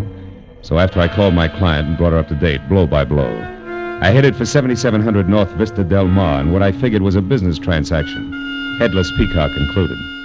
I parked away from the place, which was cedar shingles under healthy ivy, and a single lamp at work in the living room. Then I walked up to where I could see that a man, blond, tall, and alone, in hat, coat, and frightened face, was about to leave. When the door opened, I took that as my cue to switch 38 from shoulder holster and announce myself. Well, what do you want with me? Words, Mr. Holzer, lots of them. You see, I work for Mr. Holzer, that man on the floor there behind you, that natty little man without eyebrows, seems quite still, isn't shot to death. He is, but I didn't do it. Honest, I didn't. Now let me out of here. I gotta go. Start running? Come on, Holzer, I'm not all chump. Get back inside. All right, but I can explain this. Oh, sure, it's easy. Like one, you lost too much money playing the horses through this dead bookie here who used to double as a milliner. Boy. And 2, to square yourself with him, you got mixed up with $100,000 worth of Headless Peacock. Oh, and 3, Mr. Holzer, as of just now, you had an appointment with said milliner, which Buddy on the floor here says got out of hand. Do you care to add anything? Like how you got the Peacock away from Isaac B. and what took you so long getting around to peddling it? I don't know any Isaac B., nor did I. Or did you what? Outside the window. Somebody's moving. Yeah, somebody with a gun. Duck Holzer. It's going to be lights out. He's going to shoot!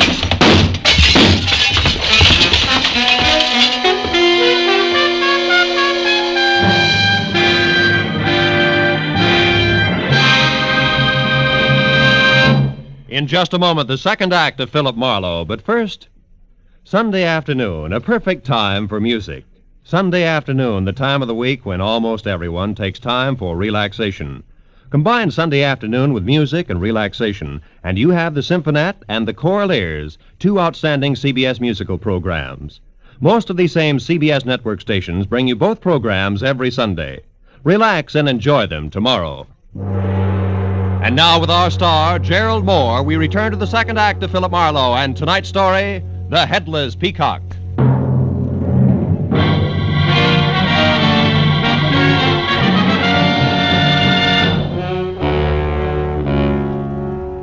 It had come 1, 2, 3. A corpse on the floor, shots through the window, and Gordon Holzer out the back door while bullets made lights out. And Marlowe on the floor, the smart move. It made this the time to call the law, so in case the character with the gun was still hanging around outside, I left the lights off, fumbled my way to the phone, and dialed 116 in the dark. A minute later, I had Detective Lieutenant Matthews on the wire. So you got a corpse, huh, Marlowe? Give it me again, will you? Who, where, and why? A guy named Lester, supposed to be a hat designer in Beverly Hills, but stacks up better as a bookie. He was shot to death here at 7700 Vista Del Mar. Whose place is that? One Gordon Holzer. He has his name on the mailbox. Hey, got a motive, Marlowe? Well, it's a theory. Could be that Lester put on too much pressure trying to collect 15 grand Holzer owed him from bad bets on the ponies. There's more, but it'll keep till you get here, Lieutenant. Okay, Marlowe. A couple of the boys on their way now. Mm-hmm. I'll be over myself later. Stick around, will you? Yeah, okay. Goodbye. Marlowe, you promised me you wouldn't call in the police, but I heard enough to know you just finished talking to them. Didn't you, you two-faced cheat? You bet I did, cutie. What's more, when you hired me... I'm not through. I want to know something else. What are you doing here in the dark, and where is Gordon? All right. In that order, first the lights are out to keep me from being shot in the back. And second, your boyfriend Holzer left on the double because I was about to find out why Lester's body is here on Holzer's living room floor. Lester's body? You heard me. You mean that little man is in here, dead? Very much so. And don't burn yourself out on that shock surprise routine. Marlowe, I swear Okay, turn on a light and show me. Where is this corpse, if any? Baby, don't forget the last time lights were on in here, the room felt like the receiving end of a shooting gallery. I didn't see any firing line when I came in. Yeah, that's a point. But there are 2 ways of looking at it. Will you turn on a light, or will I? Okay. We'll play it your way. Yeah, take a good look. Oh, Marlowe, it's him, all right. Same little man. Artie, you knew I was coming over here. You knew the setup, and I was close to winning an argument with Holzer when somebody broke it up by shooting through that window, straight enough not to hit anything, even though Holzer was a perfect target. Add it up for yourself, baby. Oh, it wasn't me, Marlowe. Please believe me. You do, don't you? Let's look in this bag of yours first, Give Artie. me that. Yeah, in a minute. Well, that's one thing in your favor, no gun. Could have dropped it in the shrubbery on your way to the door, of course. Here's what I really want, anyway. My keys? What do you want them for? I'll tell you later. Well, that's the boys in blue, and just in time. Yeah, you louse. In time for what? To hold on to you as a material witness. But... I've got work to do, and I want to get it done without you screaming at me all the way. Oh, I wish I'd never hired you. I wish I'd never heard of you. And another thing, if you're playing me for a patsy, kid, that's only the beginning. You'll need a deep well full of wishes before it's over, so come on, behave yourself. I told the two prowl car cops no more than I'd already told Lieutenant Matthews, except that Artie should be held because she was Holz's girl. That plus the small lie that I'd cleared with the lieutenant to leave as soon as help showed, and I was out the door, into my own car, and pointed toward Artie's place, which was on Tamarind. I figured there was a good chance Holzer would head there first, and if I moved fast, I might catch up with him before the police did. Artie's place was dark, which could mean anything under the circumstances, so I dug in my pocket for the keys I'd taken from a purse and started for a door when footsteps behind me changed my mind. Oh, Marlowe. Mr. Marlowe, say this is a stroke of good luck finding you here. That depends. How'd you manage it, Mr. Ransom? Why, Mr. B has had me trying to locate you since about an hour after your interview this evening. I checked everywhere and finally looked up your client's name in the phone book, got this address, and, well, here you are. Yes, I know. Why have you been after me? What's all the excitement? And make it fast, I'm in a hurry. Yes. You see, your call this evening intrigued Mr. B and me very much, and after you left, we naturally began discussing the theft of the Peacock again. Naturally. Look, Ransom, get to some point, will you? I got things to do. Well, certainly, Mr. Marlowe. Well, sir, the point is that in going over in our minds the days preceding the theft, we both recall a man named Holzer or Holter or something very close to that. Mm-hmm. He came to the house one day claiming to represent a certain philanthropy. He was a fake, of course, and we never saw him again, but it was less than a week later that we discovered the Peacock was gone. Stolen. What'd this man look like, you remember? Well, I most assuredly do. He was bald, about 50, and fat. No, it couldn't possibly be the same man. Oh, you found Mr. Holzer then? Once, briefly, there's no resemblance. Oh, I see. Well, I don't know how I'm going to break the news to Mr. B. He's upset all over again. I can't tell you how much that headless Peacock means to him. Try saying $100,000. Mr. Marlowe, have you run across anything else tonight other than that newspaper clipping that would seem to be connected with the pin in any way? I can arrange a reward, you know. No, nothing. I'm sorry. Well, good night, Mr. Ransom. If anything comes up about headless peacocks, I'll call you as soon as... Well, what is it? What did you find? A note stuck on the door. Oh, maybe I should take No, it to no, I can handle it, really. Dearest Artie, I didn't realize how fast things got out of hand. I must have lost my mind. I'm going to undo all the wrong I've done, and I'm getting out. Love, Gordon. P.S. I should have listened to a smart girl in the first place. Why, Mr. Marlowe, the fellow sounds desperate. He's got a right to. That natty little man I mentioned earlier tonight is dead. Murdered. Oh, great Scott. But then, Mr. Marlowe, then how can this man possibly undo all the wrong he's done, as he says in that note? That beats me. But one thing is sure. This hands my little client a nice clean slate, which makes my next stop the police. I'll see you, Mr. Ransom, and happy peacock hunting.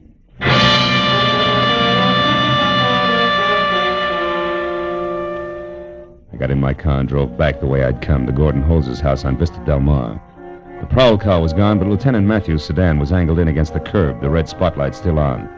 I parked and went in. The lieutenant, his hands jammed down in his pocket, stood with two other plainclothes men near the shattered window, while a photographer worked over the corpse on the floor. Artie was nowhere in sight. Matthews spotted me as soon as I walked in and bore down on me with all the frivolity of a heavy cruiser. Marlowe, I thought I asked you to stick around. Yeah, you did, but I got an idea that wouldn't keep. Yeah? Did it prove anything? Not for sure. Where's the girl? Which one? You mean there's more? Oh, yeah. That red-headed fireball, Artie Dennis, you already know about. Yeah.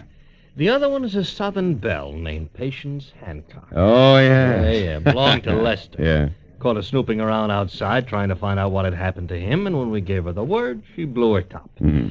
I got both of them locked up. Good. Say, did you get any facts out of Patience? Yeah, plenty. No? Oh, your bookie theory was right, Marlowe. Thank you. Yeah. All we got to do now is find Holzer, wrap this up. Yeah, I'm not sure it's as simple as that, Lieutenant, listen, but it's the Mark. next step anyway. Come on, let's take a look out back, huh? When he left here, that's the way he ran. I already looked. It's a blank. Oh, really? It's a door that leads out to the alley. Here, this way. All right. Now, you see? Nothing. Must have beat it through here and out to the street. You wouldn't happen to know where... Now, what's the matter, Marlowe? What are you staring at?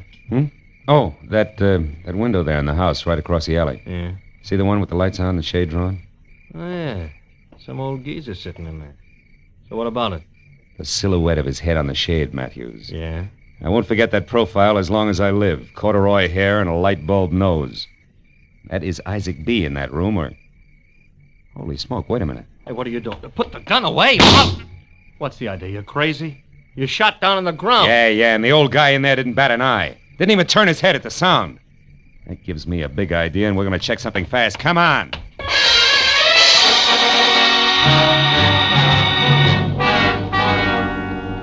We ran back inside, and as I picked up the phone, Matthews found out for me that the house across the alley faced on Common Avenue. Then I dialed Isaac B.'s home number, and when I finally got a sleepy hello, I asked him a question. The answer he gave boosted the odds on my hunch into the sure thing class. When I hung up, Matthews unhappily agreed to play along, and with one of the plainclothesmen went around to Common Avenue to cover the front of the house across the alley. I went out to the back way again, 38 in hand, crossed the alley, climbed up on a brick wall, and moved toward the window. It was 18 inches open. I eased one edge of the blind aside and looked in. A life-size bronze bust of Isaac B., I've heard mentioned earlier, sat on the table in front of the window.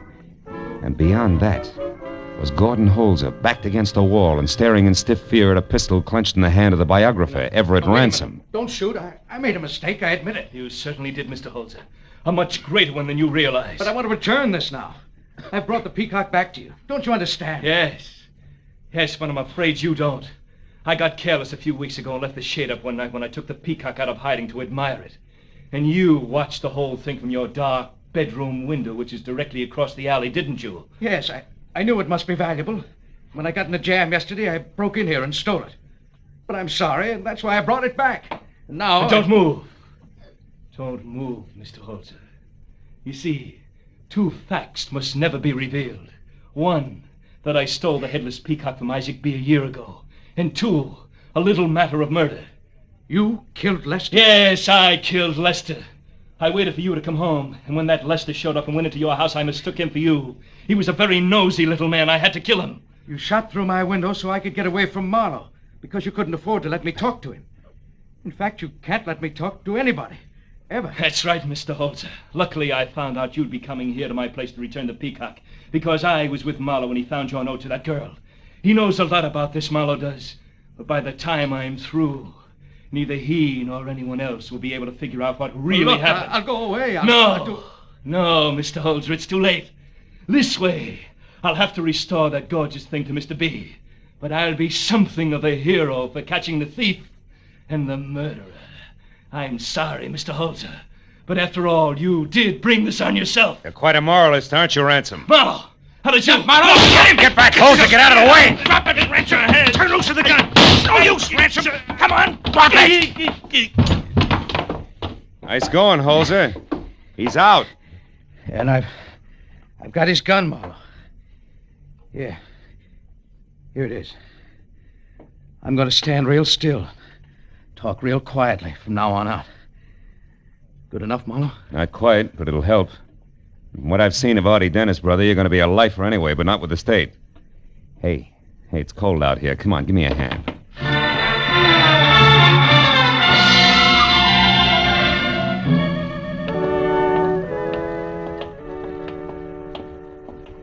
Thanks for getting me out of the pokey, Mr. Marlowe. You rat. No, I figure it's safe to turn you loose now, Artie. Uh-huh.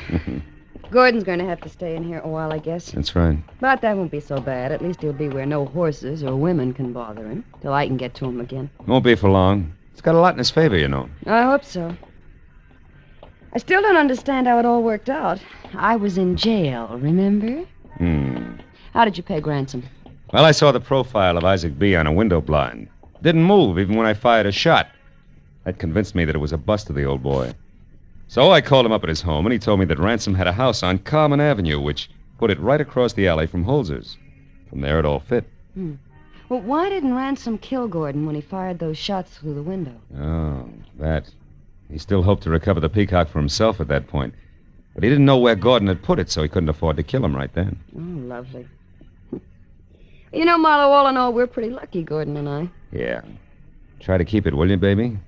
Keep it that way on everything but the horses. Oh, you can make book on that, mister. Good night, Phil. Good night, baby.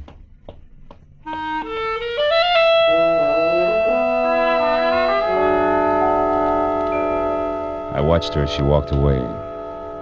She looked up at the barred windows where a very willing guy was learning a lesson he needed badly. tossed him an okay with the fingers of one hand. You know, it made me feel good because I was sure she meant it. Was the kind of a kid who could make it stick. Then I drove home, and all the way I thought about the crazy assortment of people that had become involved because of the ponies and the headless peacock. I was still thinking about it over a glass of milk in my kitchen when I glanced at the newspaper on the table, opened to the sports page. Oh, it was like magic. My eye was drawn to a box in the corner and down the morning line for tomorrow's races until it stopped at the name Lucky Peacock. Oh, it was perfect. A hunch that couldn't miss. Lucky Peacock was a cinch to win by a head. Or maybe he'd lose by a head. Or maybe he'd... Yeah, well, it's no use, Marlowe. Tomorrow you go to the races.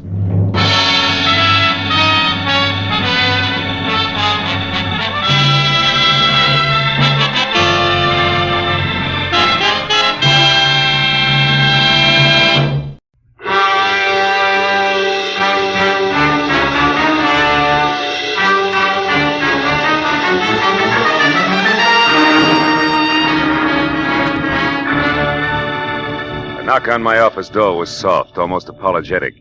So when I mumbled, "Come in," I was ready for something delicate and about as self-effacing as Uriah Heep. But when the door swung open, I knew exactly how wrong I could be.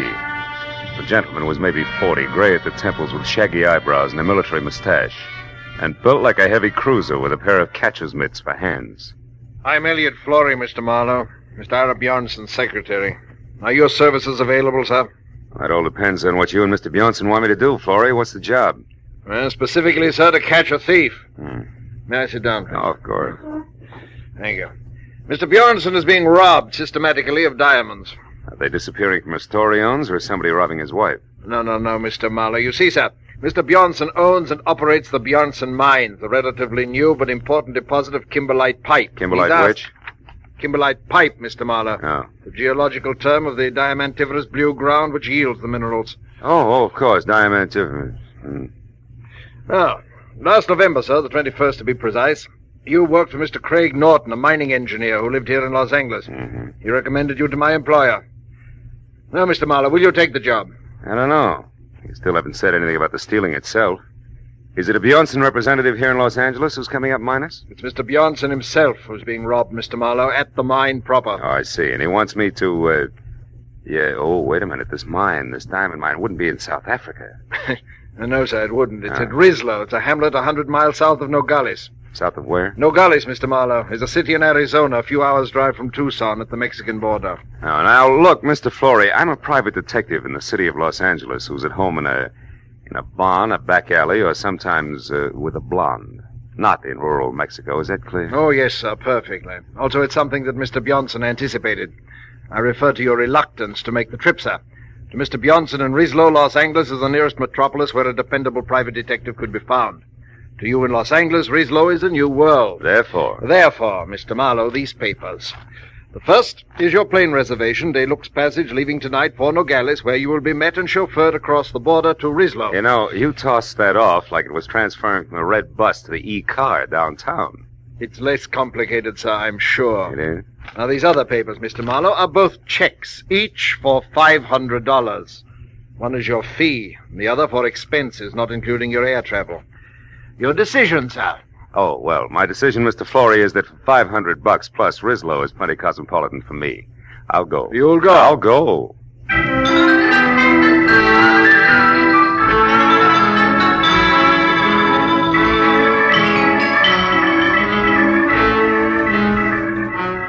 At 8 the next morning, we dropped gently out of the clear sky over Nogales, where I was met by a short, round Mexican who ushered me into a car labeled Bjornson Mines, and suggested that I sleep for the next 3 hours, which was the travel time to Rislo, 100 miles south. So after 30 minutes of panoramic, dry, sandy hills and occasional cactus, I did. When I woke up again, it was better than noon, hotter than Hades, and we were parked at a filling station in Rislo itself, which could have passed for home if you happened to be a prairie dog. It wasn't until I had my eyes wide open that I realized that the man leaning on the running board inches away and staring at me like my eyebrows were on upside down was not my driver. He was shaggy hair all around an unshaven, unpleasant face that was home to a pair of watered eyes that said he was drinking himself to death. And when he talked, I knew it was on cheap rum. You're the new mining engineer, maybe? Yeah, I didn't know it showed. Since you're an American, that means you gotta be an engineer. Oh. No other Americans come out this way. I'm an American myself, you know, from Philly. Good old Philly. Yeah, it's a great town. What's for sale? Hot transits? No, just being friendly. Name's Calder, M.J. Calder. I'm staying over at the Granada Hotel for a while, first floor rear. Why don't you look me up some night, any night along about 8. I used to be an engineer myself. Might chew fat a while. Yeah, we might do that. So, well, I'll look forward to it. So long, pal.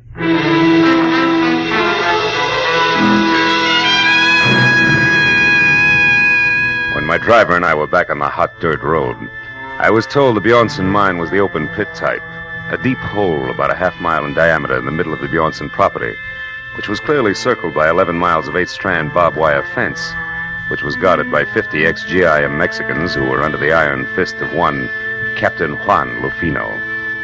20 minutes later, when we entered the main gate and were slowly driving up a neatly landscaped white pebble road, I got a different picture of life at the Bjornson mines. It was the residential side, plush and strictly Beverly Hills, from the sprawling red brick house past the green and white tile swimming pool to the guest house beyond. Inside, I found the multimillionaire himself, who was a bald 50 perspiring and shaped like a bowling pin. At 10 o'clock last night, Marlowe, it happened again. $5,000 worth of stones. The 7th robbery in as many weeks, excluding, of course, the usual trickle. The usual trickle? $1,000 or maybe $2,000 worth a month. That stealing nobody can stop. The natives, the guards, visitors, everybody. But most of them we catch, Marlowe, because in the first place, our policing is very thorough. And second, to steal a rough diamond is one thing, but to get rid of it is something else again. Well, tell me, Mr. Bjornson, these big thefts you're concerned about, do they all have anything in common? Yes. 2 things, Marlowe. They always occur at night, and they are the work of somebody who knows my habits and has a good knowledge of the inside of my house. The big safe is never bothered. It is always some drawer or cabinet where I am keeping stones temporarily. I see. And, Mr. Bjornson, has anybody ever seen this thief? Last night, Helen Austin saw what could be the man running through the grounds at about 11 o'clock. She said he was tall with a lot of wavy hair. She said that he was not the Mexican. Oh, by the way, Marlowe, Mrs. Austin and her husband are staying in the guest house where you will be put up. He works for you, Mr. Bjornson? No, Kelly Austin has a mine of his own about 5 miles from here. Smaller than ours, but rich, nevertheless. Oh, this will be Captain Lufino. Don't mind if he appears unfriendly, Marlowe. He considers your presence here a personal insult. Come in. You wish to see me, Senor Bjornson? Yes, Lufino. This is Mr. Marlowe, the detective. Ah. When Senor Flore came back this morning, Senor Marlowe, he spoke very highly of your reputation in Los Angeles. Mr. Flore only talked to my friends in Los Angeles, Captain. Now, Mr. Bjornson, you were telling me about the Austins. Yes, they have been with us for 2 or 3 months now, while their new house is being constructed at their own mine. Their last place burned to the ground. I would suggest, Marlowe, that you speak to her as soon as possible. Also, the captain here will tell you of some evidence that he found here on the ground last night. No, Senor. It turned out to be nothing. What kind of nothing, Captain? A fountain pen, yes. It belonged to one of the office workers. Senor Bjornson. Yes? Did you tell him about that Nat Campbell? Oh, no. Marlowe, the International Diamond Exchange keeps us advised of the movements of the bigger black marketeers whenever possible. 3 days ago, we were told that a man named Nat Campbell, an American who was at one time an engineer, has been operating in Mexico close to the border. Is there an accurate description of him? No. Anything else you have to know, Captain Lufino will take care of you. Also, I am sure that the captain will be glad to show you to your room at the guest house. Sir, it will be my pleasure to assist Senor Marlowe in any way I can. This way, Senor, please.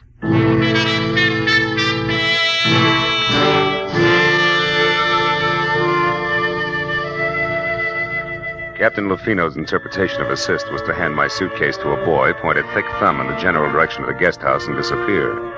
So after thanking him for his trouble, I went to my room, unpacked, changed into a dry shirt, which was damp again in 3 minutes, and then started for the suite on the opposite side of the building, where I'd been told I could find Helen Austin. But when I was halfway to a screen door, I stopped at the sound of a raised voice that I'd heard before. It was Mr. Elliot Flory, who was about to leave and unhappy about the whole thing. When I was close enough to see Mrs. Austin, I could also see why. The lady was blonde, deeply tanned, just a shade off beautiful and almost dressed in a white linen shorts with halter to match. I told you Elliot, last stop night. it. Why You're do you... behaving like a fool. Oh, am I? Well, you just wait a bit, my dear. We'll see who the fool is around here. Oh, yes. Marlowe, what are you doing out there? Calling on Mrs. Austin. Why? Do I need a visa, Flory? No. No, Mr. Marlowe. You don't need a visa. You don't need anything. Well, come in, won't you? Elliot was just leaving. Yes, I have to be running along. I'll see you later, Helen. I can't wait. I'll sit here, Mr. It's Phil, isn't it? Phil Marlowe? Mm-hmm. Nice name. You know, Phil, I don't often get to see a new face around here, so anything I can do for you will be a pleasure. I'm sure the pleasure will be all mine. But aren't you afraid you'll catch cold? Why? Don't you like this? Huh? I made it myself. I do most of my things, you know. Regional styles are too far behind New York to suit me. My husband, Kelly, says I'm clever. Better than that, Helen. Kelly, what? You're resourceful. You startled me. Darling, this is Philip Marlowe. I know. Ira told me you were with us, Mr. Marlowe. Can I be of some help, possibly? No, not at the moment, Mr. Austin. Right now, I'm only interested in knowing if your wife here can add anything to a description of last night's stranger. Can you, Mrs. Austin? Why, no. If there were anything else outstanding about the man, I certainly would have told Ira. No doubt.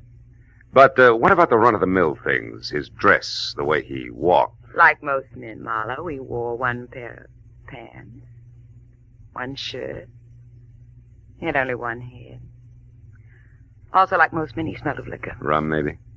We all drink rum here. How about joining us in some? After dinner? Long about 8?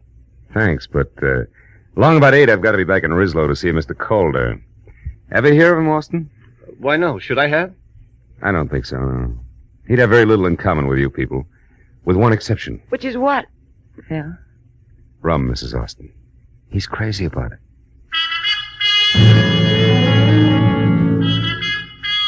After I left Kelly in what with one healthy cloudburst added would make a great Sadie Thompson, I found Ira Bjornson and told him that I thought last night's stranger, one M.J. Calder and Nat Campbell, could be all one and the same. And that I would like to go into Rislow and check on just that, which suited him fine. So after apologizing for having just let Captain Lufino go off for the evening in his car, he gave me the keys to a battered station wagon and wished me good luck. 4 hours later, when it was dark and I was in Rislow and walking the dirty length of the ground floor corridor of the Granada Hotel, which was darker, I had a feeling I was going to need it. Yeah? Who is it? Marlowe, Calder, the new man at Bjornson's mine. Oh, fine. Be right with you. Yeah. Didn't expect you to take me up so soon. Yeah, well, you know the mines, Campbell. One's just as dull as the next, huh? That's right. What did you call me? Campbell. That's it, isn't it, Nat? No. His name's Calder, M.J. I told you that today. Yeah, and at the time I believed you, good old Philly included. Come on, Rummy, uncover the masquerade's over. Open up while you still can talk. What do you say? Okay. Okay, ain't the biggest secret in the world. Here, sit down. For keep! Why, you lousy lush! You don't aim any better than you lie! I had enough, I tell you. All right, we'll see. Now, come on, get up. We'll start all over again after we check you once. The kind usually has a nasty Luger tucked away someplace. All right. Now, what do you know about... Hey, Campbell, that stuff over there seeping under the closet door. The color isn't right for rum, brother. It's too red. Well, Captain Lufino. Yeah, he said, Marlowe, so don't move. You'll be right with him. Yeah, you see, I was right, Campbell. Your kind always has a nasty Luger someplace. Marlowe, I didn't do that. I didn't kill him. Oh, yeah, sure. He committed suicide in your closet and closed the door as a gag, I suppose. That's enough. I don't try to be funny.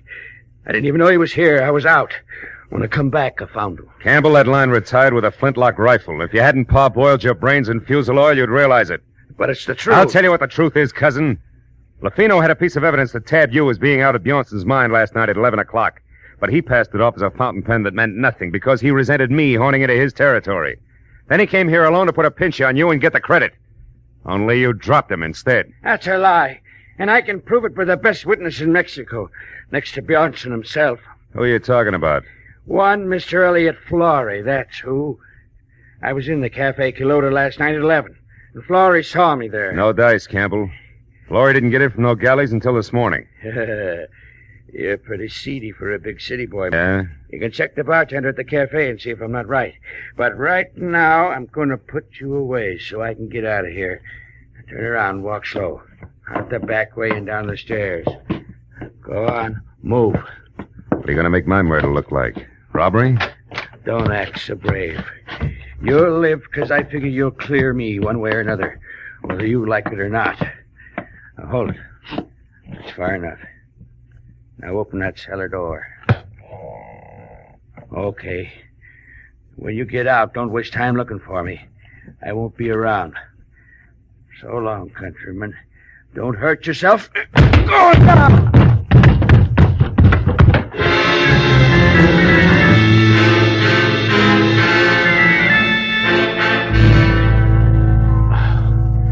The cellar was as light and wholesome as a Parisian sewer. Even with the help of several generations of termites, it took a half an hour to break out. When I got upstairs again, it was deserted except for the late Captain Lufino. I went through his pockets, but they held nothing more exciting than battered cigarettes and some small change, but under the tight sash around his waist was a small green suede pouch containing 3 minute diamonds in the rough. I began to see what Bjornson meant by the usual trickle. Everybody, including the chief of his own guard, seemed to be in on the act. I dropped the pouch in my pocket and headed for the Quilota Cafe, where 2 American bucks and a nasty snarl at the bartender brought me the fact that Elliot Flory actually had been there last night. Had waited 2 hours for somebody who didn't show up, and then left. That made my next stop the mine. So I bounced the station wagon out of town, back to Bjornson's house, and started in. But a pair of bare shoulders above a snug linen halter intercepted me. Hello. You're back safe, I see. Enjoy all the sights in our filthy, stinking little town? Not much, Mrs. Austin. You should have taken me along as a guide. I could show you lots of interesting things. Like what, for instance? Like the sky and the moon. I like things clean, soft. I like lights and music and people. I like you, Marla. Save it. That buttons and bows routine is strictly your own problem. I've got work, and it starts with Elliot Flory. Where is he? What makes you think I'd know that? Because you two have been keeping close track of each other for some time. You're anxious to drop it, but Flory isn't. And now he's got a hold over you, and you're worried silly. Well, and you skip did... that, too. From what I know, I can fill in a very unpleasant yarn, and I will if I have to. So come on, baby, no dramatics. Let's have it. Where's Flory? Marlowe, you're a louse. But at that, you're better than he is. Went over to our place of mine about half an hour ago. I don't know why he wouldn't tell me. Just wanted me to keep my mouth shut and left. That doesn't make sense. Where's Mr. Austin? My good husband is off somewhere checking on supplies, he said. Okay, I'll pay a call on Flory right now. When I get back, baby, I'll have a lot of answers. So I advise you to wait up, huh? Sure. When you're all through with him, do me a favor, will you, Mr. Tough Detective? What, throw him back? No, kill him. After she said it, she stared at me for a moment and then turned and walked away, and from the bitterness in her face, I figured she had more on her mind than she told me about. But as I beat it around to the driveway where I'd left the station wagon, climbed in and wheeled out the gate, I forgot about theories and headed for the Kelly Austin mine and a big-scale diamond thief as fast as the rutted road and loose body bolts would permit. I'd barely gotten out of sight of Bjornson's house, where from somewhere out of the truckload of shadows I was hauling in the rear end of the station wagon, the muzzle of a gun was shoved hard against the back of my neck and held there. Pull over and stop, Mr. Marlowe, but don't take your hands off the wheel. Austin, you're off your rocker. You've been working too hard. Not so hard that I didn't get back in time to see you kissing my wife. You don't deny it, do you? Well, for what it's worth, you got your subject backward, but never mind that. Don't turn around, Marlowe. I'm sorry about this. I liked you when we met today. Now, listen. We'll take this up later in detail. Right now, I'm after a guy who's been biting into Bjornson's diamonds, and I'm sure it's his own secretary, Elliot Flory. Flory? Why, that's absurd. Yeah? And what's more, he's currently up to something cute at your mine. He's at my mine, Flory? That's what I said. Now, after I've seen him, Buster, I'll be indignant with you all night if you like. You're a clever liar, Marlowe, but it won't work. You're not getting out of this that easily. I'm going to tell Bjornson what you've done, but first, you cheap masher, I'm going to get some satisfaction out of you personally like this. Oh!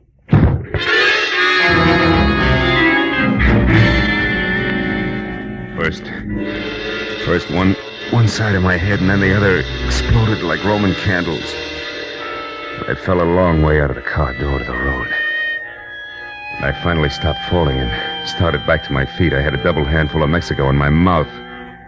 All the rest of it I could see looked big and black and deserted. The station wagon was gone, and so was my enthusiasm, and the picture of Marlowe on foot in the middle of the Mexican mountain looked pretty stupid. I trudged back toward the house. But I stopped as a pair of headlights swung out the gate and slashed down the road at me.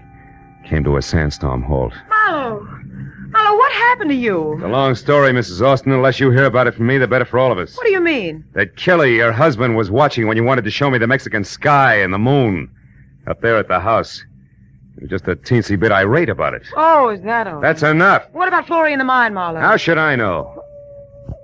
I got tangled up as a heavy in this corny gaslight melodrama. Wait a minute. Did you put that jacket on since I saw you last? No, what's the matter? Come over here in the light. Come on! Sure. Now listen, Helen. You told me once sewing was your hobby. Did you happen to make this item yourself? Yes, Simon. What's so important about that? It's a long shot, but if it pays off, I'll catch both a killer and a diamond thief. I'm going to borrow your car, beautiful. Wait a minute. I'm coming with you. No, you're not. I've got to get Florrie and stop a murder, and that takes a different kind of speed than you've got. So long, baby.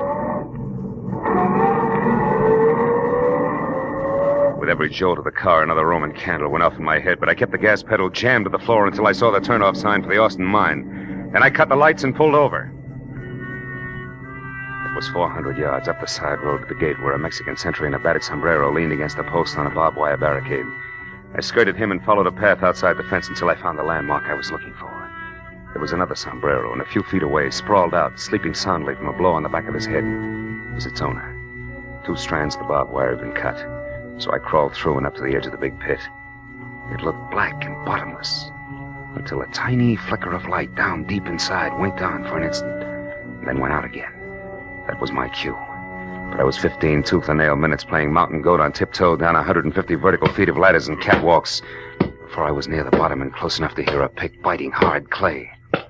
When it stopped suddenly, so did I, and listened with my .38 clenched in my hand. But Florrie had been surprised by someone from the bottom of the pit, not by me. Austin, how did you... No, don't shoot, Austin, please. Why not, Mr. Florrie? You found what you were looking for, didn't you? Didn't you? Yeah. Yes, I did. And what precisely did you find? My mine has run out? That it's worthless? That I've kept it going only with stolen diamonds? That's right. I suspected it. Now I know. You're the one who's been stealing from Bjornson. You bring the diamonds here, you salt your own ground with them, and then remine them as fresh stone. And get the full market price, yes. But what do you hope to achieve with this information now, Mr. Florrie? You realize that I have to kill you? No, wait. I have nothing against you, Kelly. In fact, I have a proposition to offer you. You're in a poor position to bargain, but go ahead. Now, you'll never get away with killing me. Won't I? I got away with one murder. Bruno. He would have found out about me eventually because I made a mistake last night. But that sot Campbell will take the blame for him. And right now, you're just another trespasser, so make your offer. Make it good. Go on, go on! All right. I promise you, no one will ever know about this. If you'll get out of Mexico and leave Helen here with me. You dirt! I'm not going to shoot you, Florrie. I'm going to strangle you with my bare hands! I ought to turn my back and let you. Gas goes out. Drop it, Austin. Stand still, both of you. No, it's too late for that! You hit him, Marlowe. You got him. I think he's dead. Yeah. And I got something for you, Florrie. I hope I can get the slime off my fist.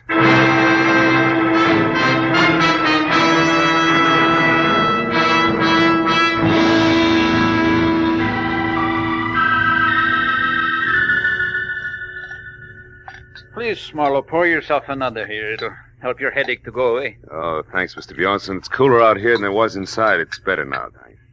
I don't know. I am happy and I am sad both. You found me my thief, all right, but you lost me a friend in the bargain. Mm-hmm. And the way we live out here, our friends are as dear as our diamonds. Well, there's one thing about diamonds, Mr. Bjornson. They won't go bad on you. You're right there, my boy. It's hard to realize that Kelly Austin was our man. Yeah, I imagine it is. You said it was Helen's jacket that gave you the answer. How was that, Marlowe? Well, Lufino was carrying a little green suede pouch. I thought it was his. But actually, that was a piece of evidence that he found last night. It wasn't until I saw Mrs. Austin's jacket of the same green suede that I realized the pouch must have been made from the scraps left over from the jacket. I see. And since the wife sewed the jacket herself, that made the husband the logical owner of the pouch. That's right.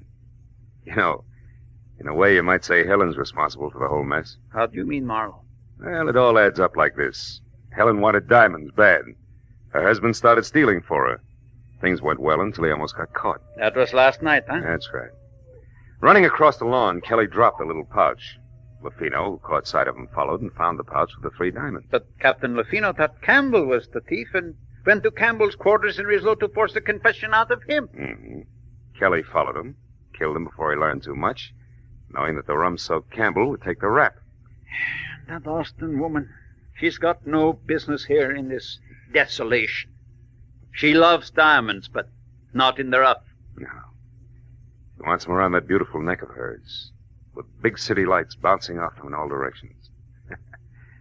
But the lady wouldn't play fair to get them. She's packing now. And Mr. Flory has already left bag and baggage. Even Lufino is gone now. You know, it's going to be lonely around here, Marlowe. I couldn't prevail on you to stay over a while. No, Mr. Bjornson, I'm afraid not.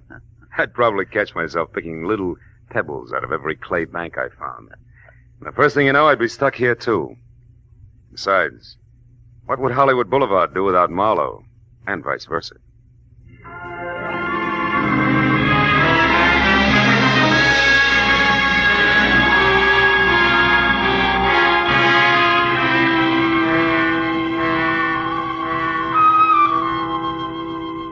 When the driver who was taking me back to Nogales was finally ready, and we started out of the mines, I took a long last look down into the gaping, dirty, lonely pit that was the Bjornson Diamond Field.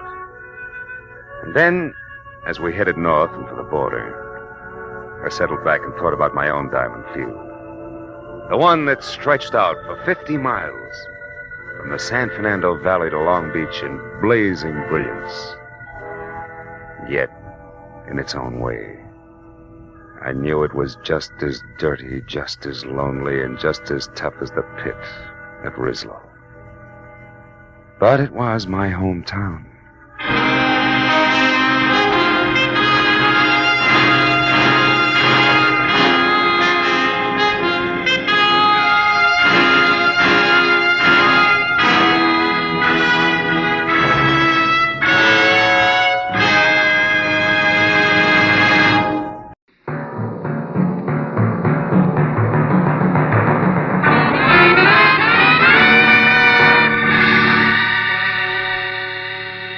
Spent a dismal day tracking down another wise guy who thought he could see fast money over the sights of a 45, but who ended up like they all do.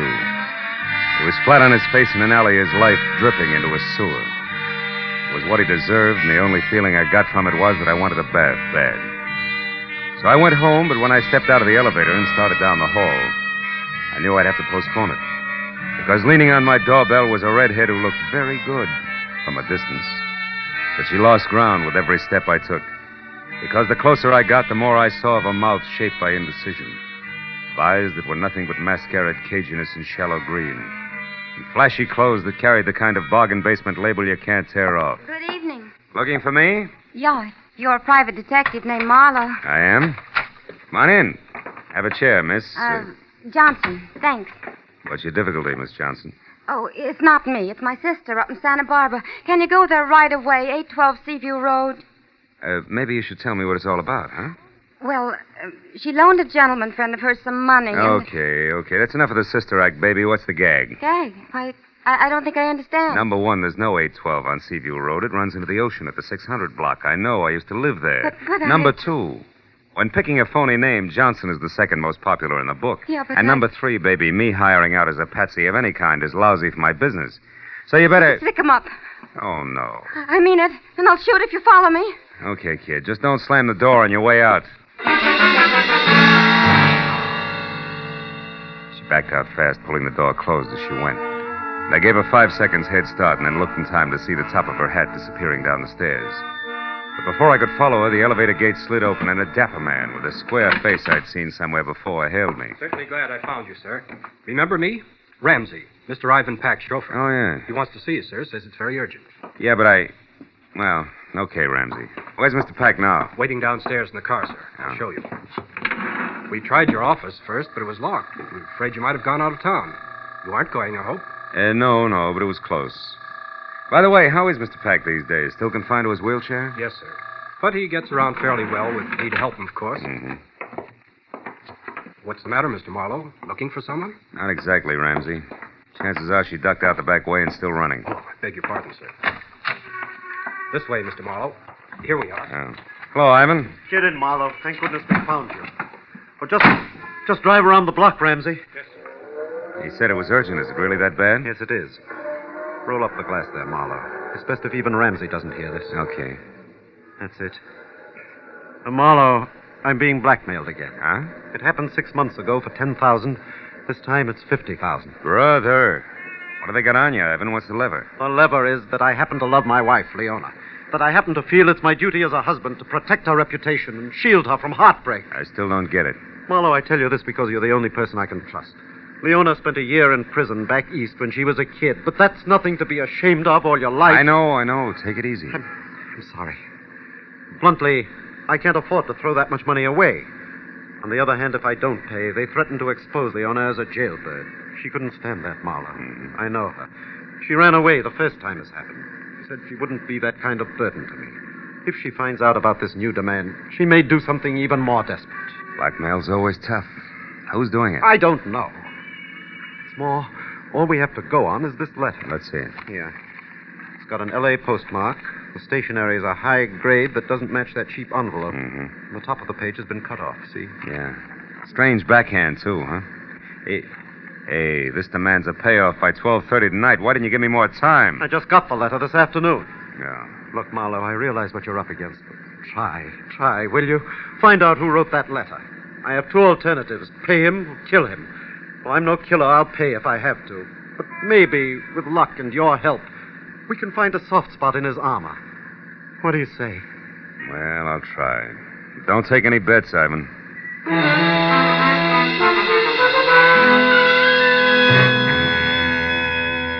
Ivan said he'd be in his office all night, then dropped me off at home where I got in my own car, pulled around a big gray sedan in the driveway, and hauled a small sample of the blackmail stationery into the police lab. There I got a break. The boys had it classified in 30 minutes, and after another 30, handed me the names of 2 business houses and 12 hotels in the city that used it. It's too many to check in the time allowed, so I called Ivan Pack and started down the list. He stopped me at the 4th hotel, which was the Beverly Crest, with the word that his wife Leona had spent a lot of time and money shopping in the hotel's exclusive arcade. So I drove out to the Beverly Crest, watching a big gray sedan in my rearview mirror most of the way. But in the hotel, I killed another hour drawing blanks, even to the writing room blotters. Until, on the way out, I got another break. The beauty shop was closing for the night, and inside, slipping a coat over her manicurist's uniform, was a redhead. The same redhead who had tried to sack-track me to Santa Barbara. I followed her out of the hotel, and when she got around to the back, I stopped her. What do you want? I got curious about your sister. I don't know what you're talking about. I don't have a sister, and I never saw you before in my That's life. wishful thinking, baby. You can talk here or over a desk at police headquarters, but you're going to talk. Now, which is it? Wait a minute, no cops. All right. Okay, Marlowe, sure. I'll talk. I got a sister in Santa Barbara, all right.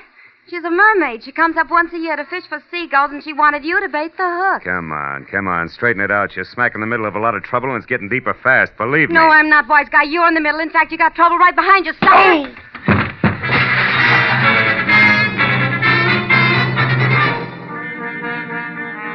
By the time I got untangled from the ash cans, all I could see was the back of a big gray sedan taking a corner so fast I only caught the last 3 numbers of his tag. 440. But as I stood up and dusted myself off, I saw something black and shiny. It was a 5-sided ebony cufflink.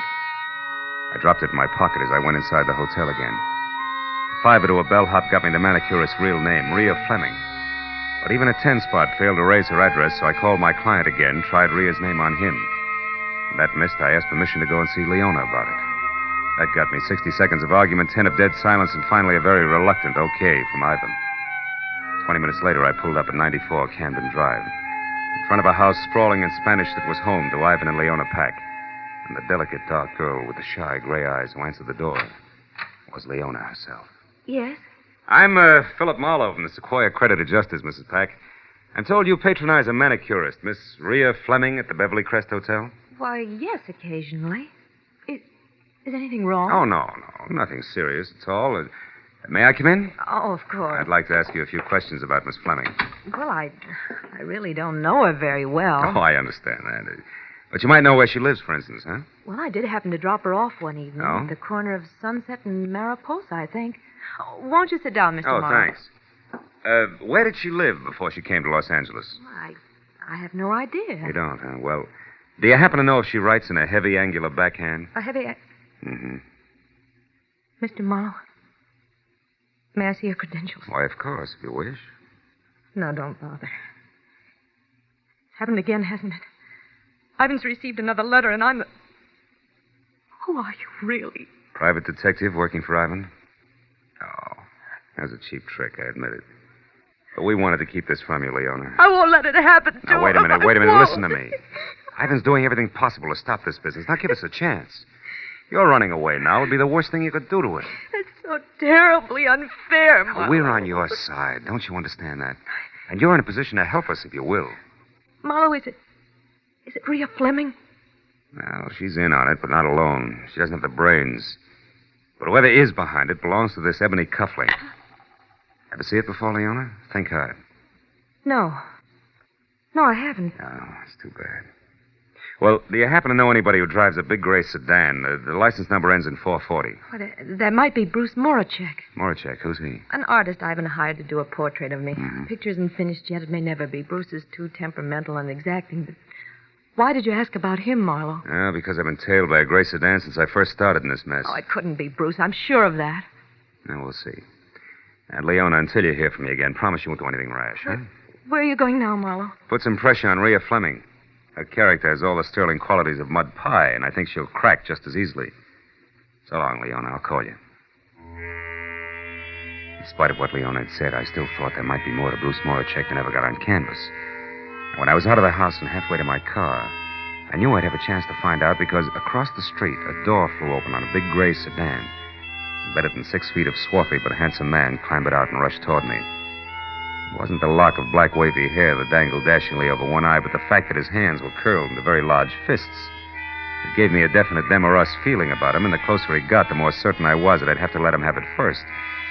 And when he got within reach, I did just that. Ha! And while you're thinking that one over, chum, try this. How long have you had on that polo shirt? Speak up. All day. Confound you. But you don't have to knock me down to find that out, you idiot. No, it was faster that way, and I'm not through yet. You've been tagging me all night, and I don't like it. How come? You wouldn't understand. Try me. Come on. I haven't got much time. All right. Until yesterday, I was working on a portrait of Mrs. Pack. Yeah? She's an exquisite subject, but I quit because it became impossible. Mm-hmm. She's being so upset by something or someone she doesn't even look like the same person from one day to the next. And that's supposed to explain why you've been tailing me all over town? I told you wouldn't understand. A portrait artist is not only a painter. He isn't, huh? He must be a psychologist, a doctor, even a detective, if necessary, when his subject's beauty is being destroyed before his eyes. Oh, come on. It's true. So I followed Mr. Pack to you and you to the Beverly Crest Hotel because you are up to something. I want to know what it is. Mm-hmm. Naturally, it wasn't you who put the slug on me at the hotel, huh? The what? The slug. Slug. No. I saw you walk around to the back, but... the time I got there, a car was driving off. I thought you were in it, so I tried to follow, but I lost it. Yeah? And then I came up here. Well, let me tell you something, Moracek, for your own good and your subjects. If you're on the level, go home, and if you're not on the level, brother, you better get out of town while you still can. Good night! I looked back just before I turned the corner, and Moracek was still standing where I'd left him. So I drove out to Sunset and down to Mariposa, where I parked, and started walking. And I was more than an hour ringing doorbells, interviewing kids, husbands, and homemakers, and running down false leads before I finally found the mailbox labeled Rhea Fleming, rear, in a brown stucco 2 blocks south. I hacked my way through the underbrush hugging the front house to a converted guest cottage in the back numbered 8811. I didn't bother to knock. I just walked in. Hey, darling, I was beginning to think you'd never get... Marlowe, get out. Get out of here or I'll scream. I scream louder. Who's the boyfriend you're expecting, Rhea? I don't have a boyfriend. It wasn't your grandfather that piled me up at the hotel tonight, baby. It's your last chance. Who was it? I don't seem to recall the incident you refer to, Marlowe. Now, listen, jerk. You're in a rotten blackmailing game right up to your earrings. And what's more, your extortion letter went through the mail. Did you get that? That's a federal rap. You can't beat it. I'm going to see that you don't because I'm sick and tired of fooling with you. You're too stupid to realize when you're licked. Federal rap. I didn't know that, Marlowe. Who are you calling? Cops, of course. I'm through. I'm putting you out of circulation right now. No, wait. Don't do that. I'll tell you who's with me. Okay. It's... No, I can't. Rhea, come back here, you fool! No, Rhea! Holy smoke. Rhea, who was it? Who did this? Gee, I didn't figure it'd go this far. I just didn't realize. No, I guess you didn't, baby. One down and one to go.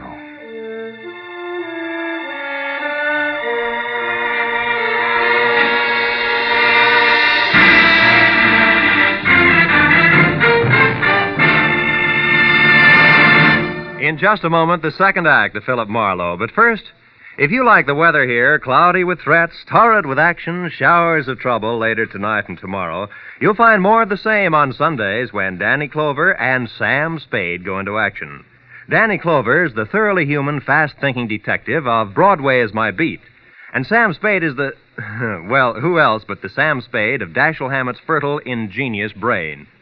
On most of these same CBS stations tomorrow, you'll find Danny Clover prowling the Great White Way late in the afternoon and Sam Spade on the hunt in the evening. Now, with our star, Gerald Moore, we return to the second act of Philip Marlowe and tonight's story, The Ebony Link.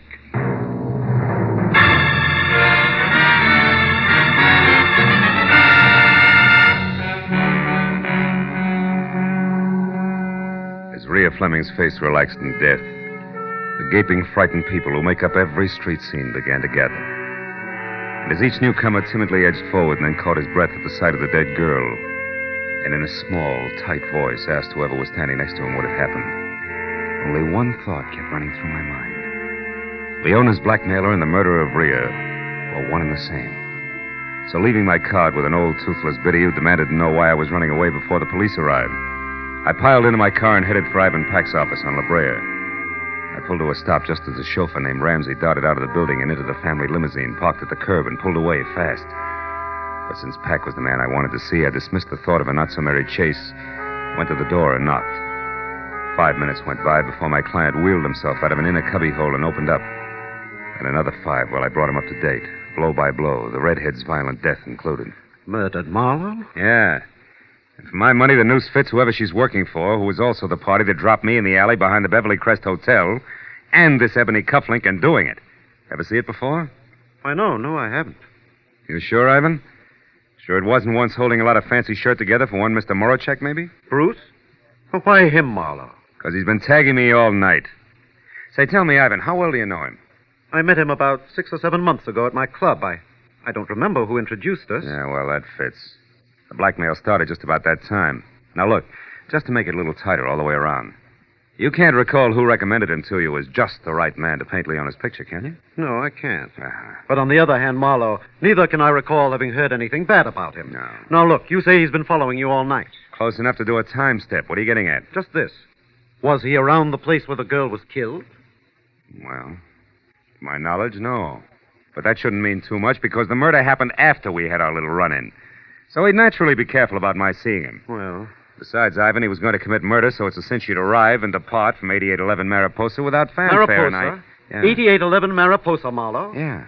Well, that's the address I just saw on a slip of paper in Ramsey's desk. There was a phone number, too. Wait a minute. Your chauffeur has Rhea Fleming's address? Yes. Here, get hold of my wheelchair. Sure. It's that far desk there, just inside that partition. You know, Ivan, when I pulled up outside here, I saw Ramsey leave. You know where he was going? Yes, he was going to dinner. Unless he hasn't eaten in 5 years, I don't think that's where he was going. He lurched from the curb like it was on fire. Here you are, Marlowe. The top drawer on the right. Toward the back. I see it. Yeah. 8811 Mariposa, all right. Phone number and nothing else except this. What did you find, Marlowe? A cufflink, Ivan, twin to the one in my pocket. And maybe a murderer who isn't named Marachek. You mean Ramsey? Yeah. Oh, no, that couldn't be. Why not? Ramsey's been here with me for the past 2 hours. So you mustn't discount Marachek or anyone else just because of this cufflink and the address. Well, in that case, no. But I can't include Ramsey along with the late Miss Fleming as at least one accomplice on what's fast getting to be a very elaborate setup. Ivan, do you know where Marachek lives? Yes, at his studio. Lookout Mountain Road, just off Laurel Canyon Boulevard. Laurel Canyon. I don't know the exact address, but you ought to be able to get that from Leona. Yeah. Well, I'll get in touch with you later, Ivan.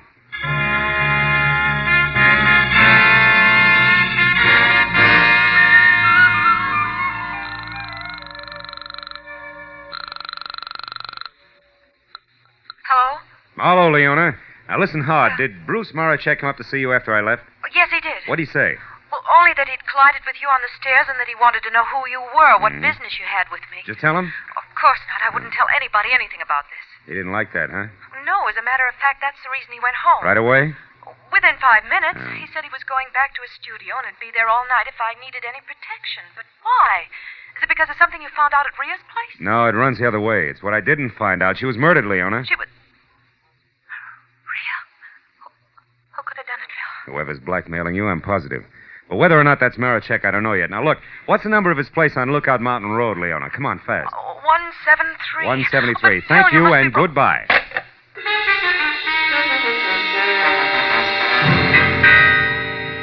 I was 20 minutes wriggling through the thick Hollywood traffic to Laurel Canyon, then another 10 climbing Lookout Mountain Road, which was an abrupt spiral of macadam that belonged in the Alps. So when I parked away from the bay window with roof that was numbered 173, and started up through the junior jungle that led to the front door, it was exactly 10 o'clock. And considering the zest of my last meeting with the artist, a good time for me to be careful. So when I knocked on the heavy oak that showed splashes of yellow at the threshold, I did it with the barrel of my .38. When I got no answer, I tried again, louder. It was then that Marachek replied, but not as I had expected, because he was behind me. And his greeting was a fist the size of a cannonball coming at the side of my head fast. Oh! And now, Marlowe, I'll take your gun here. And if I have to use it, I will. No doubt. It worked before. Huh? What are you talking about? Come on, Buster, get off it. You act like a paint. Let's not waste each other's time. All right. Then inside, Marlowe, where we can get to the point fast and in privacy. Go on. All right. The door is not locked, detective. I don't know what you want here, but I'm going to find out, believe me. You can skip the thumb screws, Rembrandt. I'll make it very plain for you. I want to know why you think you can get away with a doubleheader like blackmailing Leona and murdering your own accomplice. Any comment? Yes, you're either stupid or a raving maniac. Now listen, Marlowe. No, Marachek. you listen to me. Leona Peck is a good friend of mine, Marlowe. I'm very fond of her. I'm not going to stand here and be accused of blackmailing her. And I suppose that talk of murder at 8811 Mariposa also offends, huh? It does. And until you mentioned it, Marlowe, I didn't even know Leona's trouble was blackmail. And as for a murder at something or other Mariposa, I have been here painting since I last saw you. Which who will swear to? Nobody. Ah. But if you will step over here, you can see that this canvas is fresh, that the paint is still wet. It was my chance. The second he got in front of his canvas, he forgot he was holding my .38 in his hand. And as he talked, he pointed with the barrel like it was a paintbrush. When I was close to him and my right foot was against one leg of the easel, the time was right. Marlowe, are you satisfied? Not quite! Mr. Marachek. Now, since I'll also use this gun if I have to, get up. Stand over there against that wall. Come on. You're going to get a chance to tell that story again, Bruce boy, but this time to the police. And I... Hey, Marachek. What? That painting there. That's Leona, right? Huh? Of course that's Leona. Does it look like a battleship? No comment. But also, Marachek, it looks like a lot more, and by that I mean the answer to who's both the blackmailer of Leona and Rhea Fleming's killer. Now I think I know.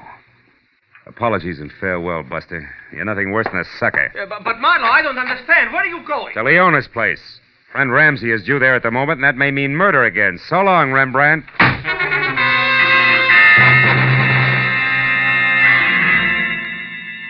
Once I was off the mountain, back onto Laurel Canyon, then over to Sunset, and pointed toward Beverly Hills and Leona's house on Camden Drive. I kept my right foot heavy on the accelerator and my mind working just as fast. Because no matter which way I added things, I was still basing a lot on a little. And a few important points shy of figuring the whole deal. And 5 minutes later, when I was parked and walking toward the door of number 94, nothing was any clearer. But then, it didn't seem to matter because when I glanced in a side window as I reached for the doorbell, I saw Leona sitting alone on the edge of the couch like it was going to blow up any minute. A face which was frozen in the half-crazed expression of the condemned man watching his executioner sharpen an axe told me that Brother Ramsey was already present, and probably out of my view with at least a gun in his hand. But since I'd gone this far on what I knew to be a very sorry case, I decided to play it chin out and hand tight over 38 in pocket. Who is it? It's me, Leona Marlowe. Oh, 1 minute, Marlowe. I look a sight. Not a bad one, though. Alone? Yes. Yes, come in, won't you? I've been expecting you. Yeah. Well, I just left Moracek, Leona. I was wrong about him being your blackmailer, I mean. Of course you were. That's what I tried to tell you on the phone, Phil. What finally convinced you? A picture. You mind if I sit down? I've been doing a lot of running around tonight. Oh, of course. What picture, Phil? Oh, the one he did of you. I can't say much for it, though. No, it isn't too good, is it? But, How'd it tell me the boy genius, wasn't it? yes, I'm interested. Oh, you should be, Leona. It was the blouse you had on, remember? A white one with cufflinks. Cufflinks? Ebony ones, like this. One I showed you when I was here earlier. One you said you didn't recognize. The one out of the set you must have given Ramsey as a present after Bruce Moracek was through painting your picture. The one that says the blackmailer of Mr. Ivan Pack is you, Mrs. Ivan Pack. No. And you killed Rhea Fleming, too. No, you're wrong, Marlowe. Why would I kill Rhea? For the same reason you denied recognizing the cufflink. You didn't want me to get to Ramsey, so Oh, no, you you're killed wrong. Rhea before she could name him when I was at the cottage. And then you still couldn't get me to Ramsey because if I pressured him enough, I'd have to find out his game was cutting in on you. Because he knew you were blackmailing yourself. I heard enough. You're smart, Marlowe, very smart. But how do you think you're going to prove all this? How? Answer me. All right. Ramsey figured you killed his girlfriend, Rhea. We sent him flying up here from Ivan's office to demand a bigger cut, or maybe all of the 50 grand. Now that you've graduated from blackmail to murder, I've been waiting and watching for him to make a move. Marlowe, you're But wrong. since he hasn't, Leona, he must be dead. Here, in this house, yes, probably no. in this room. And that No, Mrs. Pack you won't be able to explain away. Now, where is he? Where, Leona?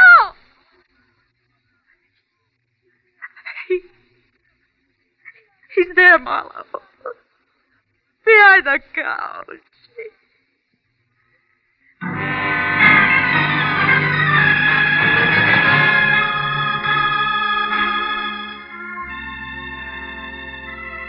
I called Ivan Pack and told him he wouldn't have to pay the blackmail money and why. There was a long silence before he said goodbye, and I went to police headquarters where an uncomfortable hour and a half went by before homicide was satisfied and Leona had signed a complete confession. So by the time I got over to my client's office on La Brea, where I knew I had to go, it was almost 12:30, the hour originally set for the payoff. When I was inside and sitting next to the man in the wheelchair whose watered eyes never left my face, it was exactly that, straight up and down. A little clock in the corner of the room said so. Well, Marlowe, I just saved $50,000, didn't I? Maybe a little more than that, Ivan. Maybe unhappiness for years to come, huh? Yes, I suppose so. Leona wanted two things, Ivan. Your dough and Bruce Moracek. She didn't get either one. The 10 grand you paid the first time and the money she was going to get tonight would be a bait to catch a starving artist. I was wrong about him. He wasn't interested except as an artist. And your chauffeur and your wife's manicurist knew enough between them to try to get a piece of that dough for themselves. Yes, I owe you a lot, Marlowe. Oh. After all, I just said I saved $50,000, didn't I? Even though I lost a wife. Good night, Marlowe. I'll talk to you tomorrow. Sure. Night, Evan.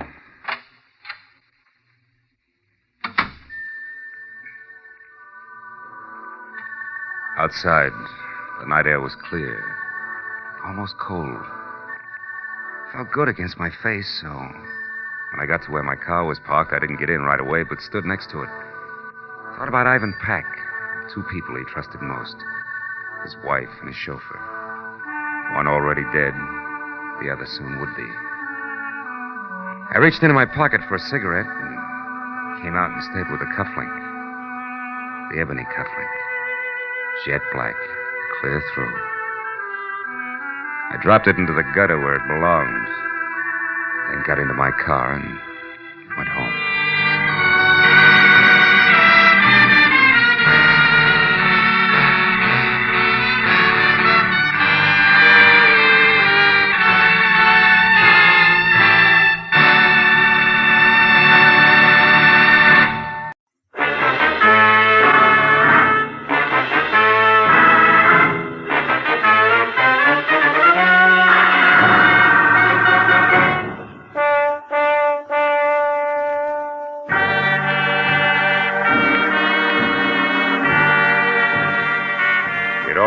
in San Pedro, the harbor of Los Angeles.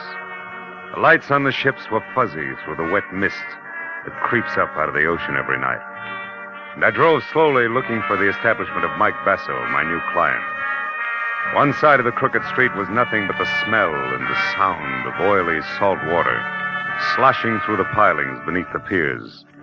On the other side was a tangle of warped, dingy buildings, equipped to satisfy the thirsts of reckless men who never get beyond the waterfront of any port. The foghorn out on the breakwater began to bellow as I parked near a U-shaped pier, labeled Basso Docks Private, and walked past a line of moored fishing boats to a squat two-story office.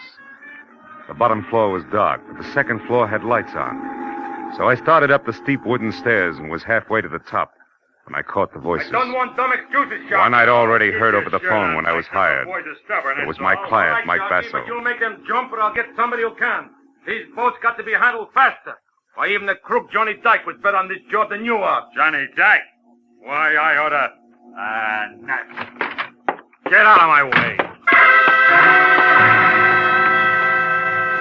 The big guy with the Latin jaw shoved past me and stomped down the stairs. So I went on up into the office. Mike Basso looked like a block of concrete, his 220 thick pounds hunched over a scarred, roll-top desk. But as I walked in, he swung a heavy bulldog head around and glared at me. You never heard a knocking first, I guess. You Marlowe? That's right. The moose that just left here got me all out of the mood for courtesy. That's Sharky, my crew pusher. Yeah. Good man, Miss Flo. Come here. Sit down. We got other business. Have a drink cognac. Thanks. Okay? Now, there's a hothead punk by the name of Johnny Dyke. I sent him to prison 3 years ago for stealing money from me. I made it as tough as I could for him. Any special reason why? Sure. Because I trust a fellow who works for me. Uh-huh. Johnny Dyke used to have Sharky's job, but he took advantage. When the police grabbed him and found my money in his own house, he squealed like a pig and said he was framed. Like all cheap punks do. How does this get around to you wanting a private investigator? Because Johnny Dyke is out of prison. Got out yesterday on parole. And he's back in town now.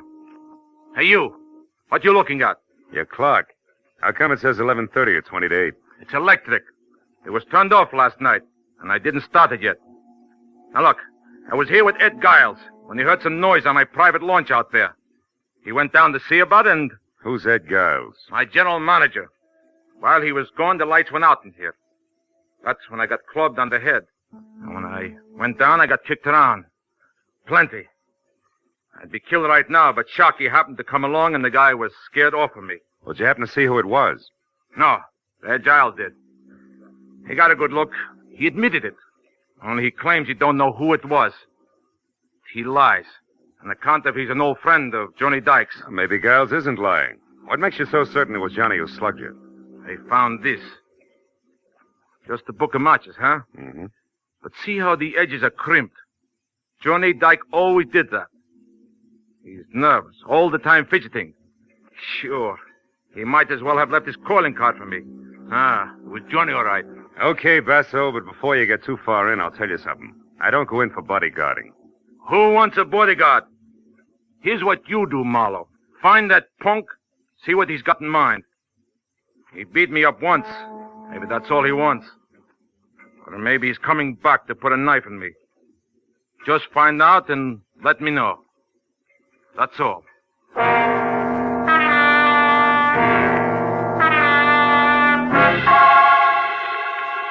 I looked out at the fishing boats along the pier, gently nudging each other, while Mike Basso told me that Johnny had a blonde wife named Christine, who ran the Albatross Cafe, and that Ed Giles lived alone in a house at 43 Terminal Road. That was enough for a starter. So I said I'd keep in touch and left. As I walked off the pier, the blinking neon light from the sign across the street made a swirling green veil out of the mist between me and my car. So I almost got up to it before I saw her, leaning lazily against the door on the driver's side. A girl in a tight black silk dress, cheap fur jacket, and double ankle-strap spikes. She smiled with one corner of her red mouth as I walked up to her and stopped. Hello, sugar. Hiya, sweetheart. The name's Ginger. Oh, that's too bad. Ginger always gives me hives. Don't be like that. What did Mike Basso have to say? Yeah, we were talking business, baby, that's all. Say, tell me, which way to Terminal Road? It intersects about 10 blocks down. Mm-hmm. What's the number? 43. Oh, you want to turn right then. Ed's place is a cozy, secluded one by the water. Oh, thanks. You know Mr. Giles, huh? Yeah, he's around Mike all the time. He's nothing. Well, I'll see you around. So long, handsome.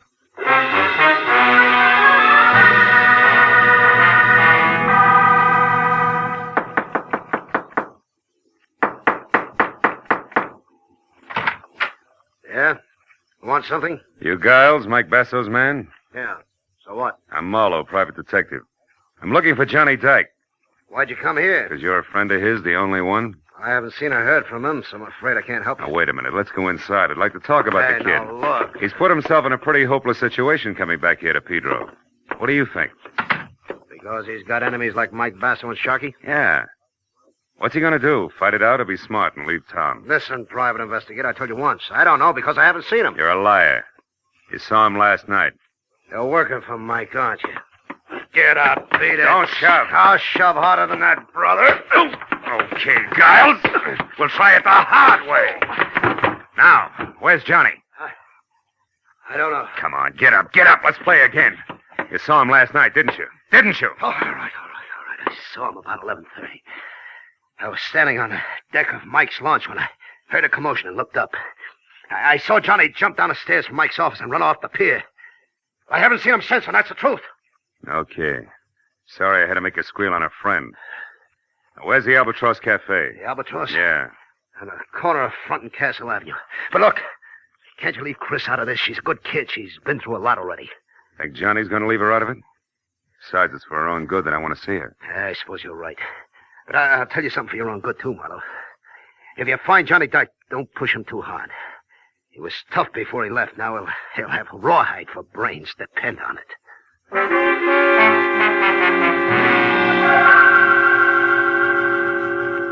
At the corner of Front and Castle, I spotted the Albatross Cafe.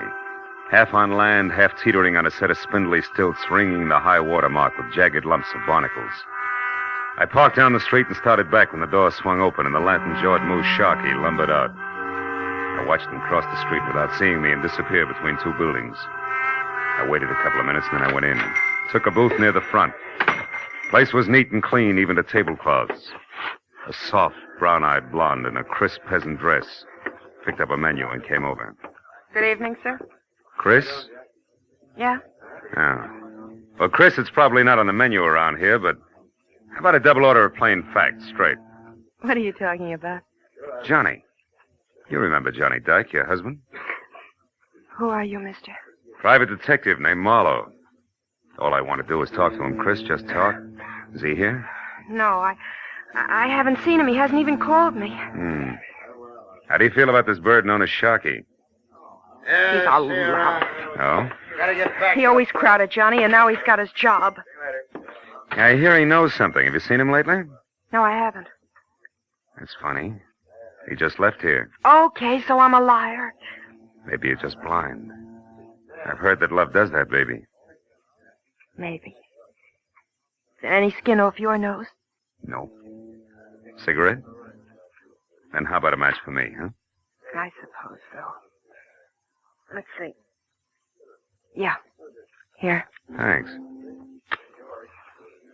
Hey, these are cute. That crimp border around the edge, especially. The one put there by somebody's jittery thumbnail, huh? Listen, Maybe your eyes are bad. Maybe not, Chris. But you better do something about your nerves. They're shot. Good night, baby.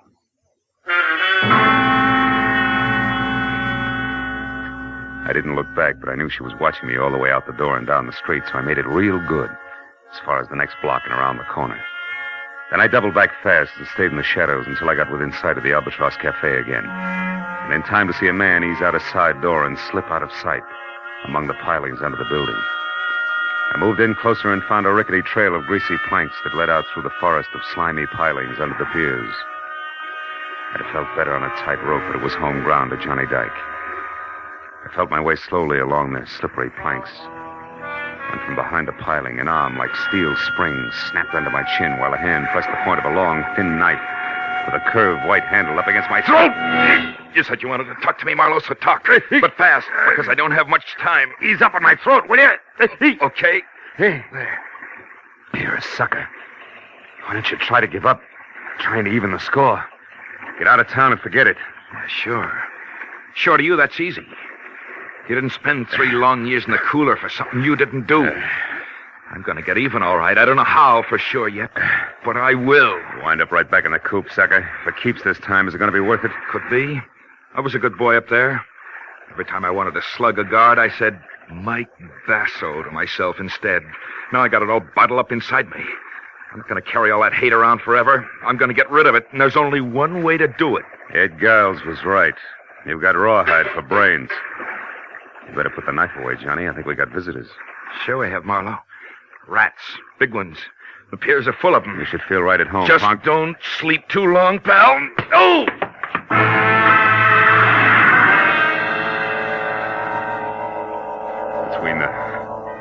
Between the throbbing in my head and the numbness across my shoulders where my back had struck the planks, it took me 5 minutes to get to my feet. And another 5 to climb up to street level. By then, the pier was deserted. So I headed for the Basso docks on the double with the unpleasant answer to my client's question, plus the added attraction that I'd even seen the knife Dyke intended to use. I still had a block to go when I saw a hulk that had to be Sharkey stride off the pier and turn in my direction. When I got close enough, I hailed him. Yeah, I'm Sharkey. What do you want, bud? Is Mike still in the office? Who wants to know? Come on, this is no time to stall. Heavy, I'm Marlowe. I'm working for him. I got a message you won't keep. Is he there or no? No. The office is locked up. He's gone.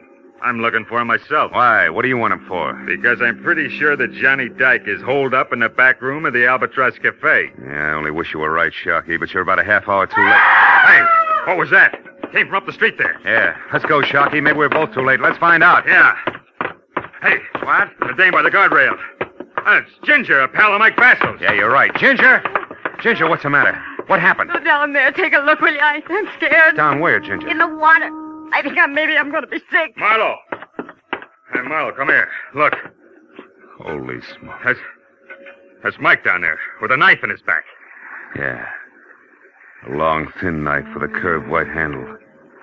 Belongs to a guy named Johnny Dyke.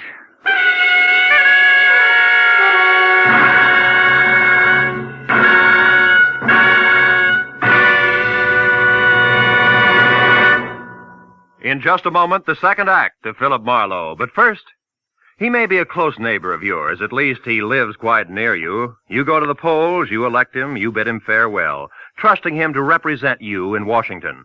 From then on, what happens to your congressman in the nation's capital? What pressures are brought to bear on him? In how many hundreds of fields must he rapidly become a good expert? Why does he vote as he does? Tomorrow night on CBS, you'll hear Ralph Bellamy, star of radio, stage, and screen, playing a typical freshman congressman in the 81st Congress. His story will be a drama taken from interviews and talks with many regular congressmen, with Washington experts, with politicians, with voters like yourselves. This CBS documentary unit drama, The People's Choice, starring Ralph Bellamy, will come to you over most of these same CBS stations. Now, with our star, Gerald Moore, we return to the second act of Philip Marlowe and tonight's story, Night Tide.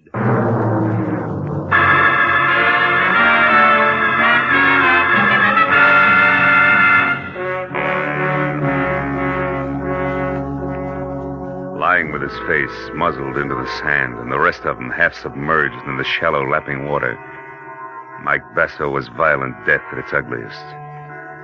Ginger turned and walked slowly away from us, trembling like a wino caught in the morning sun. But I told Sharkey to go get the police. And I headed for the Albatross, where I figured I might get a lead on Mike Basso's murderer. When I got there, I skipped the formality of the front door and quietly moved around to the back, where I entered without knocking and made my way along a narrow, dusky corridor as far as a half-open door labeled Private, where I met Christine Dyke talking on the telephone. She looked up and gasped at the sight of me and then slammed the phone down abruptly. I was willing to bet that the party on the other end had been husband Johnny. Nobody else. What do you want, Marlowe? Most of all, one Johnny Dyke in handcuffs. Don't bother with the my man pitch, honey, because at the moment the lyrics will make me sick. I just left a corpse that used to be Mike Basso. Basso. Dead, Marlowe. Yeah. All because of Johnny's knife that's sticking in his back, Chris. No. No, Marlowe. Johnny wouldn't do a thing like that. He couldn't. You're wrong, Chris. He did. Now, where is he? I don't know. You're lying, baby. You were just talking to him on the phone. You gotta know. No, I don't. He didn't say where he was Oh, what? or anything about Basso being dead, so... Don't move, Marlowe. Well, husband with knife, wife with gun. Charming couple. Never mind that. I'm not going to see Johnny in trouble again for something he didn't do. So get in that closet, Marlowe, where you'll be out of the way. Now. All right. In it is. But first, baby, a word of advice. He isn't worth it, believe me. I don't. So get in and keep your mouth shut. The closet in Chris's office, which doubled as a storeroom for the restaurant, had no window and a 3-inch thick oak for a door. So I was 20 minutes as a one-man mob scene bouncing the inventory around before I was heard. And a little man with a big meat cleaver who belonged in the kitchen opened up and demanded to know what I was doing in there. I heaved the number 10 tomato juice can at him for an answer, started running, and didn't stop until I was outside, in my car, and pointed for Ed Giles' cottage. The only other place I knew where Johnny Dyke might go for help.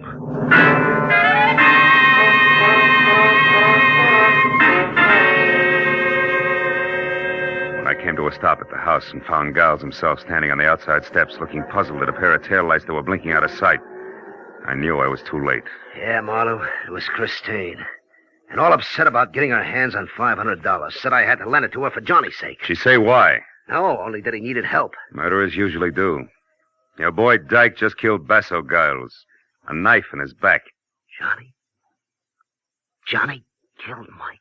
About an hour ago over on the beach. Tell me, did you give her the money? No. She ran out of the house before I even got to my safe. Without saying anything? Without saying a word, Marlowe. I wouldn't even know she was gone yet if I hadn't heard... Heard what, Giles? The desk drawer in the living room. Come on, Marlowe, quickly. I heard the drawer open when I was inside near my safe. I wondered what she was looking for when I called for it. You got no answer. You ran outside after her, is that it? Yeah, and I... Hey, Marlowe, they're gone. The boat keys. She must have taken them for Johnny. Asking for the money was only a trick to get me out of the room. Wait a minute. What boat keys are you talking about, Giles? The master said, Marlowe. 2 keys on a large brass ring. They fit the ignition lock on any boat at the Basso docks. She knew I had them. Yeah, but she also knew that even as a friend of Johnny's, you'd balk at handing him over if you knew he'd killed Basso, right? Or are you still shielding old friends, Giles? Which is it? Don't be stupid, Marlowe. I'd draw the line someplace. All right. Now, one more question. Do you have a gun? A gun? Oh, yeah, I do. Good. And get it, because we're going to the Basso docks, Giles. Come on!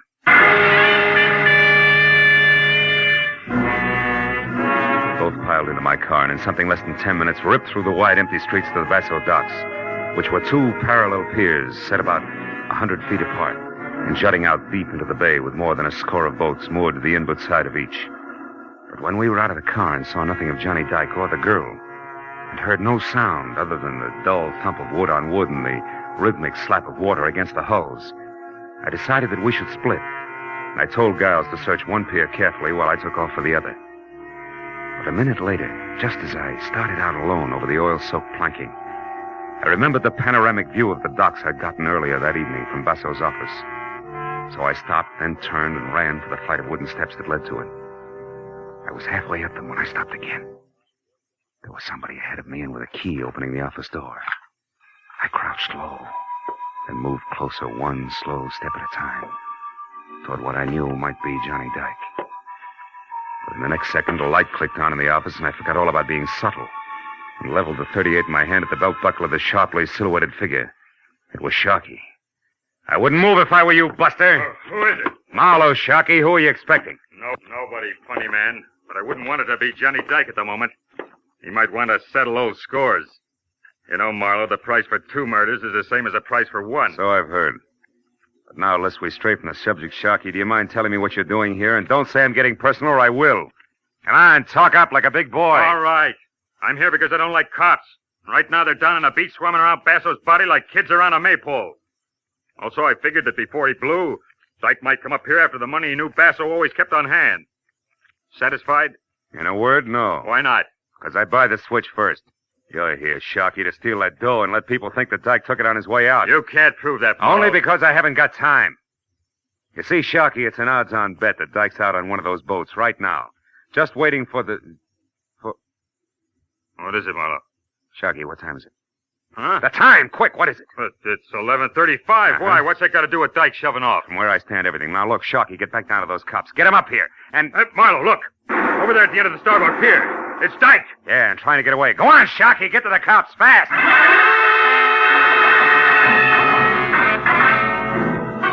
I took the wooden steps back down to the docks 3 at a time and then raced across the starboard pier and out on the length of it until I was close enough to the end, where I could see Johnny Dyke climbing over one of the boats. I was about to call to him to stop when I saw something else. Standing almost opposite me in the shadow of some nearby rigging, gun in hand and taking careful aim at Dyke, was Ed Giles, his fingers slowly closing on the trigger. It was too late for words, so I followed suit and fired before he did. Got him high in the shoulder. You fool, Marlowe. It's me, Giles. Dyke is out there. I know. The man who murdered Basso isn't. He's right here, Giles. Huh? What do you mean, Marlowe? But I just found out you're a liar about seeing Dyke last night from the deck of Basso's launch. You couldn't have. So what? So you weren't shielding him, Giles. You were framing him. Framing him so that you could get rid of Basso and pin his murder on Dyke, who you'd also get rid of while playing public citizen who's helping the private detective apprehend a killer. Well, what do you say, Giles? Is that it?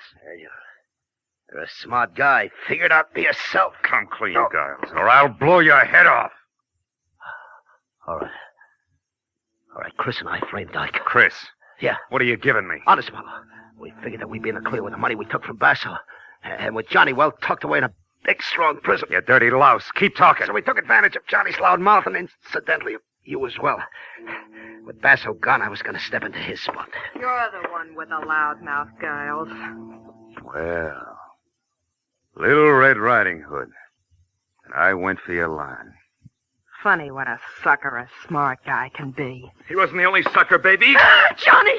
Stay back, Johnny. Shoot if they move an inch. She's got a gun. Shoot him, Chris. Shoot. Come on. Get away, Johnny. Get away from me. Shoot him. You wouldn't shoot me, Chris. Please get You away wouldn't from shoot me. your own Shoot husband. him. Shoot The him. man you talked into running away until things quieted down. Shoot. The man you'd move heaven and earth to help so he could be shot in the back. But you can't shoot me while I'm facing you, can you? You cheap, filthy, double-trusted little scout. That's enough. Johnny, cut it out. Okay, Marlowe. Okay.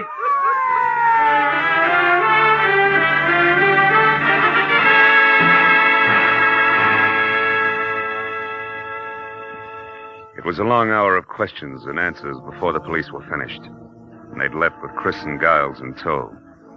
And Johnny and I were standing alone out on the end of the pier, where I was looking down into the shallow black water below and listening to him try to convince himself that the whole night had been something more than a bad dream. Chris against me. Giles against me from the very beginning, Marlowe. That's right. Giles because he wanted to be in Basso's place. My wife, Chris, because she wanted him. That's right. When Basso hired me to see what you had in mind after that beating he'd taken from what he thought was you, but was really Giles laying the groundwork, I fell into the role of star witness. Somebody reliable enough for them both to play against. Oh, yeah, I get it. Yeah, so you could testify that at first Giles had tried to shield me like a good friend. Yeah. And in the end had to kill me when I tried to escape. Sure. And just to make sure there were no slips, Cress kept feeding you instructions under the heading of wifely advice. Yeah, it practically ran on a timetable, Johnny. Yeah. But there was one slip. I found out Giles was a liar and trying to frame, not shield you. Huh? How was that, Marlowe? Well, look, he said he saw you beat up Basso in his office at 11:30 last night when he was down on the deck of Basso's private launch, investigating a strange noise. Yeah? Well, Johnny, he couldn't have. Because at 11:30 last night, as well as 11:30 tonight, the tide was low. Of course, the launch with it. And from Basso's office, you couldn't even see the launch. Yeah. Or the other way around. From the launch, you couldn't see the office, right? That's it. So in the end, Johnny, you did have a friend who stuck by you. The sea. Yeah. I guess that's as good a place as any for me. Maybe the sooner the better. Any place in particular? No, just the sea. I'll drop you a card whenever I make port, Marlowe. After all, I really had two friends. I won't forget that. So long, fellow.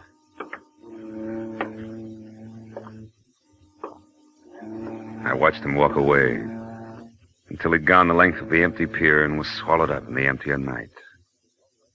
Then I turned back to the shallow black water beneath me, which, where the sea and the land were close to meeting, was coated thick with oil and dirty and almost stagnant.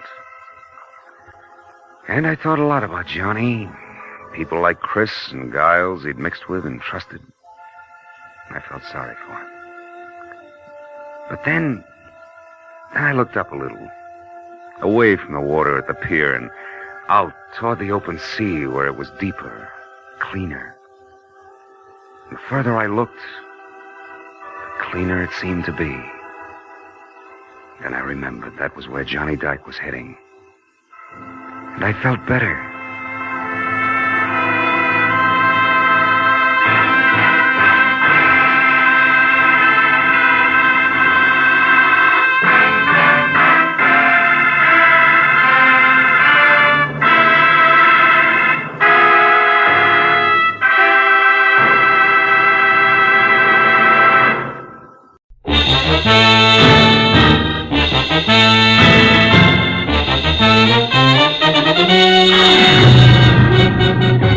I'd spent a week wading through moldy beer joints and cheap hotels after a dancer on the downgrade. And when I found her, she was 2 days dead in a coal cellar, all of which left me with a rancid taste in my mouth.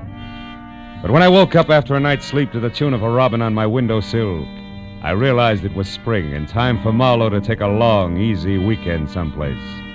Someplace where the surf meets sand like it does at, say, Ensenada.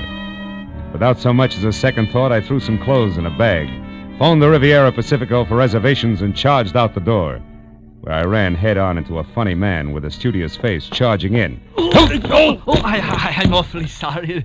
Why, you're Philip Marlowe. Yeah, I know. My name is Darwin. I represent the law firm that handles the interests of Julius Spangler. Therefore, Did you say Julius Spangler? Goodbye, Mr. Darwin. Now, wait, Mr. Marlowe. Now, listen, I had a run-in with that screwball Spangler less than a month ago.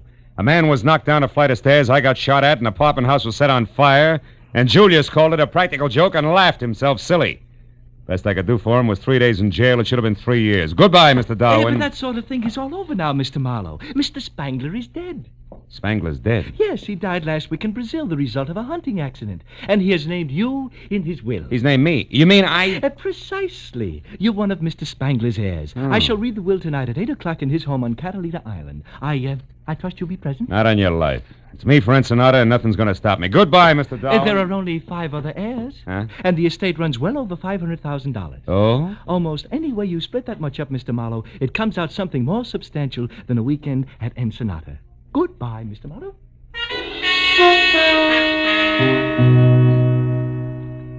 It was fantastic. But then so was Julius Spangler. Who knows? Maybe he actually admired me for throwing him in jail. After all, what's old Mexico got that Catalina doesn't have in better? What could I lose? It was only a matter of minutes before I was in Wilmington and climbing the gangplank of the last boat for Catalina Island. She nosed past the breakwater and headed for the open sea, and the green water glistened with gold from the sun, slanting into a bank of clouds on the horizon. This was the life. I sat back and relaxed for all of 10 seconds before the name Spangler came up again. This time being volleyed between a matron meticulously tailored by I.J. Fox, who clung to a pipe-smoking gentleman at the rail, and a cute blonde ball of fire facing them. Some of my friends are aboard, and I don't want to be seen with you. Look, you may be Your Highness Millicent Burke Ashby to those snoots, but you're still just Millie Spangler to me, you overstuffed social climber. Why, you insufferable little upstart, You'll nothing. I'll give him a good show, like this. Nicky Spangler, you stop that. Take me away from here. I think I'm going to faint. On nuts. Well, what are you staring at, Buster? Haven't you ever seen a red jersey sweater before? How do you do? Yeah, that sweater plus that right hook of yours adds up to quite an exhibition. You must belong to Julius. He was my uncle, but... Now, wait. Don't tell me you're in his will, too. Then you're Philip Marlowe. Yeah, I got him 3 days in the cooler, so now I'm an heir. Who are your two friends? Millicent Burke Ashby, my half-sister, a professional snob I'm going to get mad enough at to kill one of these days. The jerk with her is Bennett Haynes, a cousin not enough times removed. They're also heirs. Which still leaves 2 more. Yeah, an old geezer who collects butterflies and that blockhead Roderick who passed for secretary and companion to Uncle Julius. Yeah, I know Roderick. And what do you pass for, Nicky? As if I couldn't tell. You can't. Ever been in Nick's Bar and Grill on La Brea, Marlowe? Well, I'm Nick. No kidding. Mm-hmm. And if this inheritance hadn't come along, I'd have lost my shirt. Boy, I'm really in a money jam, and Uncle Julius is saving the day for me. Yeah, but he had to die to do it. Well, sure, that's the only way he ever would. I wrote and asked him for a $10,000 loan once. Got a check back in the return mail, but it was signed by Alexander Hamilton. So I came out here to Catalina to see him, but he'd already left for Iceland. I spent a week by myself painting his launch for amusement. Then I went home again without a cent. Yeah, he was a charmingly whimsical old man. By the way, where's his house? Over on the deserted side of the island, naturally. Naturally. The only way to get to it is by launch. Roderick's going to meet us when we dock at Avalon. Oh, fine. You mean we'll be stuck at Spangler's old house all night? Is that bad, Phil? It's quite lovely. In a lot of ways.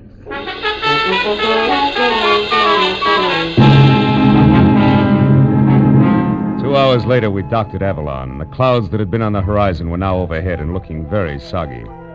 Roderick, the late Mr. Spangler's secretary, in a striped silk shirt, gold Hickok cufflinks, polka dot bow tie, and derby, was waiting for us with a launch. And after we had all shivered through another spray-splashed, wave-bucking hour and a half, we finally pulled into a small cove. A house squatted alone on a point of rocks 100 practically vertical feet above the water.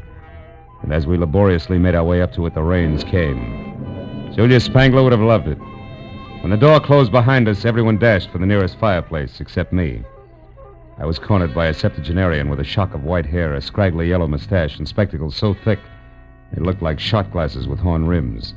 He rolled up in a wheelchair, which he handled like it was a hot rod, skidded to a stop, and shoved a fistful of brandy out at me. Howdy, young fella. This, I figured, was the butterfly-collecting cousin, Yeah. Matthew Spangler. Better have a slug of this before pneumonia sets in. Well, sir, I suppose you're here for the reading of Cousin Julius's will? Yeah, so that's am right. So am I. Wouldn't miss it for the world. Oh. He's leaving me his collection in Nymphidia. Butterflies, you know. I don't like money, just bugs. Figures. Yes, sir. Been an entomologist for 50 years, lepidopterist for 40. I've got specimens of 12,000 species. Only a few thousand left to go. Practically nothing. You've a keen mind. Mhm. Here, have a cigar. Thank you. No, Go on. It's the best. Save it for later when you got something to celebrate. Oh, there's Roderick. He'll show you around. I want to go meet these young ladies. So long, son. I'll see you. Out of the way, Roderick. Hey, watch it. Crazy wheelchair jockey almost ran me down. Well, Mr. Marlowe, it's nice to have you with us. Yeah, I'll bet. Look, Roderick, why did Julius stick me in his will along with all his relatives? I don't know. Maybe he was nuts. You can say that again. Keeping all his junk, for instance. Junk? Well, these are trophies. That burnt match there was used in the first Hotfoot. Julius perfected that gag in 1903. Spangler contribution to American culture, huh? Well, get you. What did you ever do? Wait, wise guy. This one's even better. He panicked the whole city with this phony newspaper headline. Here. Report of baby snakes in city water system false? Yeah. He tells them there's nothing to it, and they still blow their tops. That's tremendous, huh? Yeah, quaint. Julius was right. You got no sense of humor. The lawyer Darwin will read the will in 30 minutes, so be ready.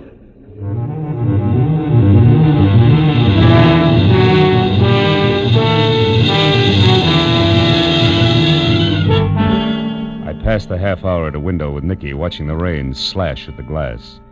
Then at 8 o'clock on the button, the library doors swung open, and Darwin summoned the 6 of us into the room. As we sat down, the lawyer chewed his way through the legal preliminaries. For the first time, there was a tense hush. $500,000 changing hands was an impressive occasion. And what was more impressive was that I might get some of it.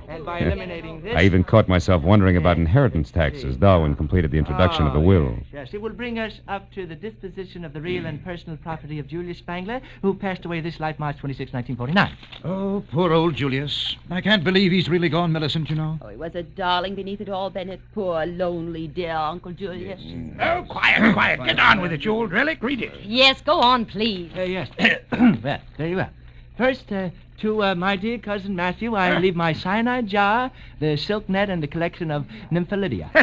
Good old Julius, I knew he'd do it. Bless his old bones. Yes, well, to Philip Marlowe, intrepid shamus. That's private detective, I think. Oh. Yes, private detective. With no sense of humor, 10,000 empty beer bottles worth 5 cents apiece. Clean. These aren't. Yes. Well, for this, I skipped Ensenada. I should learn. Oh, Phil, I'm so sorry. Oh, please, Nicky. What did you expect, really? Millicent, be quiet. Go ahead, Darwin. What about us, his real heirs? Yes, well, to Millicent Burke Ashby, grant each $50,000, which is...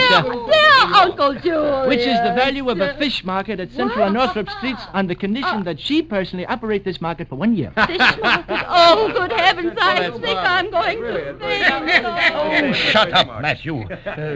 Go on, Darwin. Am I next? Yes, you are. Yes.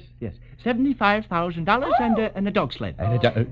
Dog sled? Well, what's that for? Why, to get your claim. You see, the money is the assayed minimum value of a gold claim at Point Anxiety, Alaska, which it says here you must develop with your own hands. Why, that doddering old fool. I'll fight this travesty of a will through every court in the state. You'll never get away with this. Oh, wait a minute. You've never worked for anything in your life, Bennett. What was that? Oh, you two got no more than you deserved. Why? What about me, Darwin? I've worked at least. Well, Miss Spangler, I believe you better sit down. To my grandniece, Nicola, who has learned how to work hard for what she wants, I leave my sincere congratulations and $1. Oh, no, he wouldn't. I need money now. And finally, all the remainder of my property, real and personal, I bequeath to a most genteel, brilliant, and loyal man, my secretary, Roderick D. Driscoll. Signed by me this first Now, ain't that sweet of the old man? Oh, Ben, you left me all that that's money. over $300,000 to this baboon here. You'll never get it. I'll call my lawyer. He'll fight you here. Fight, I say. Oh, this is horrible. Yeah, it's too bad, baby. Well, you can have my $500 fortune in old beer bottles. Me for Ensenada.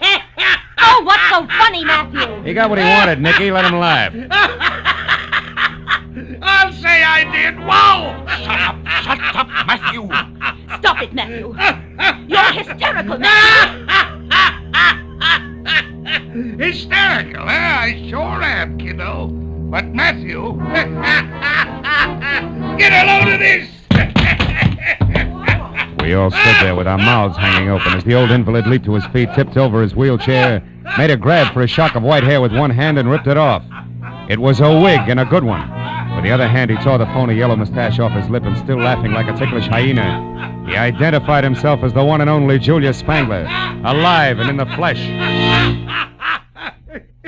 Yes, this is the crowning achievement of my career.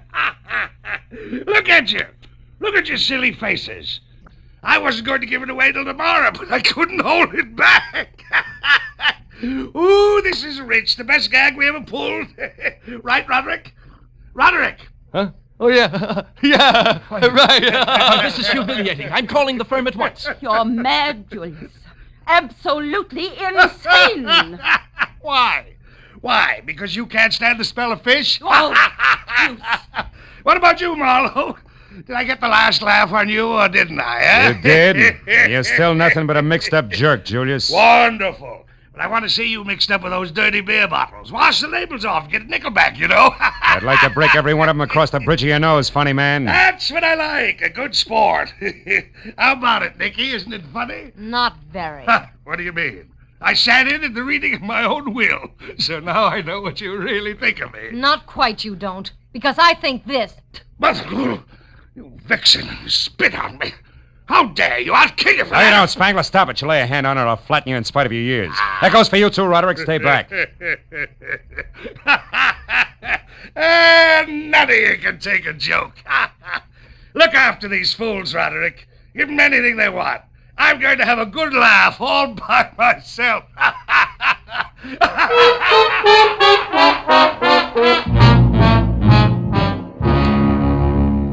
After the mastermind of the impractical joke had guffawed his way out of the room, Roderick took his life in his hands and invited everyone to coffee and brandy. But the zest had gone out of the erstwhile airs like the snap from a second-hand girdle. So without as much as a backward glance, they all went their separate ways to their rooms. All but Marlowe. I drank coffee and brandy, and since the rain had stopped, tried for 20 minutes to threaten, bribe, and argue Roderick out of a way back to Avalon. But he swore it was impossible, and I was about to swear back at him when we heard it. We ran to the French doors at the end of the room and out. Millicent was on the walk outside, her hands clamped against her mouth, staring down at the rocks near the surging water 80 feet below. Mrs. Ashby, what happened? What is it? Millicent, what's the matter? It's Julius. He's down there. He must have fallen. Yeah. Either that or he was pushed by somebody who couldn't take a joke.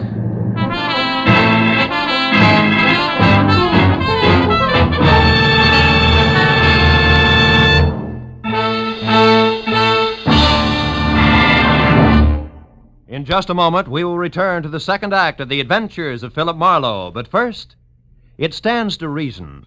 It's a proven fact. If we all work together to produce more per man, per machine, per hour, every one of us will gain from the cooperation. This is the American economic system. It operates for the benefit of all the people. We can and should cooperate for better jobs, higher incomes, more of the good things of life. For your free copy of the booklet, The Miracle of America, write Box 10, Times Square Station, New York City. Now, with our star, Gerald Moore, we return to the second act of Philip Marlowe and tonight's story, The Last Laugh.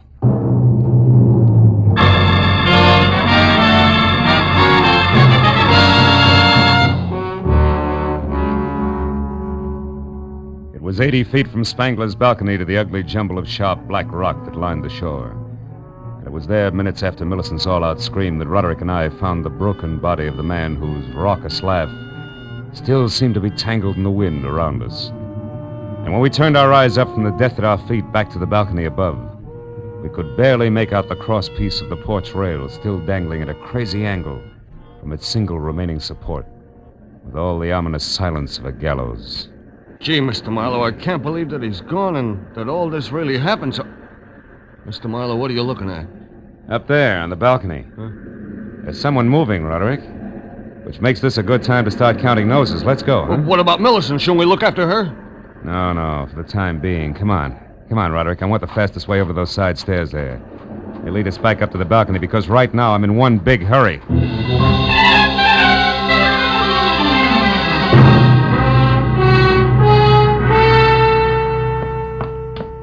There's nobody here, Marlowe. Are you sure you saw... Hold it. Somebody's coming. Get back away from the rail. Why, it's Bennett Haynes. Yeah. I'm very interested in the spot where that crosspiece came loose from the top of that post. Well, what's he doing there now? I mean, the way he's scratching something across the top of it. The gentleman, Roderick, has forgotten that it rained. Oh. He's trying to strike a match on wet wood. Mr. Haynes! What? Would you like to use my thumbnail? It's dry. Oh, why, Marlowe, what are you and Roderick doing here? It's called spying. And you, Mr. Haynes? I am here, Marlowe, because I think it's very strange that this accident should have happened less than an hour after Julius Spangler left a room full of people who hated him. Which incidentally included you? Yes, but I know that I had nothing to do with this. Now, here, a couple of matches for that stellar thumbnail. Don't go too close to the edge, Marlowe. Thanks, Roderick, I won't. I'll only go close enough to... Marlowe, if you're staring at that mark across the top of the post, stop wasting your time.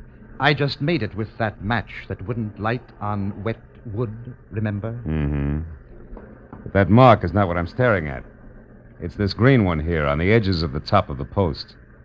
A mark that could mean somebody pried the crosspiece loose with an object that was covered with green paint. All of which points up two things, huh?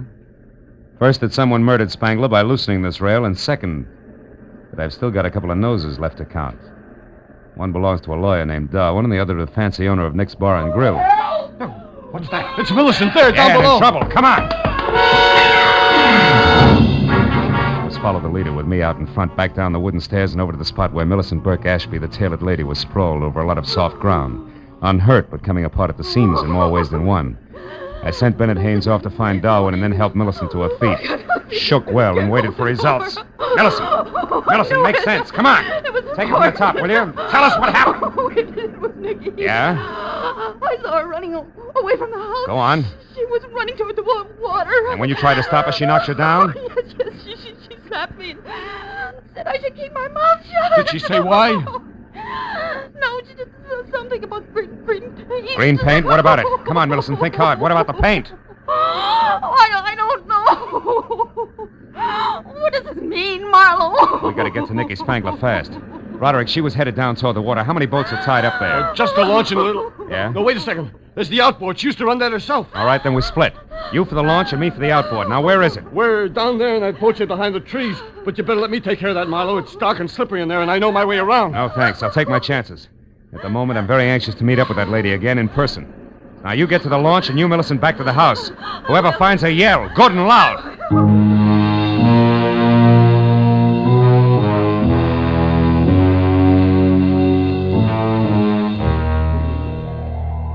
The boat shed was a one-room bungalow on stilts.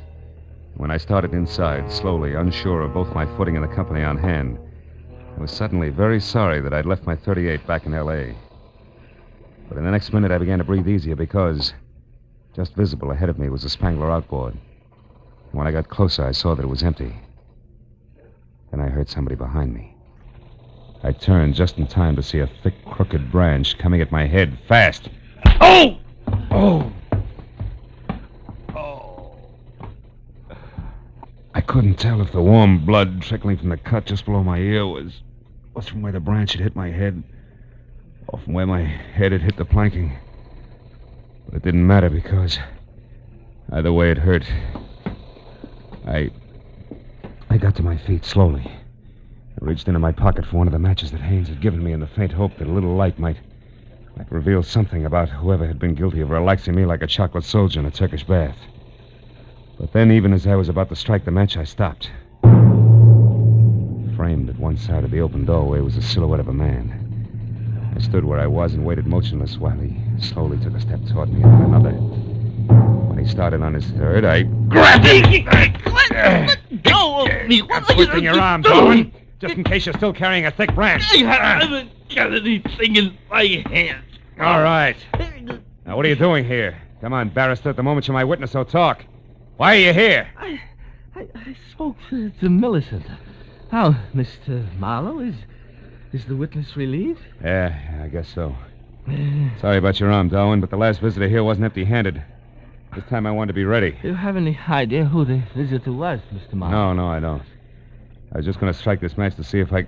Oh, my head. Oh, here, Mr. Marlowe. Let me strike it for you. Thanks. I doubt if it'll do any good. Oh, there, you see anything? No, nothing. Well, it was a long shot anyway. And what? What do you see, Mr. Marlowe? What is it? Darwin. Something I should have seen a long time ago. And by that I mean that the launch of Nicky Spangler is my next stop. Goodbye, friend. Thanks for the interruption. It may save a life.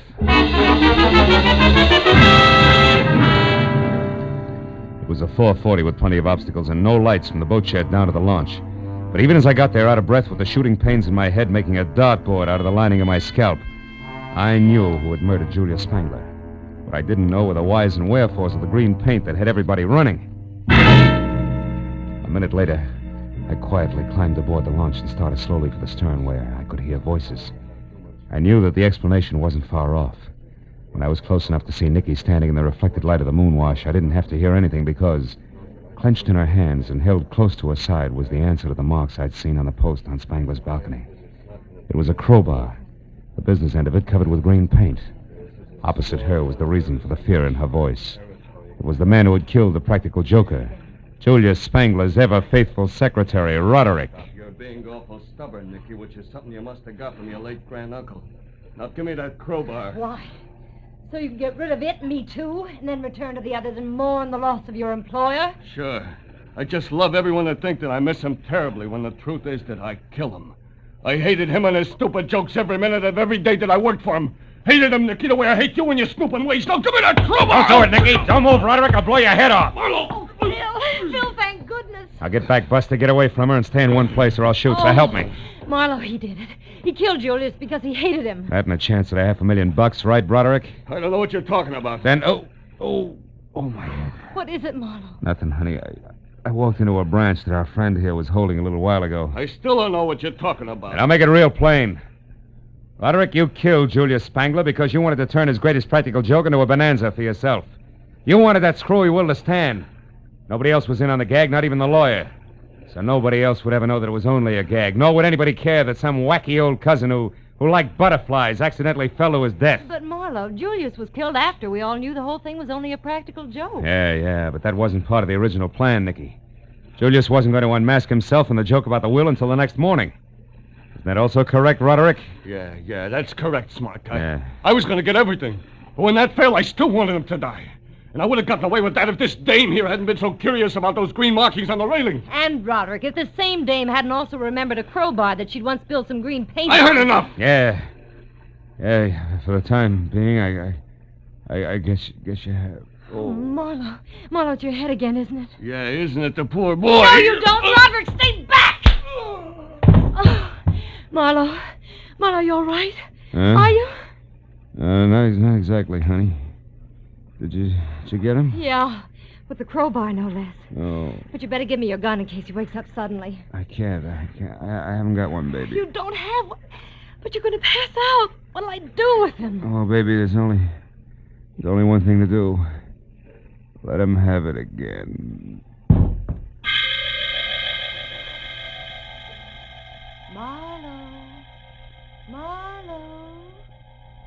Marlowe, are you all right now? Oh, yeah, I'm all right. What's going on? Oh, Nicky. Nicky. And before you can say, where am I, I'll tell you, honey. This is Avalon, a lovely spot on the island of Santa Catalina. It's now 2 o'clock in the morning. Your head isn't so much as fractured, and you're sitting up in a chair that belongs to the nice lady who rented you this room at a reasonable price. And the others? All back at the place, except, of course, Roderick. Last I heard of him, he was still answering questions for policemen. Which, by the way, brings me right to the point. This I gotta know. Phil, how did you figure that Roderick was guilty? Wet wood, Nicky. Wet wood that should have been dry. It was up on Julius Smaveling's balcony. The top of the post that had green marks on it was wet, even though the tight-fitting crosspiece that rested over it should have kept it dry. So obviously the rail was pried loose just before the will was read, while it was still raining. How do you figure, Marlowe? Well, because it had stopped raining and the moon was shining by the time Matthew identified himself as Julius Spangler. But no one would have wanted to kill Uncle Julius without having heard the will. Nobody but Roderick, who was in on the whole joke and knew that he was going to get $300,000 out of the phony will.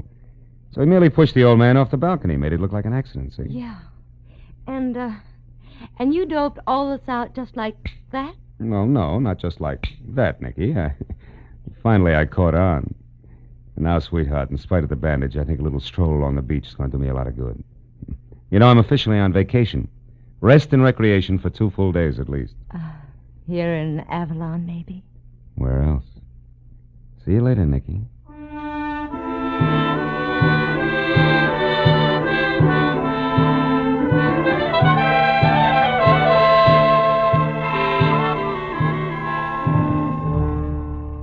I got outside and down to the pretty strip of beach that runs along behind the spot where the steamer docks. I felt a lot better. I sat down on the moon-drenched sand and relaxed for the first time that night. As I sat there, I reached into my breast pocket for a cigarette, but instead came out with the expensive cigar that Matthew Spangler had given me. It wasn't until I had lit it and was puffing along that I suddenly remembered that Matthew Spangler had really been Julius, so I got rid of the cigar. Hey, just in time. Yeah, I wasn't sure, but maybe Julius Spangler, wherever he was having the last laugh, after all.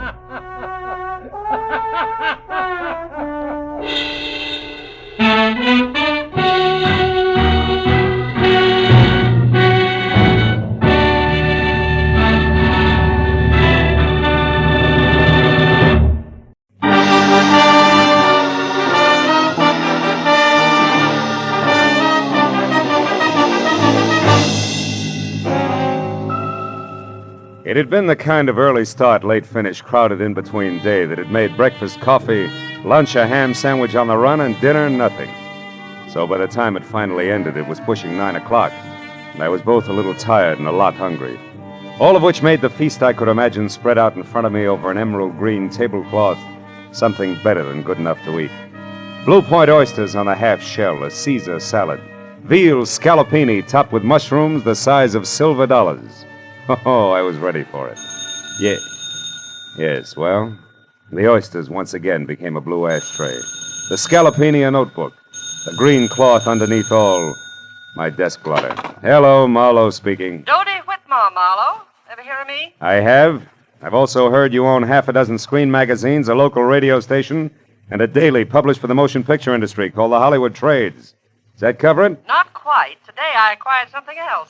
A libel suit for $100,000 that was just slapped against the trades by a has-been actor named Bradford Colby, which, Marlowe, is the reason I'm calling you. Oh? So drop whatever you're doing, boy, and get over here to the Whitmar building. Whitmer building? We're on El Centro near Gower, and closed tomorrow Sunday, no addition. Figures.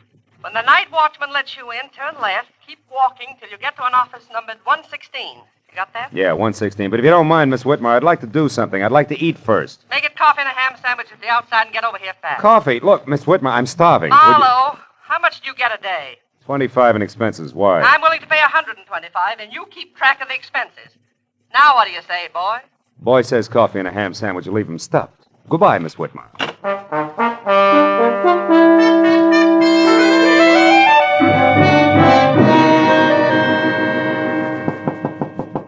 Come in, Marlowe.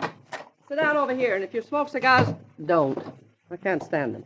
Drink? No, thanks.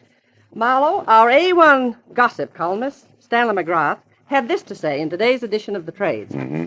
The sometimes actor, Bradford Colby, won't call it quits. When refused a part by an independent producer who's short on funds, Colby offered to hawk all and come up with $20,000 if the producer would change his mind. The producer wouldn't.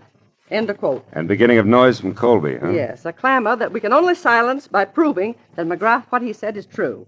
Which shouldn't be impossible, because Max was a thorough man and never heard of the word rumor. Wait a minute. What do you mean, was a thorough man? He died of a stroke, Marlowe, at 5 this morning en route to the hospital, age 61. His column, as usual, arrived here yesterday afternoon in the mail. He always wrote from his home, which is a junk-filled cracker box up on North Brunson.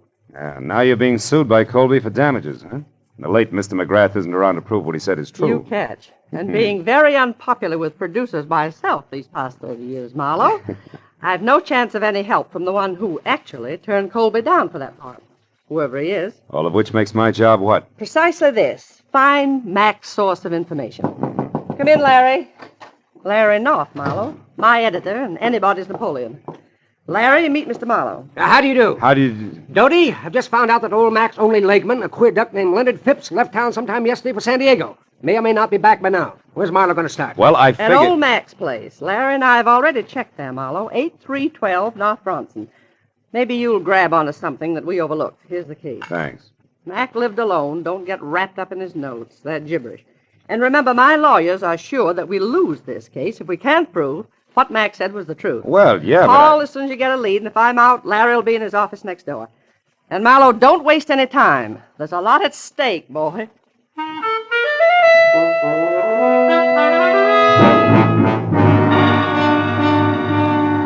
What Doty Whitmer had labeled a cracker box turned out to be a 5-room, slightly beat down, almost square house set back some 50 carelessly landscaped feet from a high stucco wall that said the late Mr. McGrath had lived alone and liked it. And when I entered and went to his study where I turned on a desk lamp, I saw what my client had meant by junk.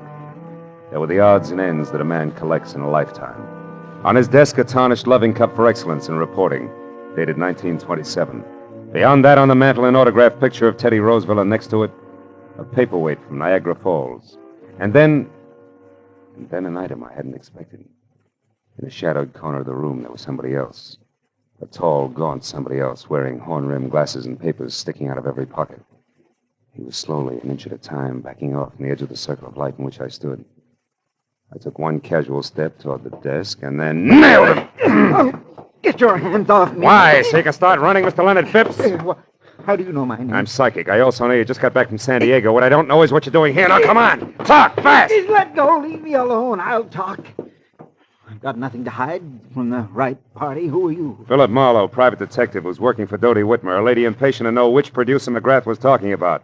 In that article on Colby this morning. Now do I qualify? Yes. Of course, we're both after the same piece of information, Mr. Marlowe. No? I want to find that answer, too, and then whisper it into Doty's ear. Just to save her $100,000? No. Just to get a chance to fill McGrath's shoes. And don't laugh, because I've been ghosting that column for the past month now. Didn't McGrath write this morning's column himself? No, he didn't. I did. But the piece on Colby was not mine. McGrath must have added that himself, the fool. You don't sound like you're happy in your work, Phipps. I wasn't. Mac was a tyrant. I put up with him because he promised sooner or later to let Dodie Whitmore know that I was doing his work. Don't be too bitter, Phipps. Mac couldn't have known exactly when he was going to die. Well, what if he But to couldn't? get back to the subject, have you any idea where we can get a hold of something real to go on? Yes. Yes, I do. Out there in the living room. Oh. Follow me, Marlowe. If you can, in the dark. Come back here! Ow! Ooh!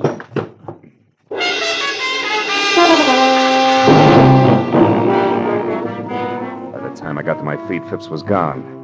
I found another lamp in the dark, turned it on, and started for the telephone. But then I stopped. In the center of the floor, where it must have fallen when the leg man made his wild break, was a wrinkled piece of paper. When I picked it up and turned it over, I was suddenly glad that Mr. Phipps had gotten away because, in his hurry to leave, he had dropped his checkoff list for Operation Bradford Colby. There were a half a dozen producers crossed off above the notation Mac's Place, but below that, and not yet discounted, was a name I'd never heard before. Sherry Sheldon. At that, I called Dodie Whitmer, gave her a quick rundown on what had happened with Phipps, and then tossed the name Sherry Sheldon in. She talked it over with Larry North before she answered. But when she did, I knew that finally we were all getting someplace. Marlowe, this is good. Larry tells me that Sherry Sheldon is the ex-Mrs. Bradford Colby. Oh? Better than that, a redhead with temperament to match. That kind'll talk. Mm-hmm. Any idea where this item lives? Yes, a bungalow on Cherimoya, 5800. 5800, huh? Larry says it's a quiet, dead-end street, but not to let that throw you. Because from what he's heard about the lady herself, she's very much alive. So play it smart, boy. You're probably in the big time now. Good luck.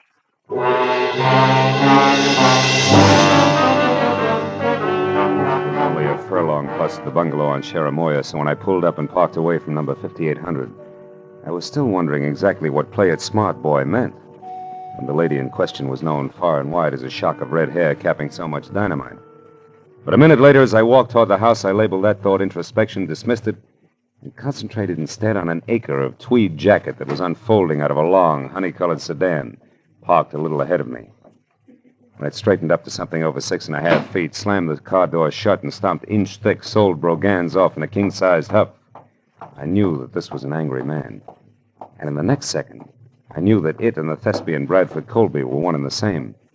When Colby got to Sherry's doorbell and jabbed at it impatiently for attention, I ducked below a hedge nearby. When the door opened and then slammed shut again, I left the hedge in favor of an on-the-bias palm tree that bowed toward Milady's chamber, where I could both see and hear what had to be an exciting reunion. You said that you knew something that couldn't fail to intrigue me on this of all days. So now that I'm here, start intriguing, Sherry, darling. All right. How's this for a starter? I want, to the penny, exactly 1/2 of the money you're going to get from Dodie Whitmore. Oh, Sherry, how droll. Now, why in the name of the great American dollar do you think I'd give you so much as a sly glance at that delightful little fund? For 2 reasons. The first, I deserve it for putting up with both you and your abominable conceit for exactly 1 year. Oh, still droll, darling. Go on, keep laughing, Mr. Colby. Keep laughing while I light my cigarette with one of these matches, these cute ones that burn with a green flame. Where did you get those? In a little known lodge out beyond Malibu called the Green Flame. Don't you remember, darling, I ran into you there one day last week when you were having lunch with a mysterious stranger whom you tried to keep me from seeing. You nasty little sneak, Sherry. When you were so engrossed in keeping yourself between me and your guest that you left this souvenir book of matches at the bar after you graciously lit my cigarette for me. What of it? They give those matches out by the thousands. That they do, but, Brad, dear, they all don't have numbers penciled on the inside. Numbers? What numbers are you talking about? Now who's being droll? What are you getting at, Sherry? This. I had a call a minute before I got in touch with you from a delightful gentleman who's very interested in what I'm getting at. So here, take your stupid book of matches and get out. No. I don't need them anymore. No, wait, Sherry, now please. Brad, I am going to have exactly 1/2 of that easy money that's coming your way. And after the gentleman I mentioned and I get together, I may want more. So don't say anything you'll be sorry for later on. Oh, Just Sherry. get out now. And don't come back until I send for you.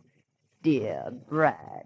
It was the better part of a minute before Colby, the actor, quit running the gamut of theatrical expressions indexed onto hate, and Colby, the man, stopped biting down hard on his lower lip.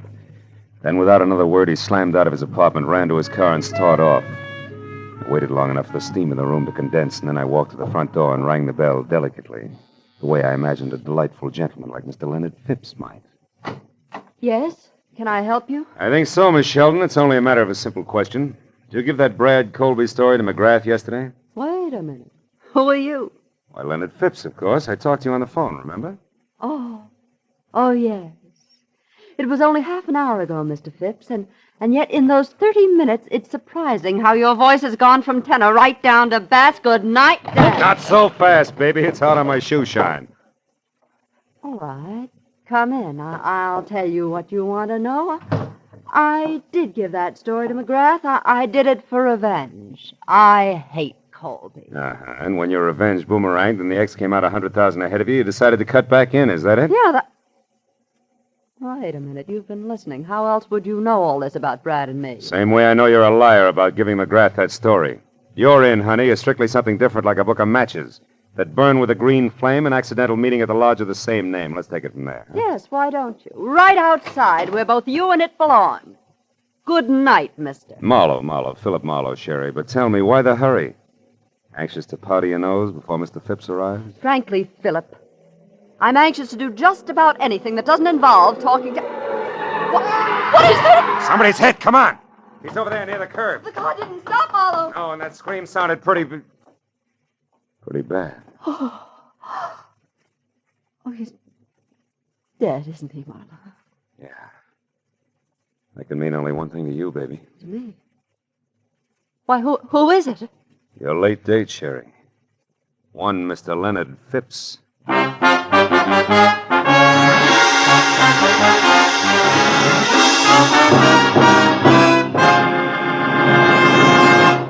In just a moment, the second act of The Adventures of Philip Marlowe. But first, on a special program, One Great Hour, later tonight on CBS, President Harry S. Truman will be joined by Gregory Peck, Ida Lupino, and Quentin Reynolds to tell the story of what American religious groups are doing to bring relief to the world's war-stricken people. Be sure to hear One Great Hour tonight at 10 o'clock Eastern Standard Time over most of these same CBS network stations. Now, with our star, Gerald Moore, we return to the second act of Philip Marlowe and tonight's story, The Green Flame.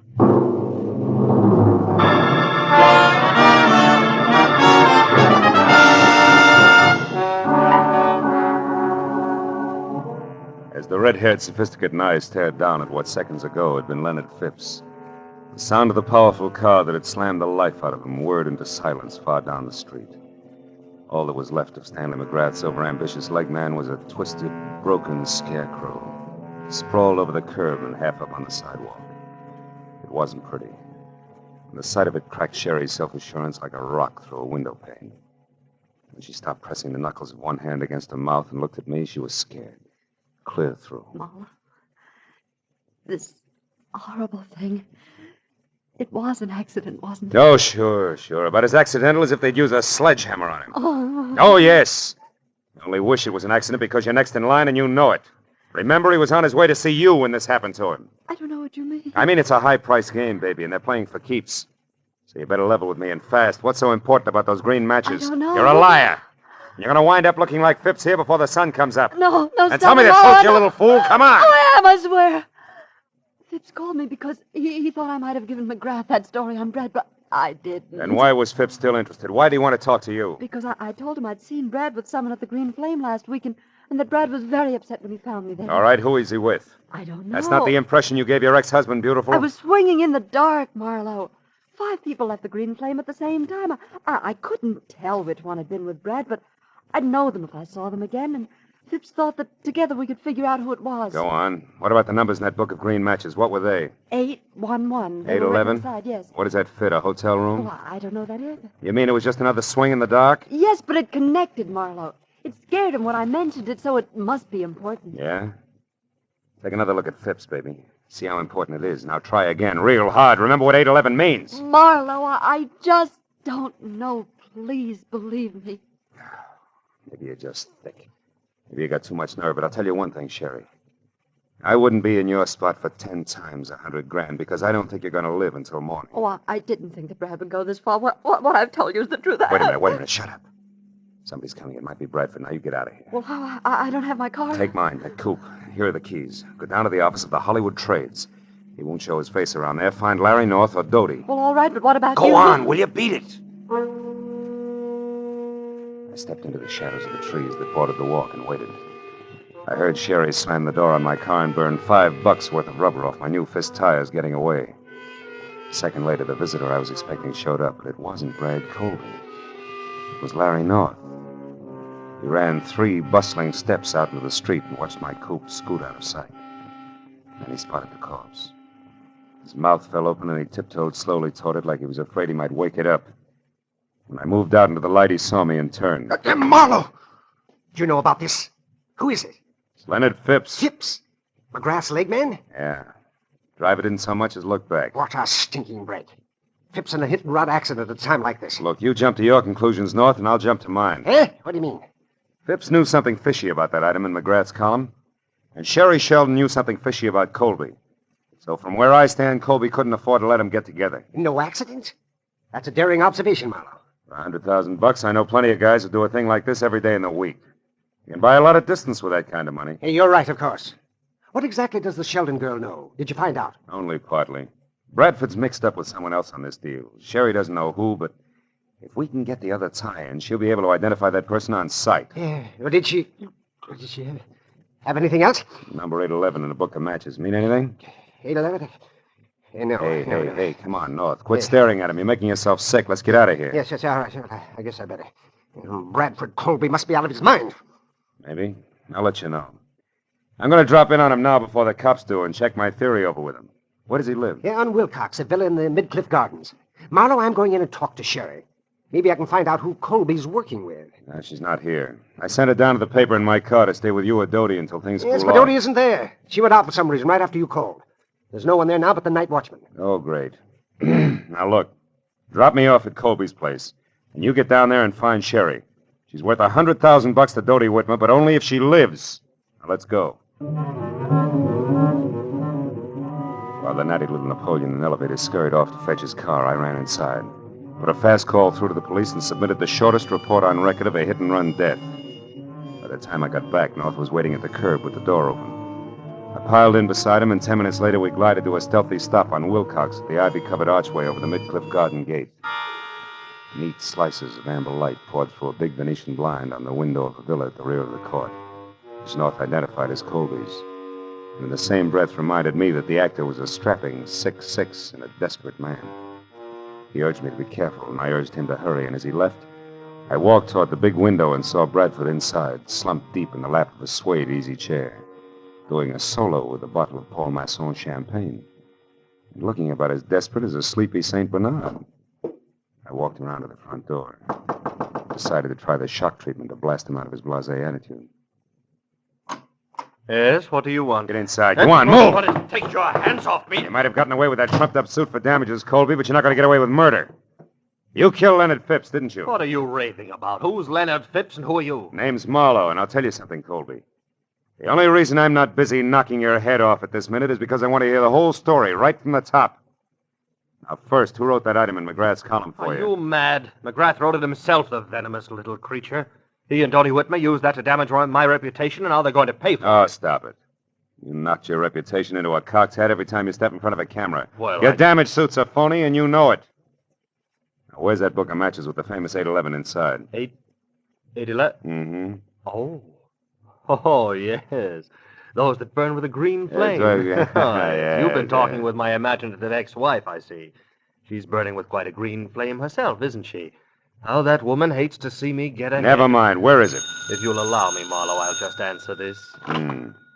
Bradford Colby speaking. I see. Yes, I heard. That's right. I'll do my best, darling. At least 10. Now, goodbye, Helen. Just an old friend, Marlowe. You can let your eyebrow down again. Helen, huh? You know, you always were a lousy actor. I'm getting a little sick of you, Colby. And I've got a hunch I'm due for quite a stall, so start talking, huh? Where's that book of matches? Easy, Marlowe. Take it easy. Here it is. Come on, let's see it. Of course. Here, take a good look. Oh! What a character. Up to your chin in trouble and you make waves. Lousy snoop! Oh! Yeah, that does it. Tough guy. You're not leaving, Marlowe. You're staying right here. And just to make sure... No, you don't, Colby! Oh! You sucker. Should have loosened your corset. I waded through the chunks of glazed ceramics that Colby had smashed on my head and worked hard to hold back the wave of darkness that kept rising up under me until I made it to the kitchen, where I splashed a few quarts of cold water on my face. Then I went back. Colby was still holding down the hooked rug he landed on, and the book of matches that had started the argument was on the floor beside him. I picked it up and opened it. The number was there, inside, written in blue wax pencil. But I thought I'd made a mistake. Until I realized that maybe Sherry Sheldon had made the mistake. When that idea hit me, it brought another one along, and I remembered that Colby had received orders by phone to delay me. Then I knew I'd better hang onto my head and move, but fast. I rolled him over and found the keys to his car. I was halfway out the door when he came to. Stop! Come back. You can't leave here. It's my exit, not yours, ham-bone. Good night.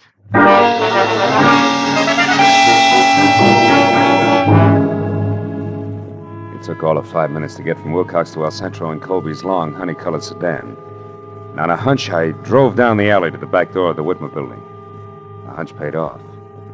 Because I had stopped and turned on the parking lights when the door opened and I saw exactly what I'd expected. The watchman was on the floor, out cold, and the little Napoleon in elevated shoes was staging a big exodus with his arms full of a very limp redhead named Sherry Sheldon. As soon as he saw the honey-colored car, he started talking. Brad, you idiot. I told you to stay home. Did you do it? No, she's only unconscious. There wasn't time. We'll have to finish it someplace else. Put her in the back seat. All right. Here. Now let's get out. Marlowe. Don't move, little man. I'm too tired for any more trouble. I'll shoot first. So you're the boy on the inside with all the brains, huh? You cooked this whole thing up with Colby. He gets libeled and sues Dodie Whitmer for damages, and then you two split the settlement between you. Correct me if I'm wrong, North. You got your chance when McGrath died after turning in his copy. All you had to do was write that one libelous item included in McGrath's column, and nobody could ever explain where the story had come from. That stupid fool, Bradford. I could never trust him to do anything right. Is that why you killed Phipps? Yes. And if Brad Colby had held on to you for another 5 minutes, I would have had time to get out of here. Yes, and so would I. Sherry, are you all right? No, not yet. Hey! No! Oh. Where he and Brad are going, Marlowe, I'd never get another chance to even the score. Oh, baby. You handle a spiked heel like Babe Ruth handled a bat.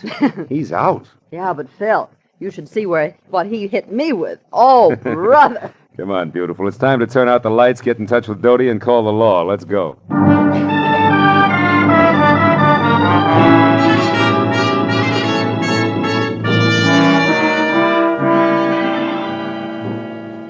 Well, let's go, Sergeant. Yes, Inspector. Thank you, Miss Whitmore. Good night. Good night. Well, I'm glad those cops and their cigars are gone. Here, kids, help yourselves. You both look like you need it. This you can say again. How I need it.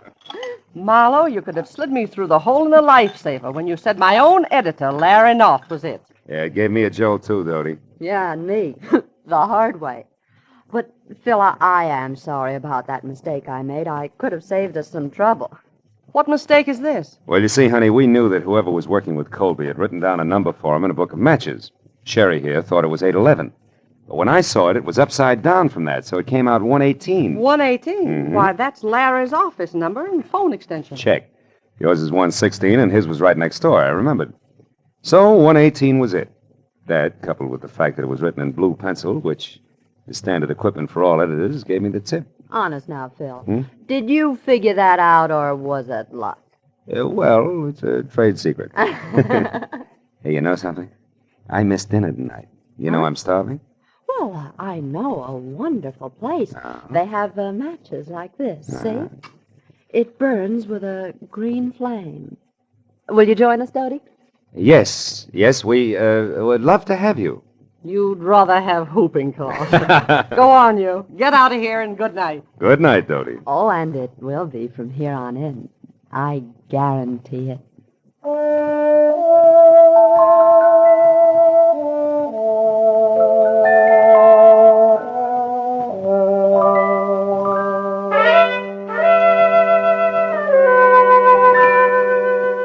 wonderful supper was waiting for us at the Green Flame restaurant. It was all arranged by a call from Dodie. And it waited until it got cold because we didn't show up to eat it. There was something about the moonlight glinting on the ocean, and a certain stillness in the morning air that made food seem somehow unimportant. So, when I finally dropped Sherry off at her place on Cherimoya, went home to my apartment on Franklin, it was either very late or very early, depending on the viewpoint. There was just one lonely sardine and a cold baked potato in the refrigerator. So I ate it. Then I sat down on my bed to light my last cigarette. And I wasn't disappointed when the match flared into an ordinary yellow flame.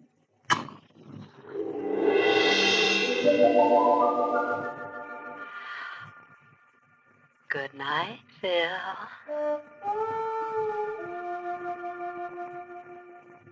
Happy Marlowe.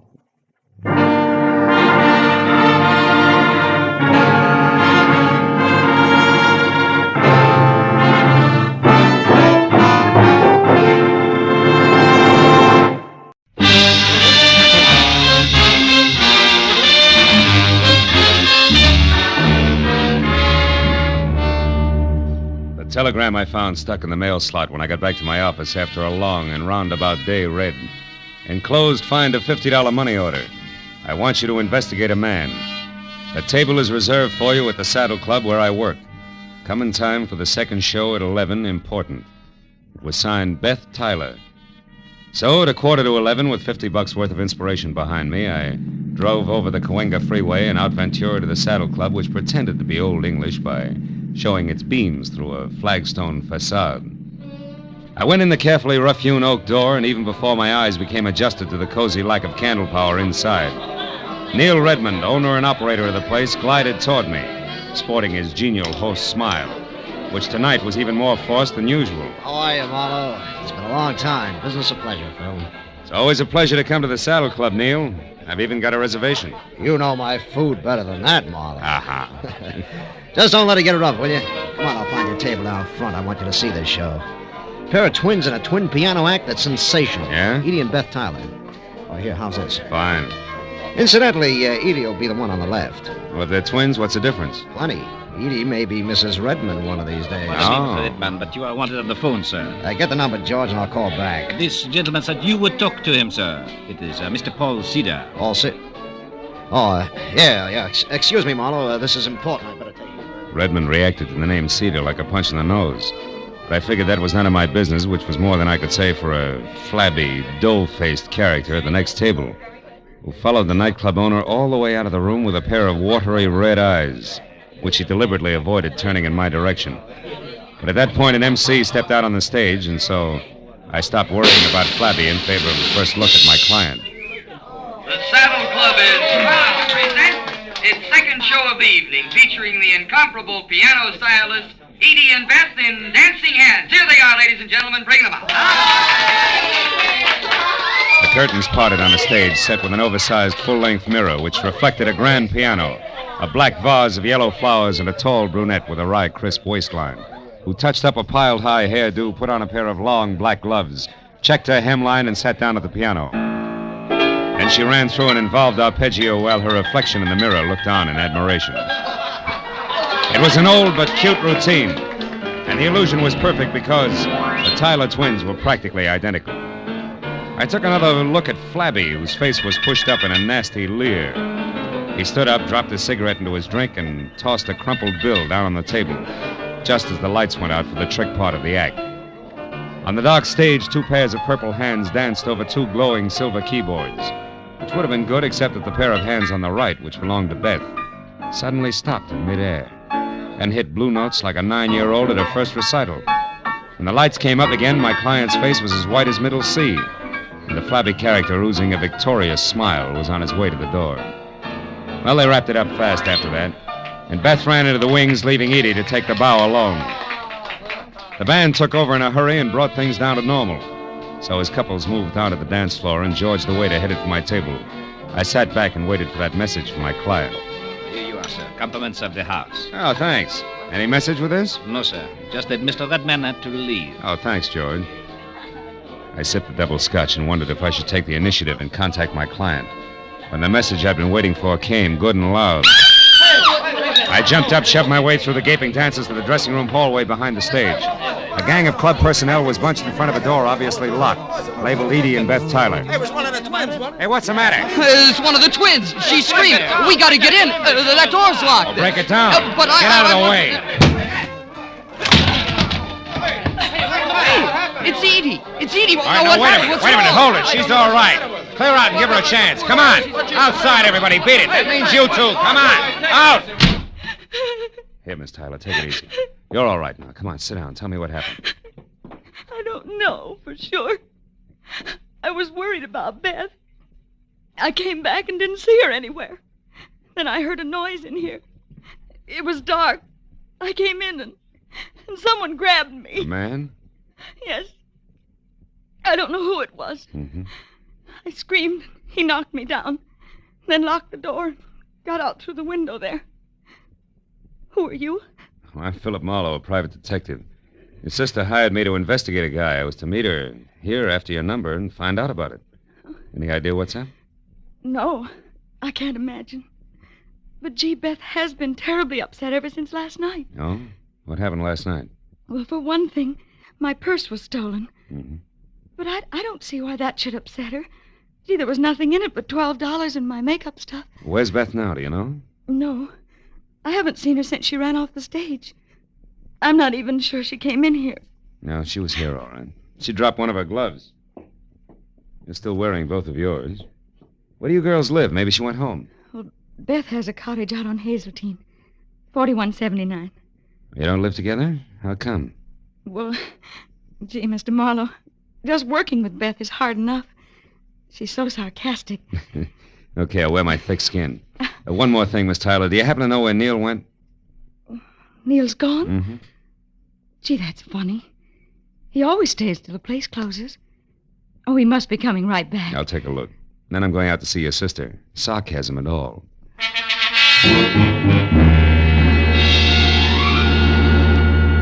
I spent 10 minutes questioning the help on the whereabouts of the boss and got nothing but double talk for answers. So since I was still carrying Beth's glove around with me, I dropped it in my pocket and went outside to my car.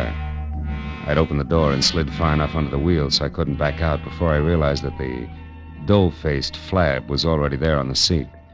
His right hand wrapped around something blunt and menacing in his sloppy jacket pocket. You better come on in. What are you doing in my car, blubber boy? Don't get sassy now, mister.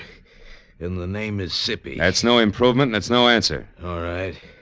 I saw you inside making with the big talk, so I says to myself, he's an interested party. I should look him up. Maybe we can do business together. All right, stay over there.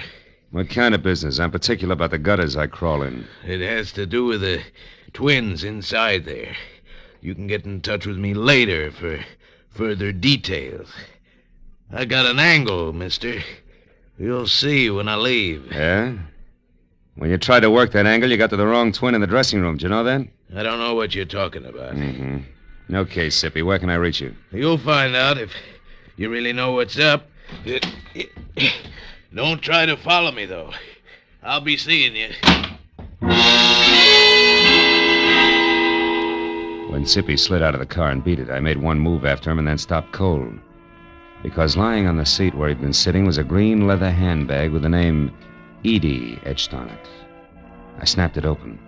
It had been stripped of everything but the scent of Amir and a smudged slip of paper that read, Number 9 Arrow Motel, Lancashire Boulevard. So that was Sippy's address, and he had the stolen purse. But the why of all the commotion over 12 missing bucks was still the number one question mark. And I figured the best place for an answer to it was at Beth Tyler's. So I drove out to Hazeltine. But even before I stopped at number 4179, I heard the piano. I walked to the door and stood there a moment listening. I eased it open, slipped inside. Soft, indirect lighting accented the figure of the girl at the piano.